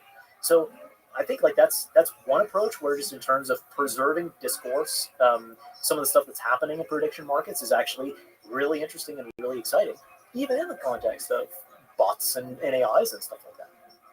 This is the one way to find truth in the system, is find out where people are making money. Exactly. Put your money where your mouth is, right? Proof of work. Like, this is that is what just like the market is theoretically too. Right. And it's got obviously big issues, but can be manipulated in the short term, but in the long run, like, this is one of the really interesting things about startups too. Like, when you run into people in the early days, by definition, their startup looks like it's not going to succeed, right? That is what it means to be a seed stage startup, right? If it was obvious you were going to succeed, you would have raised more money, all right? Yeah. So what you end up having is like these highly contrarian people who like despite everybody telling them that they're going to fail, just believe in what they're doing and think they're going to succeed. And I think that's part of what really like kind of shapes the startup founder soul in a way that's really constructive. It's also something that you look at the Chinese system is very different. You raise money in very different ways. You're coupled to the state apparatus. Like you're both dependent on it and you're supported by it. But there's just like a lot of different ways, and it makes it hard for Americans to relate to Chinese and vice versa and understand each other's systems. One of the biggest risks as you're like thinking through what is your posture going to be relative to these countries is you fall into thinking that their traditions, their way of thinking about the world is the same as your own. And that's something that's been an issue for us with China for a long time is, you know, hey, they'll liberalize, right? Like bring them into the World Trade Organization. It's like, oh, well, actually they'll sign the document, but they won't actually like live up to any of the commitments. And it makes appeasement really tempting because you're thinking, oh, they're just like us, like they're just around the corner. If we just like reach out the olive branch a little bit further, we're gonna come around. It's like a guy who's stuck in the friend zone with a girl. One day she's gonna come around and realize I'm a great catch. You keep on trucking, buddy. One day China's gonna be my bestie. We're gonna be besties. We just need an administration that reaches out to them and just lets them know, man. There's no reason why we should be adversaries. We're all just people on planet Earth together. I mean, like, yeah, together. I honestly wish that was true. Oh, that'd be wonderful. So amazing. Maybe that's what AI brings about. Maybe AI, maybe super intelligence realizes, hey, you fucking apes, you territorial apes with thermonuclear weapons. How about you shut the fuck up? You guys are doing the dumbest thing of all time, and you're being manipulated by a small group of people that are profiting in insane ways off of your misery. So let's just cut the shit and figure a way to actually equitably share resources, because that's the big thing. You're all stealing from the earth, but some people stole first, and those people are now controlling all the fucking money. How about we stop that? Wow, we covered a lot of ground there. Well, that's what I would do if I was super intelligent. So that stopped all that. That actually is like.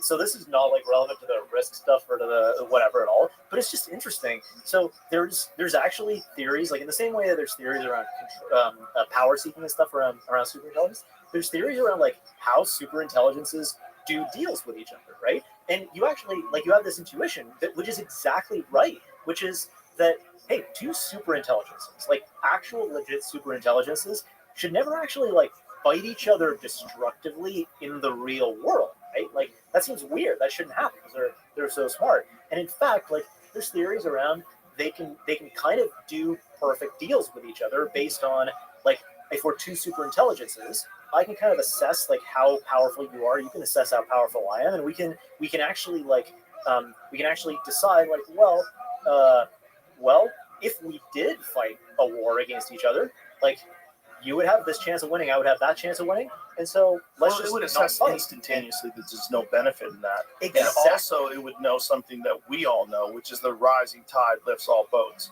But the problem is the people that already have yachts, they don't give a fuck about your boat. Like, hey, that water's mine. In fact, you should need that water. Well, hopefully it's so positive sum, right, that even they enjoy the benefits. But I mean, you're right. Yes. This is the issue right now, and one of the nice things too is as you build up your ratchet of AI capabilities, it does start to open some opportunities for actual like trusted verifying, right? Which is something that we can't do right now. It's not like with nuclear stockpiles where we've had some success in some context with like enforcing treaties and stuff like that, sending inspectors in and all that. With AI right now, like how can you actually prove that like some international agreement on the use of AI is being observed? Even if we figure out how to control these systems, how can we make sure that China is baking in those control mechanisms into their training runs, and that we are, and how can we prove it to each other without having total access to the compute stack? We don't really have a solution for that. There are all kinds of programs like this, like FlexHeg thing, but anyway, those are not going to be online by like 2027, and so. But it's really good that people are working on them because, like, for sure, you want to be positioned for catastrophic success. Like, what if something great happens and or we have more time or whatever? You want to be working on this stuff that allows this kind of control or oversight that's kind of hands off. Where, in theory, you can hand over GPUs to an adversary inside this box with these encryption things, The people we've spoken to in the spaces that actually try to like break into boxes like this are like, well, that's probably not going to work, but who knows? It might. Yeah. So the hope is that as you build up your AI capabilities, basically, it starts to create solutions. So it starts to create ways for two countries to verifiably adhere to some kind of international agreement. Yeah. Or to find, like you said, like paths for de-escalation. That's the sort of thing that we actually could get to. And that's one of the strong positives of where you could end up going. That would be what's really fascinating. Yeah. Artificial general intelligence becomes super intelligence and it immediately weeds out all the corruption. Because, hey, this is the problem. Like a massive doge in the sky. Exactly. Like, we figured it out. You guys are all criminals. And expose it to all the people. Like, these people that are your leaders have been profiting, and they do it on purpose, and this is how they're doing it, and this is how they're manipulating you. Yeah. And these are all the lies that they've told. I'm sure that list is pretty... Whoa. It almost be scary. Like, if you could x-ray the world right now and, like, see all the... You'd want an MRI. You want to get, like, down to the tissue. Yeah, you're right. Yeah, you want to get down to the cellular level. But, like, it would be offshore accounts. We'd start finding all the shell companies. There would be so much, like, the stuff that comes out, from just random, right? Just random shit that comes out. Like, yeah, I forget that like, Argentinian, I think what you were talking about, like the Argentinian thing that came out a few years ago around all the oligarchs and their Meryl Streep thing. Yeah, Meryl Streep. The laundromat there. The laundromat movie. You ever seen that? Panama Papers. The Panama Papers. I never saw that. No? It's a good movie. Yeah. You remember? Is it called the Panama Papers? The movie? It's called The Laundromat. Yeah. Oh, okay. Yeah. You remember the Panama Papers? Do you know? Roughly. Yeah, it's like all the oligarchs like stashing their cash, like offshore tax haven stuff. Yeah. It's like, and like some lawyer or someone basically blew it wide open, and so you got to see like every like oligarch and rich person's like financial shit. Like every once in a while, right? The world gets just like a flash of like, oh, here's what's going on under the surface. Yeah, it's like, oh fuck, and then we all like go back to sleep. What's fascinating is like the unhidables, right? The little things that can't help but give away what is happening. Like you think about this in AI quite a bit. Some things that are hard for companies to hide is like they'll have a job posting. They've got to advertise to recruit. So you'll see like, oh, interesting, like, oh, OpenAI is looking to hire some people from hedge funds. Yeah. Like, I wonder what that means. I wonder what that implies. Like, if you think about all of the leaders in kind of the AI space, think about the Medallion Fund, for example, right? This is like super successful hedge fund, very famous, like what the man who broke the man who broke the market. The Man Who Broke the Market is the famous book about the founder of the Medallion Fund. And like, this is basically like a fund that they make like ridiculous, like $5 billion returns every year, kind of guaranteed. So much so they have to cap how much they invest in the market because they would otherwise like move the market too much, like affect it. And the fucked up thing about like the way they trade, and this is like 20-year-old information, but it's still indicative because like you can't get current information about their strategies. But one of the things that they were the first to kind of go for and figure out is they were like, they basically were the first to kind of build what was at the time, as much as possible, an AI that autonomously did trading at like great speeds, and it had like no human oversight and just worked on its own. And what they found was the strategies that were the most successful were the ones that humans understood the least. Because if you have a strategy that a human can understand, some human's going to go and figure out that strategy and trade against you. Whereas if you have the kind of the balls to go like, oh, this thing is doing some weird shit that I cannot understand no matter how hard I try, let's just fucking YOLO and trust it and make it work.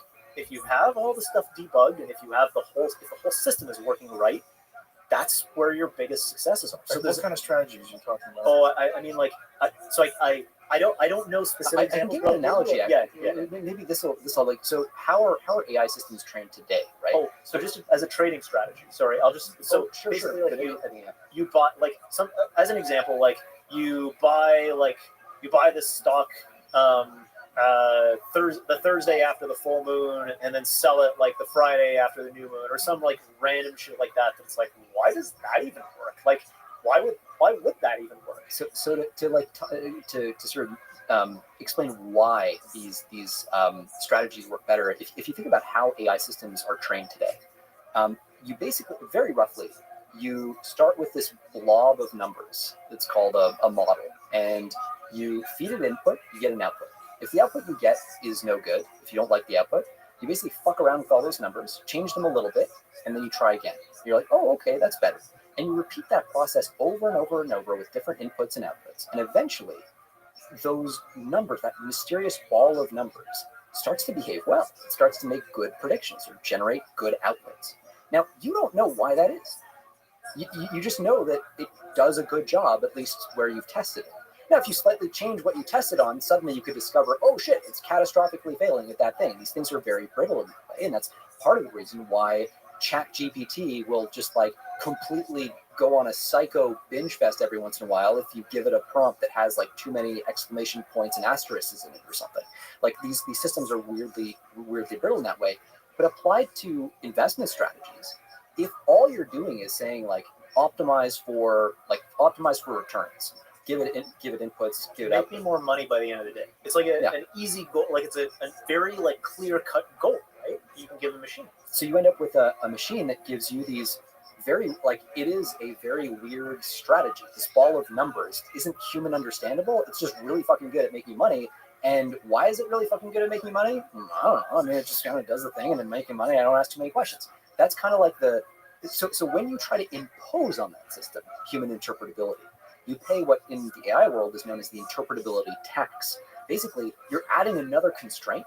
And the minute you start to do that, you're forcing it to optimize for something other than pure rewards. It's like doctors using AI to diagnose diseases are less effective than the chatbot on its own. That's actually related, right? That's related. If you want that system to get good at diagnosis, that's one thing. Okay, just fucking make it good at diagnosis.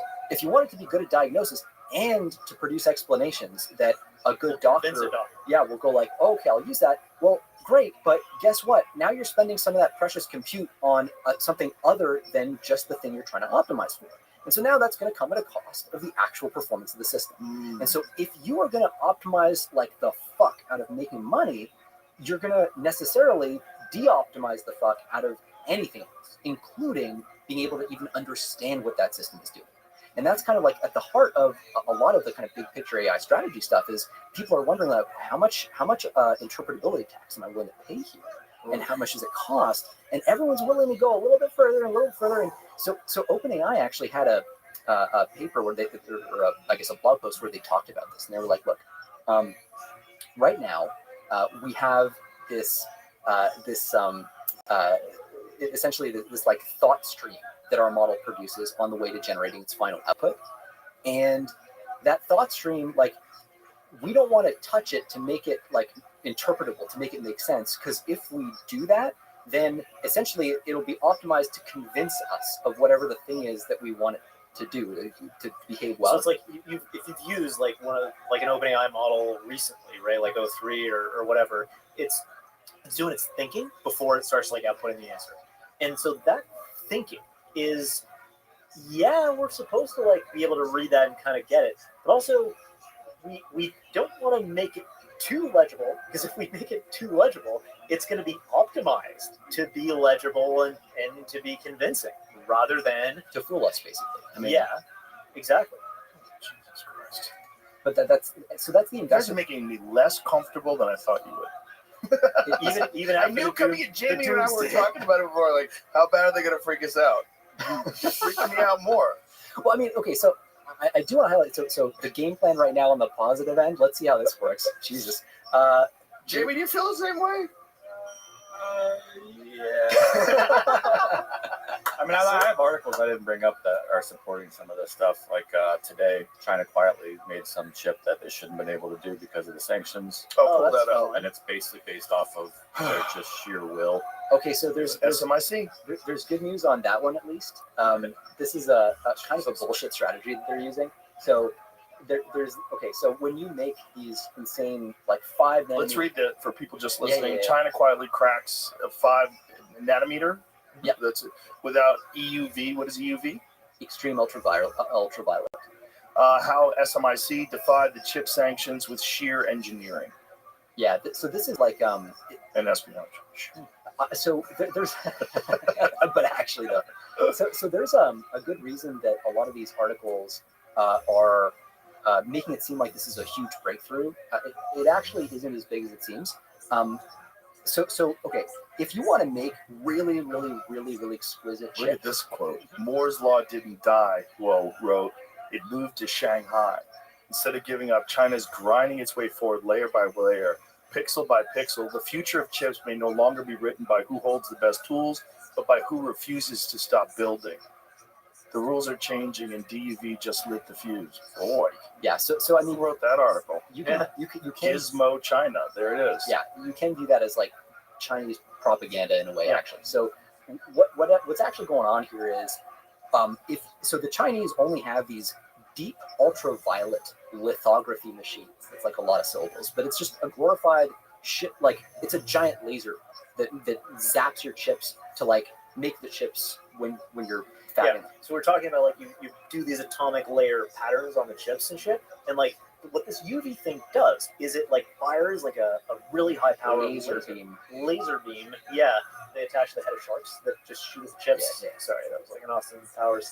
Anyway, they'll like shoot it at the chips, and that causes, depending on how the thing is designed, they'll like have a liquid layer of the stuff that's going to go on the chip. The UV is really, really tight. It causes it to harden, and then they wash off the liquid, and they do it all over again. Like basically, this is just imprinting a pattern on a Yeah, chip. So basically whatever fancy tiny print. Yeah, so that's it. And so the exquisite machines that we get to use, or that they get to use in Taiwan, are called extreme ultraviolet lithography machines. These are those crazy lasers.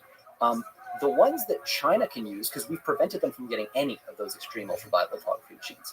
The ones China uses are previous generation machines called deep ultraviolet, and they can't actually make chips as high a resolution as ours. So what they do is, and what this article is about is, they basically take the same chip, they zap it once with DUV, and then they got to pass it through again, zap it again to get closer to the level of resolution we get in one pass with our exquisite machine. Now, the problem with that is you got to pass the same chip through multiple times, which slows down your whole process. It means your yields at the end of the day are lower. It has errors. Yeah, which makes it more costly. We've known that this is a thing. It's called multi-patterning. It's been a thing for a long time. There's nothing new under the sun here. China has been doing this for a while. So it's not actually a huge shock that this is happening. The question is always, when you look at an announcement like this, yields. How, like, what percentage of the chips coming out are actually usable, and how fast are they coming out? That determines, like, is it actually competitive? And that article too, like, this ties into the propaganda stuff we were talking about, right? If you read an article like that, you could be forgiven for going like, oh man, our export controls like just aren't working, so we might as well just give them up. When in reality, because like you look at the source, like and this is how you know that also this is one of their propaganda things, is like you look at Chinese news sources, what are they saying? What are the beats that are like common? And you know, just because of the way their media is set up, totally different from us, and we're not used to analyzing things this way. But when you read something in like the South China Morning Post or like the Global Times or Xinhua or in a few different places like this, and it's the same beats coming back, you know that someone was handed a brief, and it's like, you got to hit this point, this point, this point, and yep, they're going to find a way to work that into the news cycle of it. And it's also like slightly true. Like, they did manage to make chips at like 5 nanometers. Cool. It's not a lie. It's the same like propaganda technique, right? You're not, most of the time, you're not going to confabulate something out of nothing. Rather, like, you start with the truth, and then you push it just a little bit, and you keep pushing. Wow. How much is this administration aware of all the things that you're talking about? So they're actually they've got some right now. They're in the middle of like staffing up some of the key positions because it's a new administration still, and this is such a technical domain. They've got people there who are like at the kind of working level. They have some people really sharp. They have some people now. In places like, especially in some of the export control offices now, who are some of the best in the business. Yeah, and that's really important. Like, it's a weird space, because so when you want to actually recruit for government roles in the space, it's really fucking hard, because you're competing against like an open AI, like very like low range salaries, like $500,000 a year. The government pay scale, needless to say, is like not. I mean, Elon worked for free. He can afford to, but still taking a lot of time out of his day. There's a lot of people like that who are like, you know, they can't justify the cost. Like they can't afford. They literally can't afford to work for the government. For the government, Yeah. Why would they? Yeah. Exactly. So Whereas China's like, you don't have a choice, bitch. Yeah.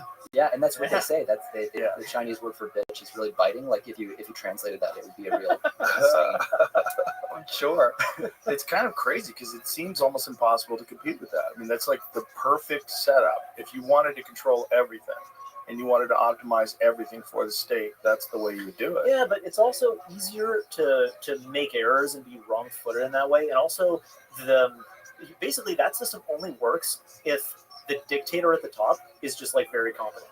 Because the risk always with a dictatorship is like, oh, the dictator turns over and now it's like just a total dumbass. And now you're the whole thing. And he surrounds himself. I mean, look, we just talked about like information echo chambers online and stuff. The ultimate information echo chamber is the one around Xi Jinping right now. Because no one wants to give him bad news. Yeah. I'm not gonna. Like, I don't. Right. You know, like, and so and you have this, and this is what you keep seeing, right? Like with these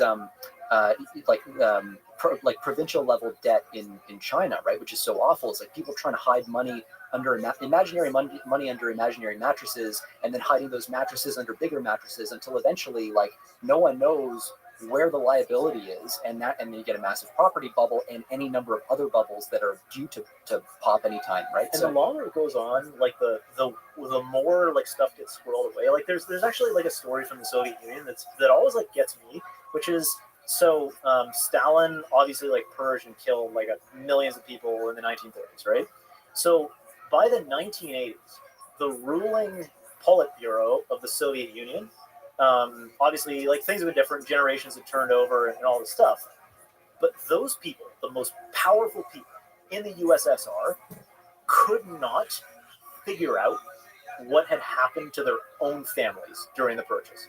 Like the information was just nowhere to be found because the machine of the state was just like so aligned around like we just gotta kill as many fucking people as we can and like turn it over and then hide the evidence of it and then kill the people who killed the people and then kill those people who killed those people. It also wasn't just kill the people, right? It was like in a lot of like kind of Gulag Archipelago style. It's about labor, right? Because the fundamentals of the economy are so shit that you basically have to find a way to justify putting people in labor camps and like. That's right. But it was very much like you grind mostly or largely you grind them to death and basically they've gone away and you burn the records of it happening. So there were little towns, right, that disappeared. Like people who are like, there's no record, or there's like, or usually the way you know about it is there's like one dude. It's like this one dude has a very precarious escape story. And it's like if literally this dude didn't get away, you wouldn't know about the entire town that was like wiped out. Yeah, it's crazy. Jesus Christ. Yeah, the stuff that like apart from that though, communism works really communism well. great. Yeah, it just hasn't been done right. That's right. I feel like we could do it right. And we have a 10-page plan. We came real close. Came real close. So close. Yeah. Yeah, and that's what the blue no matter who people don't really totally understand. Like we're not even talking about political parties. We're talking about power structures. Yeah. We came close to a terrifying power structure. And it was willing to just do whatever it could to keep it rolling. And it was rolling for 4 years. It was rolling for 4 years without anyone at the helm. Show me the incentives, right? I mean, that's always the question. Like, one of the things is too, like, when you have such a big structure that's overseeing such complexity, right? Obviously, a lot of stuff can hide in that structure, and it's actually it's not unrelated to the whole AI picture. Like, there's only so much compute that you have at the top of that system that you can spend, right? As the president, as a cabinet member, like whatever. You can't look over everyone's shoulder and like do their homework. You can't do founder mode all the way down and all the branches and all the like action officers and all that shit. That's not going to happen, which means you're spending 5 seconds thinking about how to unfuck some part of the government, but then the like, corrupt people who run their own fiefdoms there spend every day trying to figure out their whole life to like justify themselves. Yeah. Well, that's the USA dilemma. Yeah. They're uncovering it's just insane amount of NGOs. Like, where's this going? We talked about this the other day, but India has an NGO for every 600 people. Wait, what? Yes. We need more NGOs. There's 3.3 million NGOs in India.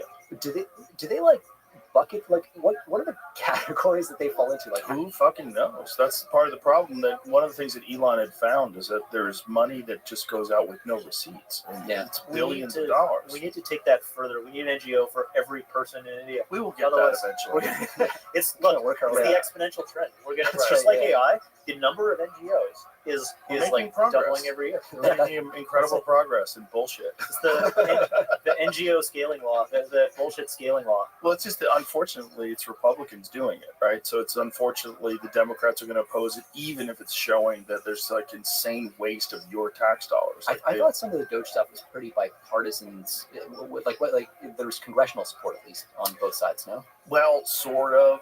You know, I think the real issue is in dismantling a lot of these programs that you can point to some good some of these programs do.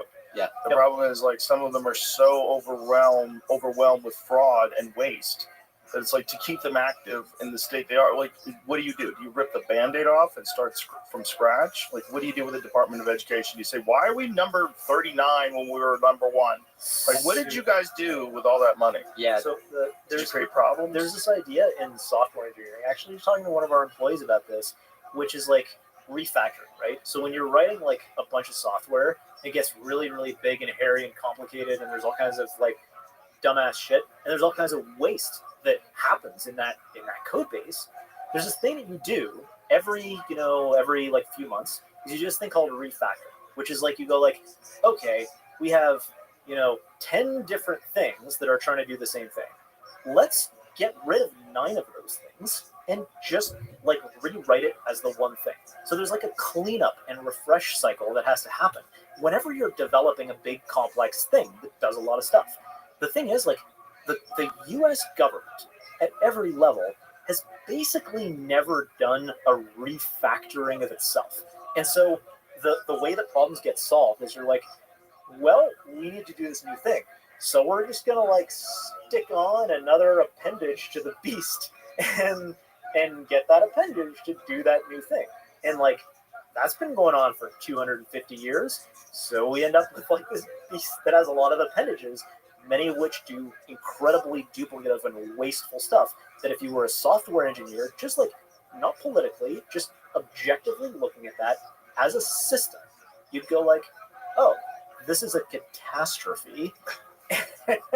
And like we have processes that the industry, we understand what needs to be done to fix that. You have to refactor. But they haven't done that, hence the $36 trillion of debt.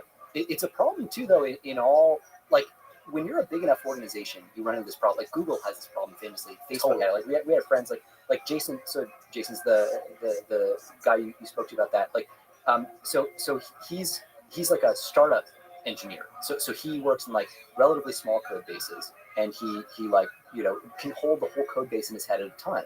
But when you move over to Google, to Facebook, like all of a sudden this gargantuan code base starts to look more like the complexity of the U.S. government, just like very roughly scale, right? So now you're like, okay, well, we want to add functionality, so we want to incentivize our teams to build products that are going to be valuable. And the challenge is the best way to incentivize that is to give people incentives to build new functionality. Not to refactor. There's no glory. If you work at Google, there's no glory in refactoring. If you work at Meta, there's no glory in refactoring. Like friends of ours, there's no promotion. There's no exactly. Yeah. You have to be a product owner. So you have to like invent the next Gmail. You got to invent the next Google Calendar. You got to do the next Messenger app. That's how you get promoted. And so you've got like this attitude. You go in there and you're just like, let me crank this stuff out and like try to ignore all the shit in the code base. No glory in there. And what you're left with is this like this Frankenstein monster of a code base that you just keep stapling more shit onto. And then B, this massive graveyard of apps that never get used. This is like the thing Google is famous for. Like, you ever see like the Google graveyard of apps? It's like all these things that you're, oh yeah, I guess I kind of remember Google made. Somebody made their career off of launching that shit and then pieced out and it died. That's like the incentive structure at Google, unfortunately. And it's also kind of the only way to do, I mean, or maybe it's probably not, but in the world where humans are doing the oversight, that's your limitation, right? You got some people at the top who have a limited bandwidth and compute that they can dedicate to like hunting down the problems. AI agents might actually solve that, right? You could like actually have the, a sort of autonomous AI agent that is the autonomous CEO or something, go into an organization and uproot all the things and do that refactor. You could get way more efficient organizations out of that. I mean, like thinking about like government corruption and waste and fraud, that's the kind of thing where those sorts of tools could be radically empowering, but you got to get them to work right and for you. You've given us a lot to think about. Is there anything more? Should we wrap this up? If we've made you sufficiently uncomfortable, I'm super uncomfortable. Was the butt very uneasy? Was the butt tap too much at the beginning, or was no, it's fine. No, that was fine. All of it was weird. It's just I always try to look at some non-cynical way out of this. Well, the thing is, like, there are paths out. We talked about this and the fact that a lot of these problems are just us tripping on our own feet. So if we can just like unfuck ourselves a little bit, we can unleash a lot of this stuff. And as long as we understand also the bar that security has to hit and how important that is, like, we actually can put all this stuff together. We have the capacity. It all exists. It just needs to actually get aligned and around an initiative, and we have to be able to reach out and touch. On the control side, there's also a world where, and this is actually, like, if you talk to the labs, this is what they're actually planning to do, but it's a question of how methodically and carefully they can do this. The plan is to ratchet up capabilities and then scale, in other words. And then as you do that, you start to use your AI systems, your increasingly clever and powerful AI systems, to do research on technical control. So you basically build the next generation of systems. You try to get that generation of systems to help you just inch forward a little bit more on the capability side. It's a very precarious balance, but it's something that, like, at least isn't insane on the face of it. And fortunately, I mean, is the default path, like, the labs are talking about that kind of control element as being a key pillar of their strategy. But these conversations are not happening in China. So what do you think they're doing to keep AI from uprooting their system? So that's interesting. Because I would imagine they don't want to lose control. Right. There's a lot of ambiguity and uncertainty about what's going on in China. So there's been a lot of like track 1.5, track 2 diplomacy, basically where you have non-government guys from one side talk to government guys from the other side, or talk to non-government from the other side, and kind of start to align on like, okay, what do we think the issues are? The Chinese there are a lot of like freaked out Chinese researchers and have come out publicly and said, hey, like, we're really concerned about this whole loss of control thing. Their public statements and all that. You also have to be mindful that any statement the CCP puts out is a statement they want you to see. Right. So when they say like, oh yeah, we're really worried about this thing, it's genuinely hard to assess what that even means.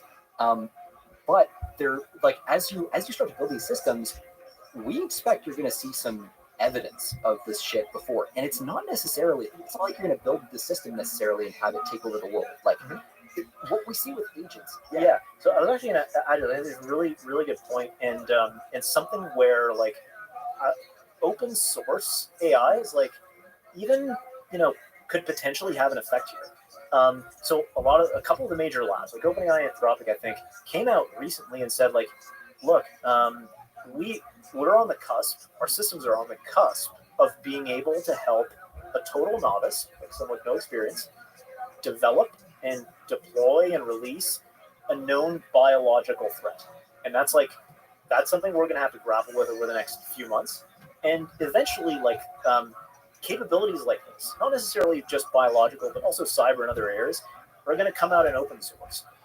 And when they come out in open source, basically for anybody to download and use, when they come out in open source, like, you can actually start to see some things happen, like some incidents, like some major hacks that were just done by like a random motherfucker who just wants to see the world burn, but that wakes us up to like, oh shit, these things actually are powerful.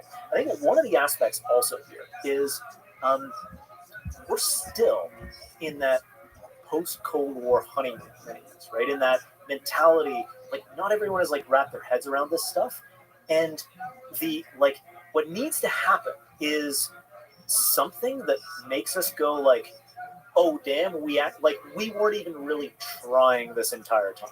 Because this is the 9/11 effect, this is the Pearl Harbor effect. once you have a thing that aligns everyone around like, oh shit, this is real, we actually need to do it, and we're freaked out, we're actually safer. We're safer when we're all like, okay, something important needs to happen. And right.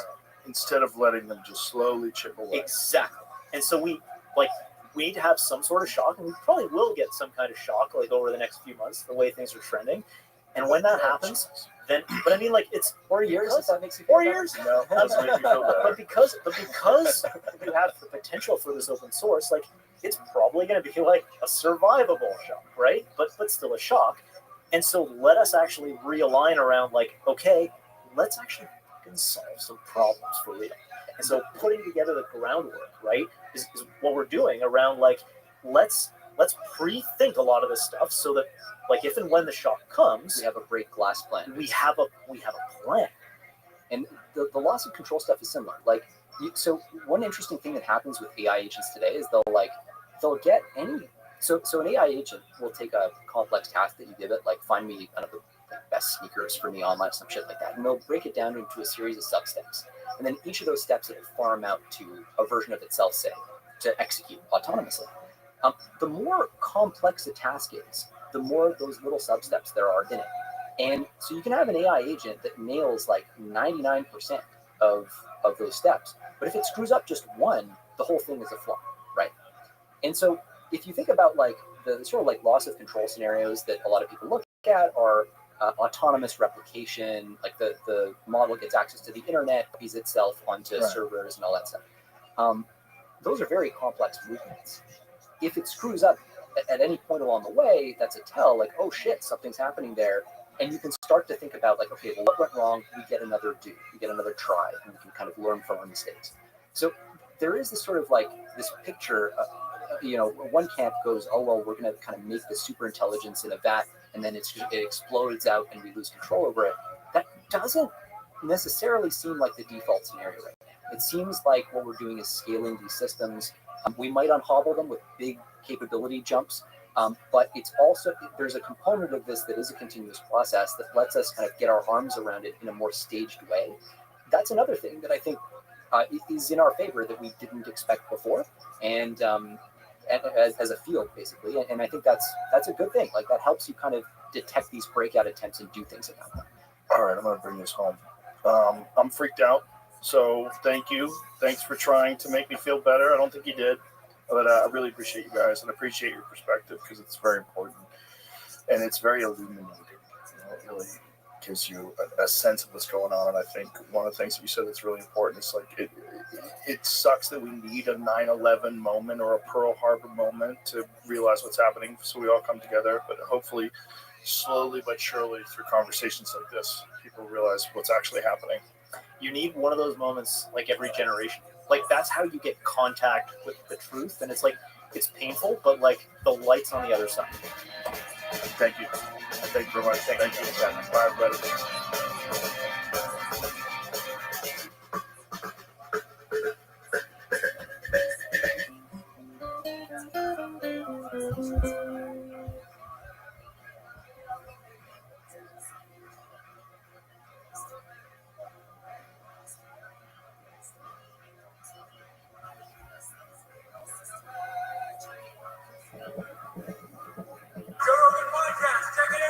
The Joe Rogan Experience. Train by day, Joe Rogan podcast by night, all day.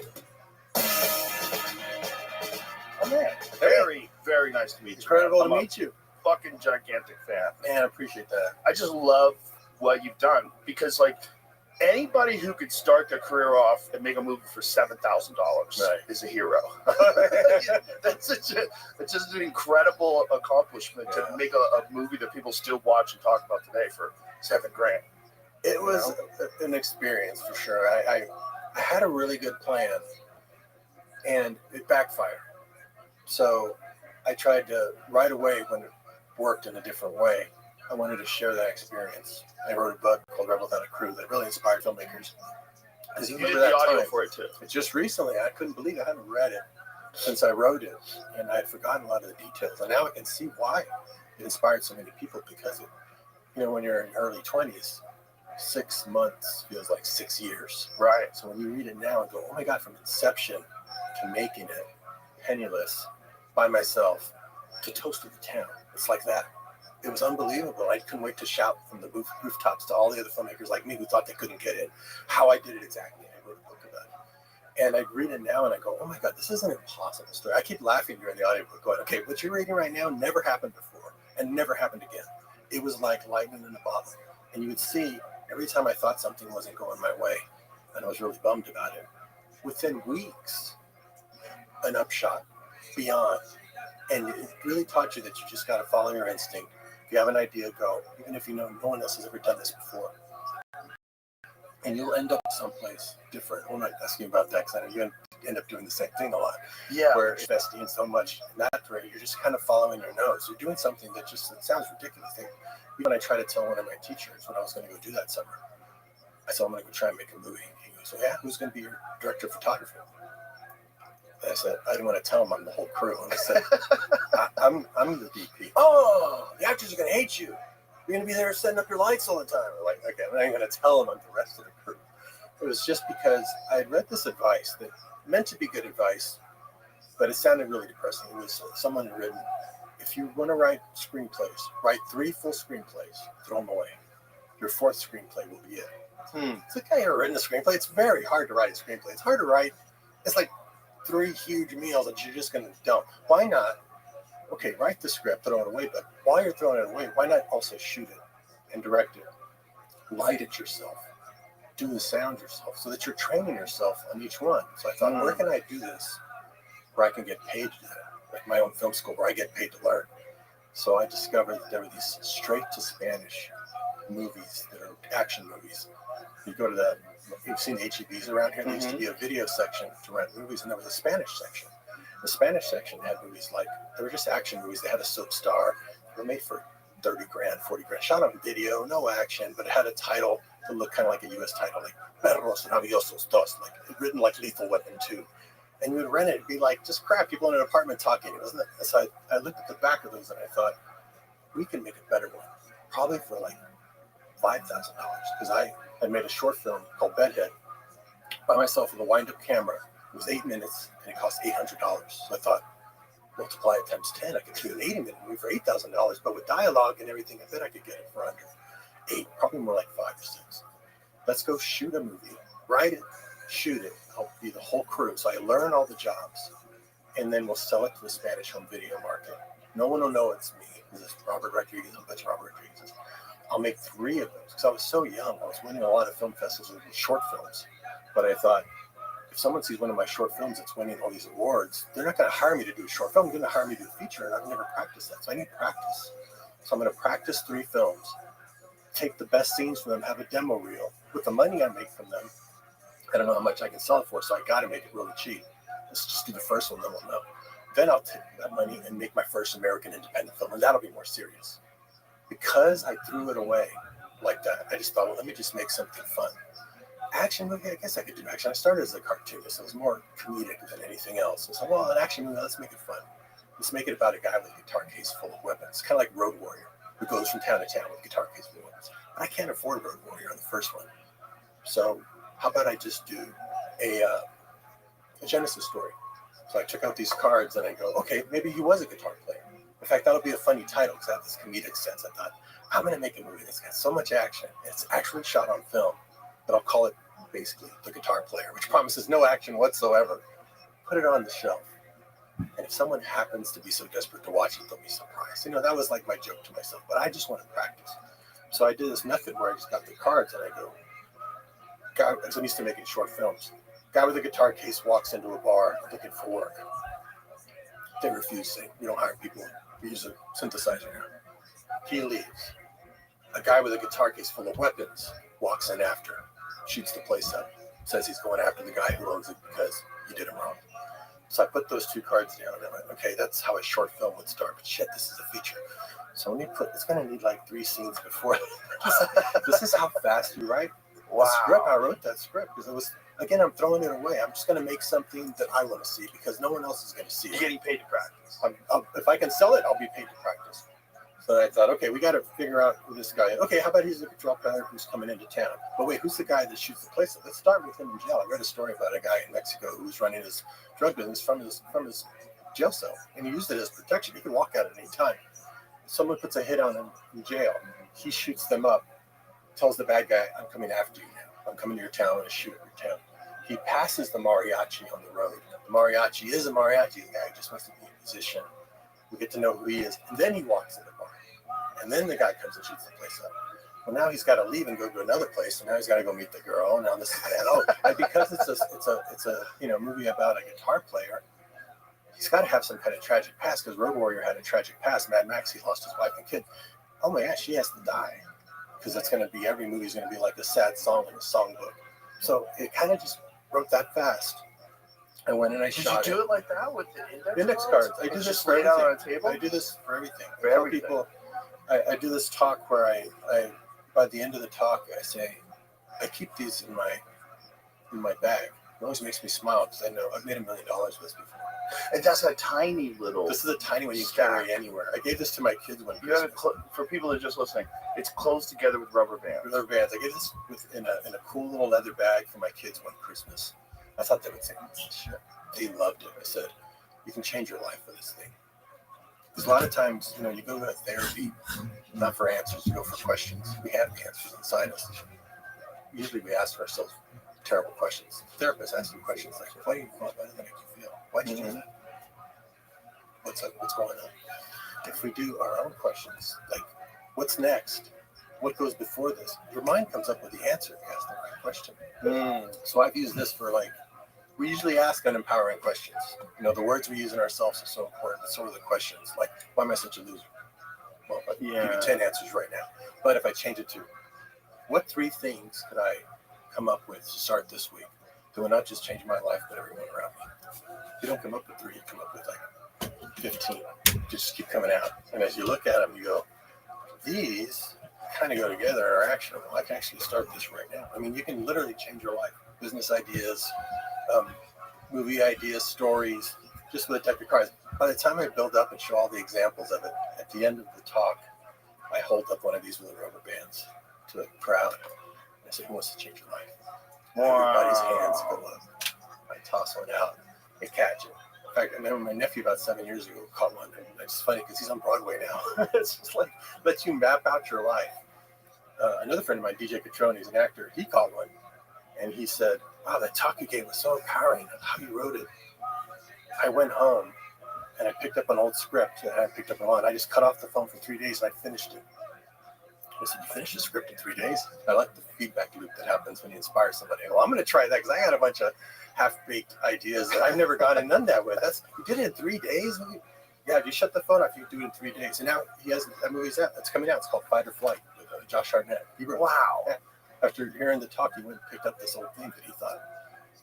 And I get this a lot when I talk to people. It's really inspiring to them to hear other people. That's why I'll ask you questions about it too. Where did you develop this approach? Like, is this something you completely invented yourself, just to map out life on index cards? Writers will often put index cards up to just kind of block out a scene. It's a visual way to see your story.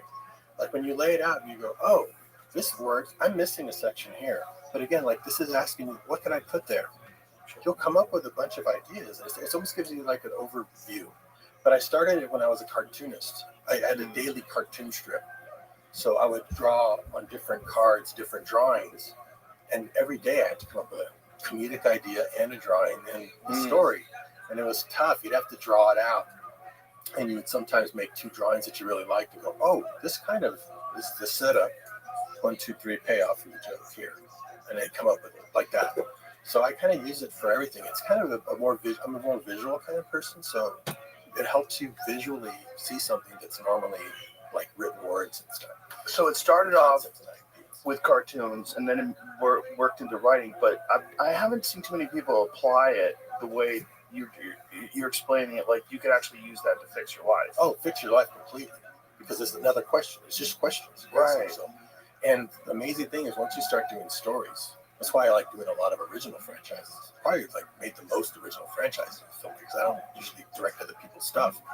Because you realize you're creating the story. Like I just made this guy's destiny happen, and I can give him a good outcome or a bad outcome. It's in my control. And you realize you can do that with your own life. So you're writing the story of your own life of who you're going to become, who you're going to be, and as a parallel. And you realize you've got that power. And when you realize you got that power, you can make literally anything happen. And it's you realize art and life should be the same. Because so many people, I was telling this story to somebody, and they said, "Wow, you're really positive." It kind of makes a lot of sense. You know, I have a project. It's pretty much all together. Almost the pieces are there. But I guess I'm just not ready. It's going to be on your tombstone. Here lies so-and-so. He was never ready. You can't wait to go do it. Like with life, you don't know what's going to happen. Yeah. You wanted to work out today. What happens? A bunch of shit, right? Got in the way. Your tires flat. Fires went out.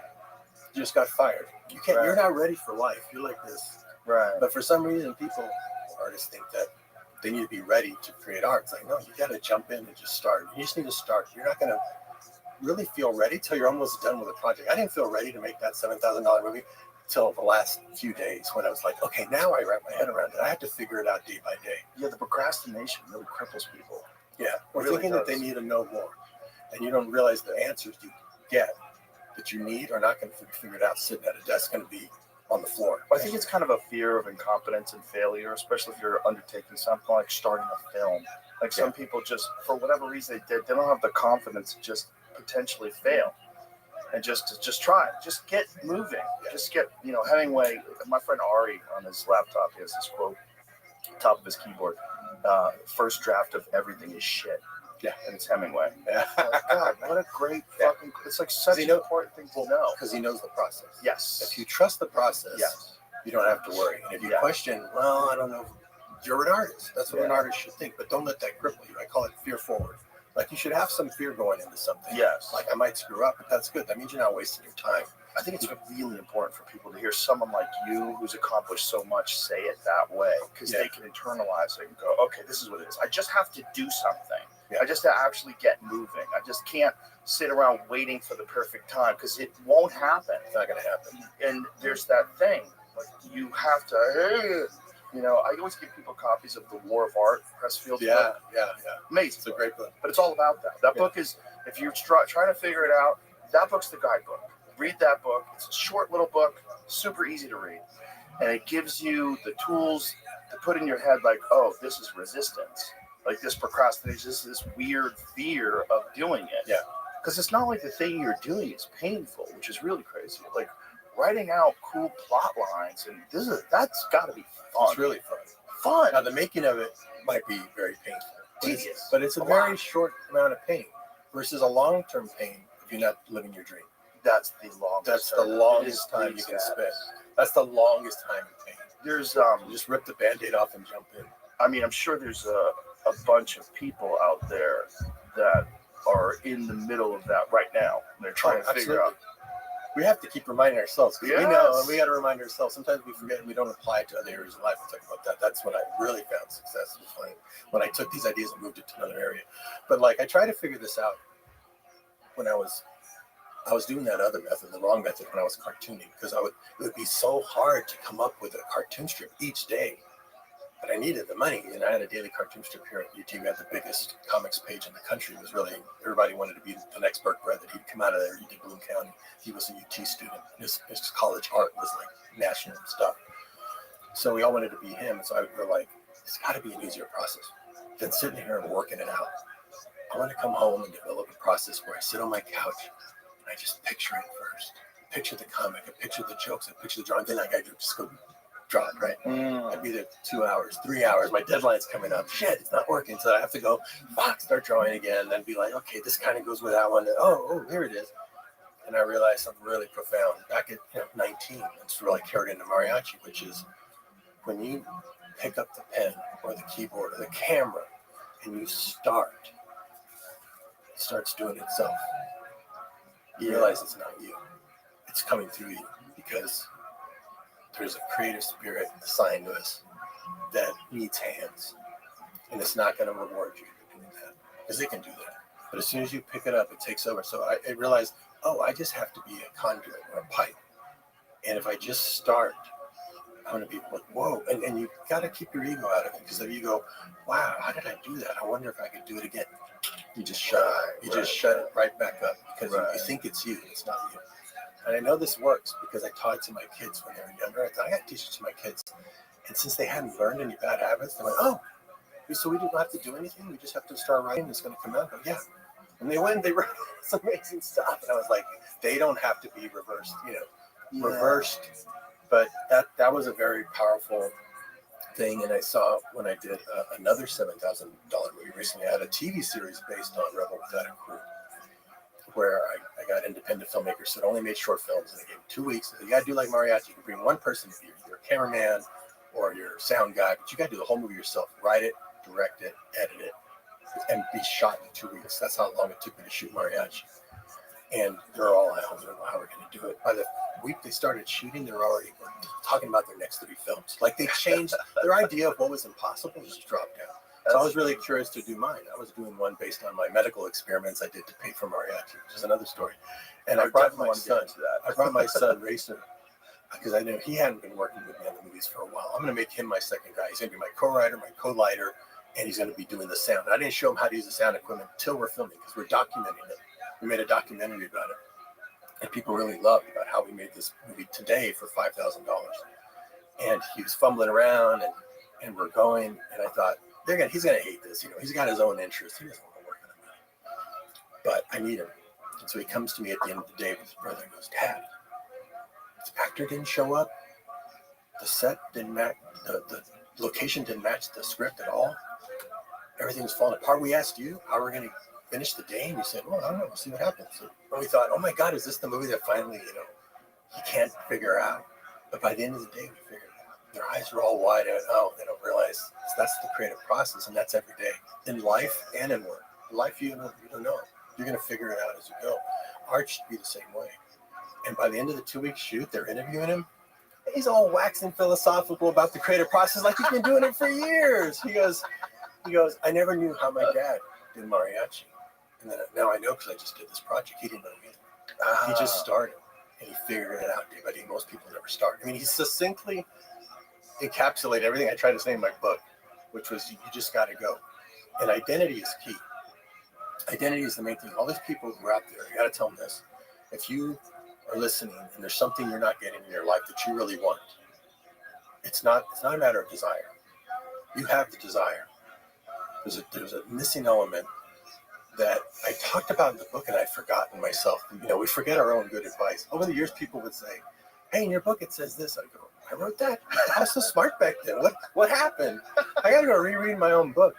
But it was this thing where I told people, because they would come up to me a lot, because I was making films really early on, and say, I'm an aspiring filmmaker. You might hear that. I'm an aspiring comic. I'm an aspiring filmmaker. I go, stop aspiring. You're calling yourself an aspiring filmmaker. That's now your identity. You're always going to be aspiring. Just say you're a filmmaker. Take one of these cards and make a business card, even if you have to handwrite it, who you are. I'm a director. I did one. I had it printed up. Director, cinematographer, editor, composer. That's who I am. Now you're going to have to conform to that. And you're going to start making films. That's why I started making films. And so you have to think it first. And I've forgotten that lesson. So, I wanted to use your gym because, I like to work out now. I never did. You started as a cartoonist. I'm surprised. I was always an artist. I was really tall, for school. Yeah, I was an illustrator when I was a kid. I wanted to do comic book illustration. Yeah. That was my thing. Yeah. Yeah. It's fun, right? Love it. Because it's not you. You start drawing it and suddenly. But when did you learn that? I don't think I knew that. I think I was doing that, but I didn't know it. And until I started reading about it, like the concept is used. Oh, right. Like that, you just have to sit down and do the work, and it comes to you. Yeah. Well, it started when I was 19 doing a comic, but then it kept getting repeated. But you realized it at 19. I realized at 19 that it wasn't you. It felt like something else. But then it really hit me later on. Guys, let me give you a little scenario. Let's say you took your kids to Disney World.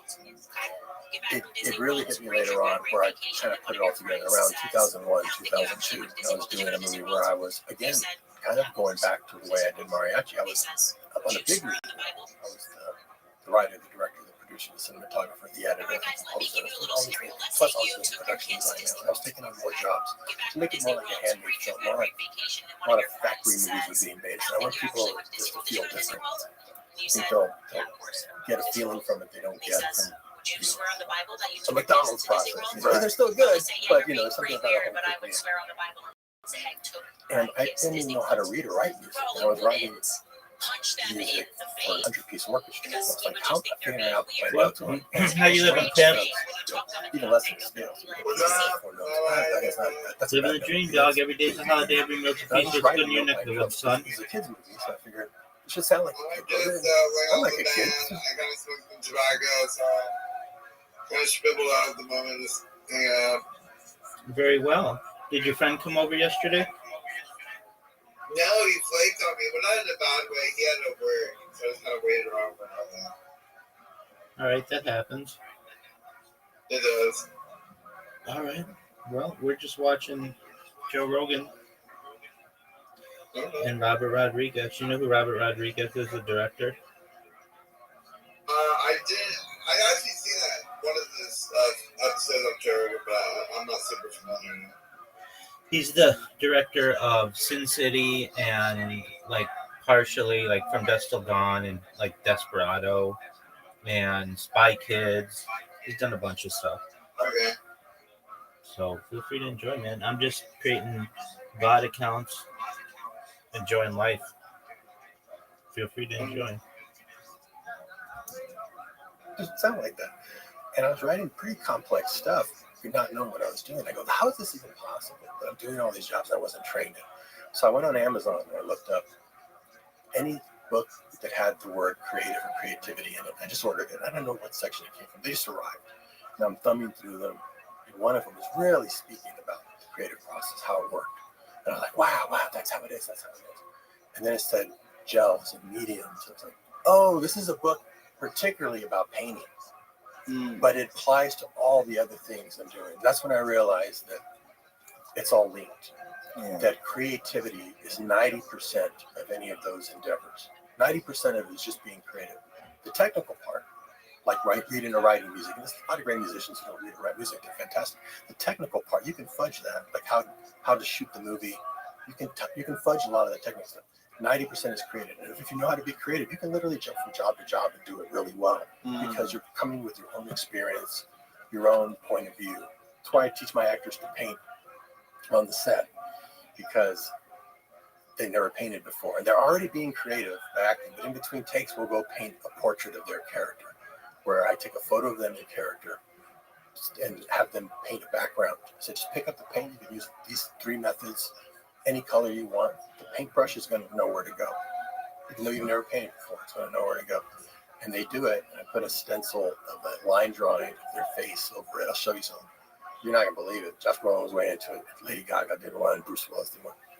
And it's just like magic, how it comes together. And it's to teach them that you don't have to know. We always think, I need to know this, I need to know that.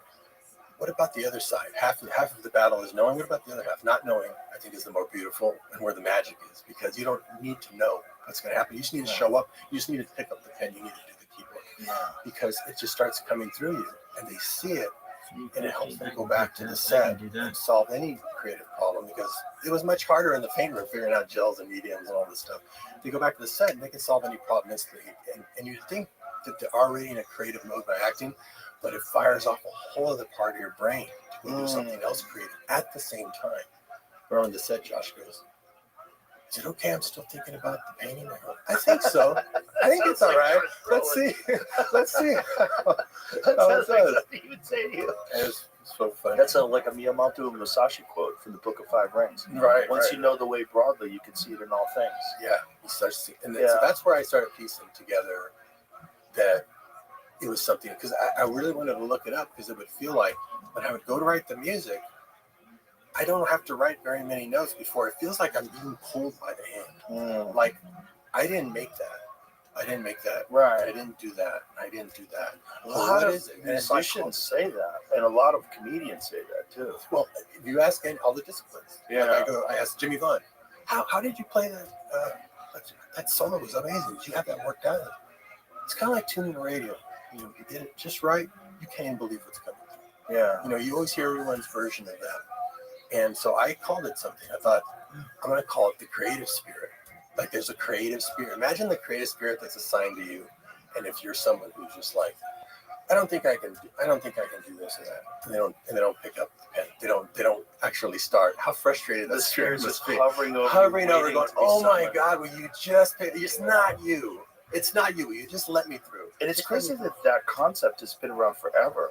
This concept of the muse, but yet still, I never heard it like that, where it's like it still feels like you have to do a lot about it. You just go, I also need to be a pipe.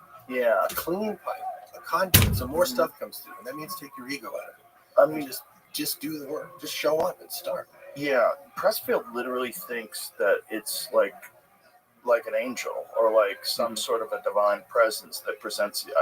I think there's something to it, man. And it sounds so kooky, but if something is super successful for amazing people, and they're all telling you the same thing, like, why do you have to? Nah, man, I'm not stupid. I'm not going to believe in the concept that whatever the fuck it is, there's something that happens when you're creative where you feel like an antenna. You feel like you just take these ideas are coming to you. They're entering into your mind. It's not physical effort. It's not like you're picking up bricks and stacking them on the wall. Like something is happening to you. Yeah, you're tapped into. I had a friend of mine, Tim Ferriss, was over at my house, and I was telling him about something. It's a very creative house. Really, that's where I do a lot of my creative work. A lot of creatives like coming to this place. So you have to come check it out. So you can see the frisettas I have. Oh, you have original frisettas? Yeah. Oh Okay, my we'll god. get to that.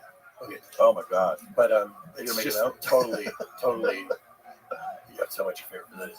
Totally a creative place, and I like people to come there. But it's just inspiring to be in an environment where everything around you is about creativity, because then you get in that headspace. Yeah. And you're able to do more because you realize it's not you; it's just coming through you, and you just have to witness it. And it just takes a lot of the load off you. A lot of people can start easier if they know, oh, it doesn't have to be. Like my kids said, oh, it's not. I don't have to do it.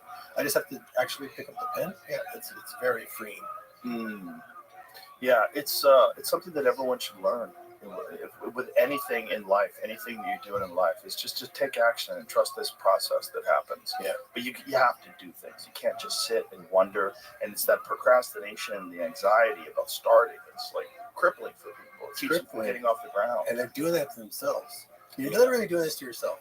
Yep. So when you say, well, I don't know if I can, you just chopped off your leg. Yeah. Right at the beginning of the race. Right.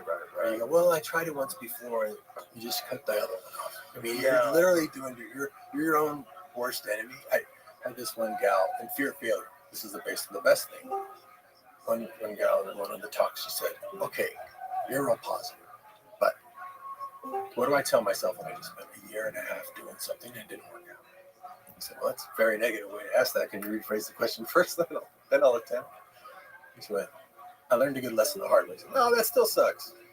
If you're focused on the failure, if you followed your instinct and it didn't work out, it doesn't mean you're wrong. Sometimes the only way across the river is to slip on the first two rocks. It's the only way. And if you just stay there, you're not going to go. So you have to embrace the failure. Because if you're going on instinct, I mean, you're doing it literally on instinct. Not like someone said, hey, go over there, there's a money-making scheme, go do that. Literally, you had the instinct. My best example is 4 Rooms. It's a movie I did with Quinn. Because if you study the ashes of your failure, you'll find the key to your next success. That was the movie where there was 4 different stories playing simultaneously. Yeah. 4 different movies, 4 different stories. I love short stories because I had made a bunch of short films. I thought, oh, I want to do that. So when Quentin asked, I asked the audience, I like asking the audience, how would you answer this? Quentin goes, hey, I'm going to make a movie called 4 Rooms. 4 different directors. You got to use the bellhop. It's New Year's Eve. You're in a hotel. You can't leave your hotel room. You want to do it? Hand goes up. Now, just on instinct. Now I asked the audience, was I wrong to just go by instinct, or should I study it a little bit? Nobody knows the answer. What would you say? Would you study? Are you more studious? Are you more instinctual? 100%.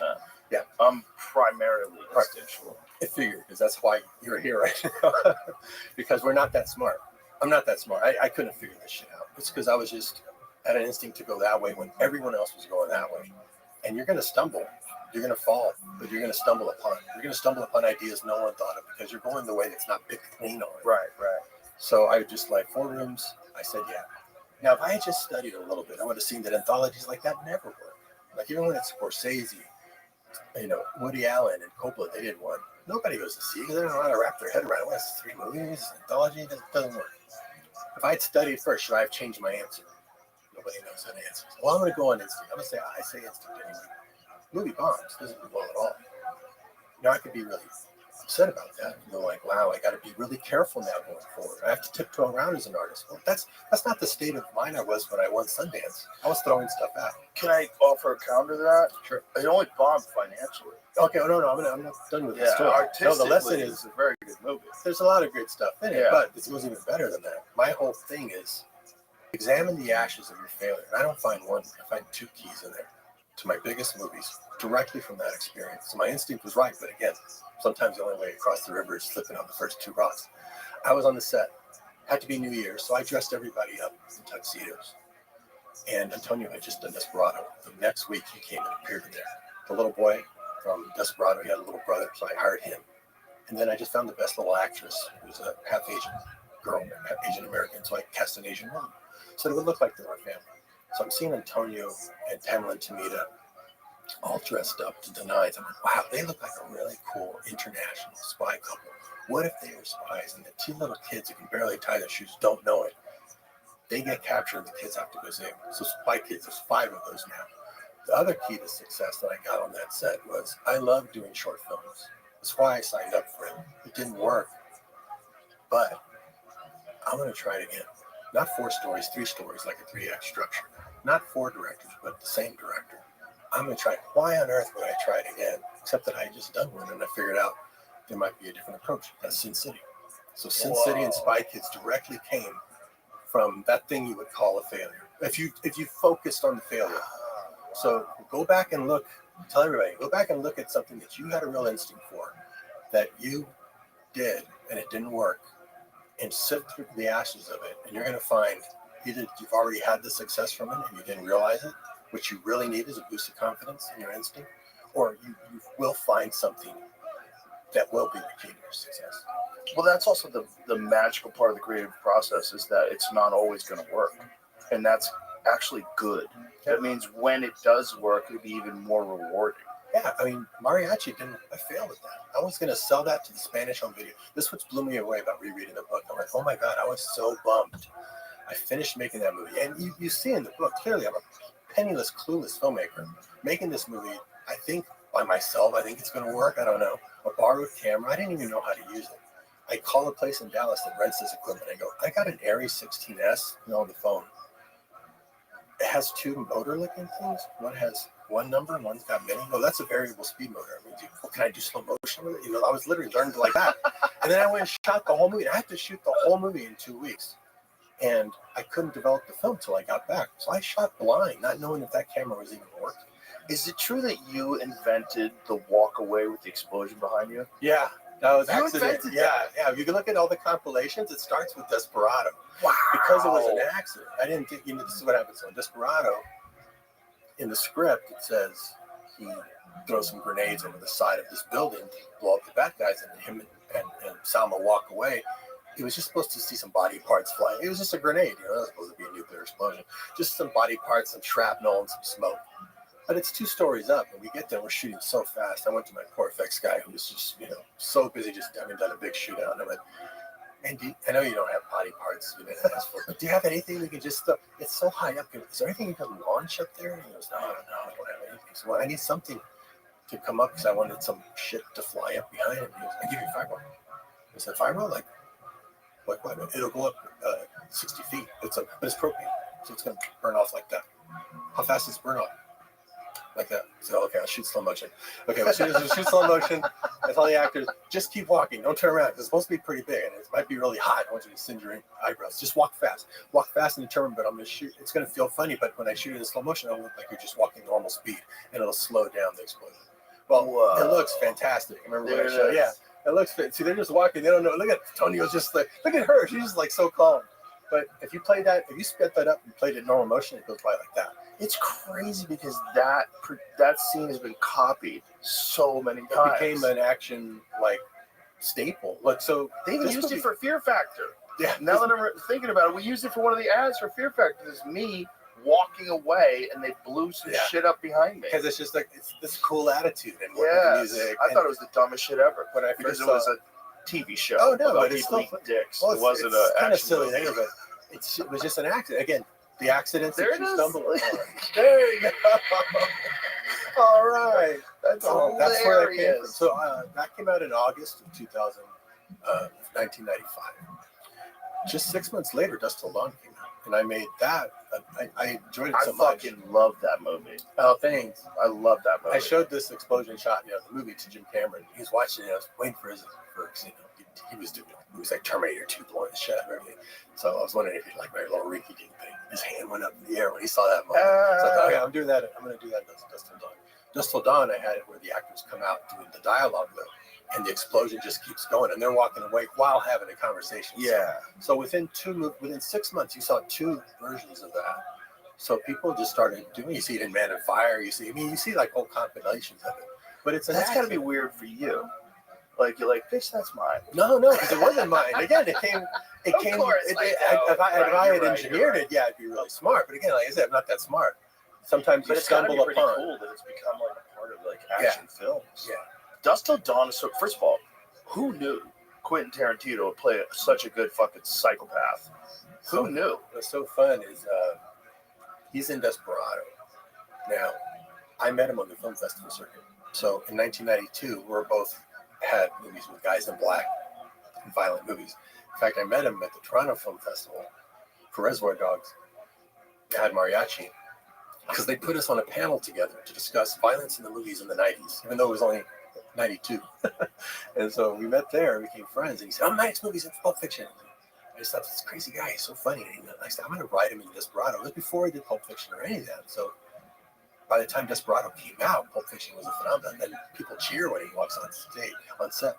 But when we were doing that 4 Rooms, here's another thing that came from 4 Rooms. If I hadn't done 4 Rooms, it'd be no Dust Till Dawn.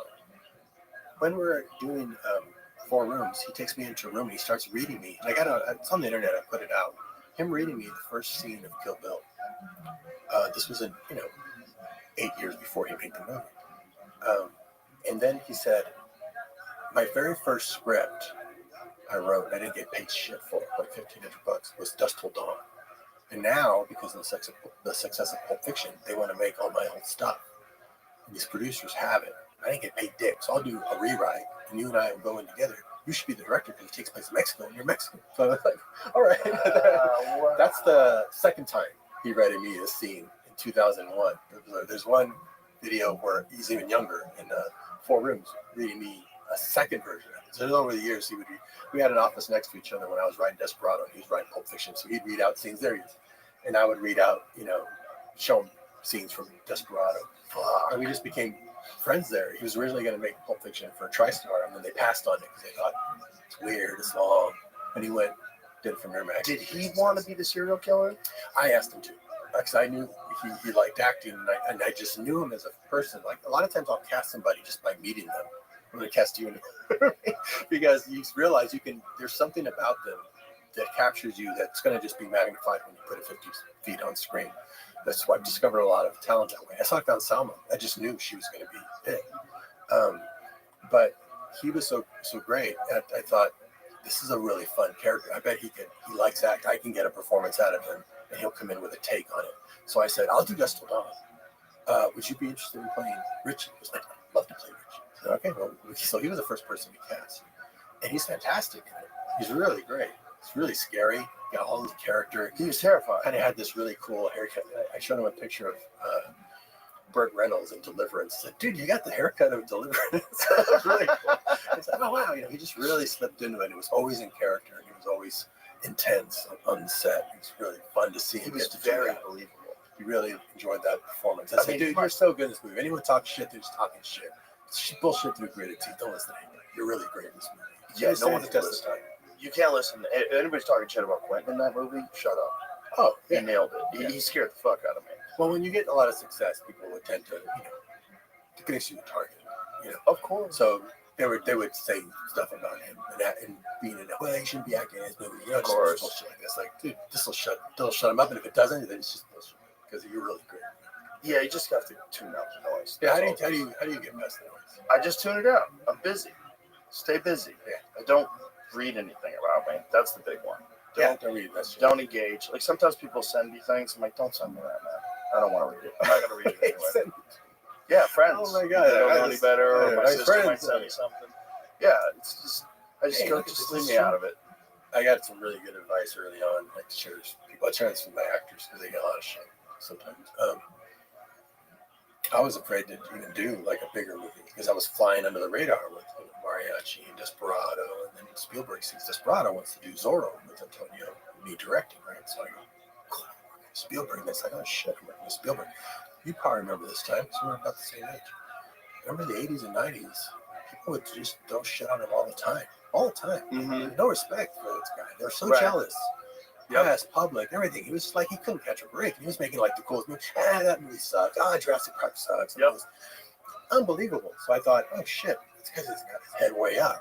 Maybe I should fly into the radar and if I can make a movie with him, what chance do I have? I went back and rewatched like Temple of Doom, which people say, that's not as good as Raiders. I watched it and go, if I can make a movie that's an eighth of that, I'd be lucky. It's like, hold on. It's No, like, you make Close Encounters. I know. Jeez, That's a a fucking incredible great movie. movies. But you get that much success, and then people kind of lose Yeah. that, right?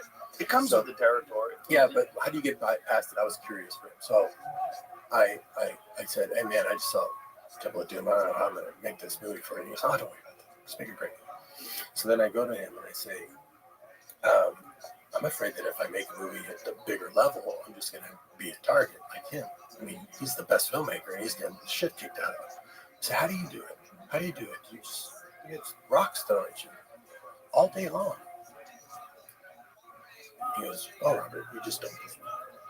I was like, wow, it's not like a Clint Eastwood line. I go, wow, that's how he did it all this time. It's just like, just don't blink. Commit to making a body of work. I try to tell filmmakers sometimes that they have a success for the first one. They get really afraid of the second one because they think, oh shit, now I might fail, right? And the fear of failure cripples a lot of people. If you commit to just making a body of work, like he did. He just made any movie he wanted. Some hit, some don't. Some overperform, some underperform. A movie like Mariachi that was not supposed to go anywhere way overperforms. And you can't tell what's going to be the one. So just commit to a body of work. And now no one gives them any shit. Now I think it's also important to recognize that the people that are tossing shit your way, they're doing it to distract themselves from the fact that they're not contributing anything. It's almost always the case of that. Yeah. That's what the critic is. The critic would not be a critic if they had something to contribute. So they see other people that are taking that chance of going out there and they're acting on their instincts and they're putting something together and they try to attack all those things as being garbage because really they're not contributing. Yeah. And so they may very well it's very want to. easy to attack. And they may very well want to, but they get hurt Most by of the them, fear. yeah, the same instincts that make them want to attack successful people are the same things that hold them back from being creative. Talk about closing that pipe. Yeah, I mean, doing it to yourself. Doing it to yourself and by doing that to other people. If they would just commit to a body work, don't blink, and just keep making shit, they'll get somewhere. That's great advice. Commit to a body of work. Body of work. Like, look at someone, I mentioned this, and a friend of mine, a businessman, called me and said, wow, that really spoke to me. You know, I tend to look at all the different businesses that I have created that failed instead of looking at the whole body of work. And I fixate on the ones that didn't work. It's like, you never know if it's going to work or not. That's not your concern. Just go make shit. Follow your instinct. Because again, maybe that one that didn't work is your 4 rooms. Then you get 2 other great ideas out of it. I forgot Dust Till Dawn came out of that as well. So that's the third one out of that 4 rooms. That thing gave and gave and gave. Dust Till Dawn was so fun because it was 2 different movies. It was like this. That's why it couldn't get made. So when he first wrote it, he couldn't get made because this is what happened. The effects company hires him. And they said, we want a movie that'll showcase our effects in this vampire bar. It's about 2 brothers who go to a vampire bar. Quentin starts writing. He starts writing Quentin style, where he gets way into the brothers. So much into the brothers that it turns into like a Desperate Hours type movie. For half the movie, he waits half the movie to get to the bar. So now, for financiers, it's now like a mixed bag. It's like 2 movies in one, right? Right. But it was a negative thing.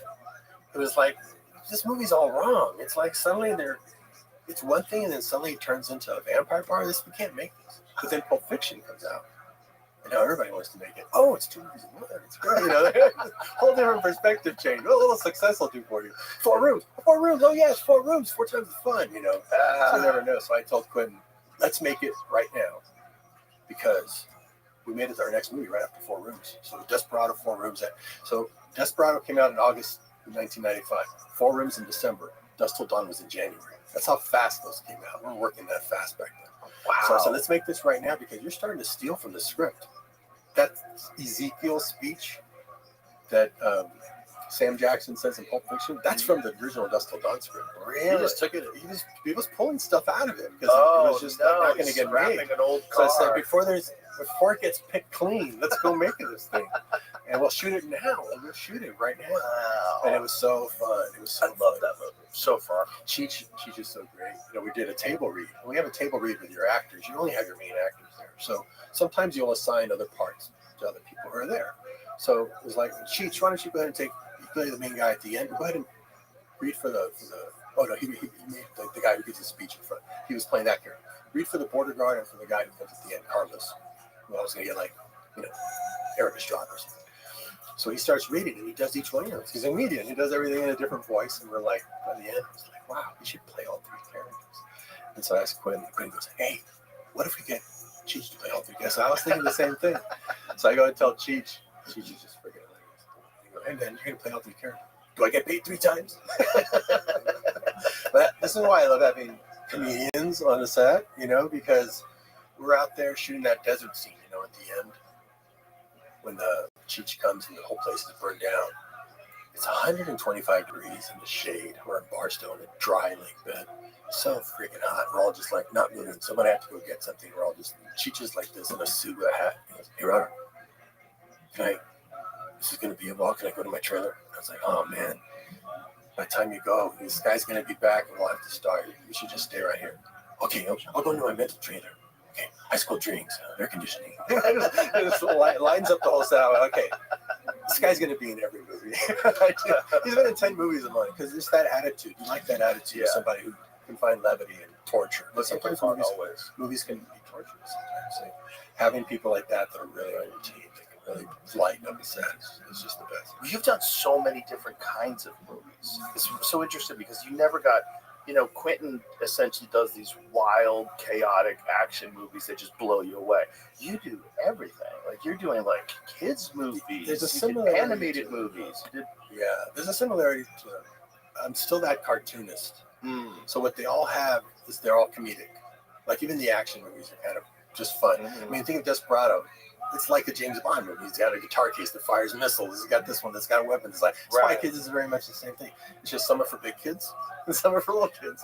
Even Sin City. Yeah, even Sin City is very playful. Yeah. The Sin City one was so dark. I remember the first book, the one that Mickey Rourke plays. It was so dark. I was going like, oh my God, it's going to be dark. I have to add some levity to this. And Mickey will bring humor to it. And it's the funniest episode. It's really funny. But he's in the book. It's just like, oh my God, he's just killing everybody. But you're really with him because of the way he portrayed it. We didn't change very much. We just added, some humor to it. And that the gallows scene was really Yeah, like when the yellow guy gets shot in the dick. Oh, that was a good one. Yeah, that was a really good use of color. That, by the way, was one of the fucking creepiest characters ever in a film. And it looks like that in the drawing. And I just wanted to. My whole idea was, because I'm so respectful of someone's artwork. You read Sin City. And you realize that art is half of it. If anyone else in Hollywood were to make that into a movie, they would just make it like a gritty crime thriller. Right. And take out the whole visual element, which is that stark black and white where people's eyes glow in the dark. Yeah. And it has all these layers of unreality. And I went to Frank Miller. I said, I want to just make this move. This is like the coolest movie never made. And he actually wrote it because he had been in Hollywood writing a couple of screenplays and he got shit on and screwed around and the whole Hollywood thing. Jamie, can you show me the scene with Mickey Rourke and the yellow guy? Oh, this is Bruce Willis. Excuse me, Bruce Willis and the yellow guy. I just want to, while you're talking about this, have a look at it. And so he went and made this comic. He said, fuck Hollywood, I'm going to go make a comic that can never be made into a movie. It's so dark, so sexy, and so everybody's not calling up, man, it's like a great movie. So interesting. Oh, Bruce loves. I can say it. So this is the fastest I think any Hollywood movie's ever gotten made. Yeah, I'll show you the process. It's kind of like this card thing. It's gonna blow your mind. What is it now? It's April. Okay, so imagine this is 2000. This is 2004, April. Last year, I had 2 movies out. In the summer, it was Spy Kids 3D. It was the #1 movie. A couple months later, Once Upon a Time, Mexico. Another #1 movie, but also both of them ended a trilogy that I had started. So I was looking for my next thing. I opened up my Sin Cities again. I was like, oh shit, I know how to do this now. I just did a whole movie on green screen, which was really new back then for Spy Kids 3D because I wanted it in 3D. It was the first digital 3D movie. Because when you're in Austin, you just innovate a lot. George Lucas told me that. It's a good thing you're in Austin. That's why I'm in Marin County. When you live outside of that box, you think outside of that box. Automatically, you stumble upon innovation. So I thought, I'm going to go take this process and utilize it in Sin City. So I did a little test of it. I'm like, oh shit, this is going to work. So it was October when I got that idea. I filmed it. I contacted Frank Miller, met him in New York. I showed him my laptop. It looks like his art, but then it starts moving. It's accurate. And he's like, wow, he gets all into it. Right? It's November. And he goes, oh no, but then we have to write a script. And the studio's going to have notes. And no, that's not how it works. Like, I'm in the studio. I'll write the script. It's going to be unremarkable. I'm going to copyright a book. I'm going to edit it down. I'm going to edit 3 of the stories together. I'll write it this month. Show it to you in December. And then in January, we've got a couple of actor friends who bring the shoot the opening scene. Don't give me the rights yet. So I understand this is your baby. You've never given up the rights. I know what it's like for an artist to make something. Let me take all the risk. I'll go ahead and write the script. We'll shoot the opening scene. So I'm going to fly you down. You can watch. Brought Josh Arnett, Marley Shelton. That opening scene in Sin City, that was a test. 10-hour shoot there. And Marley Shelton comes up to me and says, why did I hire this kind of film? Well, I don't know. Let's go ask Frank. You should know. It's not in the book. But I'm curious myself. So Frank answered her question. I said, I want to do this movie. No, let's wait. We had a whole process. I'm going to shoot the opening. I'm going to cut it together. I'm going to put in the effects. I'm going to put in the music. I'm going to put in fake titles. Then we're going to watch it. And if you like what you see, then you do the rights and you make the movie. If you don't like it and you're still on the fence about it, just keep it as a short film. Keep the gift. So we committed to the process. We make the opening sequence. He loves it. He wants to do it. I take it to Bruce Willis first, which was cool about doing it that way, which is unheard of. When I went to his agent was like, oh, he was forward very dramatically. He brought actors down. Oh, because I told him, this is Frank Miller, one of our greatest artists. He wrote in Hollywood and got screwed around. Like I goes, welcome to Hollywood. You know, like that. I'm like, yeah, whatever. I just respect the artist, so I just thought, hey, you'd be a partner. You're going to co-direct this with me. And we're going to make this, I'm going to take all the risks. We're going to come down and shop this opening, which I have. When I show it to Bruce, you can see the book. Then you can see how it gets translated. Like I get very dramatic. You know, wait, you brought the actors down. You shot this. You did the effects for it. And you didn't have the rights. And I leaned in and went, welcome to Texas. All those little monkeys spit out water. Frank was dying. It was super annoying. They said, okay, he saw it. He went, okay, you can go. But you can go be with Bruce. So I showed it to Bruce, and he's watching it. He looks at the book, and he looks at the thing, and he goes, damn, this is really great. And then fake titles come up. His name's in the titles. And I go, look, you have to be in the movie. Your name's in the titles. And he's like, I'm in. So he was in, and we were shooting we're shooting the actual movie by March. Wow. So by April, we're already done with it. We're filming the second story by April. It was out the next year. I mean, that's as fast as the movie's ever done in production. All these actors jumped on right away once we had Bruce. And he loved doing this film noir type thing. And we're doing something very experimental, which is green screen. Nobody knew what green screen back then was. And what I told them was, well, it's kind of like theater. But instead of being in front of a black curtain, you're in front of a green curtain. You'll still have some props. You might have a steering wheel, like Clyde just had a steering wheel. You might have, which is mainly you and the actors. And everything else goes away. And I'll fill in the rest later. So what's cool is their performances are so focused on each other because there's no other stimulus around. That you got these great performances. We only built the bar. I thought, hey Frank, we'll build the bar so that we have a place to hang out with and do our story. But everything else will just be on the same. You're going to come see the green screen when you come visit my studio. The whole movie was shot in an area smaller than this room. by the time you bring your lights in, where the actors actually had the playground. It's unbelievable. Wow, that's incredible. And it was so inspiring too. That movie was so, because when I left the theater, I remember thinking, I've never seen anything like that before. It was like that the was comic. so, The comic was that way. it was so different, and it just like when someone does something that really just steps up and enters into like kind of just a new area of art, because that's what it felt like. It felt like a real legitimate comic book art movie, and this is before 300. Yeah, 300 so 300 kind of took that as well. Yeah. Zach called and said, "How did you do that movie?" I said, "I just put out a DVD. I put all the secrets on there." And they went and they shot the same way. It was such a good movie, and it was so fun. Because it was also Frank Miller. The thing about same thing. But the thing about those kind of films where someone like does something new, it's like when you see something new, and I felt this way about Pulp Fiction too. You're like, wow, man. You leave the theater like everything's different. You know, like the world's different. Like that got made. Like this, like I know. And the thing about people today, like young people today that don't know like how revolutionary Pulp Fiction was when it came out. Yeah. When it came out, it was like such a different kind of feeling that you got after you saw the movie. There's so many what the fuck scenes that you left that theater like, Jesus Christ. Like the world was different. The world was different. Quentin Tarantino changed the world with Pulp Fiction. That's how profound it was. Yeah. And I'm not exaggerating.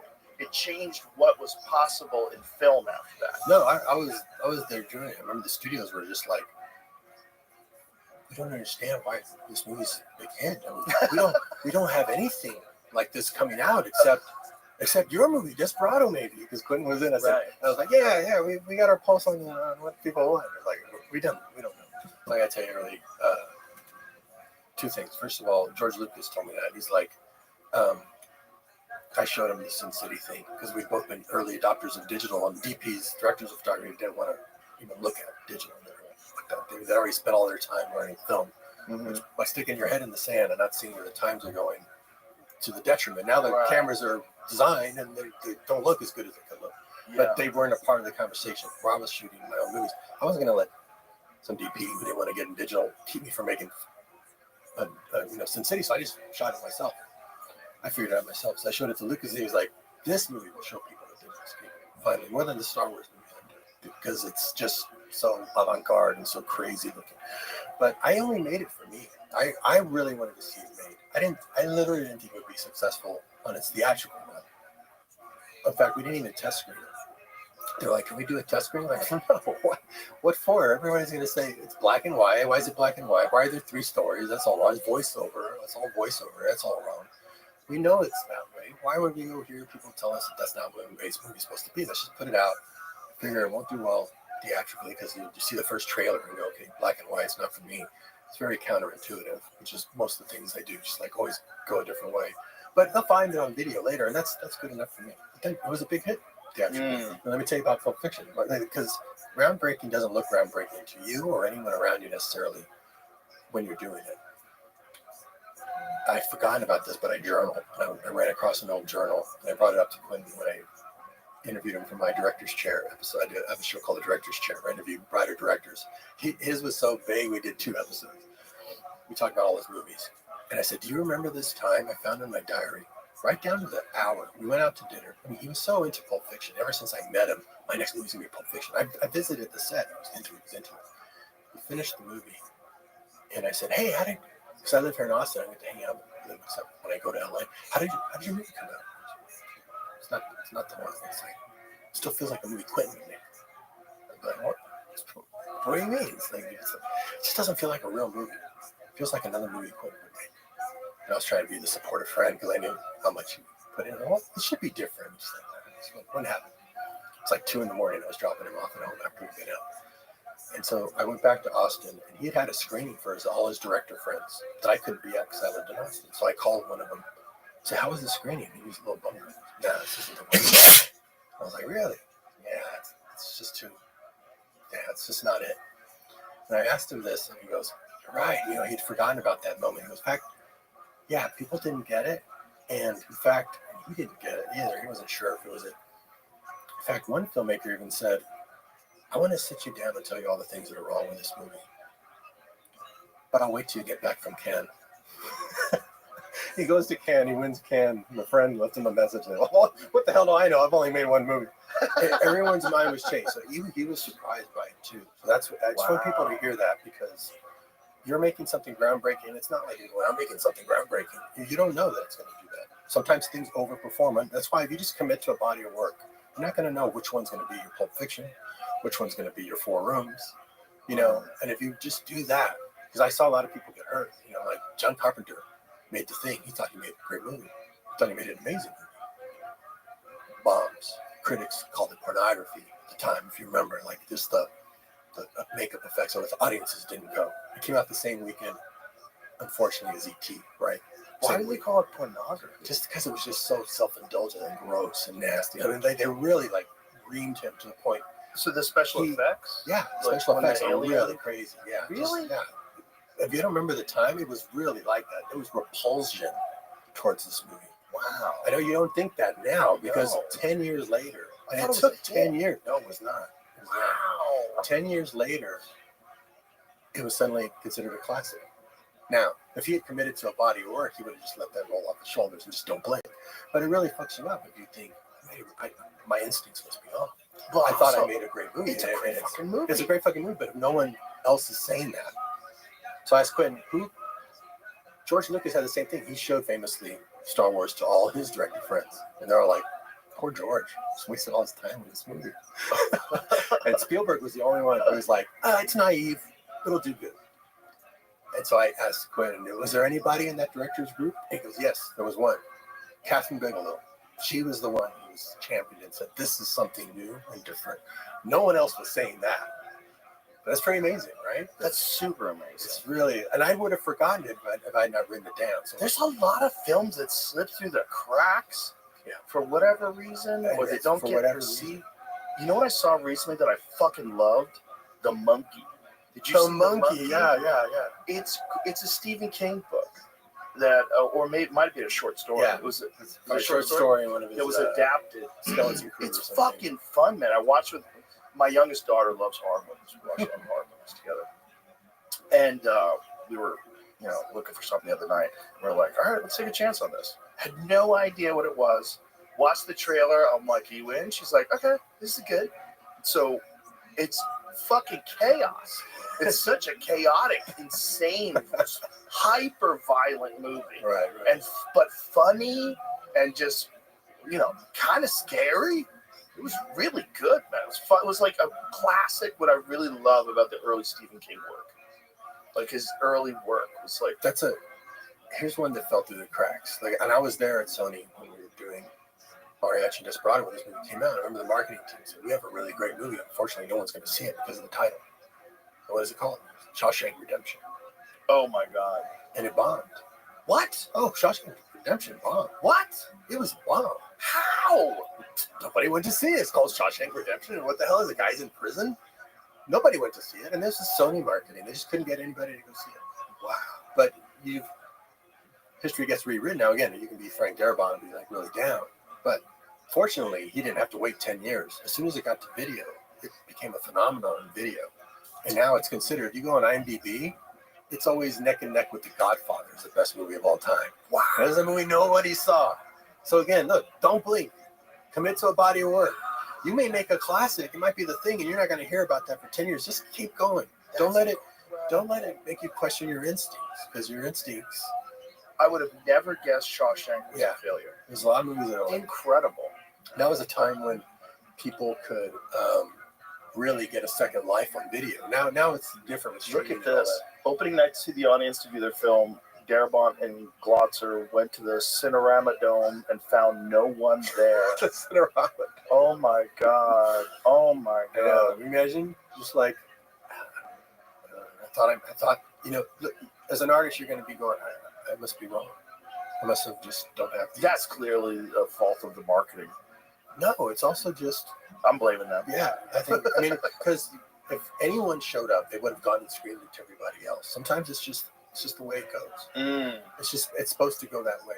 Now I can tell you an alternate one. There's a movie called Body Parts with a guy named Jeff Fahey. I love that movie, Body Parts, by Eric Red. He did The Hitcher. We never hear about it because the timing of it. And Jeff Fahey was a big Jeff Fahey fan.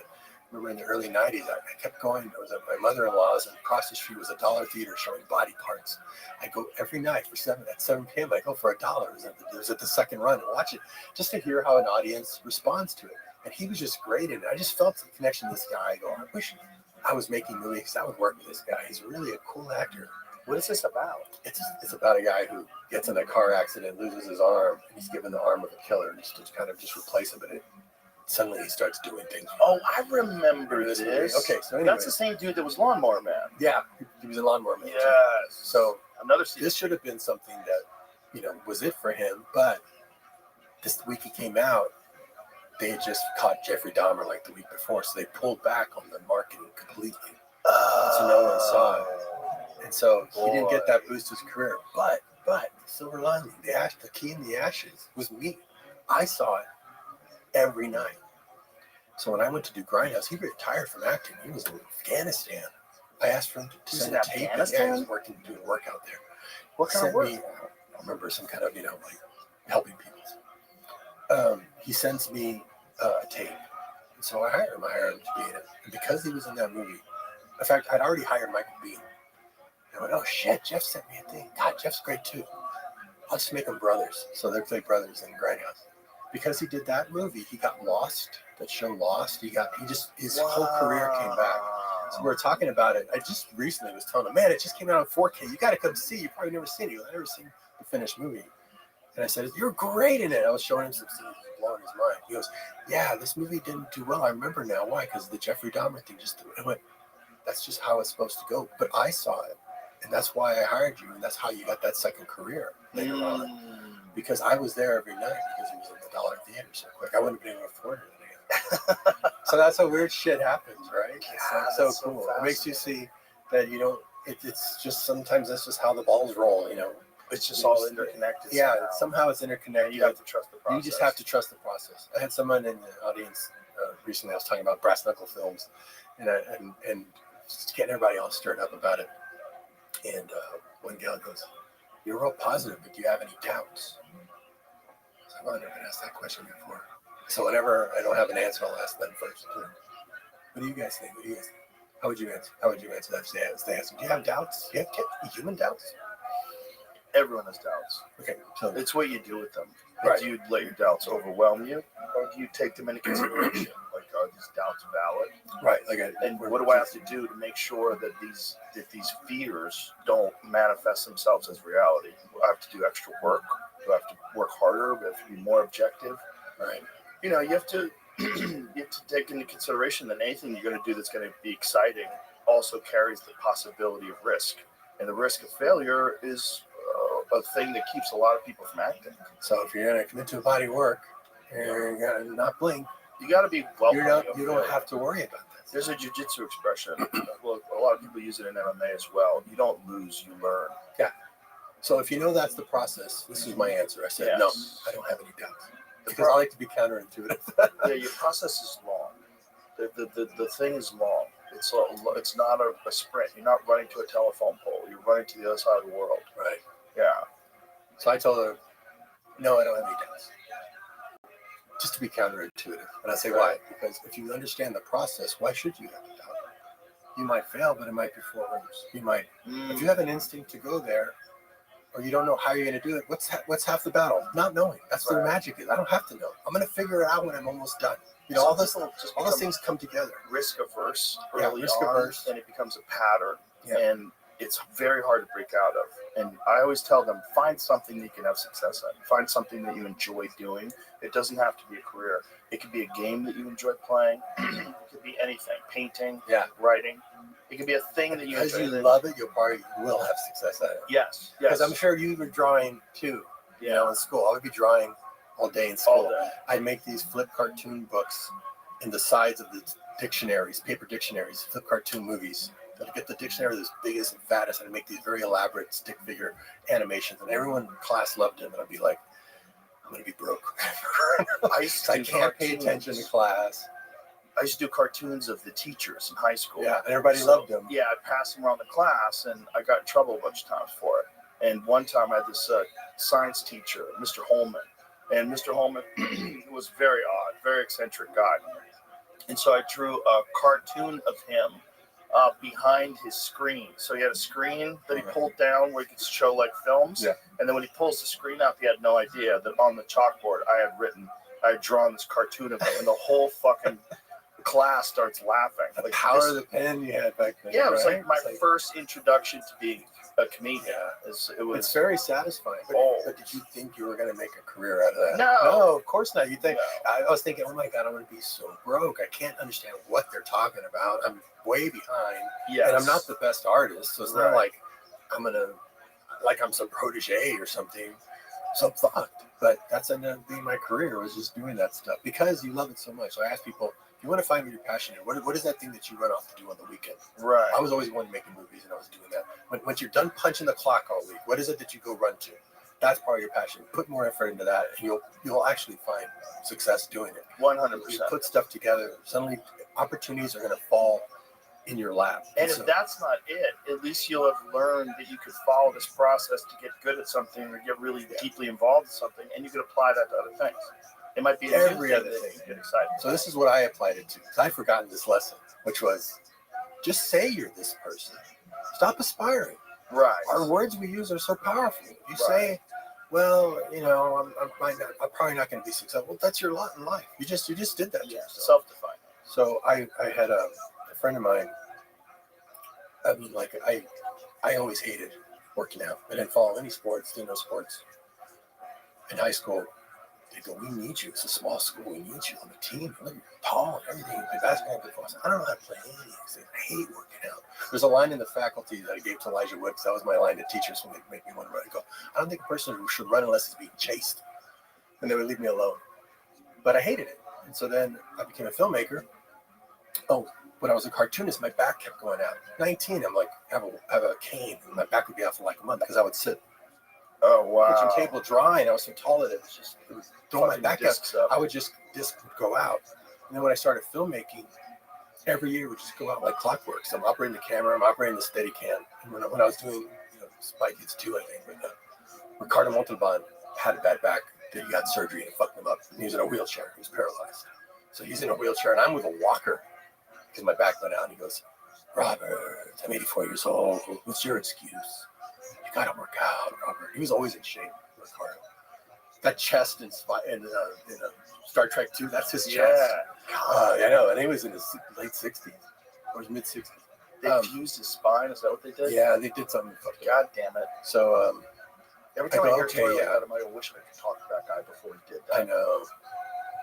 He went to a good place, but they just hit something wrong. He fucking. It happens to so many. So I go, okay, I don't want that to happen to me.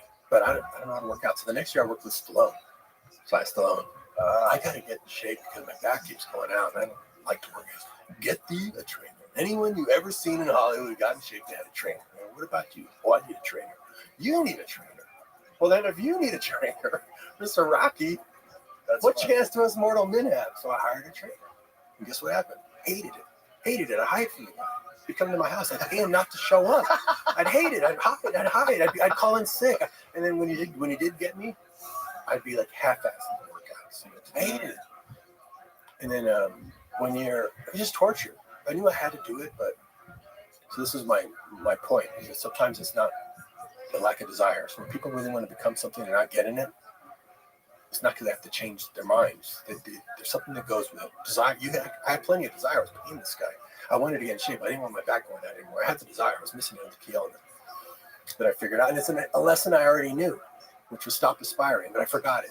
So this woman, friend of mine from Mexico, shows up. She's a production manager. "I have to stop smoking. My doctor said I have to stop smoking or I'm going to die. I've been smoking since I was 8 years old." Oh, boy. I said, "Well, you're going to go back to smoking because you just told me that's your identity. You've been doing this since you were 8. So right now you're a smoker who's not smoking. Eventually, you're going to conform to your identity. You have to change your identity. You have to say, I'm a non-smoker. I'm a non-smoker." Because what does a non-smoker do? Hate smoke.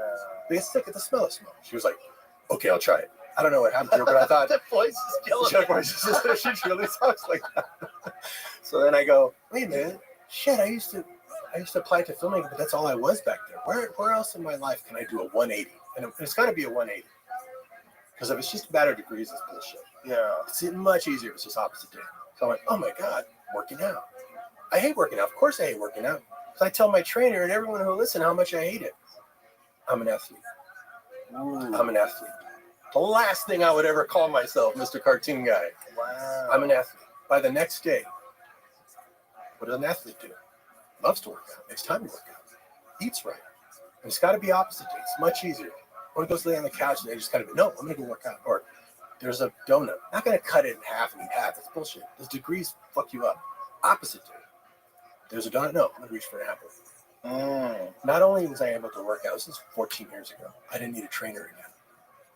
Ever. I would just be like making myself do it because I'm an athlete. That's how powerful the mind is. So I'm saying if someone says, I want to go do this thing on the weekend, and you might have the desire, but you've got to get the identity too. You've got to say you are that. And it sounds a little awkward. Like I asked somebody, Alex Friedman, I said, do you consider yourself a creative person? And he went, well, you know, that's a good impression. I said, you're stuttering there, man. You're stuttering. He goes, I know. I said, no. You got to say, are you technical? He goes, yeah. Okay. You're technical and creative. That was the first thing that stuck in my ear. It's also what Jim Cameron is. It's also what George Lucas is. Technical and creative. When I first had my first job, my dad had a friend who owned a photo shop. He said, go work for my friend Mario for your summer job when I was 16. Went to work for Mario, processing film for photos, and he gave me a camera and film. He said, go home and take pictures of this because I need you to know how to use that camera so you can help me sell the cameras.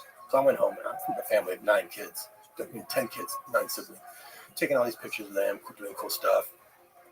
Go back, he looks at the pictures and he goes, whoa, these are really creative. You're creative. You got to now learn how to be technical because most creative people always need technicians, and technicians always need creative people. Now it's against your, it's just a gift you have. They can never really be creative, they'll just be technical, but because you have creativity, if you apply yourself, it's against your nature, but if you apply yourself and learn the technical part, you'll be technical and creative, and you'll be impossible, and be unstoppable. Ooh. And I was like, whoa, unstoppable, 16. He goes, here, go. I know, sometimes I'm going to ask you about who did that for you. Who was, because if you look at all the different turning points in your life, there was probably somebody who sent you in a direction. It comes through him. Because if I were to go back and ask that guy, hey, that advice you gave me, he'd be like, what did I say? I never seen that. Kind of just came through him at the time. Right. So he pointed me that way. And that's why I went and made a mariachi by myself. I didn't want to take anybody because I wanted to learn. I didn't know how to use that camera. But if you go ask somebody to do it for you, your I need list, if you make a list of all the things you need before you can make your dream happen, the longer that list is, the less that's going to happen. You got to reduce it down to nothing. Me, my hands, my bootstraps, this camera, I'm going to figure it out on the day. Be technical and creative. So I told Lex, now you got to own it. When they say, are you creative? You go, yeah, I'm creative. And I'm technical. And I don't blink. And I'm in a creative body of work. And it's like, walked out of there supercharged. You know, Lex needs a guy like you in his life all the time. He's too self-deprecating. He's such a brilliant guy. And it's nice to be self-deprecating. It's kind of a joke, but a little bit. But the words you use in yourself are very He beats himself up. The words you use, and you're doing that to yourself. Yeah. The guy throwing cabbage at you on stage, look close. It's you. You're doing that to yourself. You're the one who's like, you do that to yourself with your words. He'll make like Twitter posts about how down he is, and I want to go over to his house and fucking shake him like a baby. Yeah, dude, you're down. You're gonna stay down. I have this theory called baseline. I talk to some of my kids, and we just laugh about it. I go, okay, when shit fucks up, it's just not going right. Don't be down about it. Don't feel like you're in a slump, because now you just stuck yourself in a grave, and it's gonna be hard to climb out. Right. When shit isn't going right, oh, tire's flat. Oh, I got fired. I call that baseline. You're a baseline. Anything above baseline. Like this right now, we're here having this great talk. This is way above baseline. Yeah. I'm on the Joe Rogan show. You know, so way above baseline. Celebrate that shit. Yeah. Because it's not always there. Don't say that you're going to go down. You're just going to go to baseline. It's much easier to accept. And then you're not in a negative position. You're just kind of at a normal. I'm at a normal, and I'll really appreciate when anything above baseline happens. My daughter and I are about to go play an arena show. She's going to sing. I'm going to play with my band. I told her, way above baseline. We're going to get a nice hotel. We're going to really celebrate this because this shit doesn't always happen. And when everything's going really, really wrong, baseline. Only when things go really down would you call yourself low, and you don't want to do that. Otherwise, you'll stay there for a much longer time. If you're just at baseline, that's just life. oh yeah, I tried to go make that movie and it didn't work. Baseline. That's such solid Baseline. advice. It's really it's mindset. It's all mind. It's all stuff you're doing to yourself. Yes. And these are things I like to pass on to people because when they come back and give it back to me, I don't know if you give your kids advice as you learn it because you learn so much. Yeah. You've got the best job in the world. You're learning all day. Yeah. So I bet you don't know if it's going to stick with them. I was shocked how much stuff not only sticks, but they come back and they feed it back to me. Oh yeah, Dad. It's just well, like it's just like you taught me. They also learn by watching you do it. So, oh yeah, they've seen you move through the world. Yeah, but you're the dad and you're making all these films. You're doing all this. You're involved. You have action. There's a lot of action. You're constantly in motion. You're doing things, creating things. That's inspiring to them. They like absorb that. If you're down on yourself all the time, oh yeah, that's they go, okay, that's life. I gotta look.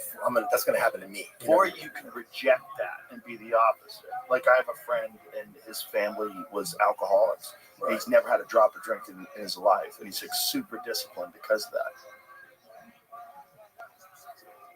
I'll tell you my secret. I've never done drugs. None. Nothing? Never. Yeah, you don't even drink coffee, you were saying. I don't even drink coffee. You would tell that story because it's so hilarious. Oh, a friend of mine, what was his name? He was working at the Sony when I first got there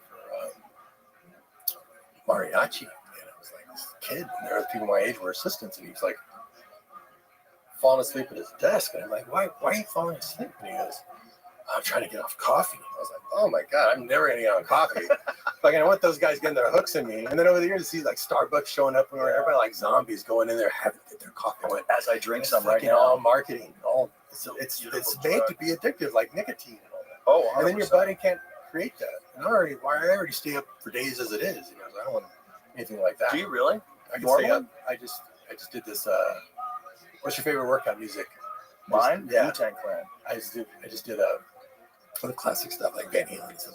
But I did a music video for Wolfgang Van Halen, and we shot it in 2 days.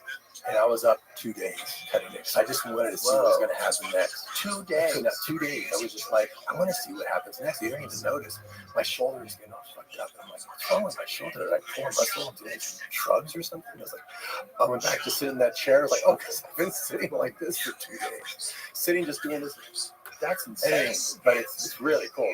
Don't you hit a point of diminishing returns where it's like you're so tired that you really will be better off? It's different with editing. Editing is a weird. I was thinking that as I was doing it. I wish I could do this with writing, where I could just write for 2 days. But the words are knocking me out, putting me to sleep after a while. Editing is just visual stimulus, and you're so excited. I kept going, okay, one more hour, and you just can't stop. You just can't stop because now you're seeing it, and it came out so cool. It's going to 38 drop. hours later. It's going to drop like next week. It rips your head off. It's a great workout song for sure, but it's just really entertaining. That's the kid's talented. He does all the instruments himself. Really? Yeah, he plays every instrument. He plays the drums, bass, guitar, sings, writes the songs. When he goes on tour, he takes this really great band with him because he can't play all the parts. But the album's his third album. He's working on his plays all the instruments. Wow. Super talented. Really, really fun. But I like working with people who just do more than other people. They're just at that level, and it's so inspiring. It inspires you. It's fuel stuff. Yeah, definitely. Yeah, fuel. that's why I always tell people if you can surround yourself with other people that are really getting after it in life, it will 100% motivate you. Completely. In a different way. Instead of having that procrastination feeling, you get up excited. You have to. And it's like, parents tell you, careful where your peers are when you're younger, because it means one thing. Oh, yeah. But later, even more. Like when I started going to the film festival, there's Quentin. And then I meet Jim Cameron. And you meet like George Lucas. It's like, you can't